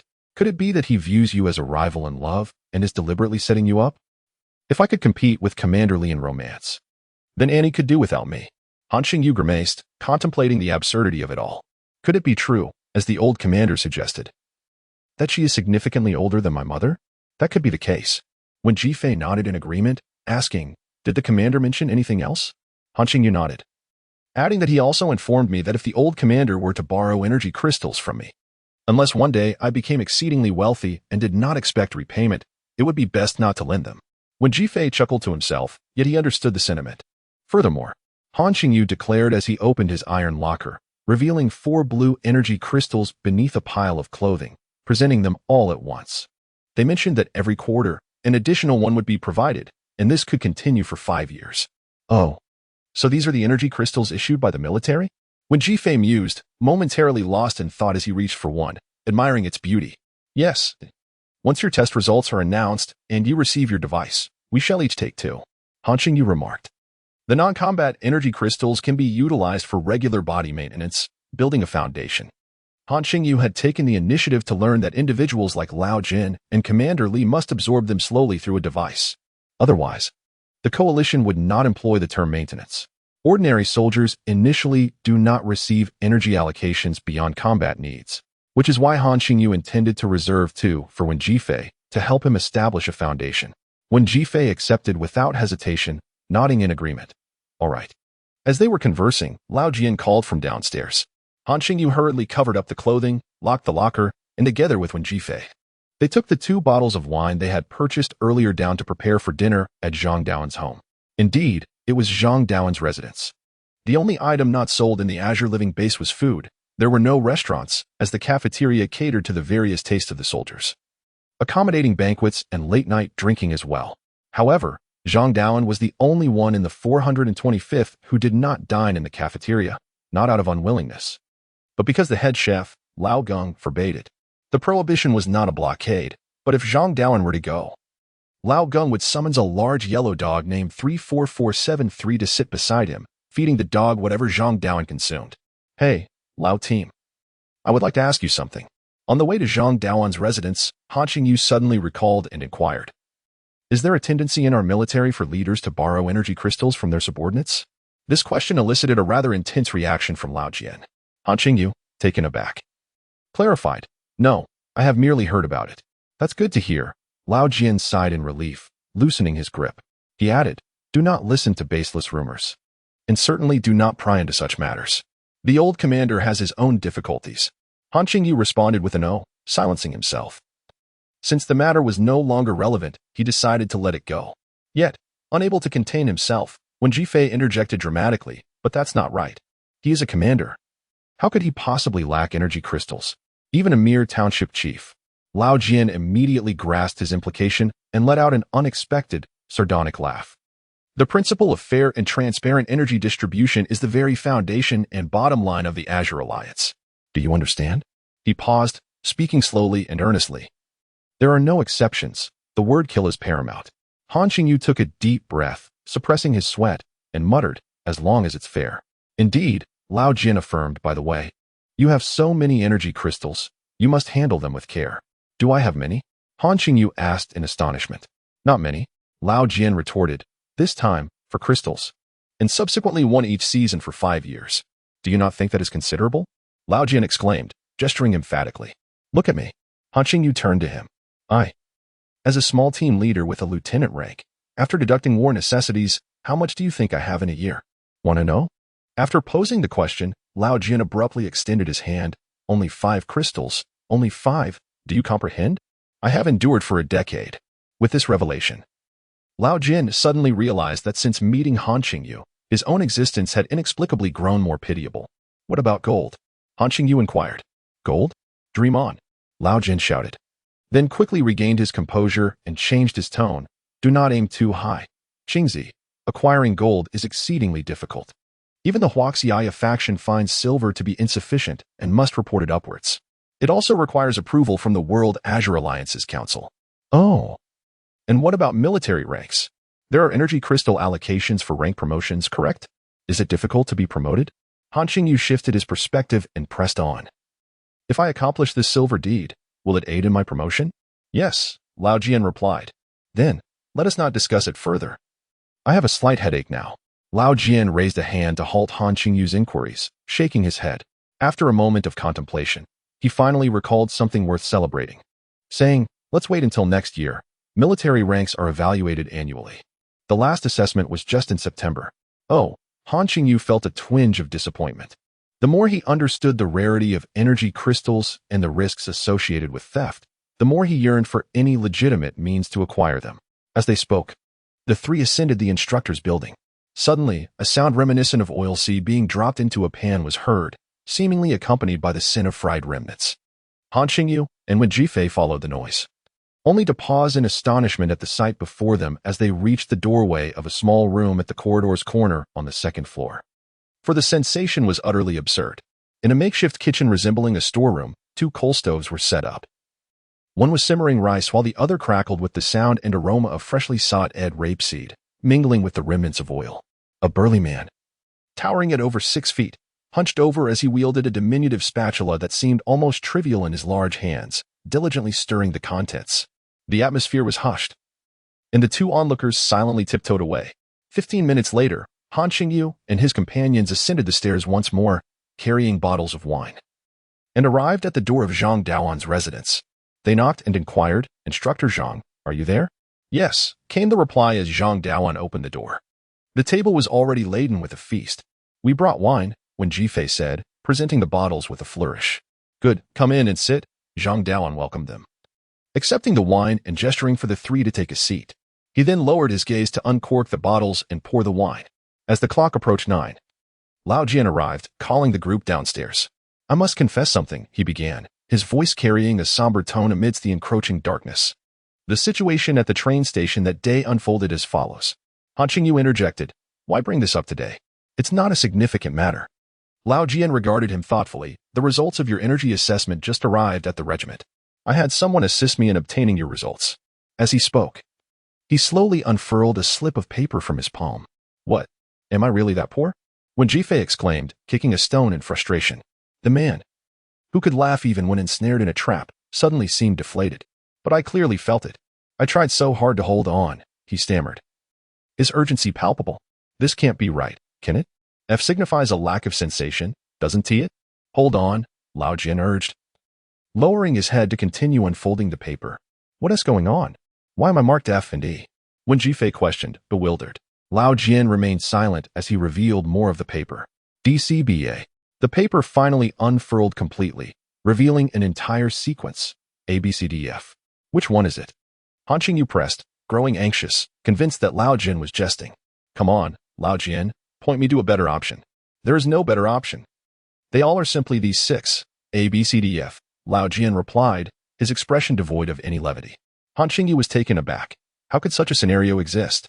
Yes, it does exist, albeit rarely, and it's not just a couple of instances, Lao Jian reflected, adding, in fact, there is a specific term for this degree of integration in the Azure realm, referred to as dice. What does that mean? Wen Jifei inquired. It means you are a die. Lao Jian clarified, emphasizing his point by mimicking the action of tossing a die. Chapter 45, Disengagement. Wen Jifei, having played mahjong, was naturally familiar with the dice. In his mind, he envisioned the dice spinning and finally landing on a face. So, could this be considered a form of genius? He looked at Lao Jian with anticipation. No, it is a sign of inadequacy, Lao Jian replied, pausing for a moment. What I mean is the unpredictability of the dice. In its earliest days, Weilon also valued and debated this, conducting extensive research and experiments, yet the outcome was always the same, no exceptions. It proved futile.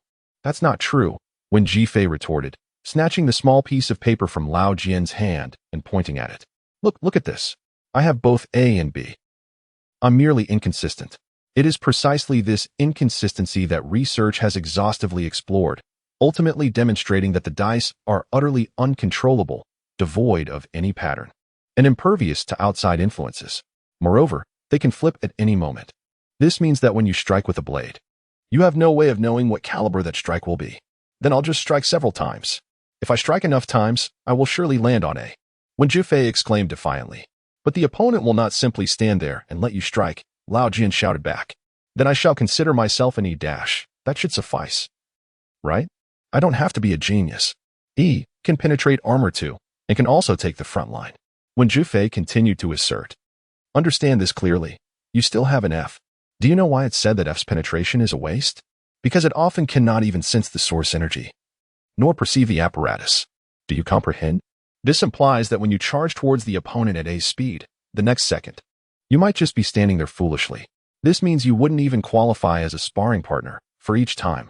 Even your opponent wouldn't know how to respond to your next strike. Perhaps, in a moment of carelessness, they might inadvertently strike you down. Or you might strike them down. After a series of exchanges, when Jifei ultimately found himself at a loss for words. Yet, Lao Jian was relentless. The great opponent is strong, while we are weak. The coalition's enduring strategy has always revolved around coordinated assaults, where each individual's role and position are vital. Lao Jian stated. So, if you were to be included in a formation, can you imagine the consequences? When Jifei hesitated, you would endanger your teammates. That statement struck like a fatal blow. The defiance when Jifei had maintained crumbled, and he sagged under the weight of the truth. Let it go, and truly reflect on this. Nightfall enveloped the dormitory area. When Jifei crouched in a corner, tossing pebbles, repeating the cycle of picking them up and throwing them away, cursing, refusing to accept defeat, and grappling with his frustration. Han Qingyu observed Lao Jian lighting a cigarette and calmly inquired, "Why does this situation arise?" "All right, I understand now," Han Qingyu responded. Lao Jian hesitated. I, at first, felt utterly despondent, like a bedraggled chicken. But upon calming down, I find myself rather pleased. Indeed, I comprehend. Lao Jian replied as he rose and approached Wen Jifei, leaning down to tug at his shirt. Wen Jifei shrugged him off, adjusting his shoulders, yet still resisting. Let us proceed in this manner. I shall accompany Qingzi to seek the captain and his team, urging you to join the Second Army to the refusers. Lao Jian smiled and remarked, you may not be aware, but in terms of significance and security, the refusers are even more pivotal than the frontline witnesses. I cannot go. I lack education, Wen Jifei stated. This declaration momentarily stunned Lao Jian, who turned to observe Han Qingyu. How did they surmise the general direction of the refusers? Suppressing his confusion, Lao Jian continued, then let us proceed to the Order Legion. I shall not go. To the post-war life support base. I refuse. Then what do you intend to do? This, of course, was out of the question. Lao Jian hesitated, at a loss for words. Crack, crack, the sound of heavy, steady boots crunching on the gravel echoed as Zhang Daoren approached. He had likely consumed the remainder of the liquor alone and appeared slightly inebriated. He sat down amidst the three, not engaging with Wen Jifei as Han Qingyu had expected.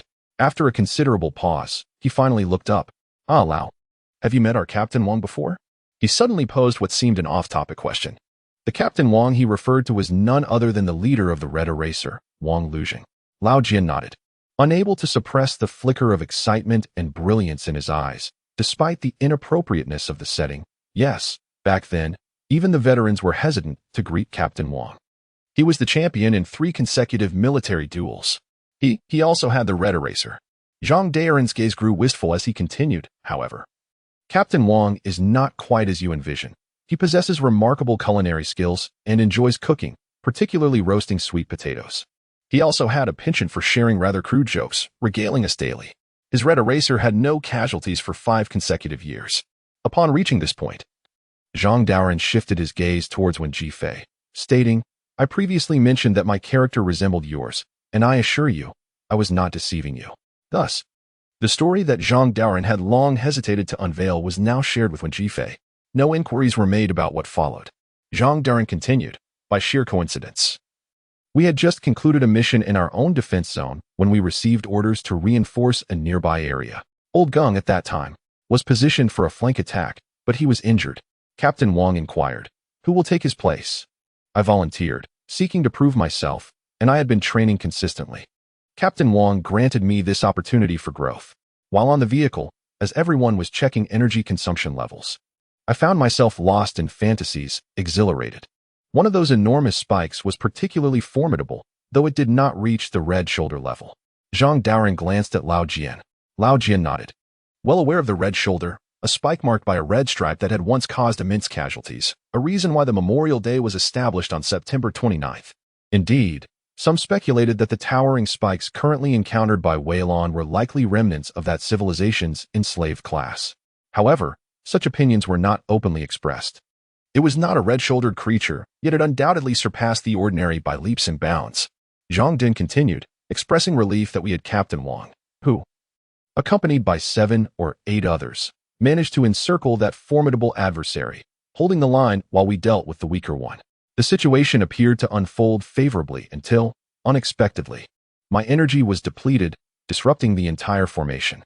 Not only did it expose vulnerabilities, but it also led to the downfall of several comrades in quick succession. When the sweeping strike of the staff came, I found myself frozen in place. Captain Wang, having noticed the impending rescue attempt, was tragically pierced from behind, the weapon emerging through his chest. In the aftermath of that day, many lives were claimed by the Crimson Eraser. In his final moments, Captain Wang instructed the others, stating that the primary elements of the combat record should reflect his decisions and leadership as the crux of the matter. Upon concluding his account, Zhang Duan rose to depart. He was not a mere dice. He had simply erred once, whereas dice may err every moment. Chapter 46, The Last Day, without armor, utilizing the oldest of buildings as the new recruits' quarters, is said to be a tradition. Thus, one wonders if Captain Wang Luzhang, in his youth, ever resided in this very space. The Ninth Army has been established for nearly 50 years. Yet it appears that no S-level talent has emerged from its ranks. Perhaps there have been, but they remain unrecognized. The thought of being persuaded to withdraw truly leaves me with some leeway. As we ascended the staircase, when Jifei absent-mindedly traced the knife marks on the aged wall, remarking, "I suppose I might be considered a rare breed." Han Qingyu could no longer contain himself and chuckled. "Laugh all you want. I'm merely a dice. One that can still roll again." The infectious humor resonated, as he added, "I know you're genuinely quite pleased right now." Han Qingyu candidly conceded, "Indeed. I feel this is far preferable to being assigned an E-level role and thrust onto the front line. Yet, there are indeed E-level roles present at the forefront now. However, with your disposition, it would be challenging for you to remain content with merely fulfilling E-level duties." When Jifei acknowledged this truth, falling into silence for a moment before extending his hand to pat Han Qingyu on the back. "Take care of yourself, my friend. I fear I may no longer be able to shoulder your burdens." Upon returning to the dormitory, as Han Qingyu prepared to climb to his upper bunk to rest, he paused, focusing intently on his iron locker. "Has anyone tampered with it?" When Jifei inquired nervously, his voice barely above a whisper. Han Qingyu shook his head, replying, "No." The following noon, the results of the fusion degree test for the other recruits were announced, not in a posted format, but rather shared amongst themselves. Apart from Han Qingyu's already disclosed A-level, the results from Dormitory 11 revealed that Lao Jian, who fervently prayed to avoid an armored role, ended up with AD. Yang Qibai obtained his dream of an F-level, followed by 3 ES and another D. There was also a surprising C-level result, awarded to Lai Shirtu, the timid and somewhat muddled Tomb Raider, who had resigned himself to being deemed useless in front of Zhang Daoan on his first night. He felt no joy in this outcome, only fear expressing a desire to remain hidden in the background. Thus, the phenomenon of energy fusion truly operates without reason or predictability, entirely at random. Regardless, the mood among the leadership, including Li Wangqiang and others, was exceptionally buoyant. This time, apart from Han Qingyu's A-level, an additional surprise emerged, a B-level talent, remarkable enough to warrant a celebratory toast from Commander Li had it occurred in the past. This individual was named He Tang Tang. "What is the story with this lad?" Commander Li asked, having paid little attention previously and now seeking information from his subordinates. He was quite a tall fellow. During the traditional night meat raid, he overslept and missed the opportunity. Later, in front of more than 20 veterans, he audaciously attempted to steal a chicken. One of the regiment's staff officers, laughing, animatedly recounted the events of that night, ultimately revealing that he nearly got caught in the act. This elicited hearty laughter from Commander Li, who, amidst his mirth, suddenly paused, resting his forehead in contemplation for quite some time, remarking that the 425 seemed to be improving. The others expressed their excitement, agreeing that it indeed appeared to be growing increasingly erratic. Strange occurrences were emerging. Commander Li, with a complex mix of emotions, nostalgically reflected on the previous generation, like Wang Luzhang and his comrades, who were unmistakably upright and commendable soldiers. Even during the traditional night meat raid, they would confront the veterans in a fair and honorable manner. As one of the peculiar cases, When Jifei's unique situation was advised to remain confidential. When questioned, he merely stated that he probably couldn't wear armor. Have you made your decision? Where to next? Class F. Yang Qingbai was neither exhilarated nor disheartened. He had already chosen to join the 7th Army of the Order Corps, as the vehicle was driving smoothly. He intended to drive first, and perhaps later, if the opportunity arose, he might be allowed to try flying. When Jifei shook his head, not yet. Then why not accompany me to the 7th Army? It would be nice to have a companion. After extending the earnest invitation, Yang Qingbai smiled and added, Look at you. Named Plague Chicken. It seems you are destined to have a connection with aircraft. When Jifei chuckled, seemingly intrigued, and replied, I'll think it over. Knock, knock. The door was ajar, and the sound of knocking came from the open door frame. Captain Mira. She placed a bag of fruit down and chatted for a moment at the doorway, glancing at everyone. Finally, she beckoned, when Jifei, come out for a few words. The peculiar test results concerning the plague chicken were unknown to most, but Mira, as an instructor, had certainly seen them. After they stepped outside, the remaining members of Dormitory 11 turned to corner Han Qingyu, pressing him against the wall. Qingzi, something feels off. Why does Captain Mira look at you with such sorrowful eyes now? Did you do something unethical? Did you bully our Miss Mira? Like Shin Shimmy, right? Yang Qingbai, sitting on the bed peeling an orange, remarked, this orange is all sour. Unlike the sweet ones that Captain Mira used to throw over, Mira had always enjoyed buying fruit for the people of Dormitory 11. Previously, she would occasionally stand by the training field's instructor building, asking who wanted what, then giggling as she tossed it down. At other times, she would pass by the new recruits building without coming up, still inquiring who desired something, and laughingly tossing it up. Such scenes were the proudest and most cherished memories of Dormitory 11. Have you decided where to go? Mira inquired, standing by the training ground. Not yet, when Jifei replied. Indeed, I am aware of your fervent desire to witness the front line, a longing that seems to stem not solely from the wish to fight alongside your closest companion. However, I perceive a genuine sense of despondency within you. As Mira paused momentarily, she gestured towards herself, explaining that her melancholy was due to her brother. When Jifei nodded in understanding, having already grasped the situation, and refrained from further inquiry. So, do you wish to know why I have not ascended to the position of captain all these years? Mira continued, her tone inquisitive. When Jifei turned to her, astonished. Are you implying that you two are a dice? Not quite. I lack your prowess, Mira replied with a bright laugh, tinged with a hint of resignation. My compatibility is rated at E level. It is exceedingly rare for someone of E level to attain the rank of captain. Within the 9th Army, many teams would gladly welcome my participation, provided I do not assume the captaincy. Furthermore, during my time, the three-dimensional devices were even more scarce than they are now. E-level girls were sometimes even dissuaded from joining, Mira elaborated. It was through my own weapon that I secured this opportunity. When Jifei paused, taken aback. A weapon? Yes. I assessed your unique situation and concluded that the crux of your predicament lies in the fact that your teammates must not exhibit any reliance on you during battle. This would allow you a chance to exist probabilistically, to assist in unanticipated ways. For instance, risking your life to deliver a decisive blow during a moment of failure or a critical retreat, gambling on whether that strike results in an A or a B. Or, for example, with a firearm. Nonetheless, when Jifei grasped the essence of her words. So, is it the aircraft or the gun that you favor? Of course. This is merely a minuscule probability suggestion, Mira interjected, dousing the conversation with a dose of realism. There are likely many who possess shooting talent.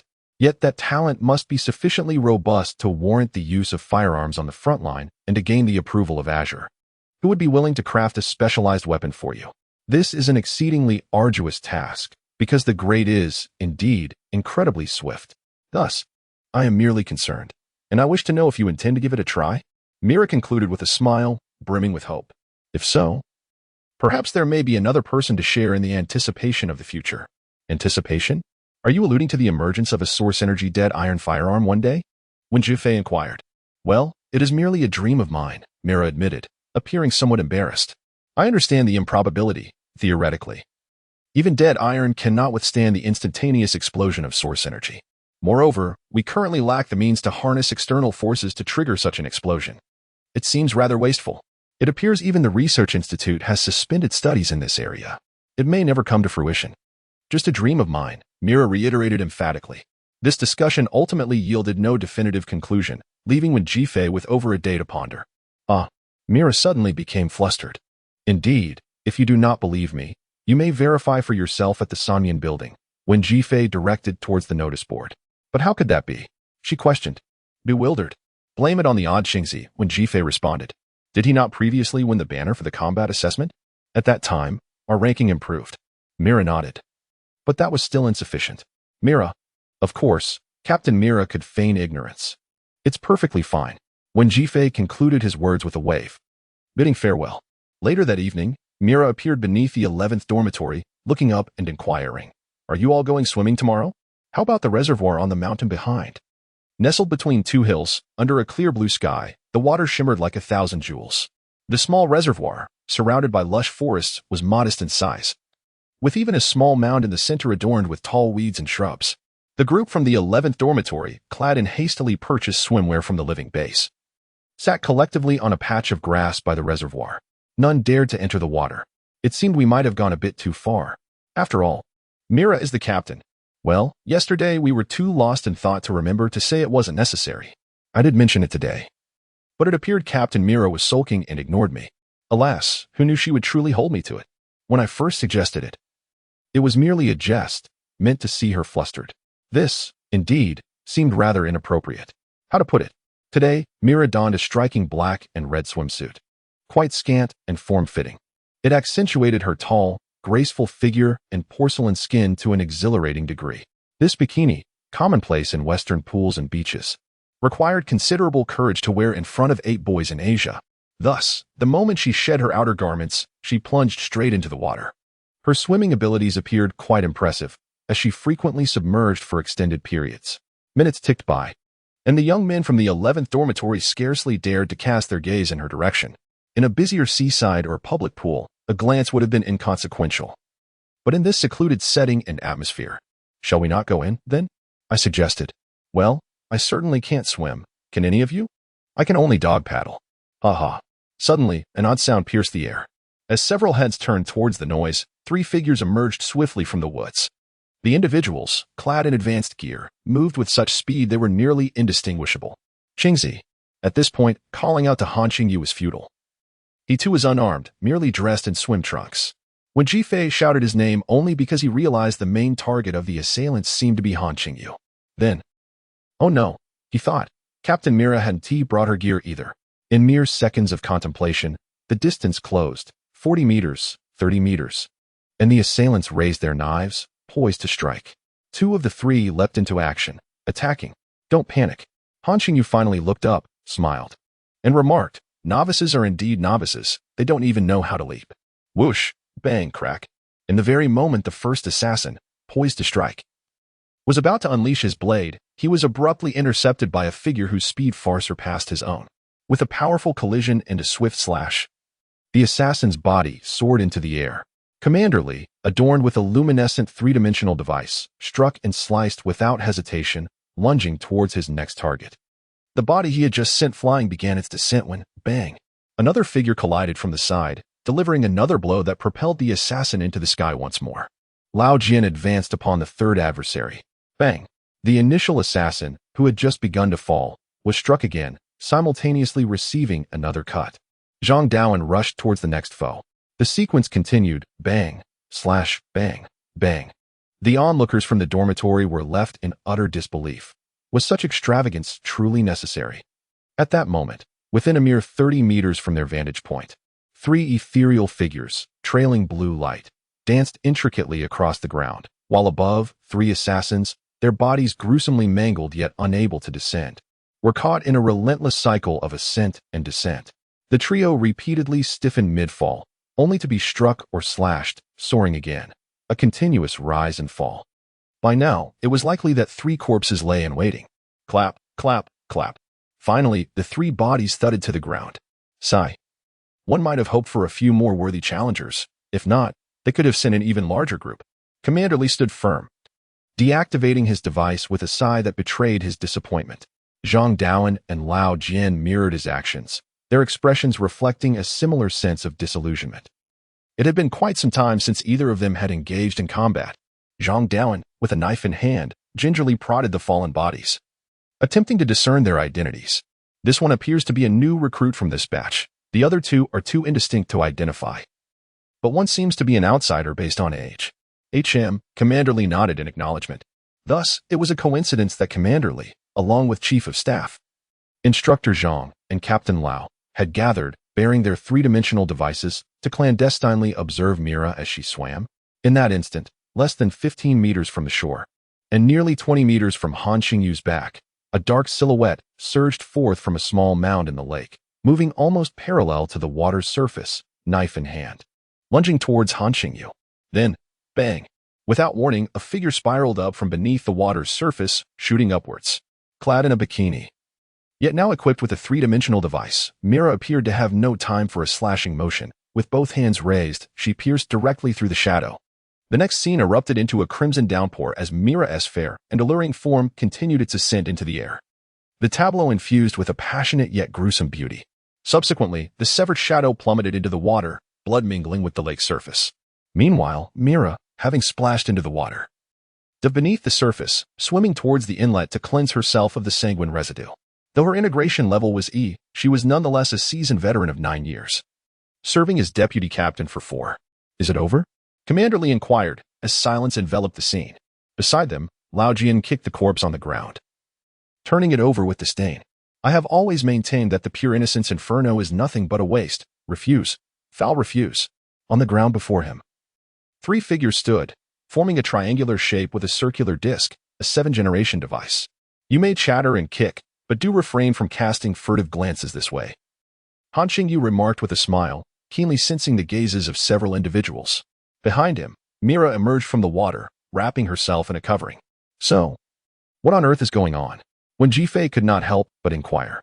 It was evident that Han Qingyu was informed, as was Mira, and it was likely that Captain Lee and his team were not lurking with the three-dimensional device simply to spy on Mira's swimming.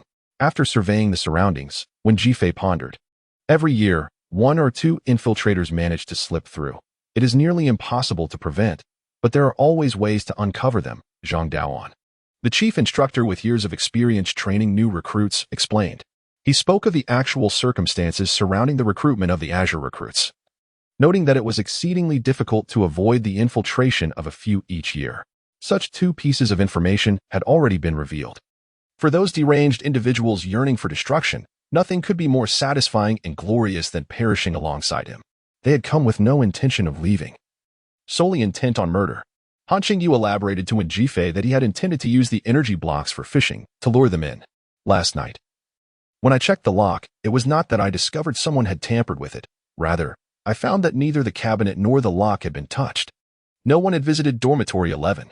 Since they could suppress their desire for the energy blocks, what they truly sought was my life. Furthermore, given their utmost caution, Captain Lee had no choice but to enlist Captain Mira's assistance in creating a similarly advantageous ambush environment as the one they enjoyed today. After he finished speaking, due to the need for confidentiality, this bout of conflict quickly attracted a large number of stationed soldiers and veterans from the foothills, followed closely by a throng of new recruits. Among them, could there be individuals from the pure innocence inferno? Perhaps even members of the Snow Lotus faction. Were there any from the self-preservation faction?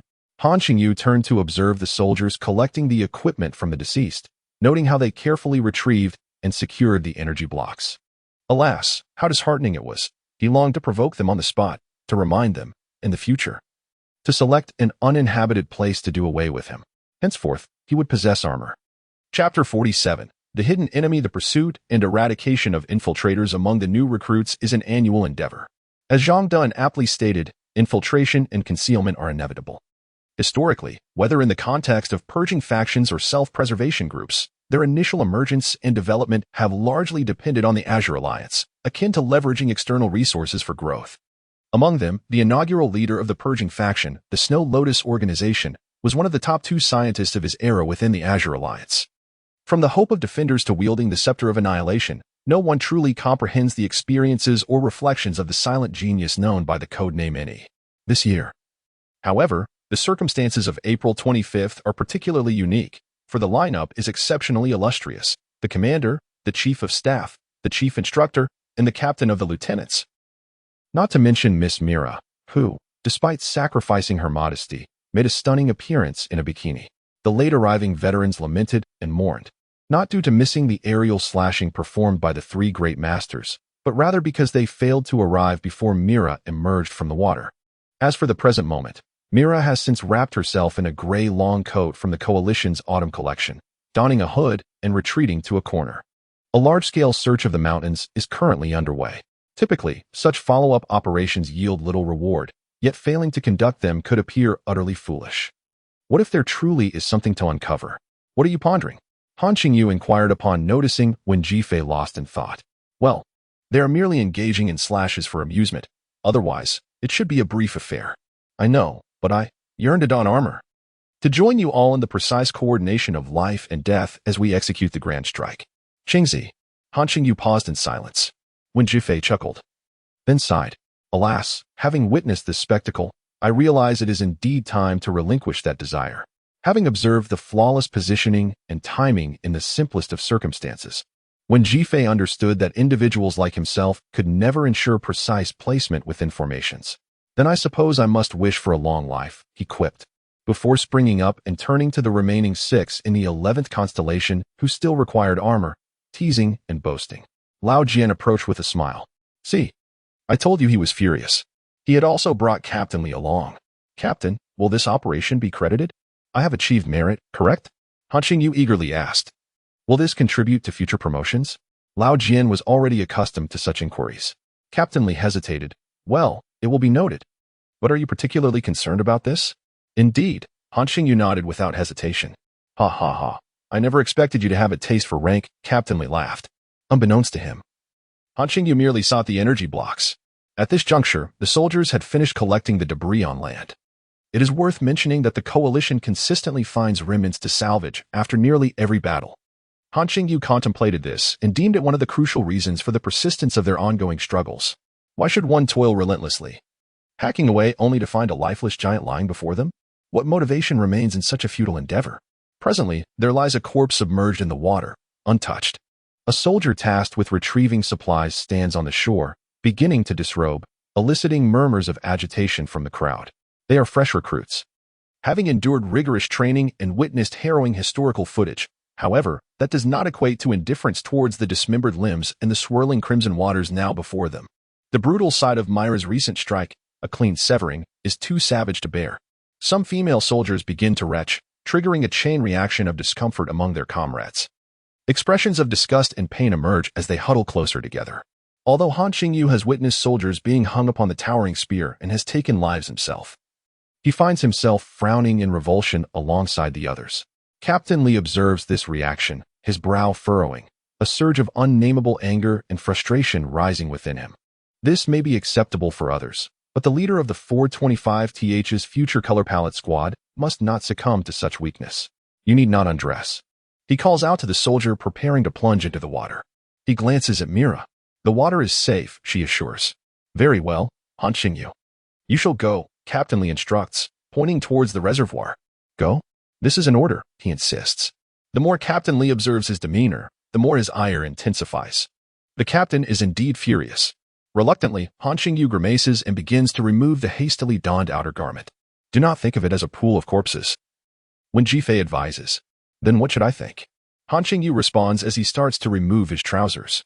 Think of it as Captain Myra's bathwater. Ah, now that you mention it, that certainly makes it more palatable.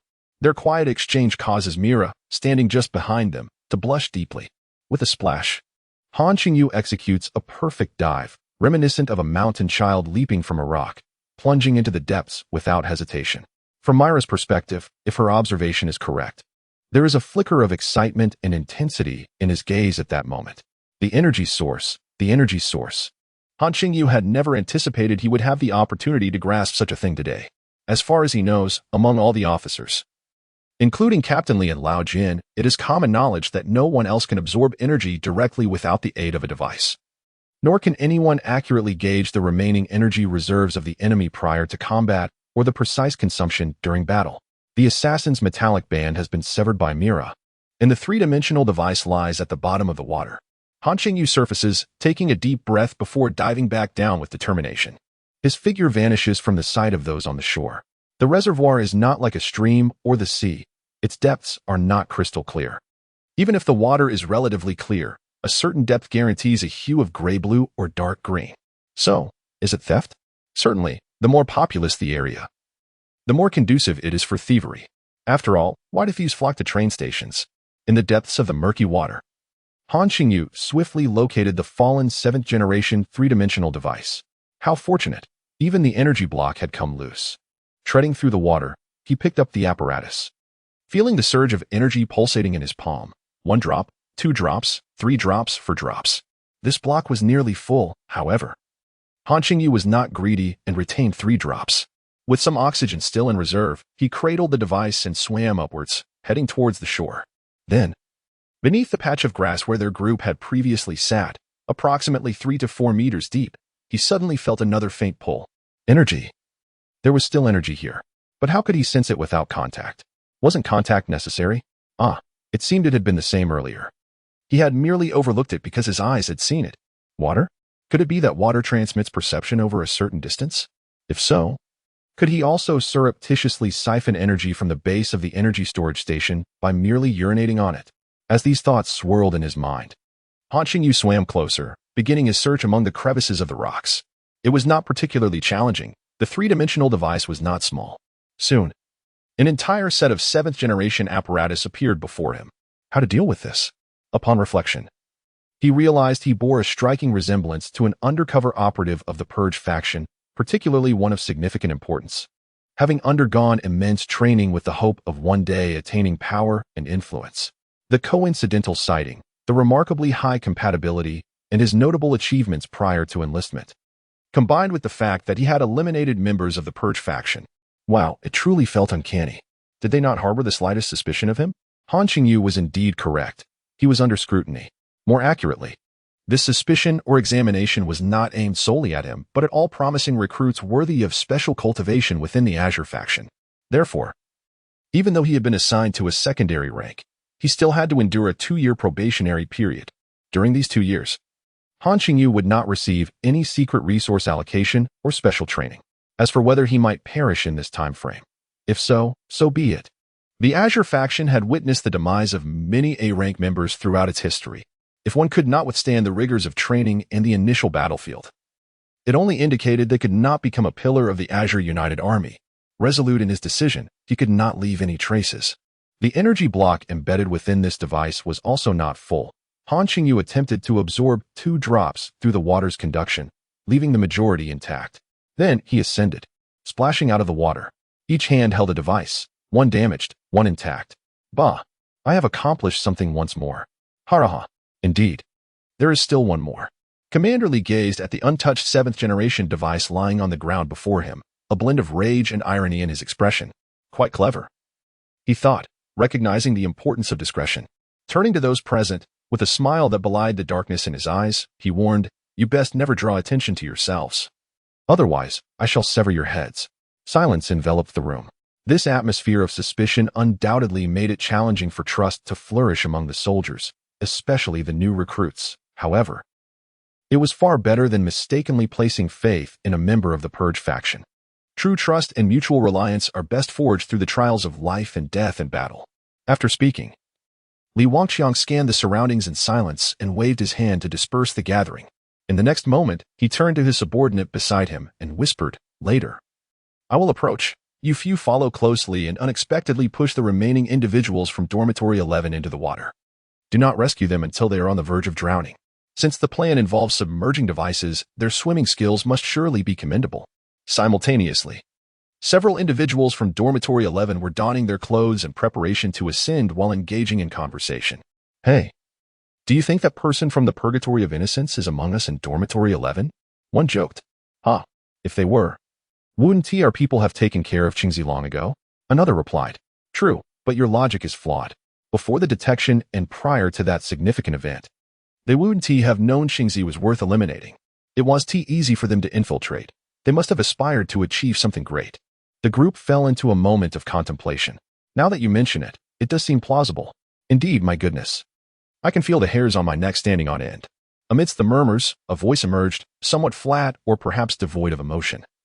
Emanating from behind Han Qingyu and others, "I am from the Purgatory of Innocence. I am sorry, Qingzi, and to all of you." Chapter 48. Becoming an official, the statement was neither particularly severe nor trivial. Just as the commander Li Wangqiang, who was preparing to push someone into the water, heard this, he took a step forward and raised his hand to halt the soldiers behind him. After a moment of contemplation, instead of advancing, he retreated 2 steps with his men. The emergence of the cleansing faction within the coalition was not unprecedented. Don't stir trouble. I know you fear the front lines. Lu Xiang scanned the crowd.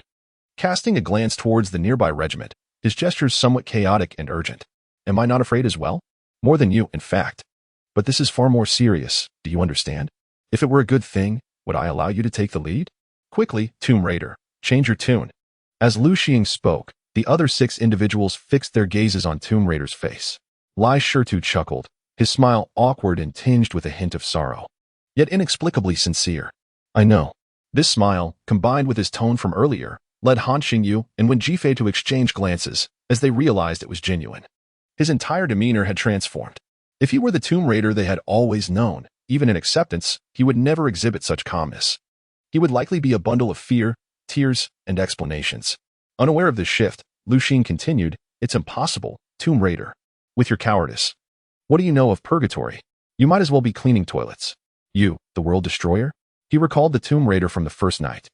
The only one who had confessed to being useless under Zhang Daoan's coercion, a figure who always seemed somewhat submissive and timid.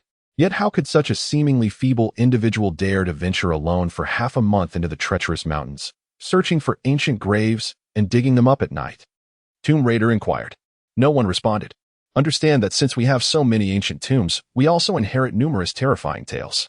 Lai Shida's attempt to persuade appeared irrational, akin to calmly seeking one's demise. He even laughed again, saying, I find the stories they concoct for me quite unenlightening. Yet they are amusing. Such amusing tales often allow one to overlook many things. Moreover, that reserve station is indeed challenging to locate. They provided me with a rough area, and I struggled immensely. He added. Upon hearing this, the members from the 11th Dormitory felt a weight in their hearts. While Commander Li Wangqiang instantly felt a surge of alarm, this was the second time the approximate location of a reserve station had been divulged to the innocent purgatory.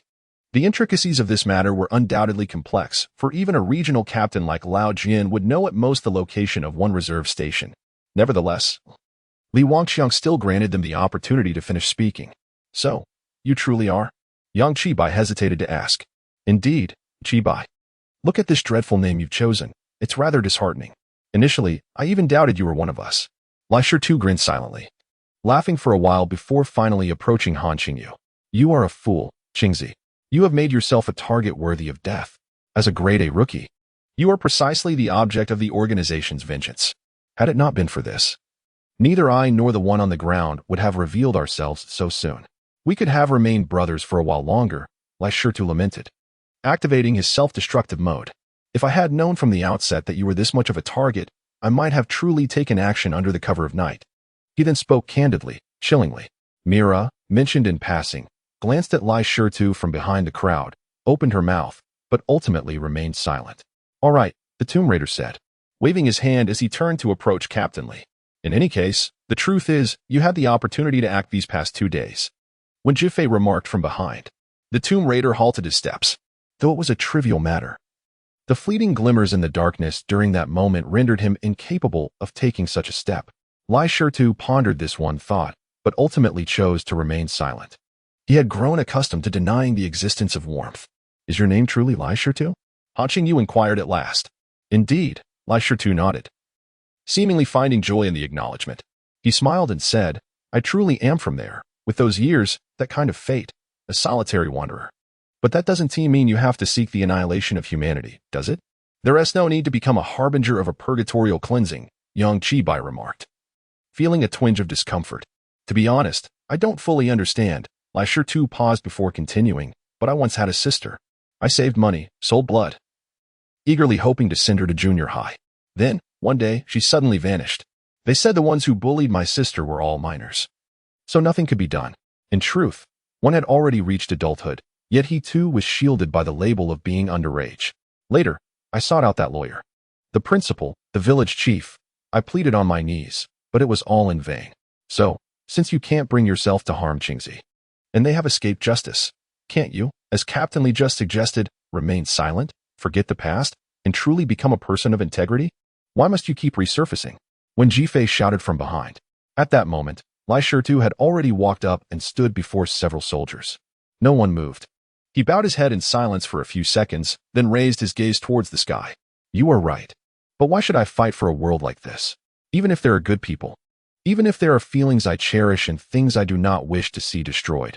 What right do I have to fight for this world? Lai Shitu is a man who has lost all footholds. The purgatory of integrity always seeks individuals like him, and they even fabricate such souls. Thus, the Tomb Raider followed Captain Li's group. Captain Li stated, there will be no interrogation, labor, or meals. Consequently, the first to depart from Dormitory 11 was the Tomb Raider, followed by Yang Qibai. The Order Legion's vehicle arrived first, and he loaded his luggage aboard.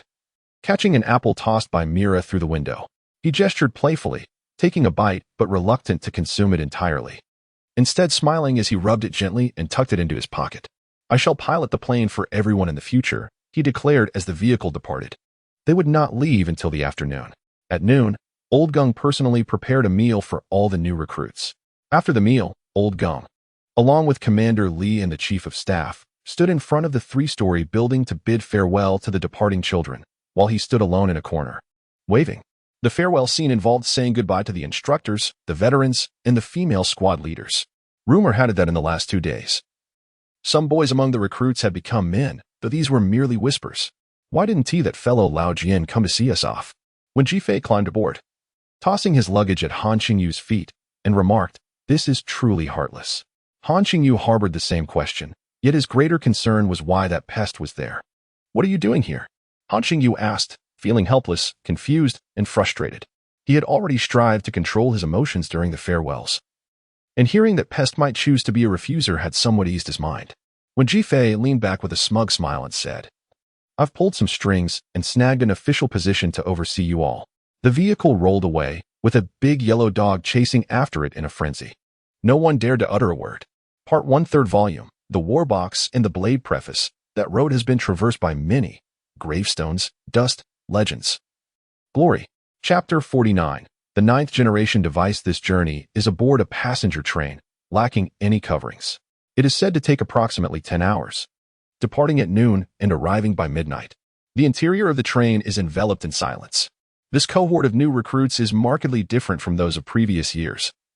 Due to certain revelations, nearly everyone is aware of the name 34473, associated with the cafeteria's large yellow dog, which is, in truth, the official designation of Instructor Zhang's regiment. The implications and underlying meanings are profound. Thus, while Instructor Zhang may freely utter the name, others refrain from speaking out.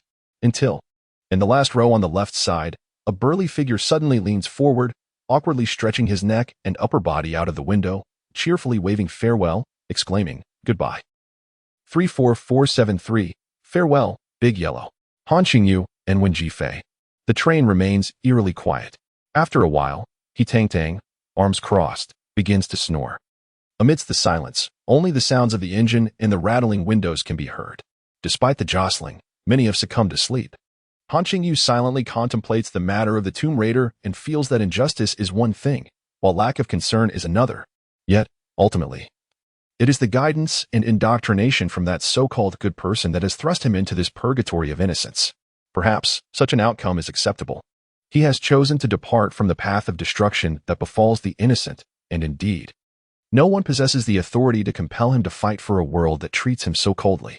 As for Han Qingyu and the majority of those aboard the train, they, to varying degrees, have their own reasons to fight. Regarding the multitude of people in the world, why should it be me? Since misfortune has chosen him, it is best not to question further. He then begins to ponder the issue of frequent urination. Drink more water, and the volume will increase. Some situations may require distance. That is manageable, for he is still young. It must persist for a certain duration. Then, energy will be transmitted from, never mind. Just as Han Qingyu relinquishes this train of thought and raises his gaze, he catches the panicked glance of Captain Mira in the front right row. It is certainly not one of affection.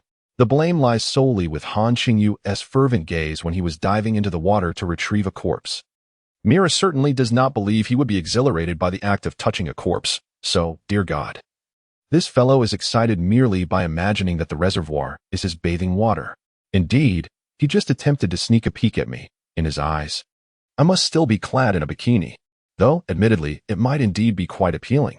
Thus, is this the final hope of becoming the leader of a regional squad with A-class members? Such inner turmoil. In the evening, while preparing to eat field rations, when Jifei notices he Tang wandering aimlessly near the edge of the forest and tells Han Qingyu, "Let us keep an eye on him when we get back on the bus. He might not be around for long." However, he Tang boards the bus regardless. After a moment, he produces a half-constricted snake from his pocket and says, "We'll roast this when we arrive. Would you like some?" Han Qingyu takes it, inspects it, and remarks, "This type of snake isn't palatable. It has a strong, earthy flavor." "Is it really?" He Tang gazed at the serpent's head and spoke. Han Qingyu replied with a simple mm. After more than an hour of travel in the night vehicle, Zhang Daoan finally rose to speak. "Now that you all are aware of the existence of the purification purgatory," he began, "let me clarify. It merely relies on hatred and despair to reshape humanity, and is not particularly terrifying. What is truly frightening, however, is the ability to persuade individuals to choose their own destruction under the guise of lofty ideals and philosophies, such as with the Snow Lotus.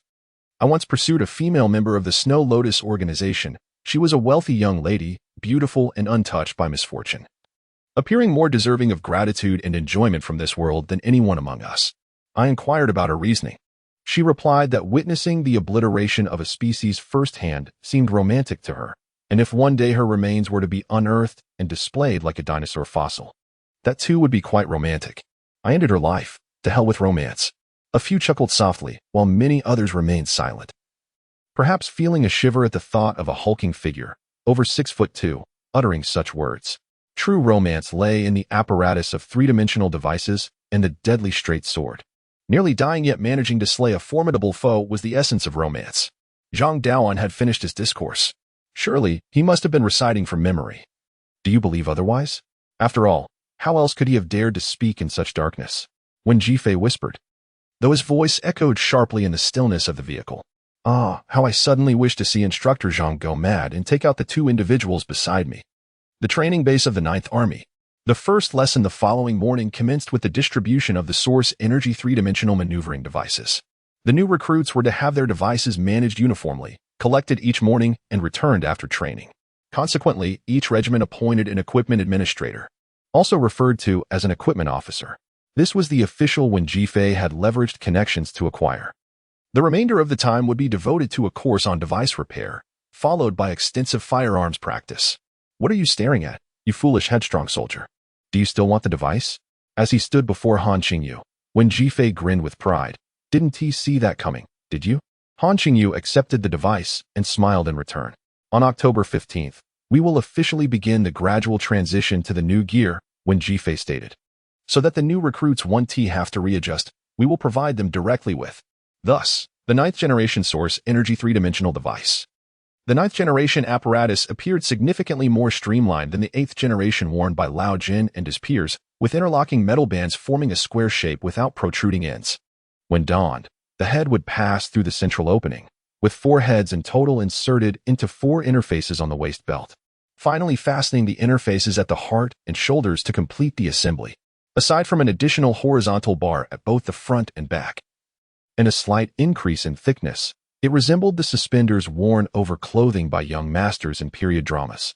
The metal source energy battle crate remained separate. Judging by its size, it seemed somewhat smaller, and structurally, it was designed to be secured vertically to the left side of the back, precisely behind the heart. The sword remained slung at an angle across the right shoulder. "Today, I shall not draw it." When Jifei gestured towards the opposite side of the cabinet, where a long row of straight, jet-black blades lay parallel and poised. "Once the equipment is collected, do not handle it recklessly. We shall don it under guidance at the training ground." He called out to the crowd. "Does this not seem somewhat forlorn?" Han Qingyu inquired. Apart from him, the equipment depot was predominantly staffed by female soldiers from other units. Chapter 50. Penetrating armor. The equipment hall resembles a basketball arena, with the central open area flanked by a series of relatively independent equipment rooms, one for each regiment. Though narrow, these chambers are deep and elongated, their walls adorned with three-dimensional devices and straight iron blades. Source energy blocks are not distributed here. How long can a fully charged source energy block sustain one during training? After some inquiries, Han Qingyu learned that, discounting individual variations, the average duration is approximately 4 days. This revelation left him somewhat taken aback and disheartened. Cradling the brand-new 9th-generation three-dimensional device in his hands, Han Qingyu felt a sense of reverence, bowing his head to examine it closely. In the upper right corner of the combat box, what the veterans referred to as the combat box, a dark-hued metallic source energy container, was the engraved serial number, 9 to 771,209. This number not only identified the device but would also serve as his operational identifier within the only witnessing regiment. If all went as anticipated, this number would accompany him throughout his life, and perhaps even find its place upon the urns of many others. In the midst of his contemplation, a female soldier, reminiscent of an ant, called out to him from the sidelines, instructing him to trim his hair a little more. Han Qingyu raised a hand to tug at the hair he had just cut a month and a half ago, and proceeded to sit down on a row of chairs at the edge of the hall. A white cover was draped over him, followed by the sound of electric clippers. Observing the veterans, he noticed their hairstyles appeared quite casual. He casually inquired, and the girl, seemingly earnest in her task, completed the haircut in about 3 minutes, employing both clippers and brushes. With a buzz cut, Han Qingyu rose and continued towards the changing room. Along the way, he occasionally spotted several soldiers donned in 8th-generation devices passing by. They would pause to inspect the 9th-generation devices in the hands of the new recruits and exchange a few remarks. At first glance, the security presence in the equipment hall seemed somewhat meager. However, upon deeper reflection, one could not dismiss the possibility that, should an attack occur, skilled fighters could emerge in droves. In such a place, it was not far-fetched to consider the presence of elite combatants stationed for protection. "You're here, Qingzi." Upon his arrival, Han Qingyu found Lu Xiang and He Tangtang already in the changing room. The dormitory had been reallocated, and He Tangtang had become his roommate. They were down to their gray four-cornered underwear issued by the coalition forces. In truth, it bore little difference from being in the dormitory. They were all men, and there was nothing to feel awkward about. Han Qingyu located his designated spot, temporarily setting the device upon the locker, and began to change into his combat uniform.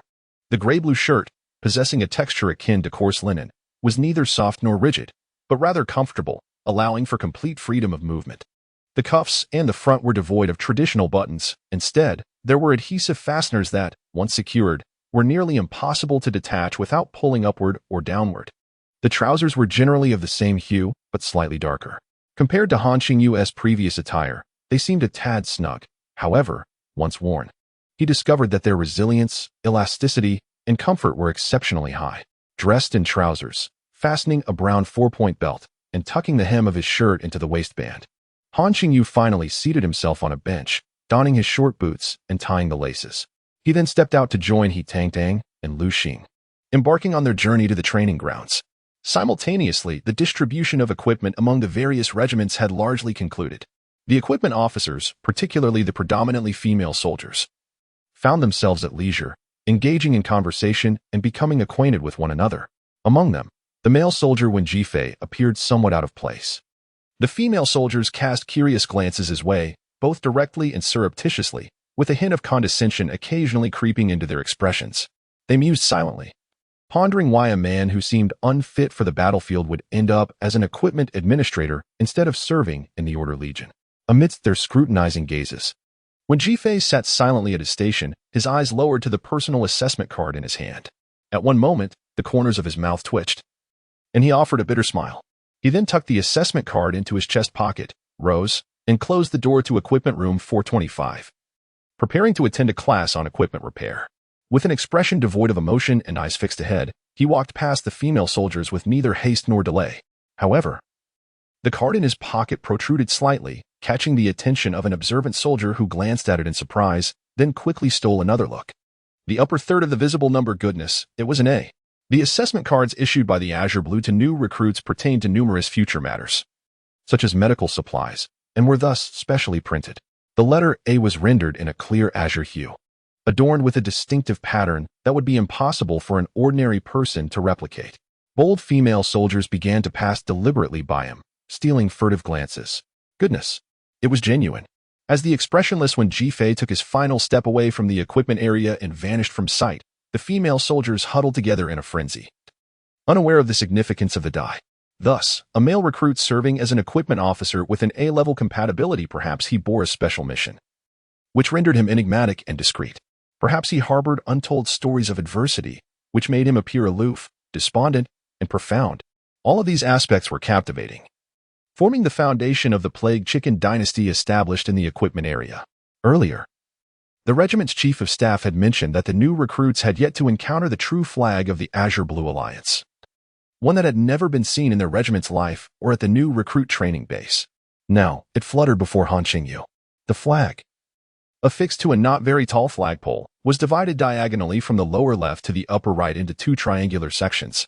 The upper triangle was entirely azure, featuring a simple abstract design that, at first glance, resembled crossed blades, yet upon closer inspection, could also be interpreted as two hands converging, safeguarding the vast expanse of blue below. The lower triangle bore no insignia, only a swath of color. At that moment, Han Qingyu observed a vibrant red. Perhaps in different nations, this section would manifest in varying hues, he mused. At this juncture, he had just learned the salute method known as the fist-to-heart gesture, a practice that felt somewhat awkward due to his lack of personal experience. Yet, due to the multitude of voices raised in unison, compelled to roar for all that breathes.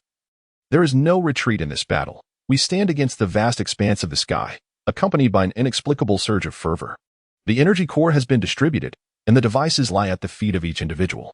Chief Instructor Qi Shantong stands upon the Grand Command platform and commands, "Sit down." Despite their initial bewilderment, the newly trained soldiers, already halfway through their training and clad in pristine combat uniforms, promptly take their seats. Thus, the armor-donning ceremony commences, as Qi Shantong announces. Subsequently, the recruits begin to don the devices under the guidance of various regiment instructors and aides, connecting each interface meticulously. Shouldn't the heart be connected first, followed by the others, such as the kidneys? Han Qingyu inquires of Mira, who is accompanying as an aide, adding, "I once saw Captain Lao Jian donning." "Oh my, why did he specifically mention the kidneys? The kidneys?" Mira ponders, her mind whirling. The veterans refer to this dark-hued metallic energy box as the battle chest. Chapter 51. Stop, Captain Mira. Captain Mira. Han Qingyu felt an inexplicable oddity in Mira's posture, reminiscent of the day she donned a bikini and had just removed her outer garments. She tilted her head. Her arms crossed in a manner that feigned nonchalance yet was unmistakably deliberate. However, she was clad in combat attire now, though the form-fitting design of the uniform did accentuate Captain Mira's stunning figure rather excessively. After a few seconds, Mira responded, seemingly bewildered. Han Qingyu, with an innocent gaze, tilted his head and indicated towards himself, inquiring whether all the device connections were properly attached. "Oh, right. This is the most significant improvement of the 9th generation device, integrated activation. We had just undergone retraining this morning," Mira hastily clarified, as she was still utilizing the 8th generation device.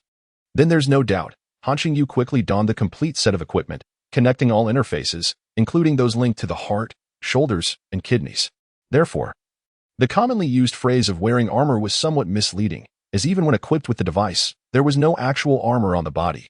With such musings, imbued with a sense of excitement, they awaited approximately a minute, until finally, the chief instructor issued the command, "Initiate device activation."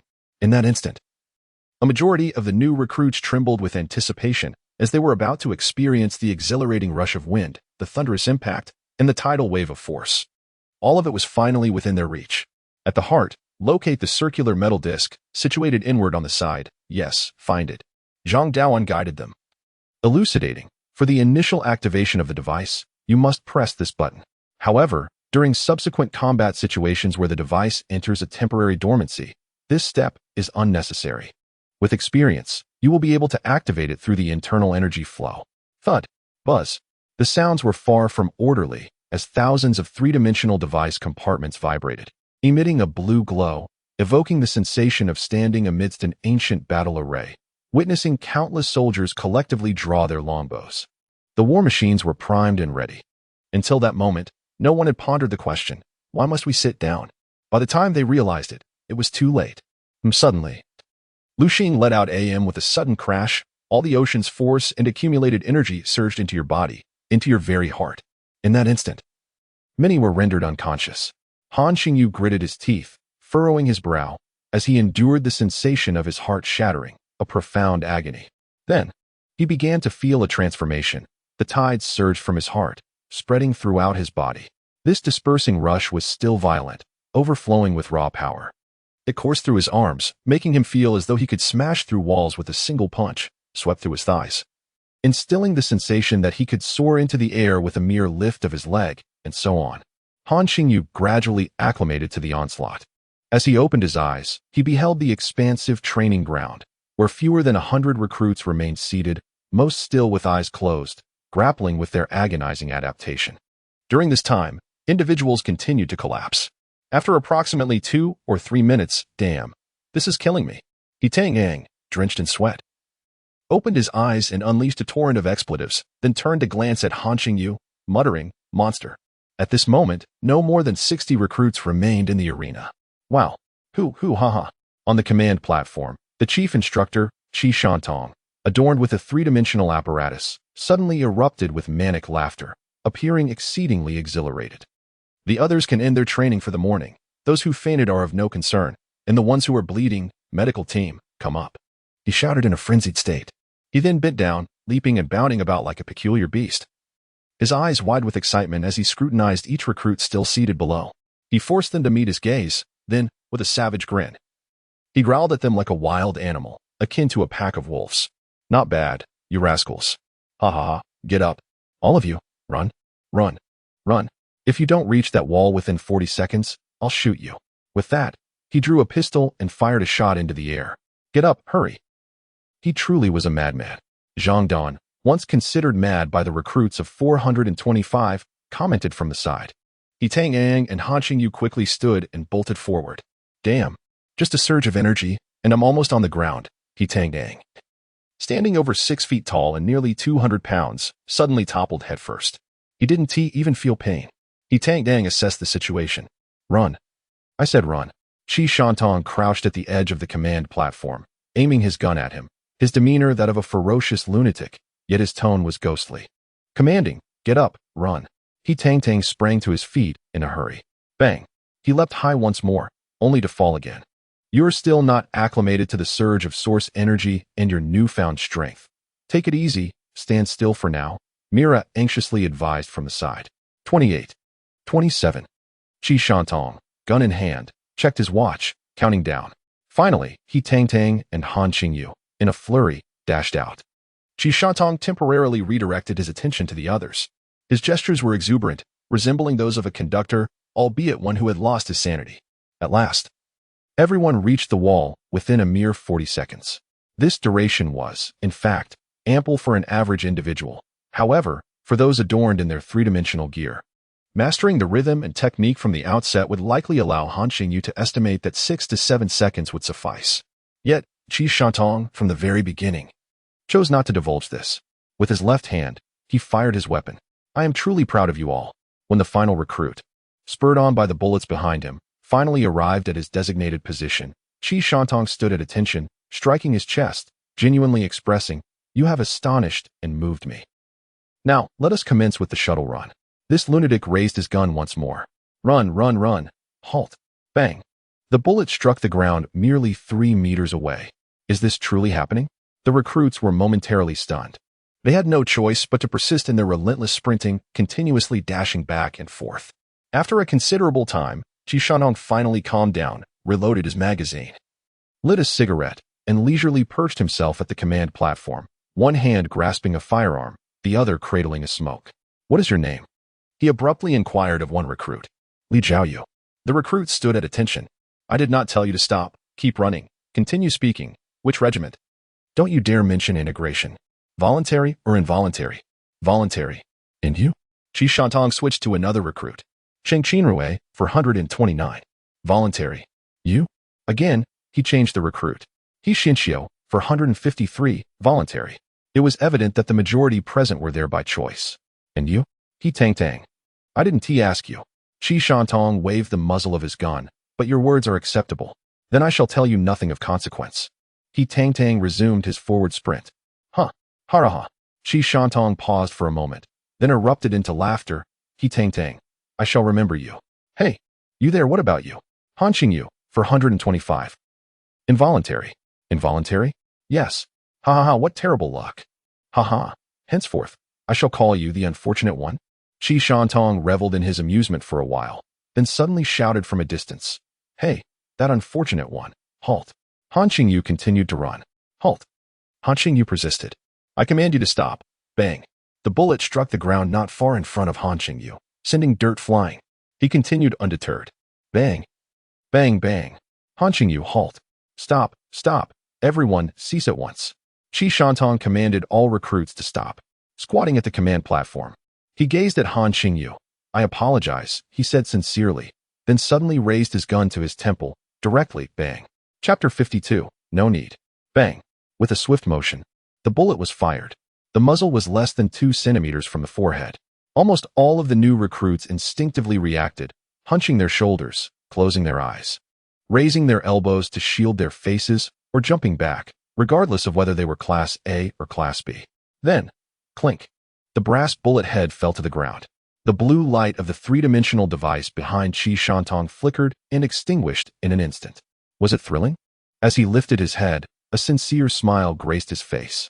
After a moment of smiling, he spoke with the earnestness of a most persuasive teacher, calmly stating, "We are not superior. We lack the strength and impenetrable armor. Thus, the speed at which source energy is activated and mobilized ultimately determines our fate. It must be swift, exceedingly swift." His implication was clear. The flow of source energy dictates that it cannot simultaneously and continuously envelop the entire body of the device wearer. Therefore, the speed of activation, the mastery of control, and the frequency of mobilization dictate all aspects of offense and defense. To put it another way, he was saying, as it stands, the gun can still kill you. What if we are subjected to continuous fire? He Xinqiu inquired. Qi Shantong chuckled softly, shaking his head. No one can sustain continuous fire against the Azure warriors clad in three-dimensional devices. No one. Bang, bang, bang, bang. He emptied the magazine at an instructor positioned less than 5 meters behind him. The shooting range was from the lower leg to the head. Following the movements of the instructor, clink, clink, bang, clink, the instructor dodged 3 of the bullets, deflecting the 7th bullet aimed at his forehead with the flat of his blade, then stood firm. At that moment, the brass head of the 6th bullet had just fallen from his neck, landing on the ground. Damn it, you startled me. Now positioned at least 30 meters away. The instructor, with the blue light just extinguished, sheathed his knife and spat in irritation. One could imagine, had he retaliated, he would have reached Qi Shantong's side over 6 times by now. Qi Shantong, unfazed, merely smiled and remarked, "These are my soldiers." In that moment, Han Qingyu pondered. If the 2 innocent souls from the 700 reserve station had possessed such prowess, or even if there were a considerable disparity, I should have perished long ago. When Jifei turned his head, forgetting to deny, "Hand me the gun, follow me." Mira took the specially designed black assault rifle from his arms, slinging it over her shoulder as she advanced ahead. When Jifei hurried to keep up, before the command platform, the crowd was beginning to disperse. Mira, with the rifle in hand, drew attention and obstructed their departure. All eyes were on her. "Hello," Mira saluted, saying, "May I give it a try? I just witnessed that scene. I must say, the drill instructor's marksmanship was rather subpar." Qi Shantong was taken aback, as was the instructor. "Then give it a shot," Qi Shantong replied, revealing his usual, irritating smile. The instructor, exhaling the smoke from his recently lit cigarette, nodded in agreement. "I shall fire now." Mira even offered a reminder. Then, she took aim. Bang, bang, bang. 3 shots. The first shot missed the target. The second shot was a prediction, aimed at the trajectory of the instructor's dodge. As the instructor just moved, unable to evade, he raised his arm to block. The third shot struck the ankle, hitting its mark. There was no blood, but he lost his balance, staggering 2 steps before falling to the ground.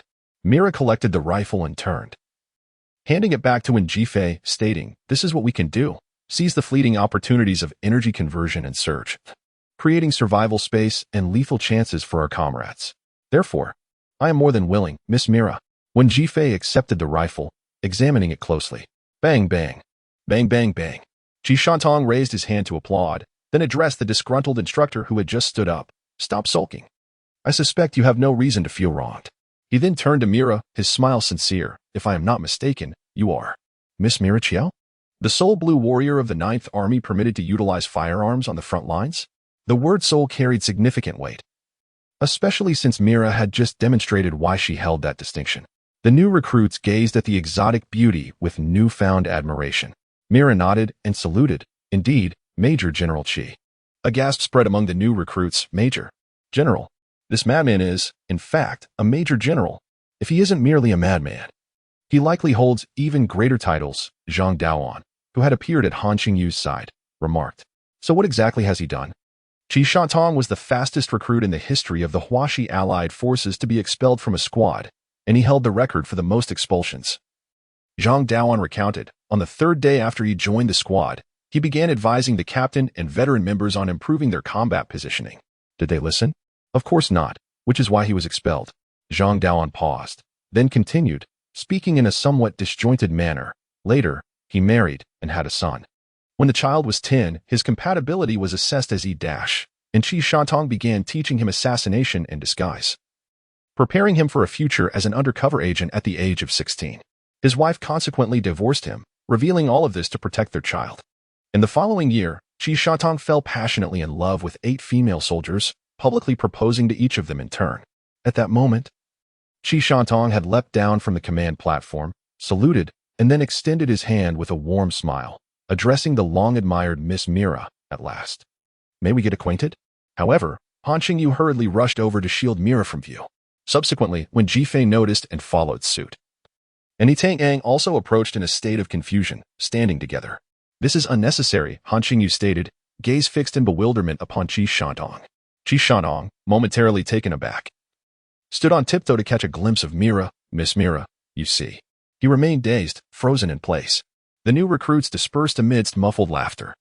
Chapter 53. Speculations on the Great Apex and Cultural Lessons. If you are my soldier, I shall train you by casting you into the fray, allowing the purgatory of innocence to pursue you for 2 years.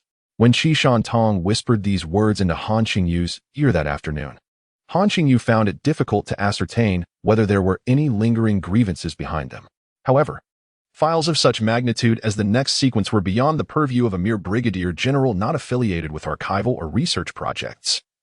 He lacked the authority to access or comprehend them. That child?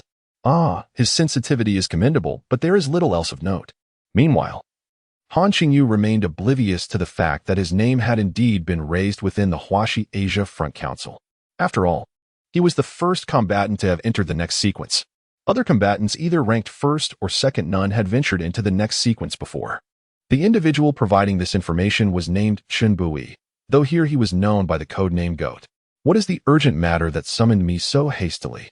The elder, who had been present for some time, grew impatient as the idle chatter continued and raised his head to inquire. Well? Responded another elder seated at the opposite end of the long table, dressed in a shirt and tie, the young lady from the linguistics department of the Research Institute, affiliated with the next sequence, has just submitted a report with her colleagues. They believe they have deciphered certain elements. As the chairman of the Huaxi Asia Front Azure Council, he formally commenced the day's agenda. The document was projected upon the wall of the room. The first sentence read, I cannot go to your place. Isn't that redundant? Isn't this precisely what the refusers have been doing all along? Otherwise, the Great Apex would have long since gathered and descended, evading extermination or landing in the city. Chen Bui paused, reflecting with a hint of nostalgia. Yet, at least we now possess a definitive statement. Indeed, the more critical matter lies in discerning the meaning of this sentence and subsequently analyzing its structure. Through this, we shall forge a pathway to unravel the phonetics and linguistic logic of the Great Apex, and thereby make further determinations. There appeared little need for extensive discussion on this particular sentence, as the chairman gestured slightly. The imagery on the wall transitioned. The second sentence read, the mire shall complete its revenge. This was the phrase most frequently echoed by witnesses over the decades when the Great Apex self-destructed. The chairman commenced the explanation. Chen Bui fell silent, furrowing his brow in contemplation before inquiring, what does mire signify? At present, there is no consensus exceeding 50%. However, Xiang Youqiao, that young lady, the chairman noted, employing 3 different terms without once referring to her as my granddaughter, has ventured a hypothesis that mire likely signifies the god of war. Chen Bui replied. Absurd. In the next moment, within the somewhat sparsely populated conference room, discussions erupted, resonating with a cacophony that could easily provoke annoyance and irritation. After all, nearly everyone's initial assumptions and speculations regarding extraterrestrial civilizations gravitated towards advancements in technology. This was true for literature, film, and science alike. Thus, The mention of the term war god was met with incredulity. The chairman remained silent for a while, patiently awaiting the dwindling of the chatter before preparing to speak. Was that the red shoulder? Chen Buer managed to mask his nervousness well, yet the anxiety reflected in his eyes betrayed him. As the first to voice a ludicrous rebuttal, he was also the individual closest to the frontline encounters with the formidable beings. Upon contemplation, he had come to accept the possibility earlier than others. It was likely a correct conjecture. So far, the only formidable entity the Legion had witnessed was the one responsible for the creation of the September 29th memorial, referred to by the Coalition as the Red Shoulder. The chairman's gaze towards Chen Buer grew heavy with this inquiry. Merely a young girl as hypothesis. He attempted to lighten his tone after a moment, saying, "Here is a compilation from her and her colleagues based on your frontline observations over the years regarding the pronunciation of the formidable beings. Feel free to take a look." The wall display shifted once more. Falamo, junior warriors, the beings we know as the formidable, are likely the slave class of that civilization. Tokona, intermediate warriors, red shoulder. Dai-E, advanced warriors, red shoulder. Podal, super warriors, Miwang, war god. The conference room fell into a prolonged silence until the chairman spoke again, merely conjecture. Flights of fantasy. He reiterated his previous statement, embellishing it to render it more implausible. However, Chen Buer interjected, "If this is correct, assuming it is, then." His tone shifted abruptly, asserting, "Let us remove the question mark regarding red shoulder after Tokona and replace it with a period." A tumult erupted in the conference room. Even the vibrations of chairs and the weightier breaths contributed to an inappropriate clamor, for the speaker was the only Legion commander who had witnessed the occurrences. In the next moment, all eyes turned to Chen Buer. Let us not forget, the formidable beings already possess hierarchical markings. Chen Buer reminded them of an aspect that, due to the long-standing unchanging nature of the formidable beings, had been easily overlooked, which was not inherently secretive. This served as the basis for his deduction that the red shoulder was Tokona, an intermediate warrior. Although straightforward and blunt, it appeared irrefutable. Did this not imply? Someone had spoken halfway, falling silent? It seemed he wanted to say, "How then shall we resist?" Yet such words were not permitted here. Allow me to articulate. A young man in his 40s, here he was indeed young, rose to state. Does this inference not suggest that the formidable beings are not the advanced technological civilization we have long speculated, but rather a civilization of individual martial prowess? Absurd. Members of the research committee present here share a common initial thought, yet no one could muster a counterargument at that moment. Just based on the 2 points of quantity and application, they had already achieved overwhelming dominance. Someone in the audience remarked, until Chen Buer interjected, "Then why have they come?" Why? How am I to know? Perhaps it is because their own planet has become inhospitable for life. Is that not a possibility? Thus, they are embarking on an exploration measured in light years through the source energy. The young man turned and realized that the person questioning him was an esteemed elder. His tone immediately softened. After a moment of hesitation, a spark ignited in his eyes. Could it be that the Azure realm indeed harbors dead iron and source energy? Thump, thump, thump, the sound of a racing heartbeat. This is the very inquiry that the research institution affiliated with the Azure realm has been hypothesizing and pursuing for over 80 years. But where? They have excavated over 10,000 meters into the depths of the bear den, yet where is it? Silence ensued. Let us not prolong this discussion unnecessarily. Let us proceed to a vote. The chairperson cleared his throat and announced loudly. Those in favor of submitting this hypothesis along with the aforementioned 2-language decryptions to the International Council of the Azure Alliance, please raise your hands. Upon finishing, he himself slowly raised his hand. This was not an attempt at coercion. In fact, over the past decade, the chairperson's suggestions had been dismissed numerous times. Such is the nature of the Azure Realm's governance. Then, with a stern expression, Chen Buer raised his hand. The young man, unable to contain his anticipation, finally slammed his palm onto the table with a resounding thud. An increasing number of hands were raised in agreement. The count stood at 21 in favor to 9 against, surpassing the 2/3 majority. I hereby declare the proposal approved. The aforementioned content will be fully submitted to the International Council of the Azure Alliance. The chairperson, who also serves as a member of the council, delivered the final remarks, concluding the meeting. After the assembly dispersed in the corridor, an elderly man named Chu Chengshi stood at the door, gazing at Chen Buer's silent departure for a considerable while. That once tenacious old farmer, who had always held his back straight, seemed today to finally exhibit a slight curvature. His shoulders bore too heavy a burden. Why must the soul-witnessing legion execute their duty of sighting and annihilating, even in the vast desolation of the wilderness? Fully aware that they would not be seen by ordinary people for the foreseeable future, they must fulfill this task, even at the cost of their lives. The fear of leaked information causing panic was merely a secondary concern. Thus, their sporadic descents over decades, seemingly foolish, were not devoid of wisdom, rather, in the vast cosmos. They were akin to worker ants dispersed into the unknown. Regarding that civilization-esque conjecture, they currently possess only a vague direction, lacking precise positioning. Any slight deviation, in terms of cosmic navigation, could result in millions, if not billions, of miles of divergence. Perhaps the true army of that civilization is engaged in a massive migration or expedition across the depths of space, measured in light years? A teacher in his 50s, who undoubtedly lacks knowledge of high-level secrets, is chuckling in front of his new students as he utters a peculiar phrase. The time is 40 minutes before dinner. So, perhaps it will be up to your generation to face the challenge. Ha ha. He concludes with a laugh, waving his hand dismissively as if to say, just a side note, but it's not entirely impossible, is it? Of course, it may also be that by the time you grow old, they still haven't arrived. After all, it is the universe. Among those seated in the audience, listening to his lecture, are Han Qingyu and all the new recruits with a high school education or above participating in this session of the 9 Army training. Indeed, they are receiving academic instruction, such as the rather oddly titled course they are currently attending, Violations of Physics. Chapter 54. The next sequence, the most challenging aspect of accepting the hypothesis regarding the individual martial civilization of Deathiron, which posits an underdeveloped technological state, is precisely the preliminary evidence provided by the personnel of the Azure Research Division. In truth, I believe that this hypothesis cannot be articulated as that civilization's technology is underdeveloped. The reality is merely that its technological trajectory diverges from our own presumptions. The girl who interjected appeared to be around 18 or 19 years of age, radiating the brilliance of youth. As she spoke, her smile illuminated the room, seeming far removed from the heat of debate. After a crisp bite of the apple in her hand, she chewed audibly while lowering her gaze to continue perusing a white dossier on the table. What Xiao Qiao said does hold merit.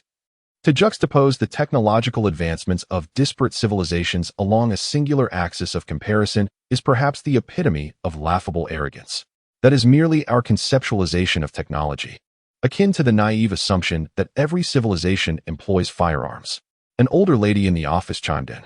Another individual provided a logical example, stating that if a civilization possesses source energy and dead iron from its inception, they might never resort to utilizing petroleum, even if it exists on their planet.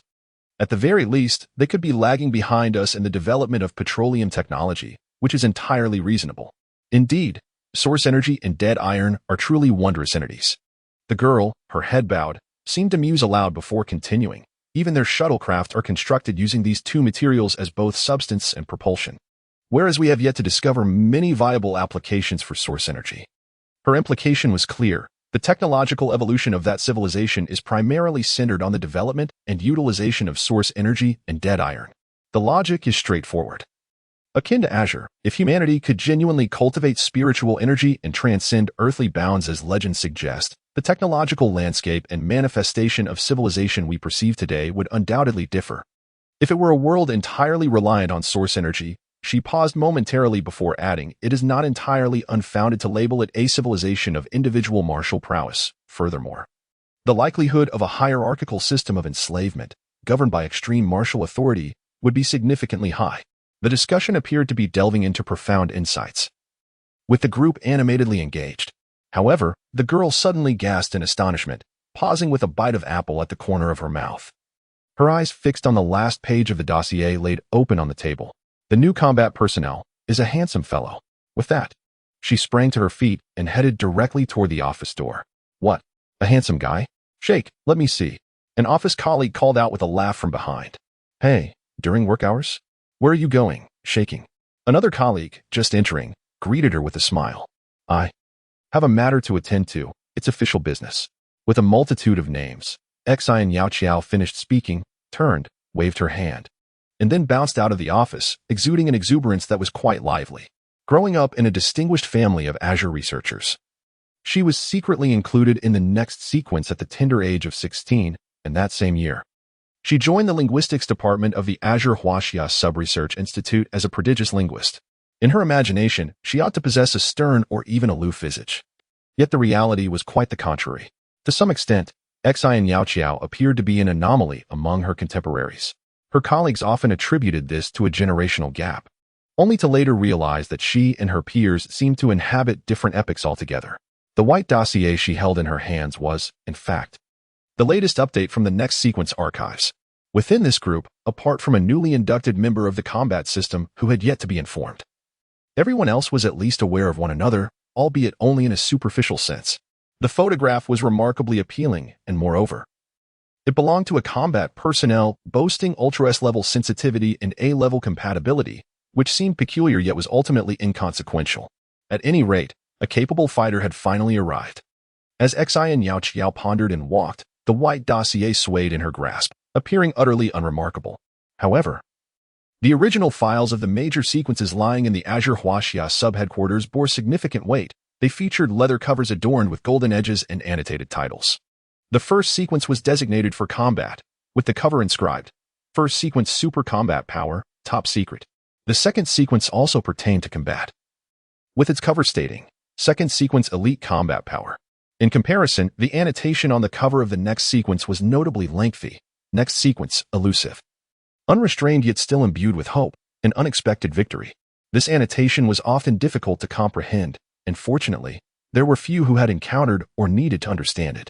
Within this sequence were individuals such as the genius of the rejecter. One could not dare to harbor expectations, yet who could say? Perhaps one day he would indeed unveil a stroke of genius that lured alien civilizations into another galaxy. Then there was the blacksmith, while one might hesitate to hope. Who knows? Perhaps he would one day achieve groundbreaking advancements in the application and improvement of dead iron, significantly enhancing the Azure combat capabilities. And then there was Xian Yaoqiao, currently positioned as a linguist. One could not afford to anticipate, but perhaps one day, she might bridge dialogues with extraterrestrial civilizations, effecting reconciliation, executing deception, or even resolving misunderstandings, all while averting conflict through means other than force. As for the other 6 individuals, the most recently added member, Han Qingyu, seemed to be a peculiar case. Some speculated he might have been included merely to round out the group, or perhaps it was simply Qin Buer's pettiness. Feeling irked by the absence of anyone from the next sequence who had first-hand witnessed the Legion, he was the sole member of the combat system within the sequence.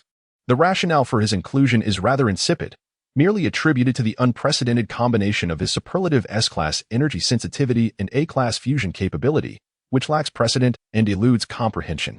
Consequently, he is regarded as an uncertain variable. Chapter 55, Departure at the Blue Horizon Research Institute No. 2, beside the entrance of the office area. There was a fireplace that burned ceaselessly, its flames roaring. As Xian Yaoqiao passed by, she cast the white documents she had only received 15 minutes prior, including photographs, into the fire. She stood there, watching them burn to ashes before departing. The regulation prohibiting the removal of research documents from the office area had its origins long ago, dating back to a time when the Institute's defenses were not as robust. This rule had persisted and evolved into a well-known practice and principle. At first glance, it seemed primarily aimed at protecting the documents. However, over time, statistics revealed that it was, in fact, more about safeguarding individuals. The intent was to keep families at a greater distance from sensitive information, or so it seemed. The ordinary 5-story residential building stood in stark contrast to the intricate security measures. Xian Yaoqiao navigated through the guards' identification checkpoints, first, second, and third, before ascending the stairs. Her destination being the 3rd floor, her home, within the confines of the Research Institute No. 2. Only a handful of individuals, perhaps a dozen or so, were aware of Xian Yaoqiao's dual identity as the granddaughter of Chu Chongshi, the chairman of the Blue Horizon Council. Those who knew of her affiliation with the secondary Blue Horizon sequence were even fewer, numbering less than 10. And the ones who were aware that she simultaneously belonged to the second combat sequence, possessing the unique ill-level integration of 2 prominent blue scientific families, were even rarer, totaling no more than 5, including her parents and uncle. Hello, grandfather? Upon arriving home to find her parents at work, Xian Yaoqiao dialed a special line, leaning over the sofa to call out, "During office hours, please refer to me as chairman." The voice on the other end, laced with a hint of amusement, yet feigning seriousness and formality, did not belong to his secretary. Chairman Grandfather, what is the matter? I miss you. Xian Yao Qiao replied earnestly. I want to see you. By the way, I think it's about time our secondary sequence convened a meeting to get acquainted. The warmth that had enveloped her grandfather moments before faded as he paused, pondering the necessity of such a gathering. Is that truly needed? There is currently no requirement for collaboration among you. Nevertheless, it is prudent to know one another, Xian Yao Qiao insisted. Should the blue horizon ever fall, we, the less favored ones, can still communicate and seek refuge together, strategizing for a counteroffensive. I am merely speaking hypothetically, she added, but her grandfather remained unconvinced. Your reasoning seems excessive, he countered. And you, as a scientist, should not succumb to such superstition. You are not like Grandfather Goat, who once sent a death squad to cut down the red shoulders, first beheading a chicken and tying a red cloth. Such matters, never mind. You wouldn't understand, Chuchosher sighed. It is our fault. Aside from science, your entire logical framework is askew.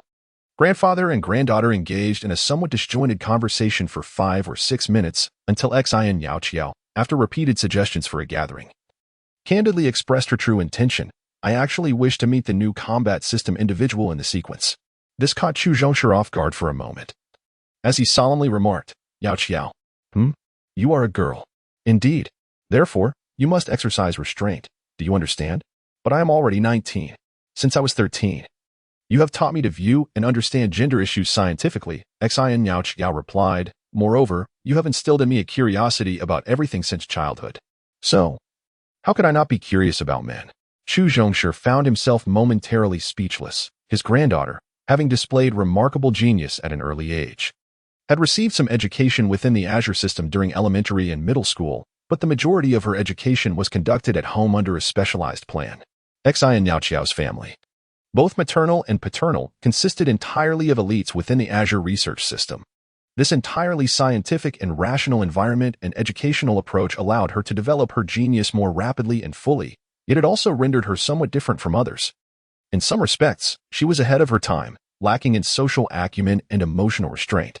Such shortcomings gradually began to manifest. After a brief pause without a response, she continued, Now, finally, there is a male peer who captures my interest from every angle. Handsome, a person from the combat system I have long anticipated, tall, and possessing a mysterious combination of talents. Therefore, I believe it is only natural for me to seek to understand him better. Grandfather, you ought to be pleased. She was not being frivolous, she was engaging in rational analysis. Chu Zhongsher recognized this and pondered what could be said. Moreover, given my exceptional genes, for the sake of the Azure, it would be best for me to procreate, Xian Yao Qiao stated earnestly once more. Nonsense. Chu Zhongsher finally erupted, decisively rejecting his granddaughter's notion with a domineering demeanor, and hung up the phone. Leaning back in his chair, the elderly statesman lamented, 19. How did she reach 19 so quickly? It seemed time to remind his daughter to provide Yao Qiao with some non-scientific, more emotionally grounded education, even if it was a case of repairing the barn after the sheep had fled. Chu Zhongsher contemplated calling his daughter after her work to analyze the situation and devise a plan. However, before he could make the call, his daughter's phone rang first. Dad. Yao Qiao left us a note stating she has just completed a significant project, feels exhausted, and since it has been 2 years without a vacation, she has gone on holiday. After a brief exchange, father and daughter quickly deduced their granddaughter had run away from home, taking her 3-dimensional device and venturing out alone. Can we catch up to her? Chu Zhongsher inquired. Probably. It will be quite difficult, came the reply. My dear father, my daughter began. You have engaged so many experts to teach her from a young age, and her integration skills are remarkably high. She is the only one in our families across generations capable of such feats, and her counter-tracking techniques are impressive.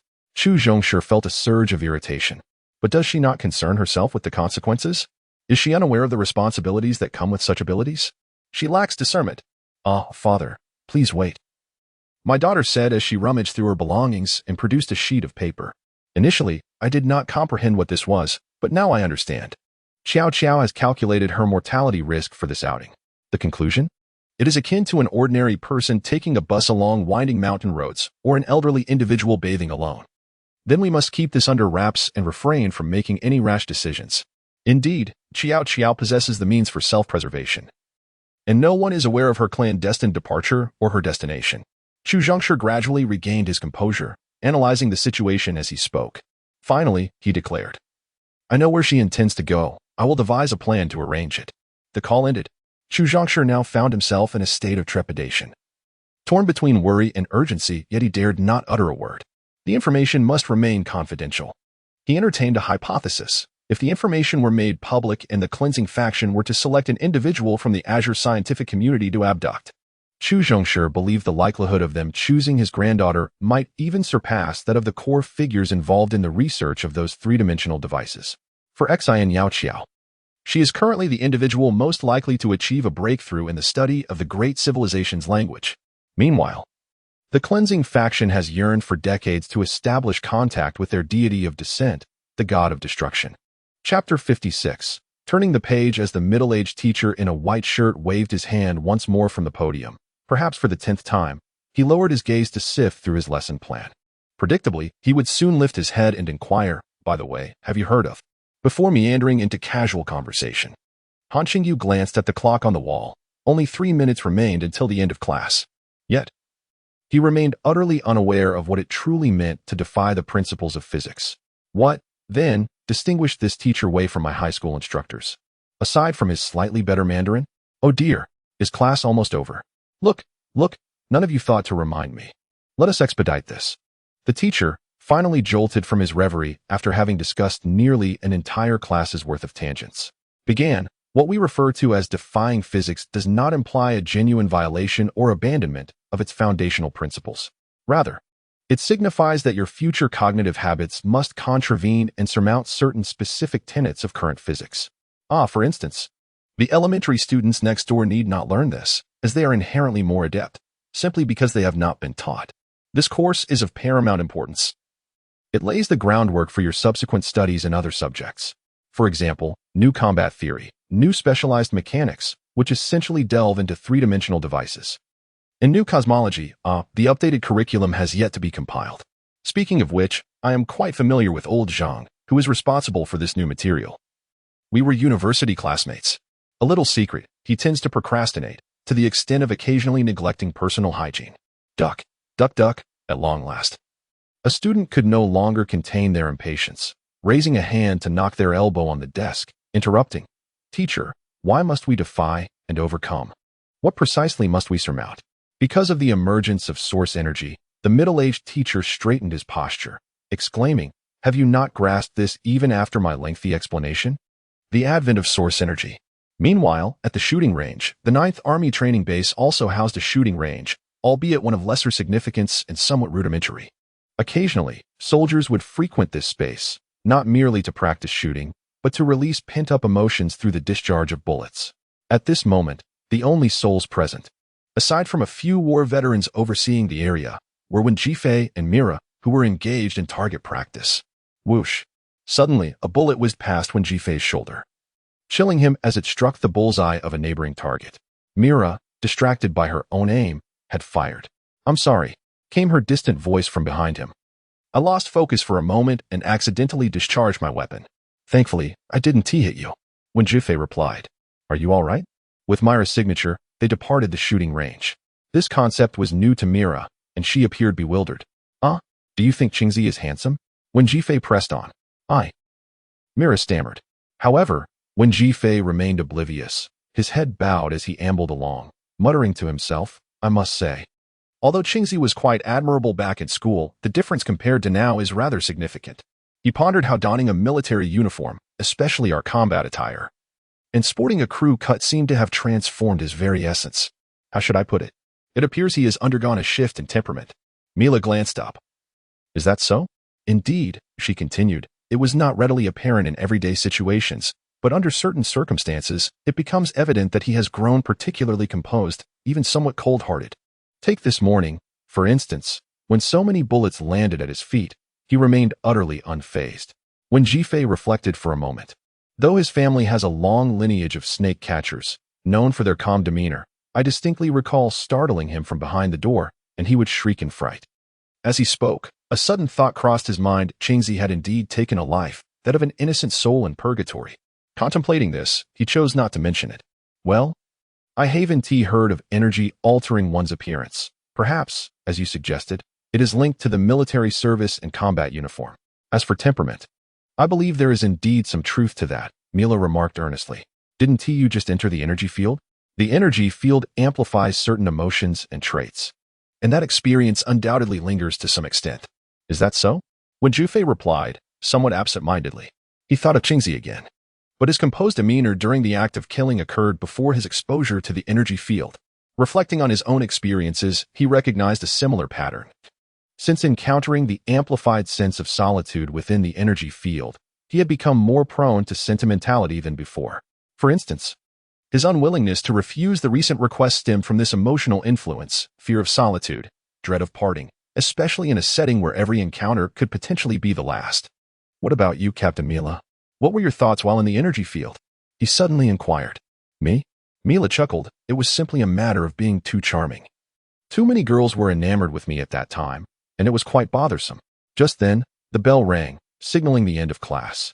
The new recruits, unable to linger, rushed out as soon as the instructor dismissed them. They still needed to return their gear at the equipment area. In truth, the afternoon training was not particularly grueling. The individuals who had fainted in the morning had been practicing walking and jogging while in the apparatus, while Han Qingyu and his group continued with running, albeit with the added challenge of catching iron balls thrown by Qi Shantong or the assistant instructor, and promptly hurling them in designated directions. This exercise of tossing iron balls served as foundational training for wielding a blade in future combat, necessitating synchronization with the pulsating rhythm of energy. His arms ached. Han Qingyu quickened his pace, set down the apparatus, and looked up, only to discover when Jifei comfortably seated, a bag of peanuts before him, engaged in shelling them. Mila was also seen shelling peanuts alongside him. Why is it that you do not tidy up the equipment, ensuring it is properly arranged and inspecting it for any damage or malfunctions? Han Qingyu inquired. Upon turning to look, he discovered two unfamiliar female soldiers busily engaged in cheerful activity. One insisted on staying, claiming that she had completed her tasks and had nothing else to do for the moment. There was little he could do to dissuade her. When Jifei murmured, "Do you comply?" "Yes," Han Qingyu replied after some contemplation. "Since you find yourself with ample free time, you might as well engage in some energy cultivation." As he spoke, he placed a blue crystal energy block, a reward from the previous occasion, upon the table. Isn't this an extravagant waste?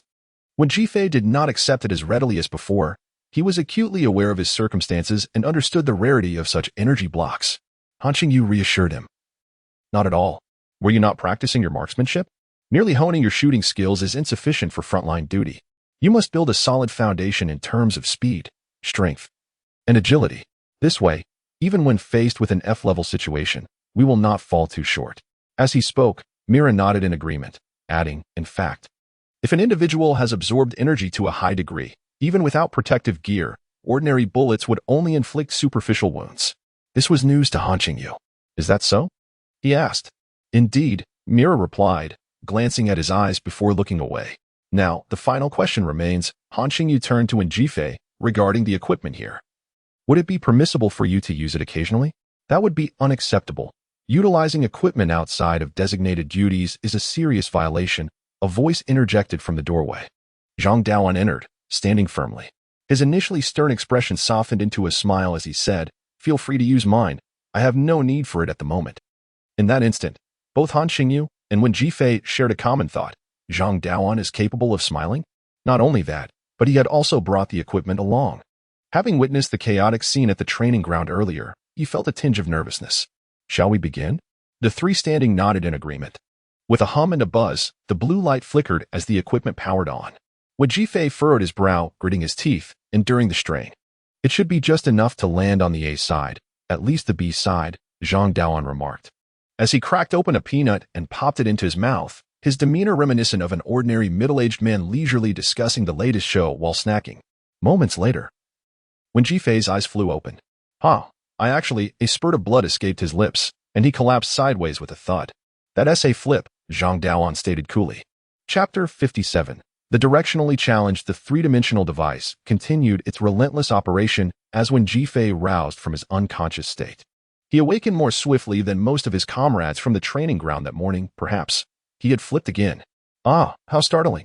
Upon opening his eyes, he instinctively recoiled, retreating on his back, using both hands and feet, akin to a respectable woman ensnared by a bully. Observing him was Zhang Daoan, while Han Qingyu and Mira sat at a distance, shelling peanuts and chuckling at the scene. "You startled me." After regaining his composure, when Jifei wiped the blood from the corner of his mouth and gingerly felt the side of his head for swelling, he looked up and said, "Old Zhang." Perhaps he was unaware of the familiarity he had just displayed. Han Qingyu and Mira exchanged a glance, both filled with admiration. "What is it?" Zhang Daoan inquired with natural ease. "About my continuous flipping." When Jifei acknowledged the cause of his sudden blood-spitting and fainting, his voice tinged with concern. "Am I really not suited for armor?" Zhang Daoan regarded him thoughtfully and shook his head. "No, not at all. It was just the first time. In the future, even if you flip to the F side, you may feel a bit weaker or temporarily unable to sense the source energy, but you won't faint or spit blood. That's a relief." When Jifei exhaled deeply, placing a hand on Zhang Daoan's shoulder, expressing his gratitude. "Only you still care about me, old Zhang."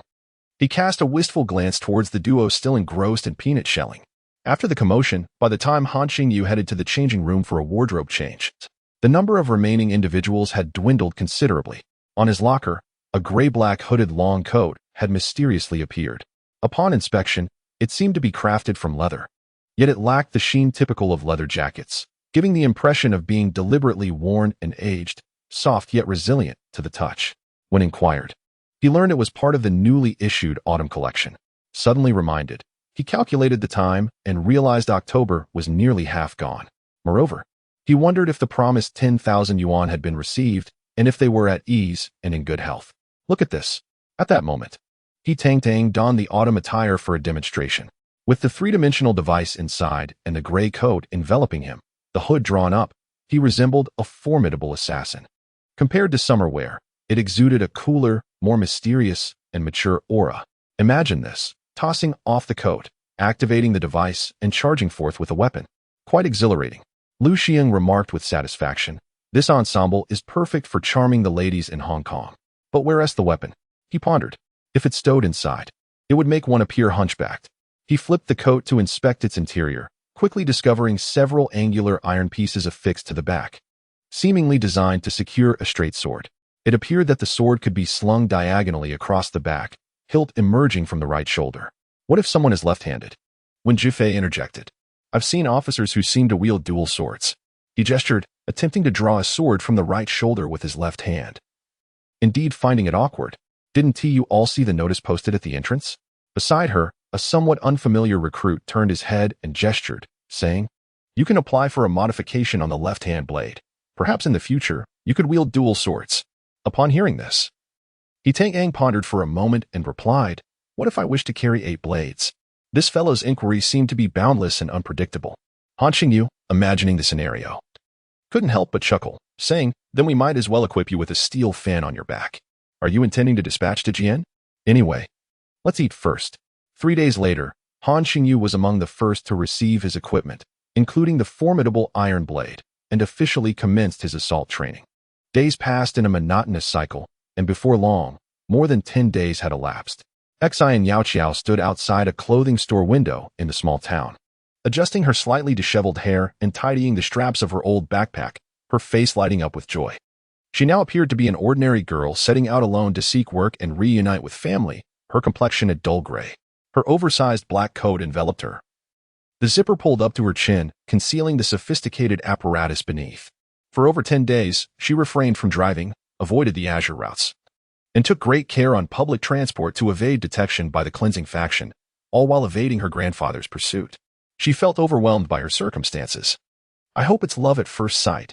It would validate my long journey," she mused, wandering the streets with a mix of excitement and trepidation. Then she pondered, what if he isn't as charming as I imagined?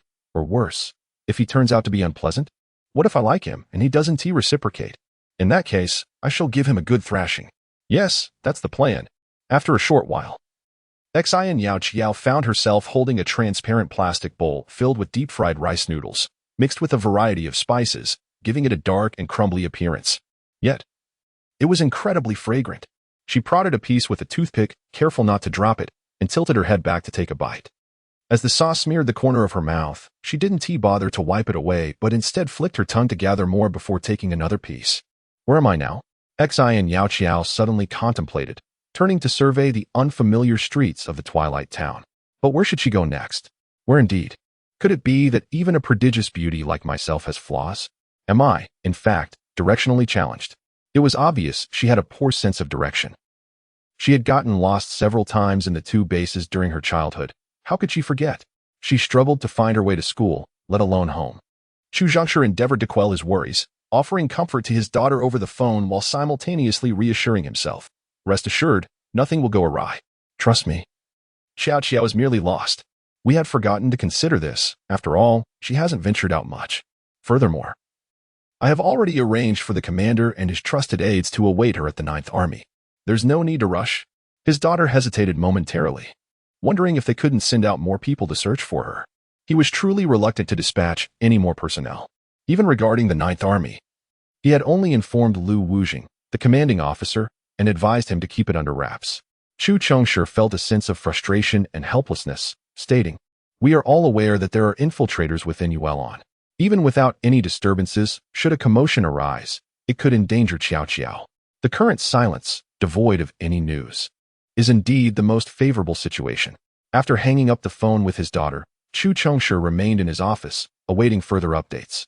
Meanwhile, Xi and Yao Qiao stood on the street and suddenly murmured to herself, "It seems I must consult the map."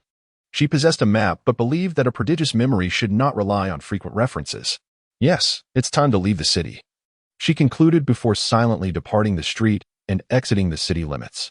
She paused at the roadside, gazing upwards momentarily before plunging into the nearby woods. As she walked, she suddenly halted and with a swift motion, drew two specially crafted iron blades from her backpack. Standing with her back to the approaching threat, her demeanor transformed dramatically. The young woman had activated her spatial apparatus while traversing the street earlier and had assessed the strength of the three individuals trailing her through their vibrations, cadence, and breathing. It was clear they could not detain her. Thus, it was better to eliminate them outright. Chapter 58. The Call for Help at the Tender Age of 11. When my mother visited my great-aunt, I was brought along and fortuitously encountered the current year's new recruit integration test. With a nonchalant curiosity, my mother suggested I take a stroll through the testing grounds. I entered with the whimsical delight of a young princess exploring a beautiful castle. Upon exiting, I was astonished to find I had achieved an A grade. Thus, for the first time in history, a martial genius was born from the illustrious families of the Wei and Xian clans, much to the ecstatic joy of my grandfather and father. From that moment onward, I commenced rigorous training under the tutelage of several esteemed experts, including the S-Class Guardian of Research Institute No. 2, who briefly served as my instructor.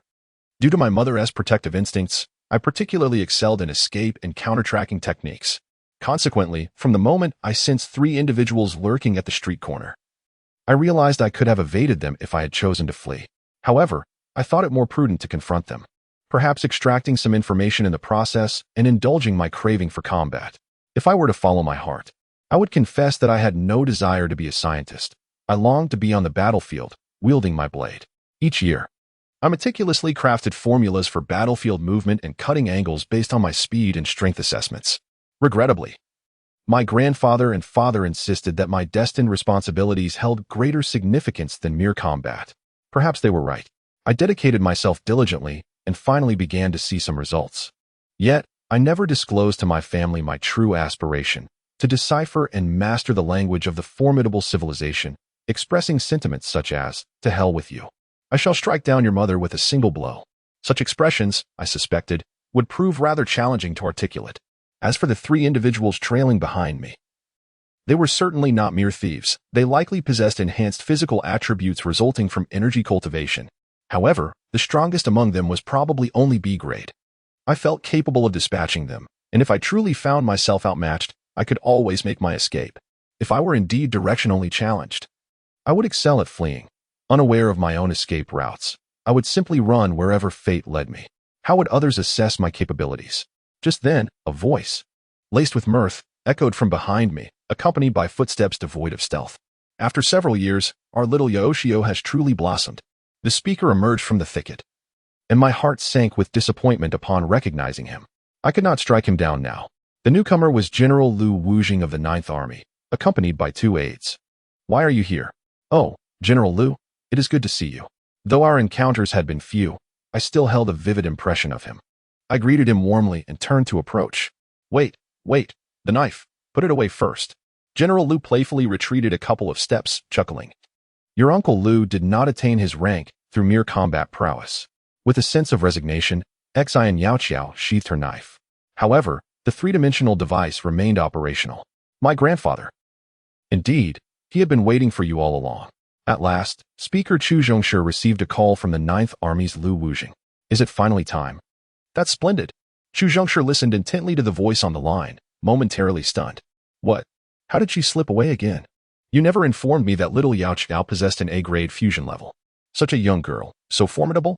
Liu Wujing protested, still unsatisfied, and continued. You told me to keep this under wraps. I only brought 2 companions to wait for her. I thought, being our own child, there was no need for force, right? Even if force were necessary, those 2 are merely B-grade, not overly impressive. In the tradition of the Azure for so many years, which young commander would dare to employ top-tier combatants as mere aids? They would surely face severe condemnation from the council. Chu Zhongshi found himself speechless, unable to retort. This was a private matter, and indeed, Liu Wujing's reasoning was sound. You haven't mentioned to me that little Yao Qiao came seeking my soldier. A male soldier. Liu Wujing continued. Ah, right, Chu Zhongshi recalled, initially hesitant to speak of such matters, but now unperturbed, he hurriedly said, if your soldier is present.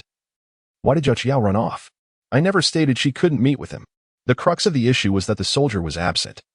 For 25 had just departed for field training. Were it not for this coincidence, the current predicament would not have arisen. Liu Wujing, feeling frustrated, remarked. Then little Yao Qiao directly inquired if 425 was present. I was caught off guard and replied that he was away on training. She then asked where they were training. You actually told her? Chu Zhongshi exclaimed. How was I to know she would dash off so quickly? Liu Wujing lamented. Deeply convinced that the speaker's excessive concealment had led to this outcome, feeling quite aggrieved. So, what now, Speaker Chu? After a moment of contemplation, Chu Zhongshi replied. Do not worry. I will handle the remaining matters. Just act as if nothing has transpired. My apologies. This family matter is quite troublesome. And Yao Qiao's impulsiveness has caused you inconvenience. Furthermore, we must ensure that this matter remains confidential. Yes, silence is paramount. Understood, Liu Wujing replied earnestly. While inwardly he mused, if you hadn't meddled, Speaker, there would have been no issue at all. Yao Qiao would have found her way to my unit without any trouble. Meanwhile, as Chu Zhongshi gave his solemn instructions, Xian Yao Qiao had just come to a halt in the wilderness. The young woman sighed and cautiously sought out a concealed spot. After a moment of observation to ensure her safety, she opened her battle box and retrieved the remaining quarter of an energy block, carefully storing it away before replacing it with a new one.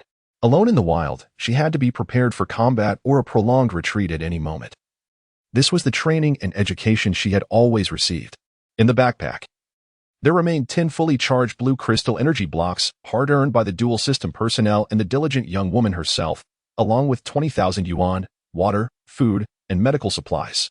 Although the money would likely go unused, the presence of these items brought Xian Yao Qiao a sense of reassurance. Now, where exactly was I? In region 1123. But where? Xian Yao Qiao surveyed her surroundings in confusion for a moment, ultimately retrieving a military map of the Azure Expanse from her backpack.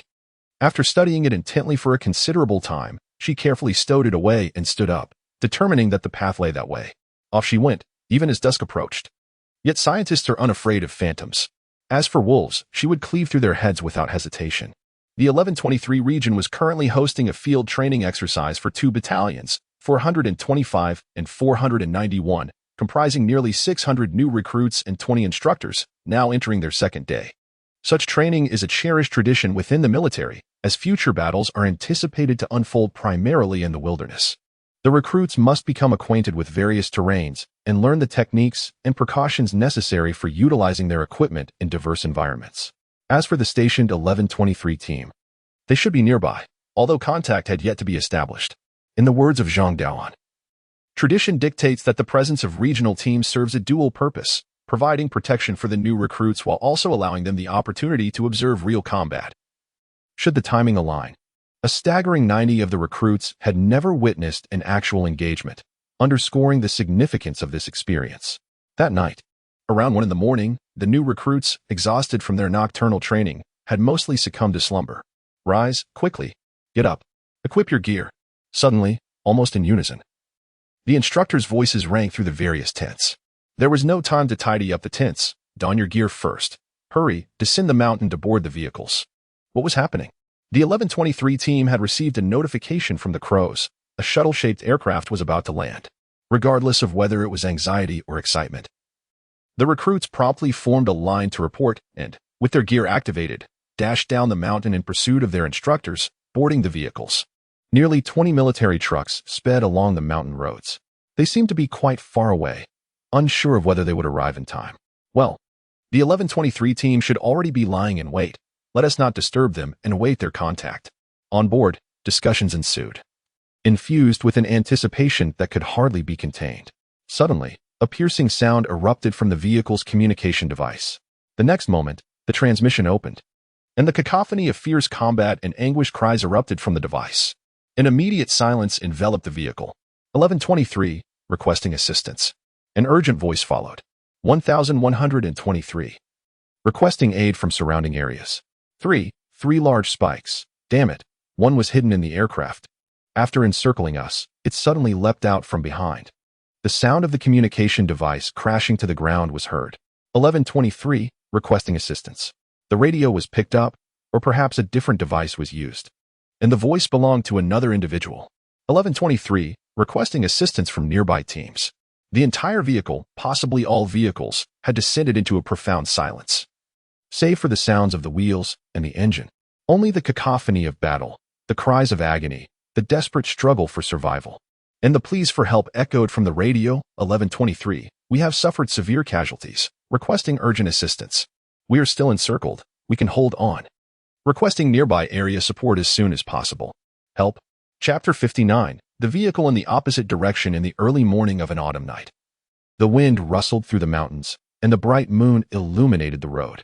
Between the undulating black peaks, a white road twisted forward, were a convoy of military trucks. With their towering wheels spinning, thundered ahead, the roar of their engines startling the wildlife. Approximately 600 newly enlisted soldiers, having donned their uniforms for less than 20 days. And 20 instructors, enveloped in an eerie silence. In this moment, some were gripped by fear, others thrummed with excitement, some trembled, and others faced a critical choice. New recruits? Do not come. Leave. A voice from the opposite side urgently interrupted, shouting, turn around, quickly, take them away. With that single command, the conversation ceased.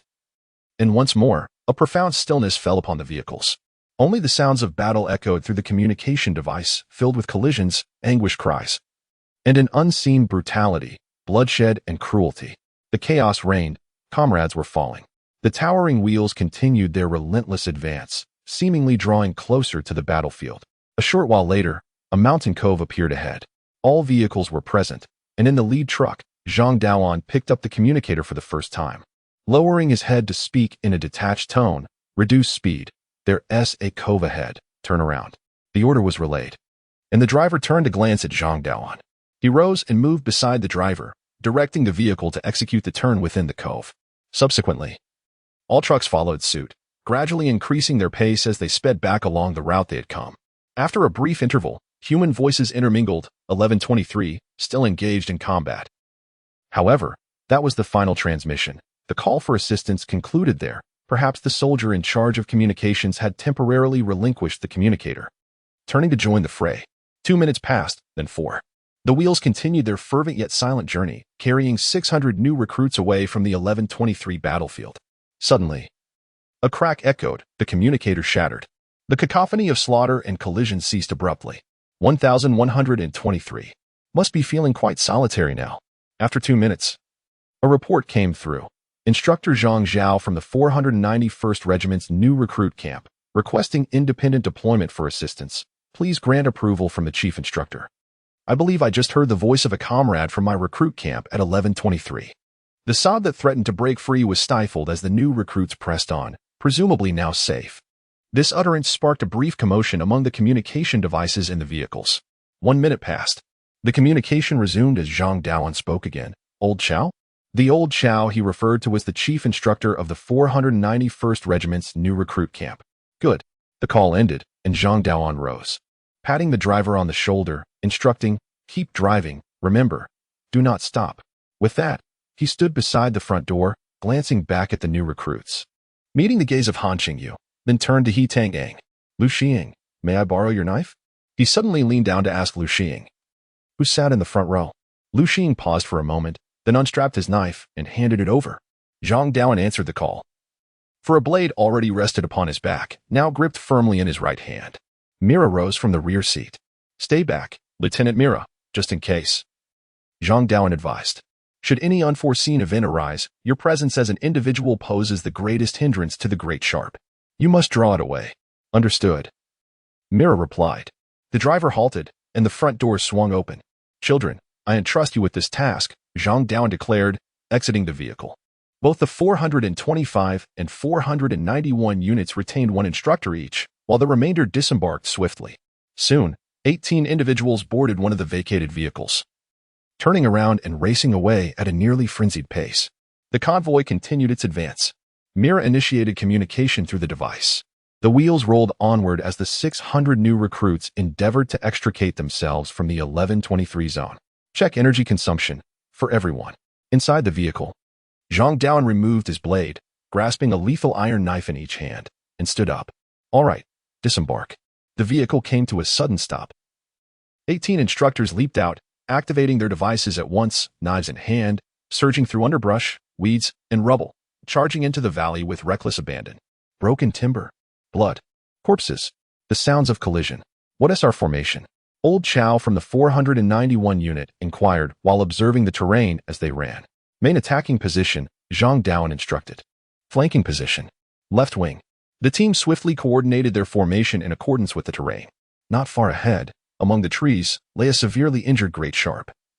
Surrounded by 7 or 8 wounded members of the 1123 team, engaged in a desperate final struggle. For 25, for 191. The instructor team is here to assist. Boom. Without a moment for unnecessary exchange, Zhang Daoan and his comrades charged in upon arrival. With dual blades, Zhang Daoan met the Great Sharp's sweeping strike with resolute defiance. The familiar, jarring sound of shattering echoed as the creature fell, the instructor team suffering the loss of 2 members, but swiftly aiding the 1123 in concluding the battle. Your captain. Zhang Daoan paused, blood staining his chest. What of the other 2 Great Sharps? Why did you come? We, over there. They broke through suddenly, and we pursued, but could not restrain them. A grievously wounded 1123 soldier cried out in anguish, feebly pointing in a direction.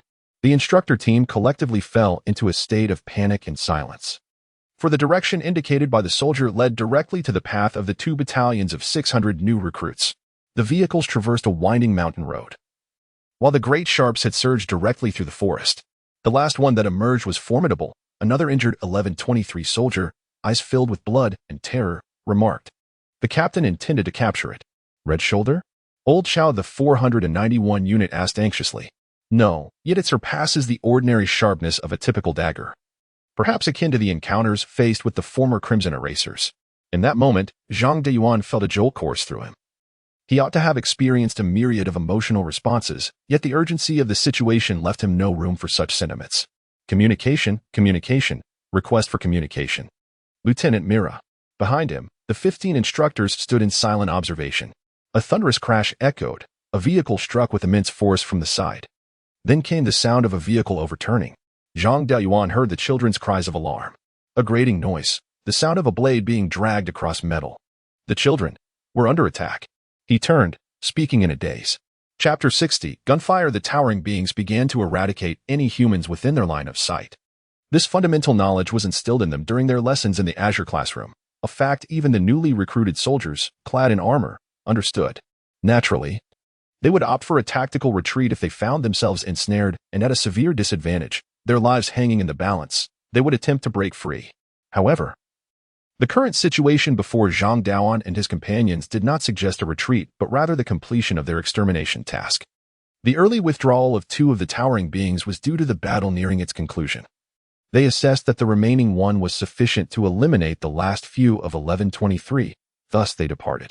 As for the events occurring beyond the mountain, it remained uncertain whether it was a mere coincidence of alignment or if the mechanical sounds of the vehicles had captured their attention. Move, quickly. Zhang Daoan's voice caught in his throat, stifled by the injuries he had sustained during the recent skirmish. as he activated the device and turned to dash down the mountain. He stumbled and fell. Yet, he swiftly rose again, crawling forward with a frantic urgency that was a far cry from his usual composed demeanor. Among the 18 instructors, 2 had left the bodies behind at 11:23, while the remaining 16 returned to the vehicle. Their mission now was to rescue their children. The vehicle roared to life. A loud thud echoed as a metal blade struck the car door from the rear. The last 6 members of the 11:23 squad, each gravely injured, followed suit. They leaned against the vehicle, leaving trails of blood wherever they rested. The lieutenant in charge raised his hand and struck the door once more with the back of his knife. Open the door. The instructor swung open the middle door. The 6 men nearly tumbled into the vehicle. The vehicle rocked violently, tilting precariously as the 6 from 11:23 huddled together at the rear, supporting one another to avoid being thrown out. You really didn't need to come, the chief instructor of 491, old Chow, managed to utter. He intended to add that their presence was futile, that they should leave a glimmer of hope for 11:23. Yet, the lieutenant leaned back, smiling up at him, effectively silencing his remaining words. 11:23, our team, is no more, he admitted, yet with his temperament, he could not bear such a debt of gratitude. The lieutenant coughed twice, thick blood spilling from his mouth, trickling down his chin and staining his clothing and the floor. Countless lives of children, if we do not go. 11:23 will have no face to bear its insignia in the future. The lieutenant weakly pressed his hand against his heart. We must survive, but we cannot endure. This place is unsettling. Upon finishing his statement, he managed a weak smile, blood staining his teeth. Chow, the instructor, fell silent, ultimately refraining from further persuasion. The lieutenant then reached into his pocket, struggling to extract a crumpled pack of cigarettes, tilting his head as he laboriously retrieved one, due to the blood on his hands. When he pressed the cigarette to his lips, it was already saturated with crimson. As he struck a match to ignite it, a sudden fit of coughing seized him. The blood he expelled mingled with the cigarette in his mouth, falling to the ground in a gruesome puddle. Here, Zhang Daoan lit a cigarette and offered it to him. He waited, anticipating the moment. He was poised to deliver the final blows of his life, or perhaps just one decisive strike. Their comrades were in the same predicament. Just moments earlier, she had heard the sound of brush breaking and the clanking of heavy iron armor striking the ground, echoing from the thicket by the roadside. Mira was all too familiar with these sounds. Activate the device, she shouted. Within mere seconds of her command, a massive spear charged forth from the trees, its pillar sword thrusting directly into the side of a moving vehicle. The car overturned, halted by the trees at the roadside, tilting precariously. The crash itself did not inflict significant harm on the newly initiated soldiers who had activated their devices, yet the spear's piercing strike, along with the vicious tearing of the vehicle's exterior, claimed the lives of 6 recruits. Meanwhile, another spear collided with the last vehicle in the convoy, bringing the entire procession to a standstill. Han Qingyu swiftly tumbled out of the window and pulled along anyone he could reach. Lu Xiong, he tanked, run. Get out of the car. Disperse. Myra's voice rang out, hoarse with urgency. It was highly probable that the delayed instructor stationed at 491 was also shouting. Yet their voices were drowned out by the cacophony of panic. Qingzi, Han Qingyu. In the midst of chaos, Han Qingyu still heard someone calling his name from behind. He turned to see a group of 40 to 50 recruits, including members from both 425 and 491, some of whom were even a B grade, huddling together. Instead of fleeing, they drew their iron knives, rallying together. Let us group up and fight. Upon seeing Han Qingyu turn, they shouted in unison, regardless of their unit. They recognized him as an A grade. In that moment, Han Qingyu's emotions were a tumultuous blend of admiration for their courage and a profound understanding of the impending slaughter.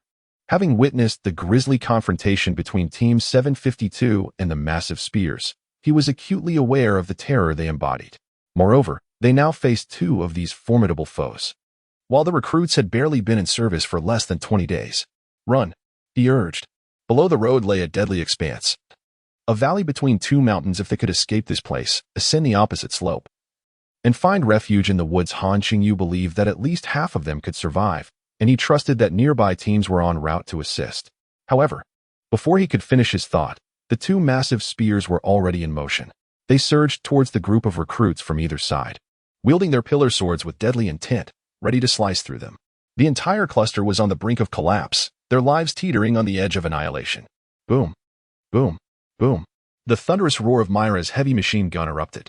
Mira stood at a distance, her expression one of urgency as she unleashed a relentless barrage from her heavy machine gun, momentarily stalling the advancing giant on the left. Run!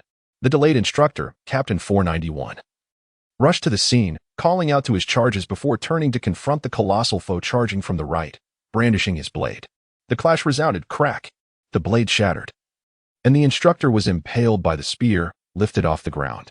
The new recruits finally surrendered to reality, heeding their instructor's command, and began to scatter in a frantic escape.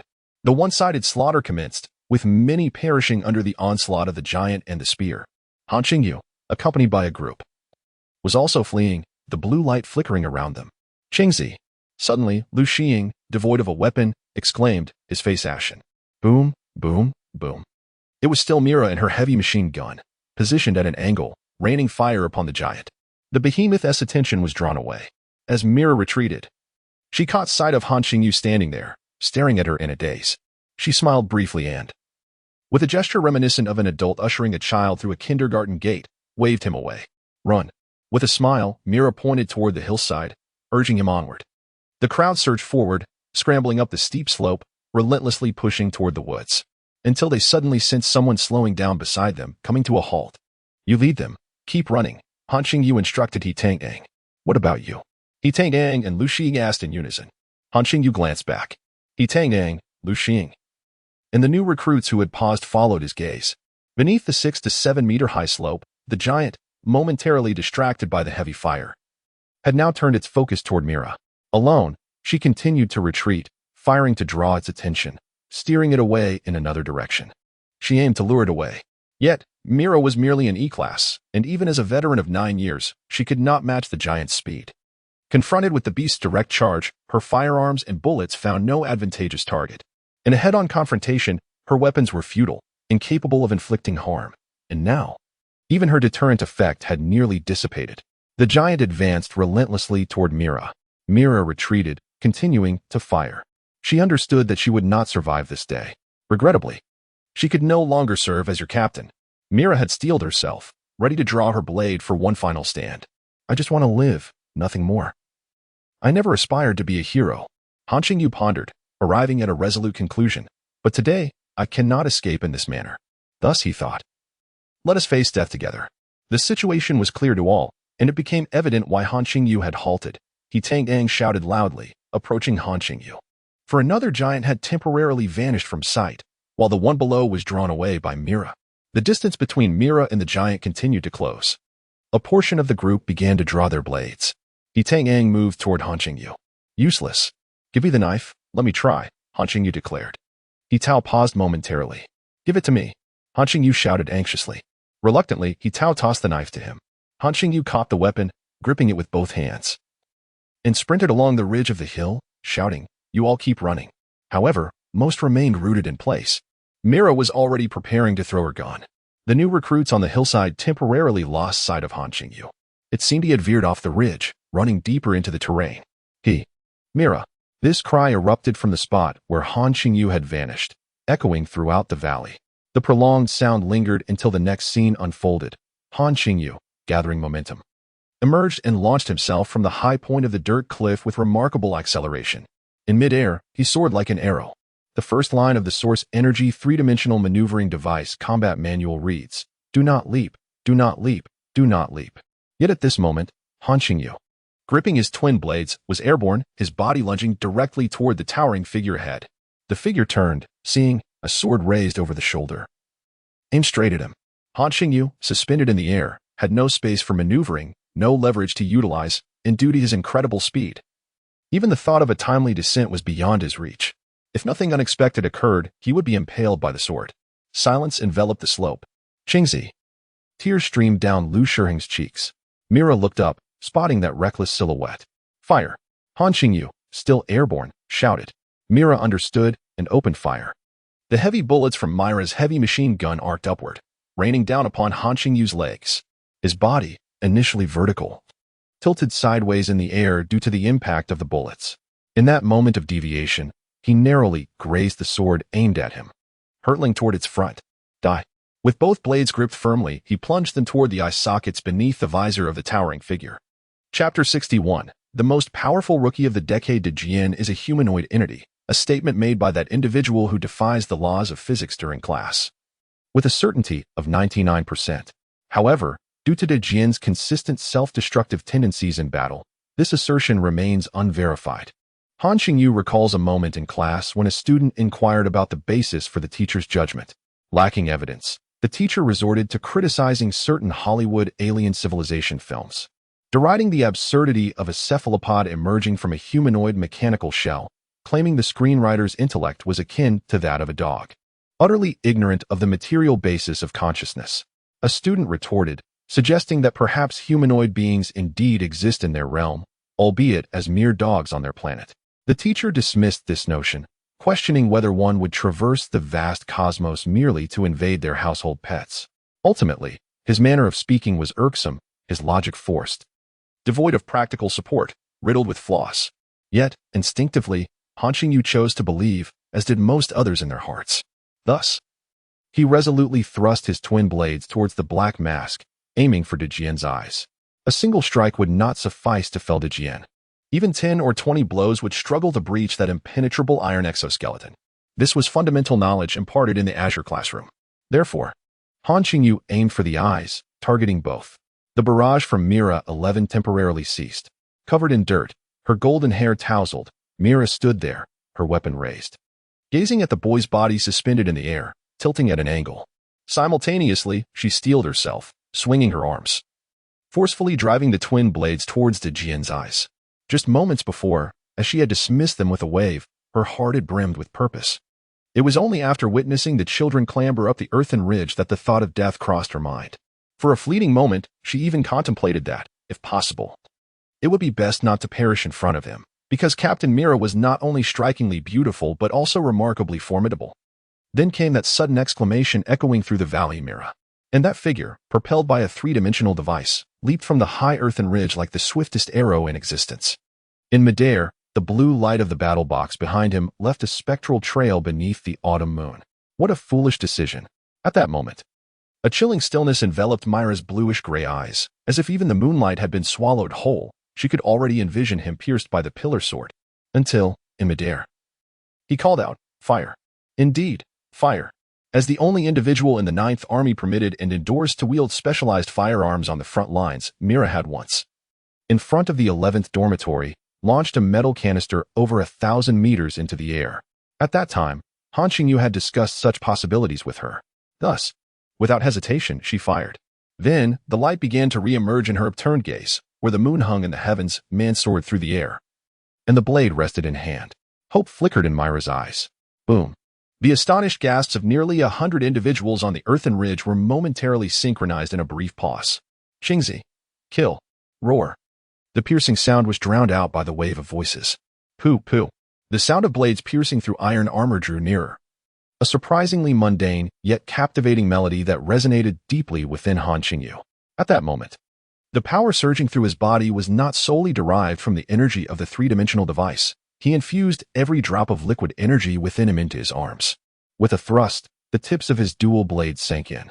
A piercing wail erupted, a primal roar that echoed like a beast's cry, yet simultaneously resembled a human's anguished howl. Subsequently, a grotesque, fly-infested crimson fluid gushed forth from the 2 gaping wounds on its face. Qingzi. Ha! Lu Xi exclaimed, his tears forgotten in the heat of the moment. The cries from the cliff were not those of jubilant celebration. Rather, they were unexpected, thunderous battle roars. Reminiscent of the practice sessions they had endured, yet had felt too embarrassed to fully embrace.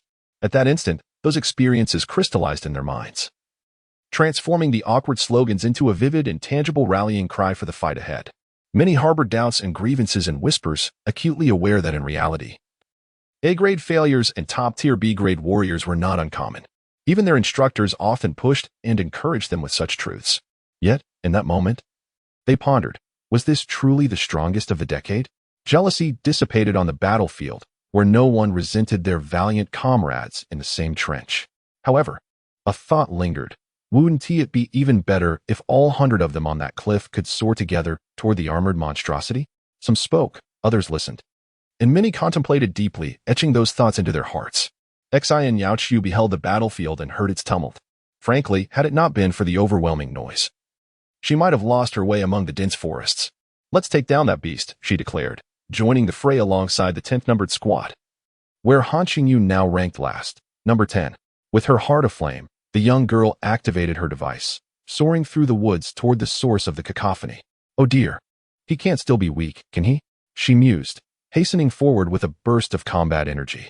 As she approached, a new recruit passed by, initially mistaking her for reinforcements, only to realize she was merely a young girl. Go take down that beast, she urged, bewildered by the expressions of the soldiers around her. The instructor said to run. One recruit explained, we can't fight back. The instructor has fallen. Many of us have perished. Xin Yao Qiao stood momentarily stunned. Is it just you few who've come out? She inquired. Fortunately, another new recruit chimed in. Han Qingyu is charging at that beast. They're all frozen in awe. Just watching. Who? Xin Yao Qiao demanded. Han Qingyu, that new recruit from 425, mistook Xin Yao Qiao for a novice as well, exclaiming, from the cliff. Fly and slash at the great point. He was oblivious to what might have transpired thereafter. Xin Yao Qiao turned her head, exclaiming, and dashed away. Could it be that she would meet her end so swiftly? She pondered. How could she move so rapidly? The two recruits trailing her thought. Unbeknownst to them, Han Qingyu remained unaware of these concurrent events. He was still suspended in midair, propelled forward by the inertia of his speed and strength, augmented by the deflection force from the Mira 11 heavy machine gun, sending him diagonally toward the right front. Doomed. Clutching the knife handle tightly, Han Qingyu aimed to execute a direct cut across the face of the Great Point. However, he found himself devoid of leverage. The Great Point violently tossed its head, flinging his entire body from the right to the left, sending him soaring into the air. Seizing the moment, Han Qingyu drew his twin blades. A chilling wail echoed once more. It appeared that the Great Point, having lost its sight, had succumbed to madness, wielding its massive black pillar sword in a sweeping arc. It seemed to expend all its might in that strike. The black pillar sword swept through the air. Bang, bang, bang. The atmosphere reverberated, as if it had erupted. Chapter 62. Another one? A shockwave. A sonic boom. Amidst the gasps of astonishment, Han Qingyu, leveraging the force of a swift motion, adjusted his body's angle and elevation, narrowly avoiding a direct sweep from the towering sword.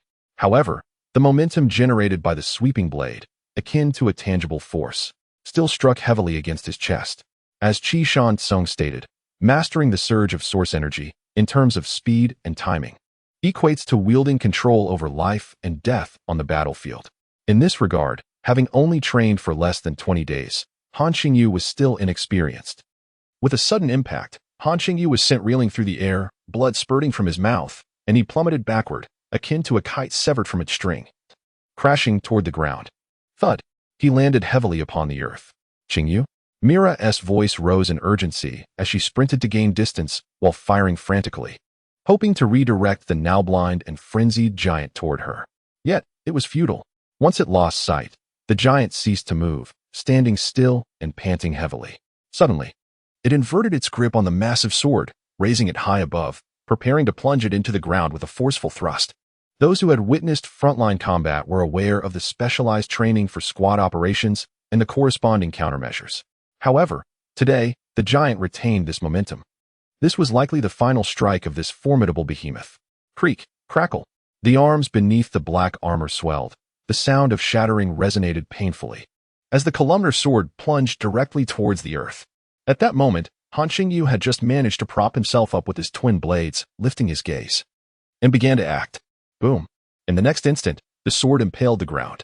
Accompanied by the sound, Mira, positioned nearby, could distinctly feel the tremors beneath her feet, followed by a surge of dust erupting like a thick fog from the vicinity of the giantess body and the sword. Debris scattered everywhere. The rising cloud of dust enveloped the already obscured moonlit view, shrouding both the giant and Han Qingyu.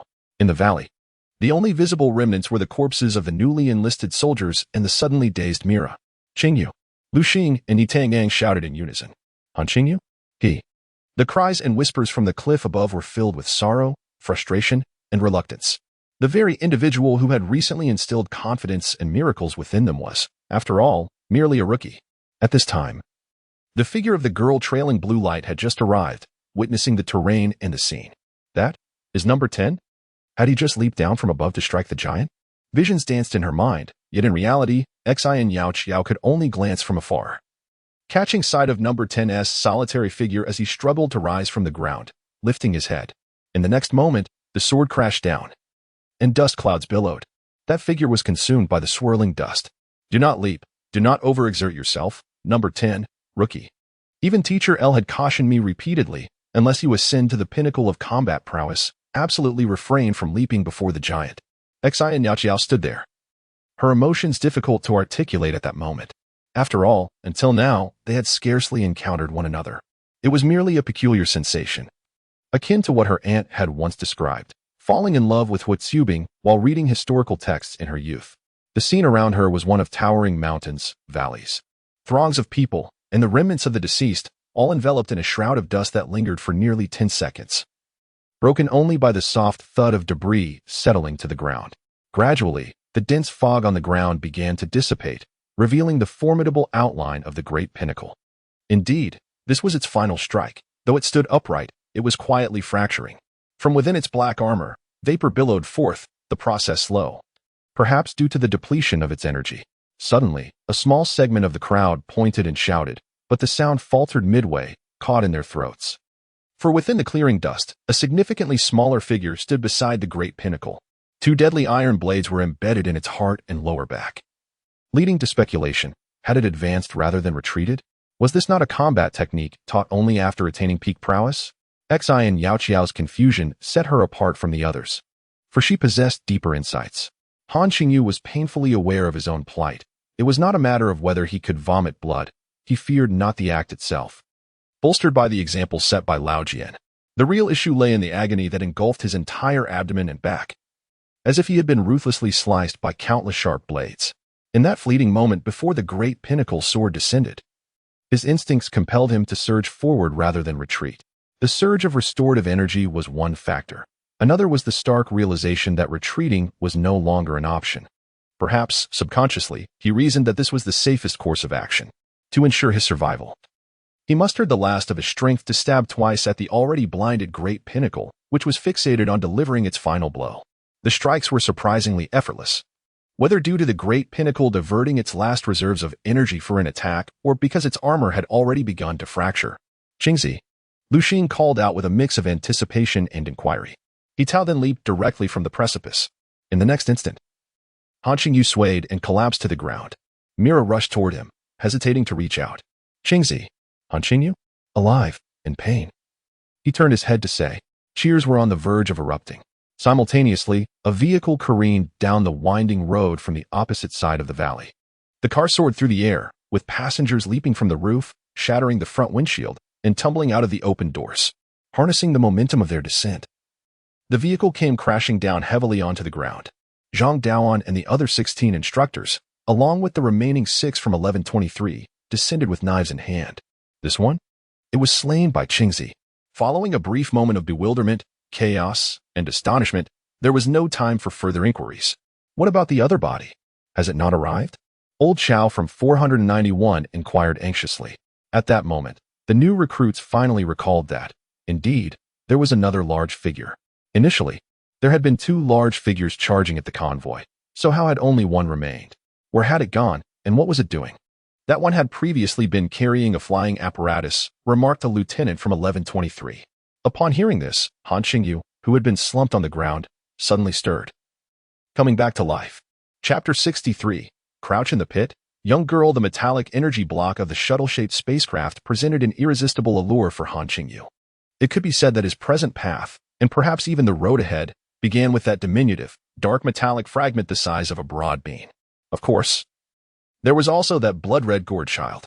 The large creature did not possess a metallic block. At least, the one just encountered did not yield any upon touch. Though Han Qingyu endured considerable pain moments ago, he had still attempted to feel around in the mist, yet found nothing of value.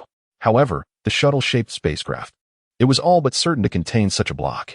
Just a single piece could equate to 3 or 4 dozen blue crystal blocks, not to mention its instantaneous absorption capabilities. Yet, for Han Qingyu, the paramount significance lay in the purer energy source of the metallic block, which directly influenced the body. If the blue crystal blocks primarily served to unleash power during combat, with only a small fraction being absorbable to gradually enhance the body's fundamental qualities, the metallic block functioned almost entirely to fortify the body's foundation. In the long run, this foundation was of utmost importance. Thus, upon hearing the words of the lieutenant from Unit 1123, Han Qingyu, lying on the ground, became acutely aware. He struggled to turn and listen, but the crowd made it difficult to discern the conversation. The large creature that had perished was merely stronger than the average one, or so it seemed. Zhang Daoan, speaking in hushed tones, initially dismissed his own speculation. The bizarre occurrence of Han Qingyu and Mira managing to slay a large creature was sufficiently astonishing. The notion that they had vanquished that particular kind was beyond Zhang Daoan's belief. After careful consideration, the 6 members of Unit 1123 seemed to concur. A subtle pain flickered across Zhang Daoan's features as he exhaled with difficulty. Indeed, that wretched creature was still alive. Zhang Daoan possessed a clearer and deeper recollection of such large creatures than nearly anyone else, since the spacecraft had not self-destructed and there was no news of reinforcements. "We must remain and take a chance," Old Shao of Unit 491 remarked in a manner only they could understand, keeping his voice low. "Let us not rush, first. Let's organize." Extracting himself from painful memories, Zhang Daoan turned, intending to suggest that they first arrange for the evacuation of the younger soldiers. However, upon glancing at the bodies on the ground and the resolute figures standing on the earthen ridge, he altered his statement. "Organize the soldiers, comrades, first retreat." The shift in Zhang Daoan's context was perceptible only to the veterans beside him. After witnessing such a scene, those were no longer mere children. Be cautious and spread out. Also, keep your voices down to avoid attracting its attention, Zhang Daoan added shortly thereafter. The subsequent evacuation of the new recruits was somewhat disorganized, as they were inherently scattered and unable to regroup immediately. Nonetheless, they managed to maintain a semblance of direction and a degree of silence.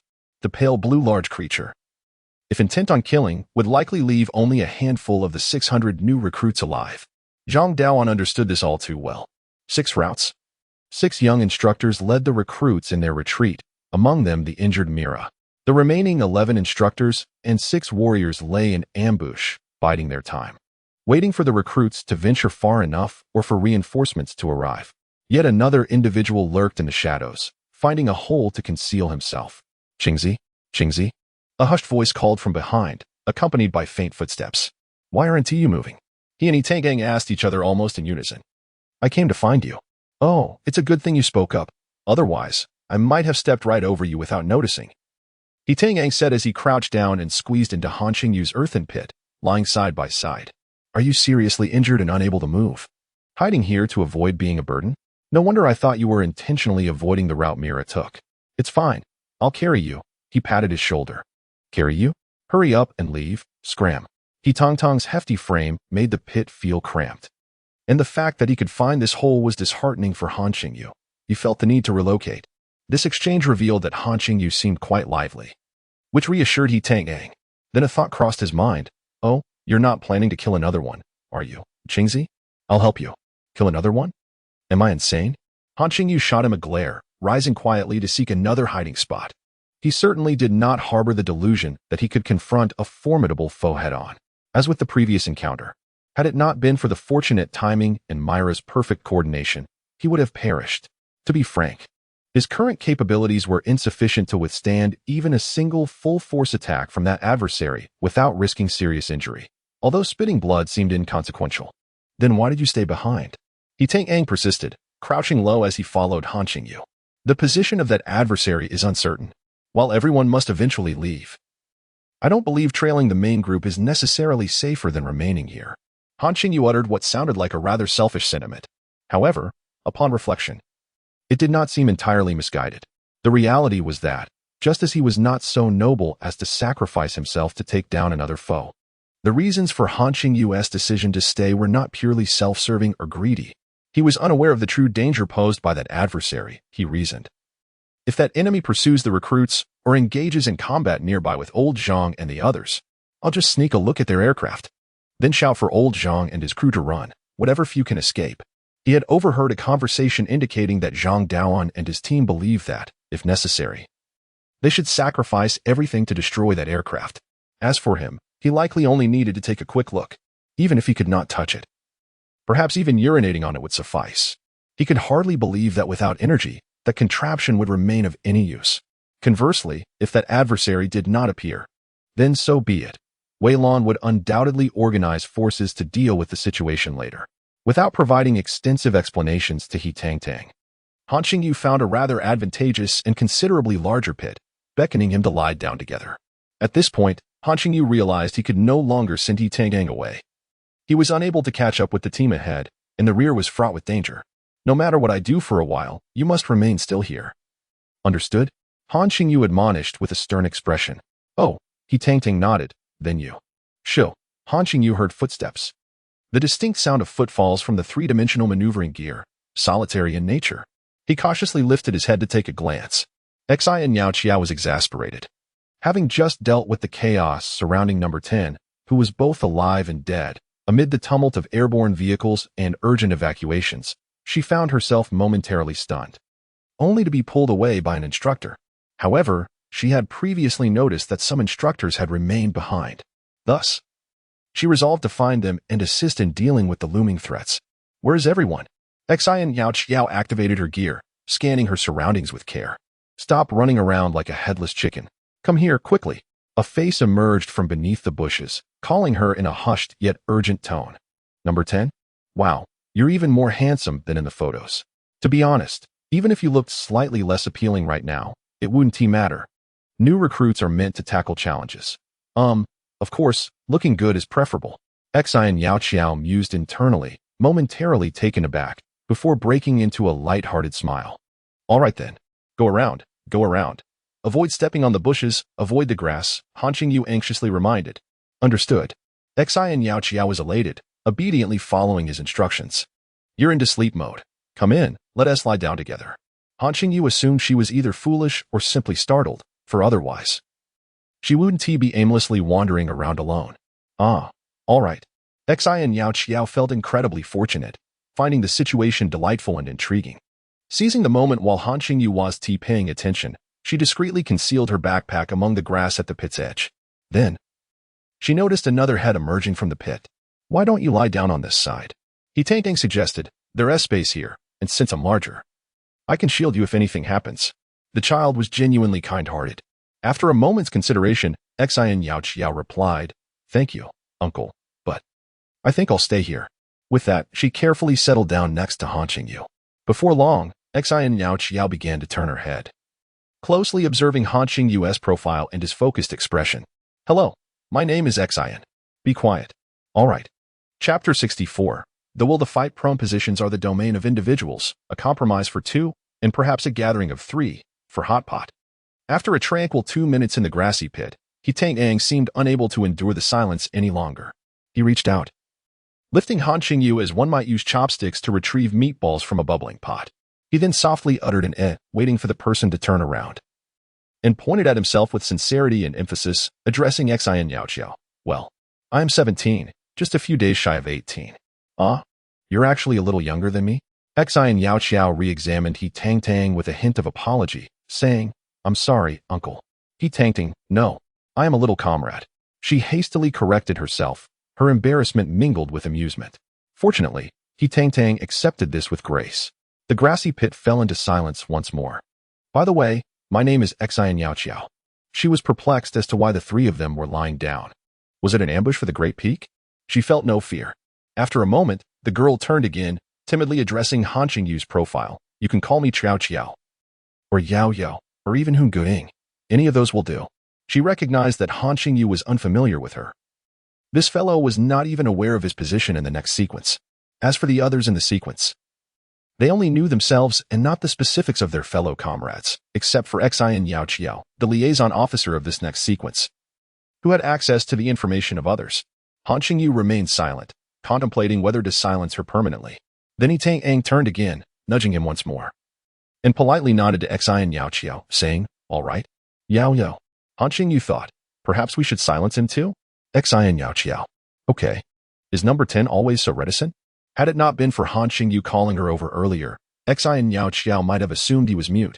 Reflecting on this, she sought to initiate another topic. I almost thought you were dead just now. If you two speak again, we truly will be dead. Han Qingyu, suppressing his irritation, spoke sternly. Xi and Yao Qiao dared not respond, bowing her head and burying herself deeper into the pit. At last, silence reigned again. Han Qingyu, While lying in the pit, focused intently on listening, after about 2 minutes, he sensed something was amiss. Suddenly, he experienced an inexplicable urge to touch a corpse. After some contemplation, he resignedly remarked, "You can breathe. Otherwise, I would have thought you. Otherwise, you would truly be dead." Xin Yaoqiao softly replied, "Mem." "Who?"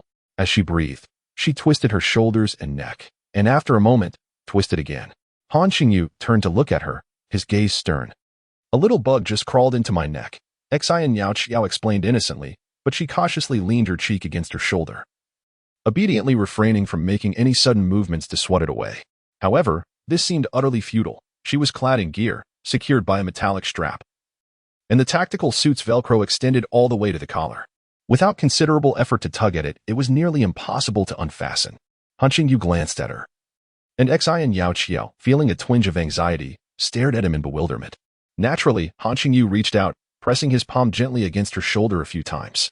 After some effort, his fingertips finally found their mark, but the small, slippery beetle evaded his grasp, necessitating a chase. At last, he exerted some force and successfully pinned the tiny insect against the hollow of Xin Yaoqiao's collarbone. As for the other party involved, Xin Yaoqiao had not anticipated Han Qingyu would take such direct action. She hadn't even had the chance to think or refuse, leaving her momentarily flustered. Was he, perhaps, a rogue?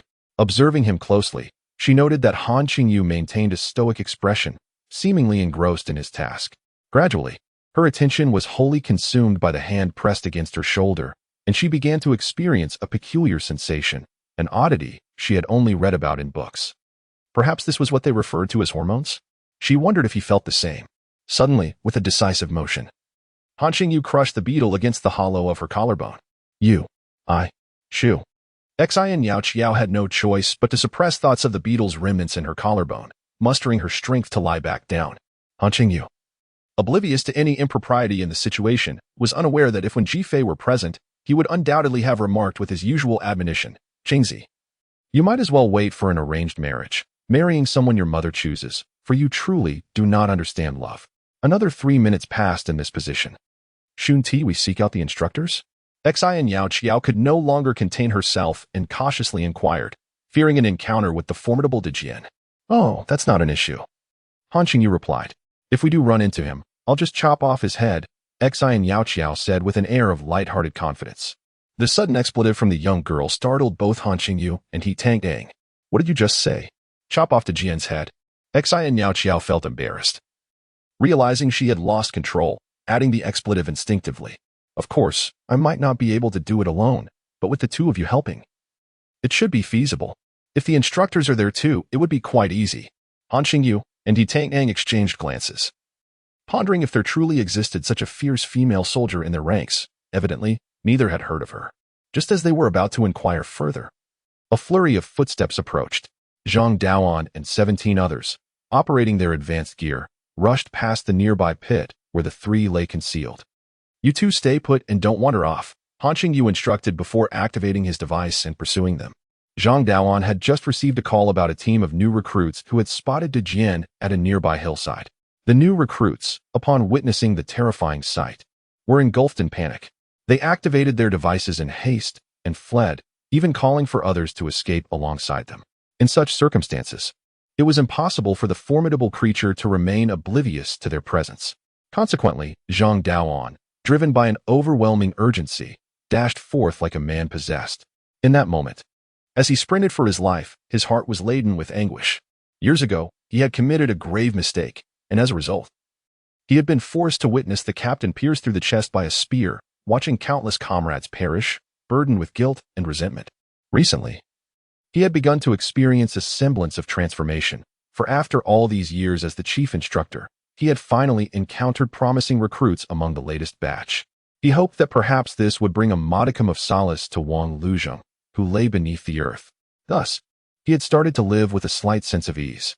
Yet now, they were lying in ambush, prepared to risk their lives, only for the new recruits to be the first to encounter the looming menace. If there were a divine presence, it seemed to relentlessly punish him, utilizing the lives of others and the ever-mounting weight of guilt to gradually dismantle him. This time, he vowed not to let it prevail. For the final time, he staked his life. Zhang Daoan silently uttered this resolve, accelerating once more. At that moment, a disorganized throng of recruits from the 425th and 491st Regiments was fleeing in terror. The ominous sound of footsteps echoed in the forest, trailing closely behind them. Yet it did not strike. It felt as though it were playing a macabre game of slaughter. The terror continued to escalate, and some began to crumble under the pressure. Suddenly, a voice called out, "Instructor Zhang." Following this, the recruits began to call out the names of their instructors. Zhang Daoan, along with 10 other instructors and 6 members of the 1123rd Regiment who had just received rudimentary medical attention, finally arrived in the nick of time. Upon their arrival, they swiftly turned, forming a defensive line, weapons drawn in anticipation. The recruits found reassurance, with some even beginning to stand firm. For the knowledge imparted in their training indicated that a formation of 16 to 24 individuals led by seasoned veterans and experts was typically sufficient to vanquish a formidable foe. Both of these criteria were met, as not only were there 2 chief instructors present, but also a second lieutenant, the vice captain of the 1123rd, alongside a cadre of seasoned soldiers. However, Zhang Daoan commanded, "Run, run." Concurrently, from the dense thicket ahead, the sound of snapping branches echoed ominously. The darkly armored creature, shimmering with a blue hue, finally emerged from the forest, dragging a formidable sword with a deliberate gait, standing there with an unsettling calmness. Despite the absence of visible expression, it appeared utterly unconcerned. In an extraordinary standoff, the odds of 17 against 1 between humanity and the formidable creature did not immediately result in combat, creating an eerie tableau. Chapter 65. Leave it here. The battleground before them was a gently sloping terrain, descending from the heights of the surrounding peaks. Somewhat open yet sparsely adorned with shrubs that barely reached their calves, while the autumn weeds grew scarce. Under the moonlight, the ground appeared dark, interspersed with exposed boulders and barren rock faces reflecting the light. Lu Xiang was among them. In the preceding chaos of the valley, he had become separated from Han Qingyu and He Tang. While attempting to retreat and search for them, he was abruptly pulled away by an instructor from the 491st Regiment. Unfortunately, in a stroke of misfortune, he found himself amidst a group of 6 new recruits who encountered the formidable enemy. Thus, throughout the night, he was relentlessly fleeing for his life. Lu Shiheng's iron blade was with Zhang Daoan. Earlier, during their ride, Zhang had borrowed it, perhaps deeming Lu the least likely to require a weapon. Hailing from the port city with a fortune in the millions, Lu Xiang did not typically conceal his determination to survive. At present, however, he possessed a knife, one he had salvaged from a pool of blood belonging to a fallen comrade during his frantic escape. Though he was merely fleeing, he had picked it up. Unable to articulate the reason why, Lu Xiang did not recognize the new recruit, but the blade in his hand still bore traces of the soldier's blood.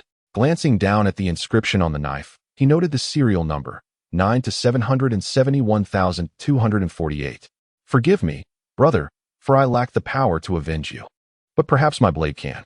Lu Xiang silently uttered these words, lifting his gaze once more to the row of figures standing defiantly between them and the enemy, ultimately focusing on Zhang Daoan, who wielded dual blades. His own knife remained in the hands of the chief instructor, perhaps in the left hand or the right, but undoubtedly, it would soon be unleashed upon the foe. Yet Lu Xiang remained motionless, pondering whether the instructors would indeed vanquish the adversaries. Certainly, there were 1, 2, 3, 4, 17 in total. It was Zhang who had commanded them to flee. The new recruit had spoken and pulled them away, as their figures faded from view. The silhouettes standing firm began to blur, the moonlight connecting them and their shadows upon the ground, a tapestry of humanity, the shadows of men, and the knife as silhouette held in their grasp. This rendered the formation more substantial, akin to a wall. Behind that wall lay nearly 100 new recruits currently in flight, and ahead of the wall, approximately 40 to 50 meters distant, stood the mechanical figure of the formidable enemy, its back to the mountains. It had descended from the heights, emerging from the thicket, and now stood at the edge of the shattered forest. Beside it, the blade of its column sword dragged along the earth, the tip carving a long, deep scar into the ground. Cloaked in dark iron armor, it appeared almost statue-like, yet under the moonlight, it shimmered with an elusive blue hue. The creature moved, lowering its gaze to the ground, then raising it to survey the scattered throng of fleeing individuals, finally directing its attention to the 17 standing before it. This was a rare display of a human-like response from an otherwise ordinary foe. "Indeed, it is that kind of thing," Zhang Daoan remarked without inflection. Indeed, it was that one, the one that emerged later, carrying the aircraft. Vicinity is formidable. Our team, Liang, fell victim to its might. Lieutenant 1123 remarked similarly. A severely injured soldier beside him requested a cigarette, which the lieutenant obliged. The soldier's right hand was rendered immobile after inserting the cigarette into his mouth. He struggled to light it, ultimately leaning towards a comrade for assistance. What shall we do now? An instructor inquired. The large aircraft was no longer in their vicinity, likely having deployed a signal device, awaiting activation, most probably situated atop the mountain behind it.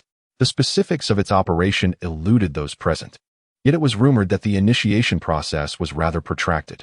Let us do our utmost. If an opportunity arises, 2 of us should charge up the mountain and dismantle that thing, Old Chow from 491 proposed. As he spoke, the dormant 3-dimensional device suddenly hummed to life, illuminating with a blue glow. Such is the essence of the situation, to exert their utmost effort.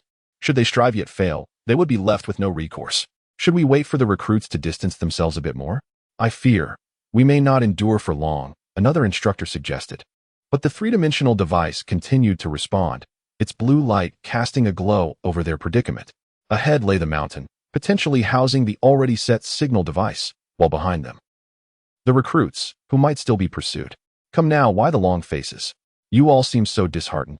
Amidst the somber atmosphere, a cough-laden soldier from 1123 chuckled. What if we actually take it down? Wouldn't that be quite the victory? Haha, right? That stubborn hunk of metal. How many did your mother bear? He turned to shout jovially towards the aircraft. In the next moment, laughter erupted among them, as if they had seized a great advantage. The carefree laughter just before the battle, except for Zhang Daoan, who, despite feeling an inexplicable sense of relief and ease amidst the dire circumstances and the departing figures of the recruits, found it difficult to smile after such a prolonged absence from mirth. He instinctively lifted his gaze, catching a fleeting glimpse. What was that? Zhang Daoan froze. For there, not far away on the mountainside, a figure was stealthily ascending among the rocks and trees. Was that young lad? Why hadn't he evacuated? What was he planning to do? After a brief moment of contemplation, Zhang Daoan deduced he had likely overheard their intent to destroy the device at all costs. Truly, reckless and audacious. A commendable soldier indeed. That one will surely be our next squad leader for the color board. Wang, did you see that?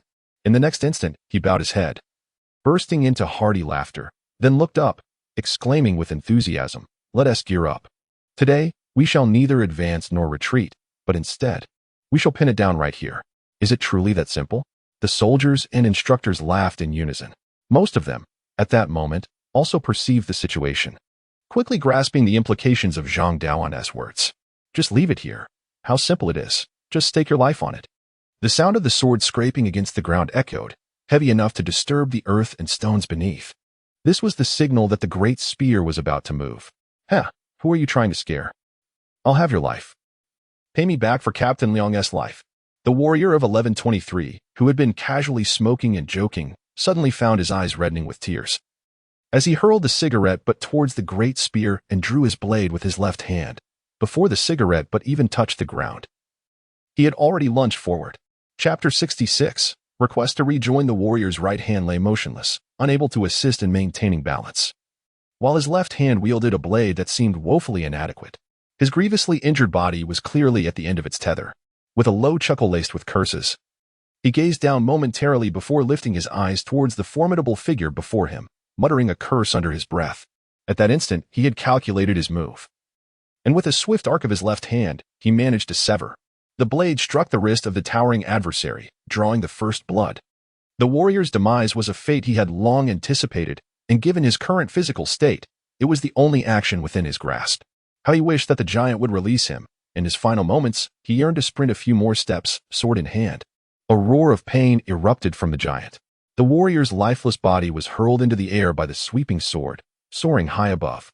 He tugged at the comrade who had been carrying him, standing firm. More and more new recruits were joining him in this defiant stance. Commander Chow, he murmured in the next breath. Suddenly, Commander Chow's arm was ensnared by the sweeping sword.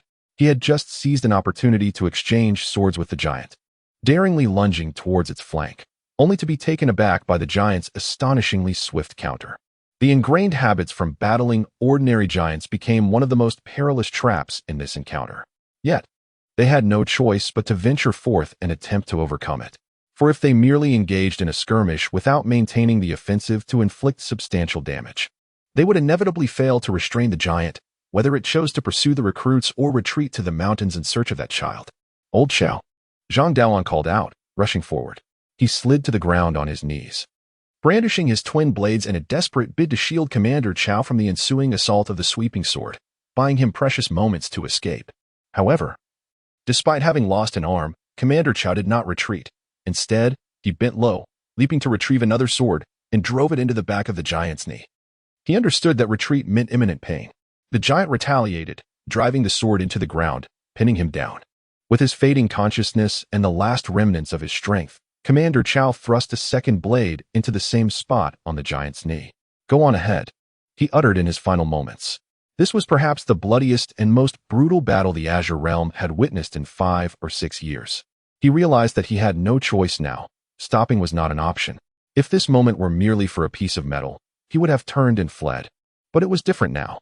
Those individuals were risking their lives to buy him time. This was not difficult to comprehend. Thus, Han Qingyu found himself no longer concerned with concealing his presence. Behind him, the indefatigable Xi and Yao Qiao and He Tang continued their ascent. But it's hard to find you alone. We'll help you search together." When it came to knowledge of the giant, Xi and Yao Qiao was undoubtedly more enlightened than Han Qingyu. At that moment, a thunderous roar resounded from the cliff below, signaling that the giant had likely discovered them. Han Qingyu surmised that, at this stage, the distinction was negligible. No time to waste. Hurry, find a place to hide, quickly, it's coming. As Han Qingyu ascended, he sensed that the metallic object lay not far ahead. Meanwhile, Deathiron had begun to attempt an escape from the battlefield. Though his injuries held him back temporarily, "I will help you fend it off for a moment," he declared. "No, don't. That Deathiron. I understand. I shall be cautious."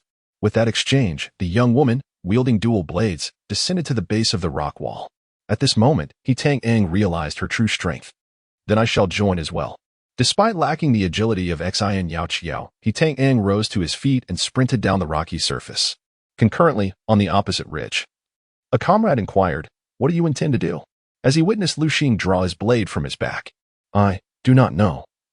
I am uncertain of my purpose." Lu Xiang, while speaking, contemplated his possible demise, a fear gripping him as he reminisced about life in the harbor city. Tears began to flow. Yet, still clutching the sword, he turned to retrace his steps. Clang, clang, clang. Han Qingyu caught sight of the object, a torpedo-shaped vessel unfurling like a clamshell, revealing a pyramid-like metallic structure within. To his limited knowledge, it appeared more akin to a receiver than a launching device. He could sense the flow of energy emanating from within that pyramid-like entity. Upon calling out to Zhang Daoan, Han Qingyu refrained from uttering the word run. Below him stood only Zhang Daoan, bloodied and facing away, dual blades in hand, standing resolutely before Deathiron, blocking its path. Before him, the formidable blue Deathiron bore numerous wounds from battle. The pyramid within the clam shell seemed devoid of an opening for the energy block. And Han Qingyu had no time for further examination. He pressed his hand against it. In less than 2 seconds, the surge of energy he felt dissipated, and everything came to an end. Simultaneously, the pyramid and the vessel began to disintegrate. Yet, the sight that met his eyes was harrowing. Zhang Daoan had been pierced by a pillar-like sword. "Run," he uttered. Zhang Daoan understood that Deathiron would undoubtedly pursue Han Qingyu, but he found himself unable to vocalize his warning. Thus, from a distance, Zhang Daoan gestured for Han Qingyu to flee. Then, unexpectedly, amidst the gaze of all on the mountainside, he offered a salute in Han Qingyu's direction. No one comprehended the precise meaning of that salute. The most common speculation was that it expressed gratitude for Han Qingyu's assistance in fulfilling the mission. In truth, it was a premature salute to the captain of the 425 Future Colorboard Eraser team. Ultimately, after completing all of this, Zhang Daoan succumbed to his last breath, his head bowing in resignation. Report to Captain Wang. Number 34473, Lieutenant Zhang Daoan. Position, Redboard Eraser, left flank of the second formation. Requesting to return to the team. Chapter 67. The time to return. The final breath sustained by the source energy is fading. Zhang Daoan is departing. The once reviled chief instructor of the 425 unit, a figure of resentment for many years, is nearing his end. Witnesses observe his once proud head now bowed, and his typically rigid posture has succumbed to a stoop, resembling a sword piercing through the abdomen. A profound sorrow envelopes the onlookers, shrouded in silence, as they imprint the harrowing image of a blood-soaked figure, solitary and defiant, standing before the formidable blue spear, into their memories. Yet, the truth remains elusive. None comprehend the tranquility that envelopes Zhang Dain's heart in this moment. Not a single soul present. In the twilight of his consciousness, he reunites with fallen comrades and the captain, those who perished partly due to his missteps. He recalls the legendary 425 unit, the strongest in history, and utters the words, 34,473 requests to return to duty. After years of bearing the weight of guilt, the path to atonement finally offers him solace. In the twilight of his life, he bestows upon the vanished legend of the Red Eraser the final honor it deserves. He has, at long last, provided closure for the 425 unit. At this moment, across the expansive landscape, from the nearby cliff summit to the distant ridges, all present instinctively raise their hands in a salute, bidding farewell to the figure that stands resolute. Undaunted, for all that breathes, there is no retreat in battle, a barrier against the vast sky. The rallying cry of the sole eyewitness unit resonates throughout the mountains. The thunderous roars of the blue spear are drowned out. In the next instant, it stirs with a singular target in sight, the figure standing atop the cliff. Why does it abandon its established apparatus? Despite its strength, its close-quarters combat nature cannot entirely prevent encounters. This signifies that as long as a sufficient number of warriors can approach, regardless of the battle's outcome, they will inevitably achieve destruction. Yet, it encounters a non-regular squad of the eyewitness unit, facing the most brutal and tenacious resistance witnessed in the past 5 to 6 years of frontline combat. Wounded and battered, the roaring blue spear fixates on the cliff's peak and makes its first move. The subsequent scene would be etched into memory forever. It was the last act of Zhang Dain before his life slipped away, presumed lifeless. He suddenly stirred once more. Perhaps in his world, at this moment, Captain Wang and his comrades are watching over him. With the sword piercing his abdomen, Zhang Dain propels himself forward, engaging in close combat, and then he clings desperately to the waist of the blue spear, hands gripping tightly the two blades lodged behind it. This is the gravest injury sustained by the blue spear. 2 iron blades, half embedded, pierce its sides. These were the final blows dealt by the lieutenant of 1123 and his comrades, striking for their captain, for the blue cause. For the fledgling recruits, repaying a debt that could not be ignored, all in the name of the 1123 designation. Han Qingyu is running, while Zhang Dain, with his last vestiges of strength, is buying him time. The blue spear's focus is solely on him now, oblivious to all else. As none can keep pace with its fury, the pursuit had already extended beyond 10 minutes, the distance oscillating between approximately 200 to 300 meters from the very beginning. Had it not been for Dejian's injuries, Han Qingyu would likely have perished by now. Thus, he ran ahead while Dejian followed closely. And behind Dejian, another figure was in pursuit.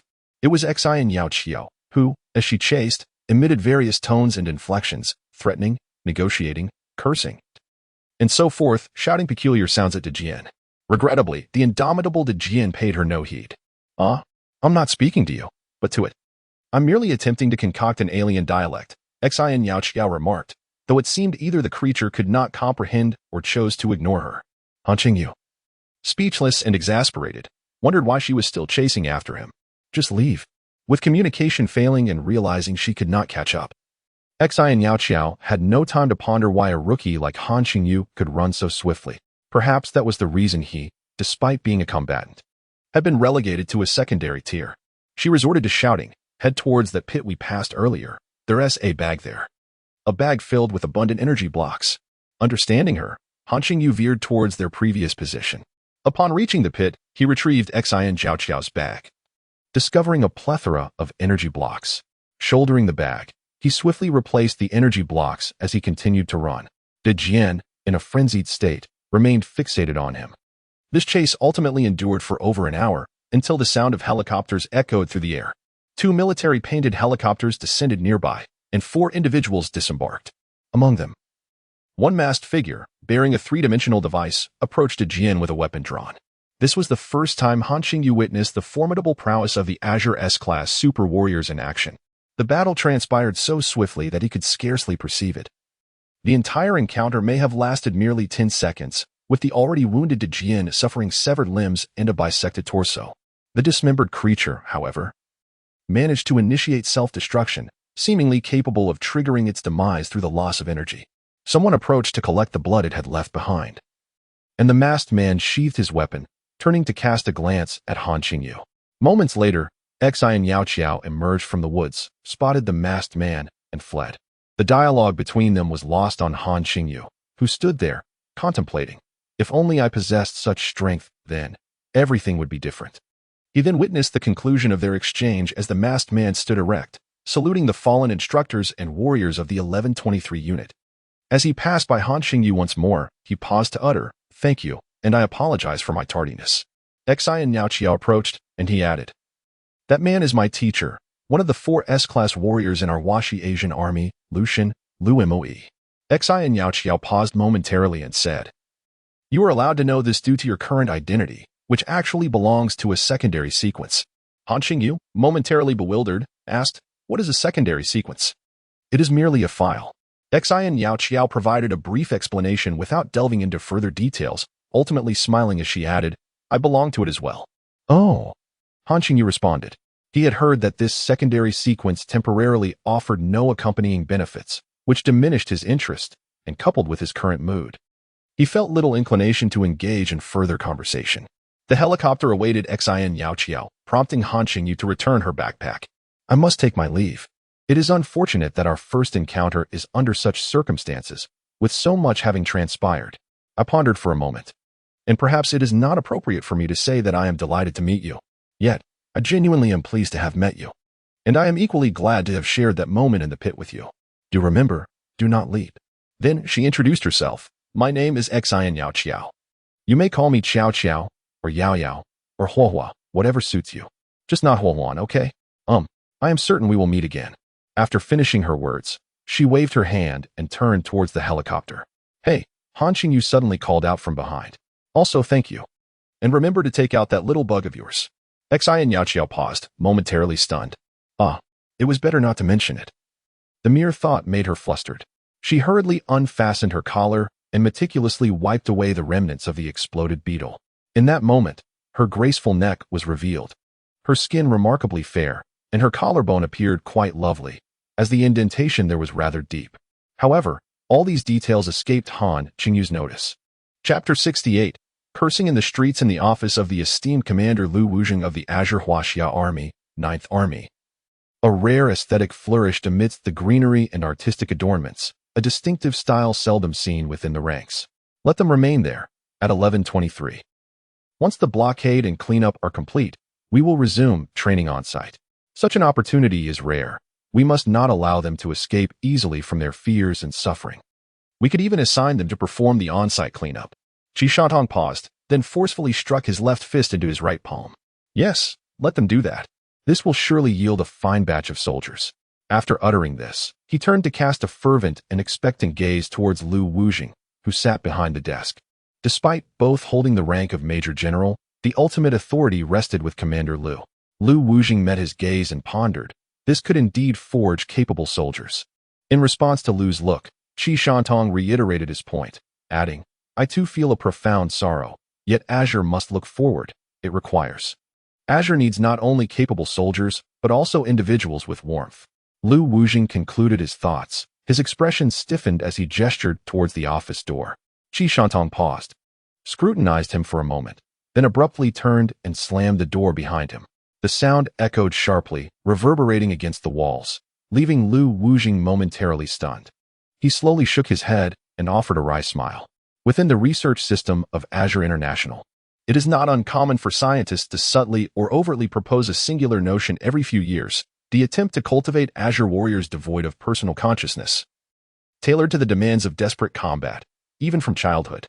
This proposition has never seen the light of day. It is consistently met with vehement rejection and suppressed.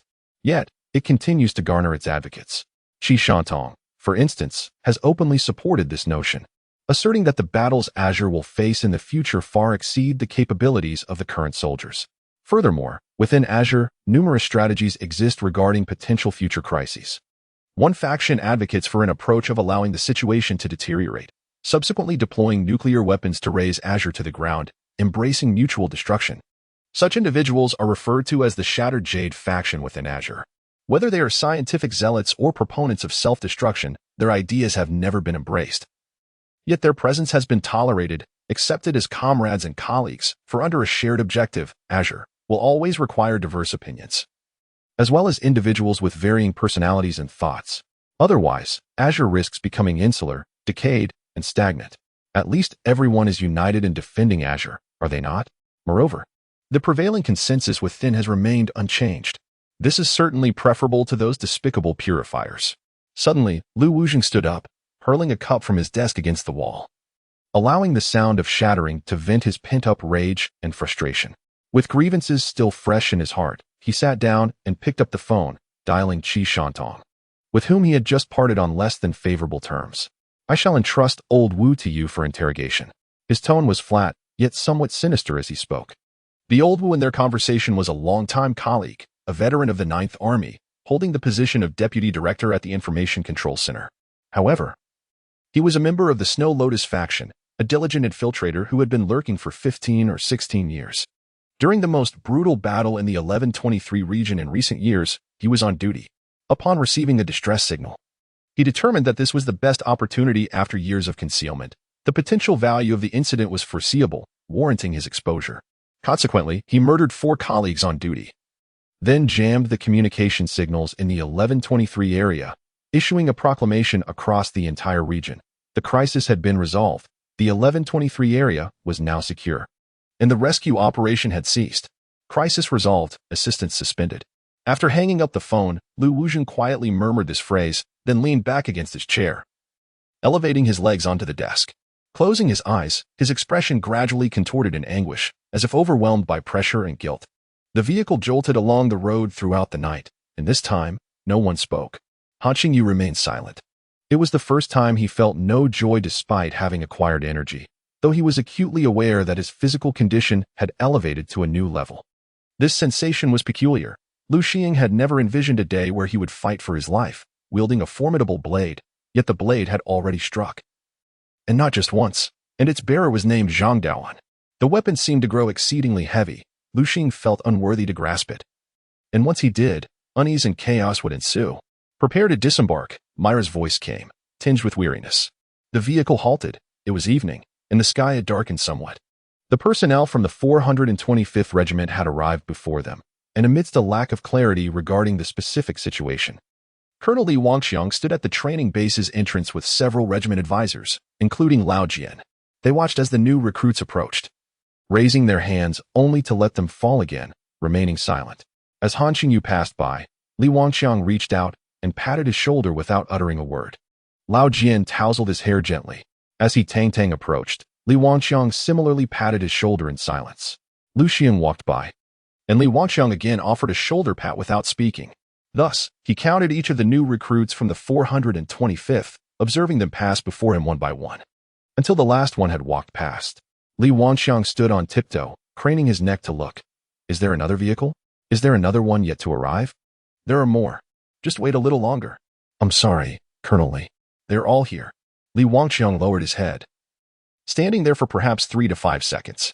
Suddenly, with a heart-wrenching cry, he unleashed a mournful wail, collapsing onto the ground, clutching his hair, his voice hoarse. 7 instructors and 69 recruits had been lost in an instant. They had barely donned their armor. Even the frontline combat brigade, despite the increased intensity of this year's battles, had never suffered such a catastrophic loss at once. Captain Li wept unabashedly, consumed by grief. After a moment, he rose, pointing at the office building of the Ninth Army, jumping in rage, shouting, Lu Wujing, damn your mother. Qi Shantong, damn your mother. You better compensate for my losses. The staff behind him, with tears in their eyes, stepped forward to restrain him, covering his mouth, but Li Wangxiang broke free, continuing to curse. Inside the office building, the army commander asked cautiously, should we intervene? Let him curse. It is warranted, Lu Wujing replied. Has my responsibility report been submitted? Yes, the guard nodded. Meanwhile, Han Qingyu and a few others spotted Wen Jifei standing by the roadside on their way to the dining hall. They approached him. Han Qingyu remarked, you know, the day before you all left, he avoided me while I was chatting about peanuts. When it was time to depart, I suggested he take this bag with him to share some with Qingzi. He dismissed it, insisting that he couldn't let you see him like that. He needed to maintain his dignity.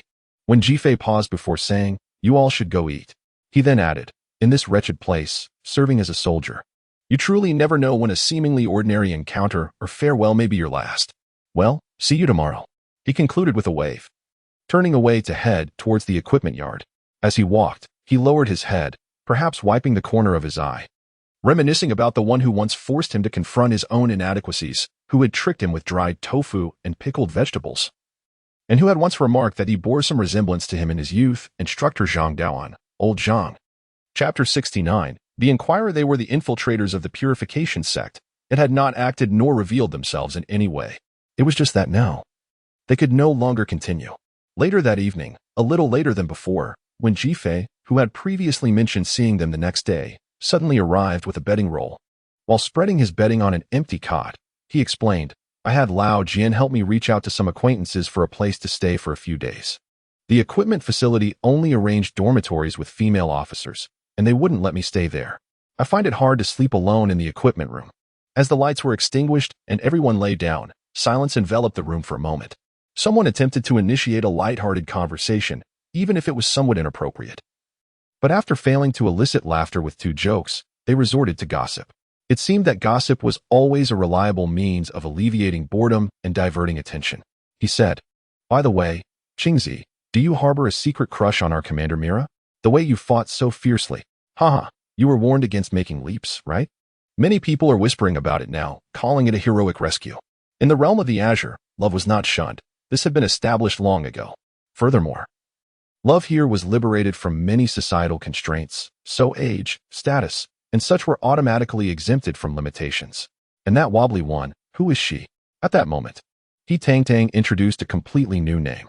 The atmosphere of gossip thickened instantly. After a while, Han Qingyu heard his name once more amidst the chatter and exclaimed, "Huh?" A group of people suddenly found themselves at a loss, bewildered. "What do you mean, huh? We've been gossiping about you for ages." In the awkwardness, when Jifei laughed and said, "Asking him this is pointless, much like inquiring of a blacksmith how to embroider. He lacks that knowledge. I suspect he might have exchanged it for his fusion degree." Everyone in the dormitory burst into laughter. "Haha, that's just how he is. It's not that he's straightforward, but rather focused. In the past, he only thought about studying and knew nothing but studying. Now that his life is at stake, all he knows is how to survive." The following morning, the military sought him out first. Han Qingyu accompanied them, and upon entering, he reported, only to hear the door shut behind him. In the office, it was just him and the commanding officer, Lu Wujing. Lu Wujing, who was watering plants by the window, turned around and scrutinized Han Qingyu carefully from head to toe before saying, "Have a seat. I want to bother brewing tea for you. I just learned about this. Quite impressive. Even I, as the commanding officer, need to apply for permission to formally ask you a few questions." The words seemed to be a soliloquy, and Han Qingyu could not respond, so he complied and took a seat. "Looking at the report, your performance this time was commendable," Lu Wujing remarked, pouring himself a cup of tea before sitting down. "Now, why don't you explain the details to me?" Han Qingyu candidly recounted the entire process, except for the final moment regarding his absorption of the metal block, which he misrepresented as a destruction of the device due to anxiety. Everything else was truthful. There were indeed numerous doubts about his capabilities, but since Han Qingyu was categorized in the next series, many of the questions surrounding him were automatically tagged with an understanding and hidden implications, making it difficult for Lu Wujing to probe further. It is not that Han Qingyu looks down upon the commander, rather, the fear surrounding the infiltration of the cleansing faction is overwhelmingly great. He shook his head, stating that at that moment, the large figure began to pursue him, leaving him no time to pay attention. Upon exiting the office of Lu Wujing, Han Qingyu was once again summoned by the regiment leader, Li Wangqiang, along with others. Among comrades, the dialogue lacked the formality of inquiries and resembled more of a discussion. Moreover, Li Wangqiang, in his sorrow, found some solace in witnessing Han Qingyu's recent performance. Indeed, our regiment has a long-standing tradition. When a soldier falls, no names or photographs are inscribed on the urn, only the soldier's number engraved in the upper right corner. In the lower left corner, several comrades' numbers are typically etched as well, serving to alleviate the solitude of the fallen. Of course, this is entirely voluntary. After briefly articulating these sentiments, Li Wangqiang turned to look at Han Qingyu. He remarked that he had spent the morning making calls on behalf of old Zhang regarding this matter, and ultimately, the remaining few from the Red Board had largely agreed to inscribe the number of Captain Wang Luzheng alongside their own. including old Miao, who also consented. This gesture likely signifies forgiveness. Old Zhang's own intentions, however, remain unascertainable.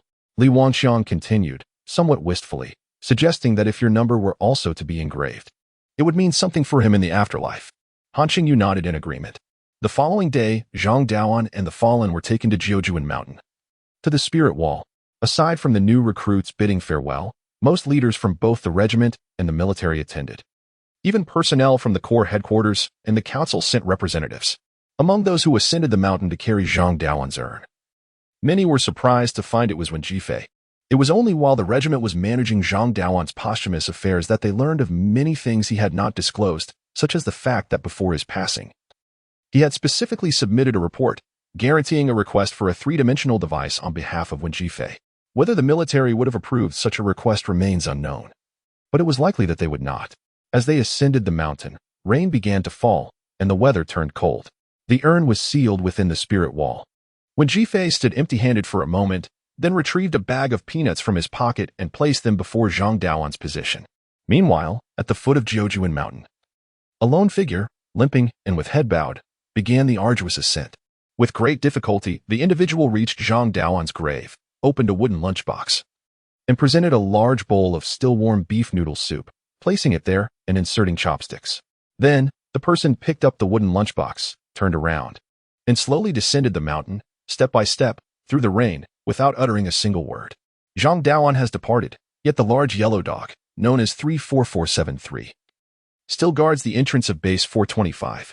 Once more, Han Qingyu was called away by the commander's guard, who appeared both hurried and anxious. "It is not the army chief who wishes to see you," he whispered. "The one who has declined has been waiting for you the entire afternoon." Chapter 70. The man with the silver bracelet. The existence of rejectors has never been a secret. However, the specifics of their operations remain largely unknown to ordinary soldiers. As Lao Jian succinctly puts it, only those of the rank of regional squad leader or higher might have the chance for direct contact with them, and even then, it would be the rejectors who initiate such contact. "When you go, remember to tread carefully," he advised just as a voice emerged from behind him. "And don't shamelessly ask for this or that. The rejectors don't concern themselves with that." With a jest, Lao Jian remarked to the military leader's personal guard, his smile betraying a glimmer of genuine concern, perhaps even worry. This was the affliction of the blood-gored boy. Whenever there was even a hint of doubt regarding Han Qingyu within the ranks, Captain Lao would be the first to leap forth, fervently defending, debating, and contending, only to later reflect on the absurdity of his reaction. After all, why was he so invested? He had no daughter. Yet, when the next occasion arose, he found himself unable to restrain his instincts. "Must I refrain from asking for anything? Then perhaps I shall simply choose not to go. I refuse to be a rejecter," Han Qingyu quipped, pausing playfully before continuing. "Isn't that quite a tongue twister?" Lao Jian, taken aback by the light-hearted banter amidst genuine concern, found himself at a loss, thinking, it's so difficult to truly connect with this insufferable brat. Perhaps he still harbored a slight resentment toward him, not a fierce hatred, but a lingering frustration. After all, it was he who had inadvertently led Han Qingyu away from his family to become this soldier. As Han Qingyu's recommender, Lao Jian felt a twinge of internal conflict lately. From the moment he learned of Han Qingyu's integration capacity being rated A, to that Silver Azure Guardian, and now witnessing his remarkable performance in battle, Captain Lao should have felt a sense of pride and joy. Yet, while there was a semblance of satisfaction, genuine happiness eluded him. In a world where factions of various ideologies coexisted, both the cleansing faction and the self-preservation faction, not to mention the diverse opinions within the Azure Alliance, if strength is a reliance, then the premature exposure of potential, before it can be truly realized, poses a significant danger. With such thoughts weighing heavily on his mind, Lao Jian couldn't help but feel a tumult of emotions regarding the recent signal jamming incident. "By the way, I've been coughing up blood several times. In fact, that should be fine, right?" Han Qingyu suddenly inquired with an earnest seriousness. Lao Jian, momentarily perplexed, shifted from his troubled thoughts to annoyance, wishing to retort, "If you're concerned about your health, why not consult a doctor instead of asking me?" However, upon scrutinizing Han Qingyu more closely, he discerned that the young man appeared to be in good spirits, prompting him to retort gruffly, "You're not going to die." "Indeed. I told you, coughing up blood shouldn't be a cause for alarm," Han Qingyu responded with a smile. Lao Jian coughed lightly, contemplating for a moment before conceding. "Very well, you may proceed." Tomorrow morning, the military has arranged for you to rest. After breakfast, come to the simulated combat area to find me. We shall engage in a match." Having said this, he waved his hand dismissively. Today, he had just received the first draft of the incident report and had comprehended and organized Han Qingyu's choices and performances throughout the course of the battle on 11/23. After the initial astonishment, a sense of dread enveloped him. He felt that the situation was fraught with danger and that Han Qingyu had narrowly escaped disaster. It seemed time to provide some personal instruction and impart a lesson to temper his reckless bravado. "All right, you will be responsible for the energy block," he stated. Han Qingyu nonchalantly acquiesced, turning to follow the anxious military guard who had been waiting impatiently. The term rejector initially began as a nickname, much like the Soul Witness Legion, and gradually morphed into official terminology. Its precise designation should be the Second Army of the Huaxia Area Corps of the Azure Alliance. What does this imply? It signifies that after establishing the first frontline combat unit, the First Army of the Huaxia Area Corps in 1912, the Azure Alliance did not hastily expand its military might but rather prioritized the formation of the rejectors. This alone suffices to illustrate the significance of this unique regiment. The first time Han Qingyu heard of the rejectors was during his arrival at the base, aboard a truck, where Lao Jian spoke of them in cryptic tones, revealing little. Through subsequent investigation, Han Qingyu could vaguely surmise their function, primarily to prevent the shuttle-like aircraft from approaching the Azure Alliance, and should that fail, to influence their landing locations. This method is somewhat akin to a venomous creature revealing its strikingly terrifying colors to deter others from approaching. That is all there is to it. Further inquiries, such as how they achieve this, were beyond Han Qingyu's current understanding, and he was disinclined to ponder further. In summary, aside from its air of mystery, the rejectors also hold a position of high esteem. Han Qingyu had once overheard Commander Li and others discussing the potential of the coalition cutting back on the energy block benefits due to financial constraints, mentioning that even if the Azure Alliance were to cruelly reduce the energy block benefits for the Soul Witness Legion, it would never diminish the supplies allocated to the rejectors. Thus, being summoned by the rejectors for an investigation, was he anxious? To some extent. Han Qingyu had not watched many films in the past, yet he instinctively conjured an image of a secretive organization. Dark tones, sharp suits, indifferent faces, and piercing gazes. Arriving, the guard halted outside a confidential meeting room of the 9th Army and instructed Han Qingyu, "You may enter." Then he turned and departed. Taking a deep breath, Han Qingyu knocked on the door and formally announced, "Report, the Soul Witness Legion 9th Army, 425th Regiment, Rookie Han Qingyu, here on orders to report. Enter." A low, aged voice resonated from within, imbued with a sense of solemnity. Pushing the door open, he stepped inside, preparing to salute. Han Qingyu paused momentarily. At the conference table sat two individuals. One, an elderly man with thinning white hair and a slightly portly frame, seemed to fit Han Qingyu's expectations quite well, particularly as he was clad in a black suit. His drooping eyelids made it difficult to discern his emotional state. However, the other, what on earth? The child before me appears to be no older than 15, slender and small in stature, adorned with round silver-rimmed glasses, their stems wrapped in analgesic tape.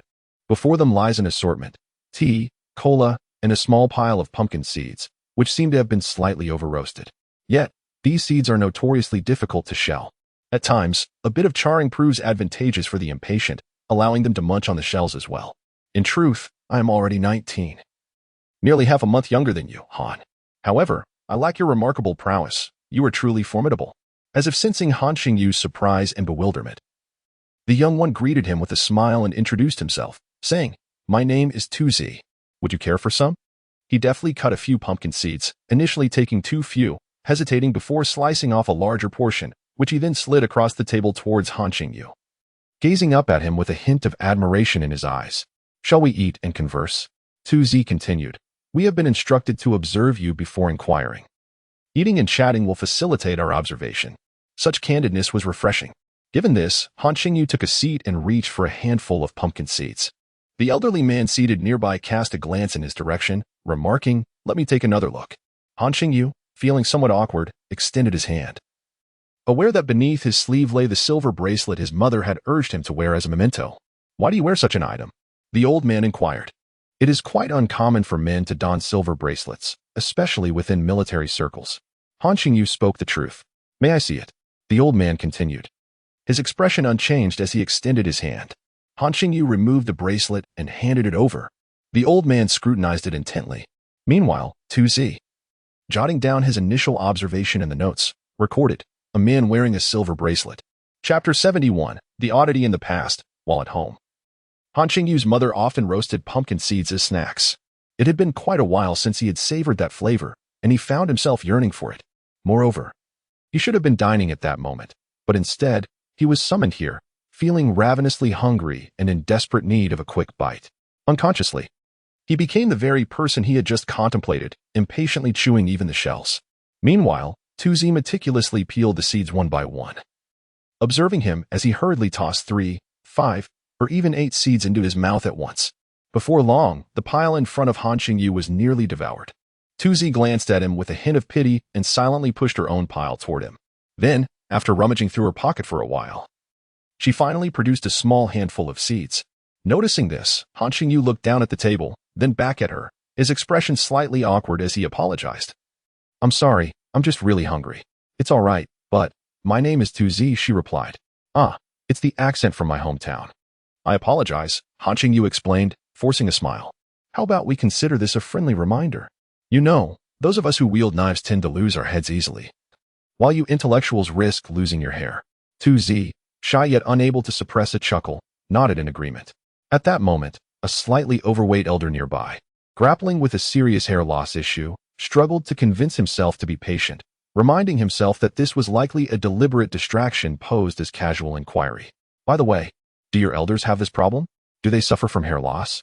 Han Qingyu had struck up a conversation with 2Z, who, despite being only slightly younger, felt like a younger brother to him in both appearance and demeanor. I don't know," 2Z admitted. "I've never met my grandfather." It seemed that the elder had passed away, and quite early at that. Han Qingyu felt an apology rising to his lips. 2Z continued. "He went to prison when he was 14. Han Qingyu was taken aback. "Then how did you come about?" "Oh, my grandfather fell in love and married while in prison. And then my father was born," 2Z explained, her tone devoid of sadness, almost lighthearted. "Later, my dad went to prison at 13 as well, and then—" "Ah, I understand. He fell in love and married in prison, leading to your existence," Han Qingyu interjected. "Yes," 2Z affirmed. At this point, Han Qingyu could roughly envision the nature of that prison, a haven for reckless yet carefree lives. Reflecting on this, he expressed, "You have endured quite a lot, and at 19. You haven't yet followed that path." 2Z beamed with joy, nodding enthusiastically. "Yes. And once I turn 20, if I haven't strayed onto the wrong path, I can freely visit my grandfather, grandmother, father, and mother in prison for a few days without fear of being led astray." Two young individuals, both belonging to the same secondary sequence yet unaware of each other's presence, engaged in a lively conversation. "What did you just recall?" After a brief exchange, Han Qingyu leaned over to examine the inquiry log, albeit in an awkward manner. 2Z casually pushed the entire notebook towards him, revealing the solitary phrase inscribed within, "A man wearing a silver bracelet." "You remembered this too?" "Isn't that rather unwise? What if word gets out? Would it not make me seem somewhat effeminate?" Han Qingyu expressed his concerns with a hint of earnestness. "Not at all. Even if others might think so, you, Brother Qingzi, are renowned for your audacity since your rookie days, having fearlessly tackled formidable foes. You even compromised that device and sprinted away with the Azure Spear." 2Z articulated with a touch of excitement, addressing him with the familiar title of Brother Qingzi effortlessly. It was evident that this young scientist admired combat heroes or perhaps lacked companionship. Han Qingyu pondered aloud, "Is it not a tad reckless for you, a novice, to interrogate me on behalf of the rejectors?" 2Z hastily interjected, "No, this cannot be classified as an interrogation. We have not been granted such authority." "Oh." Han Qingyu leaned back against his chair, comprehending the situation. "He was merely here for diversion, accompanying me in the process." The portly elder finally interjected, stating that he had studied this matter extensively, concluding that it was merely an ordinary, antiquated family heirloom, a silver bracelet worn down by years of labor, exhibiting clear signs of wear, rustic in appearance, devoid of any ornate embellishments, and lacking any semblance of luster. In summary, if carelessly discarded, even a thief might overlook it. Han Qingyu cautiously stowed the silver bracelet away, implying that it was originally intended for just him to inquire. "Was that somewhat irregular? But there is also little too, isn't he accompanying you?" "Accompanying also implies two individuals, doesn't it?" The portly elder triumphed in their verbal exchange. feeling a sense of satisfaction, then continued, "Let us proceed this way. Please recount the events of that day for me." Han Qingyu smiled at him. "I must decline." The sensation of refusing the rejectors was utterly delightful, especially knowing that they lacked the authority to interrogate him. The elder remarked, Don't you have a report on hand? Why not refer to that?" Han Qingyu replied, "I've already recounted the events to several parties over the past few days." The atmosphere grew awkward. "Primarily, we seek to understand the specifics of the device housing that Azure Spear," Tuji cautiously interjected to mediate, explaining, "As for that device, I've only seen a rather blurry old photograph. I've never encountered the actual object, let alone observed it up close as you have."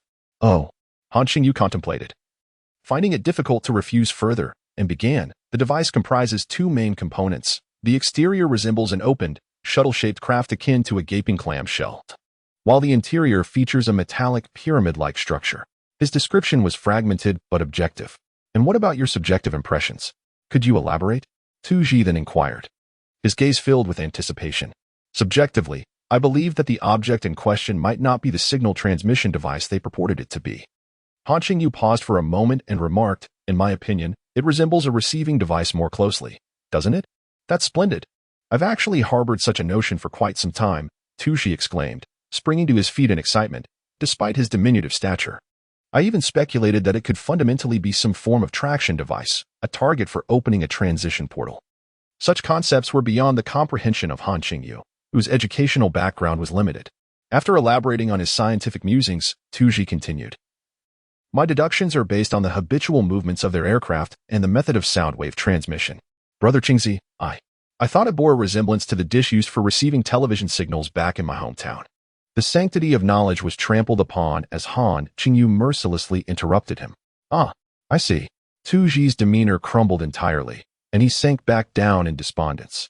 The atmosphere once again grew awkward, yet they had all duly recorded the information Han Qingyu had provided. After a while, Tuji looked up, awkwardly smiling. "Brother Qingzi, would you mind waiting until next year when the energy field opens to reassess the integration level? To be honest, after reviewing the incident report, we find your capabilities somewhat difficult to comprehend." Han Qingyu appeared momentarily bewildered, refraining from providing an immediate response. "Of course, this is not compulsory. You may decline, Brother Qingzi. It's merely our curiosity as the rejectors," Tuji quickly added as an explanation. Even the plump old man beside him showed no inclination to impose any pressure. After all, who would dare to confront the solitary witness, the Commander Chen Bu, after all? To circumvent him, to investigate those he had personally inquired about. To refute his decisions, one would already be courting trouble. To proceed further and enforce compliance, that would be courting disaster. Aside from rejecting Deathiron, do you oversee this matter as well?" Han Qingyu countered. "Indeed, this duty has emerged inexplicably over the past 30 to 40 years. Perhaps due to the moniker rejector having taken a turn, as we are also responsible for repelling internal foes." Tuji gestured towards the plump old man beside him, introducing him as the Supervisor G from their internal investigation department. Tuji hesitated for a moment, timidly smiling, before carefully retrieving a small object, resembling a pumpkin seed, from Han Qingyu's sleeve, explaining, "I possess a natural sensitivity to frequencies and fluctuations, and with the aid of equipment, I found that throughout the entire process just now. Brother Qingzi, your heartbeat remained as steady as that of a living corpse."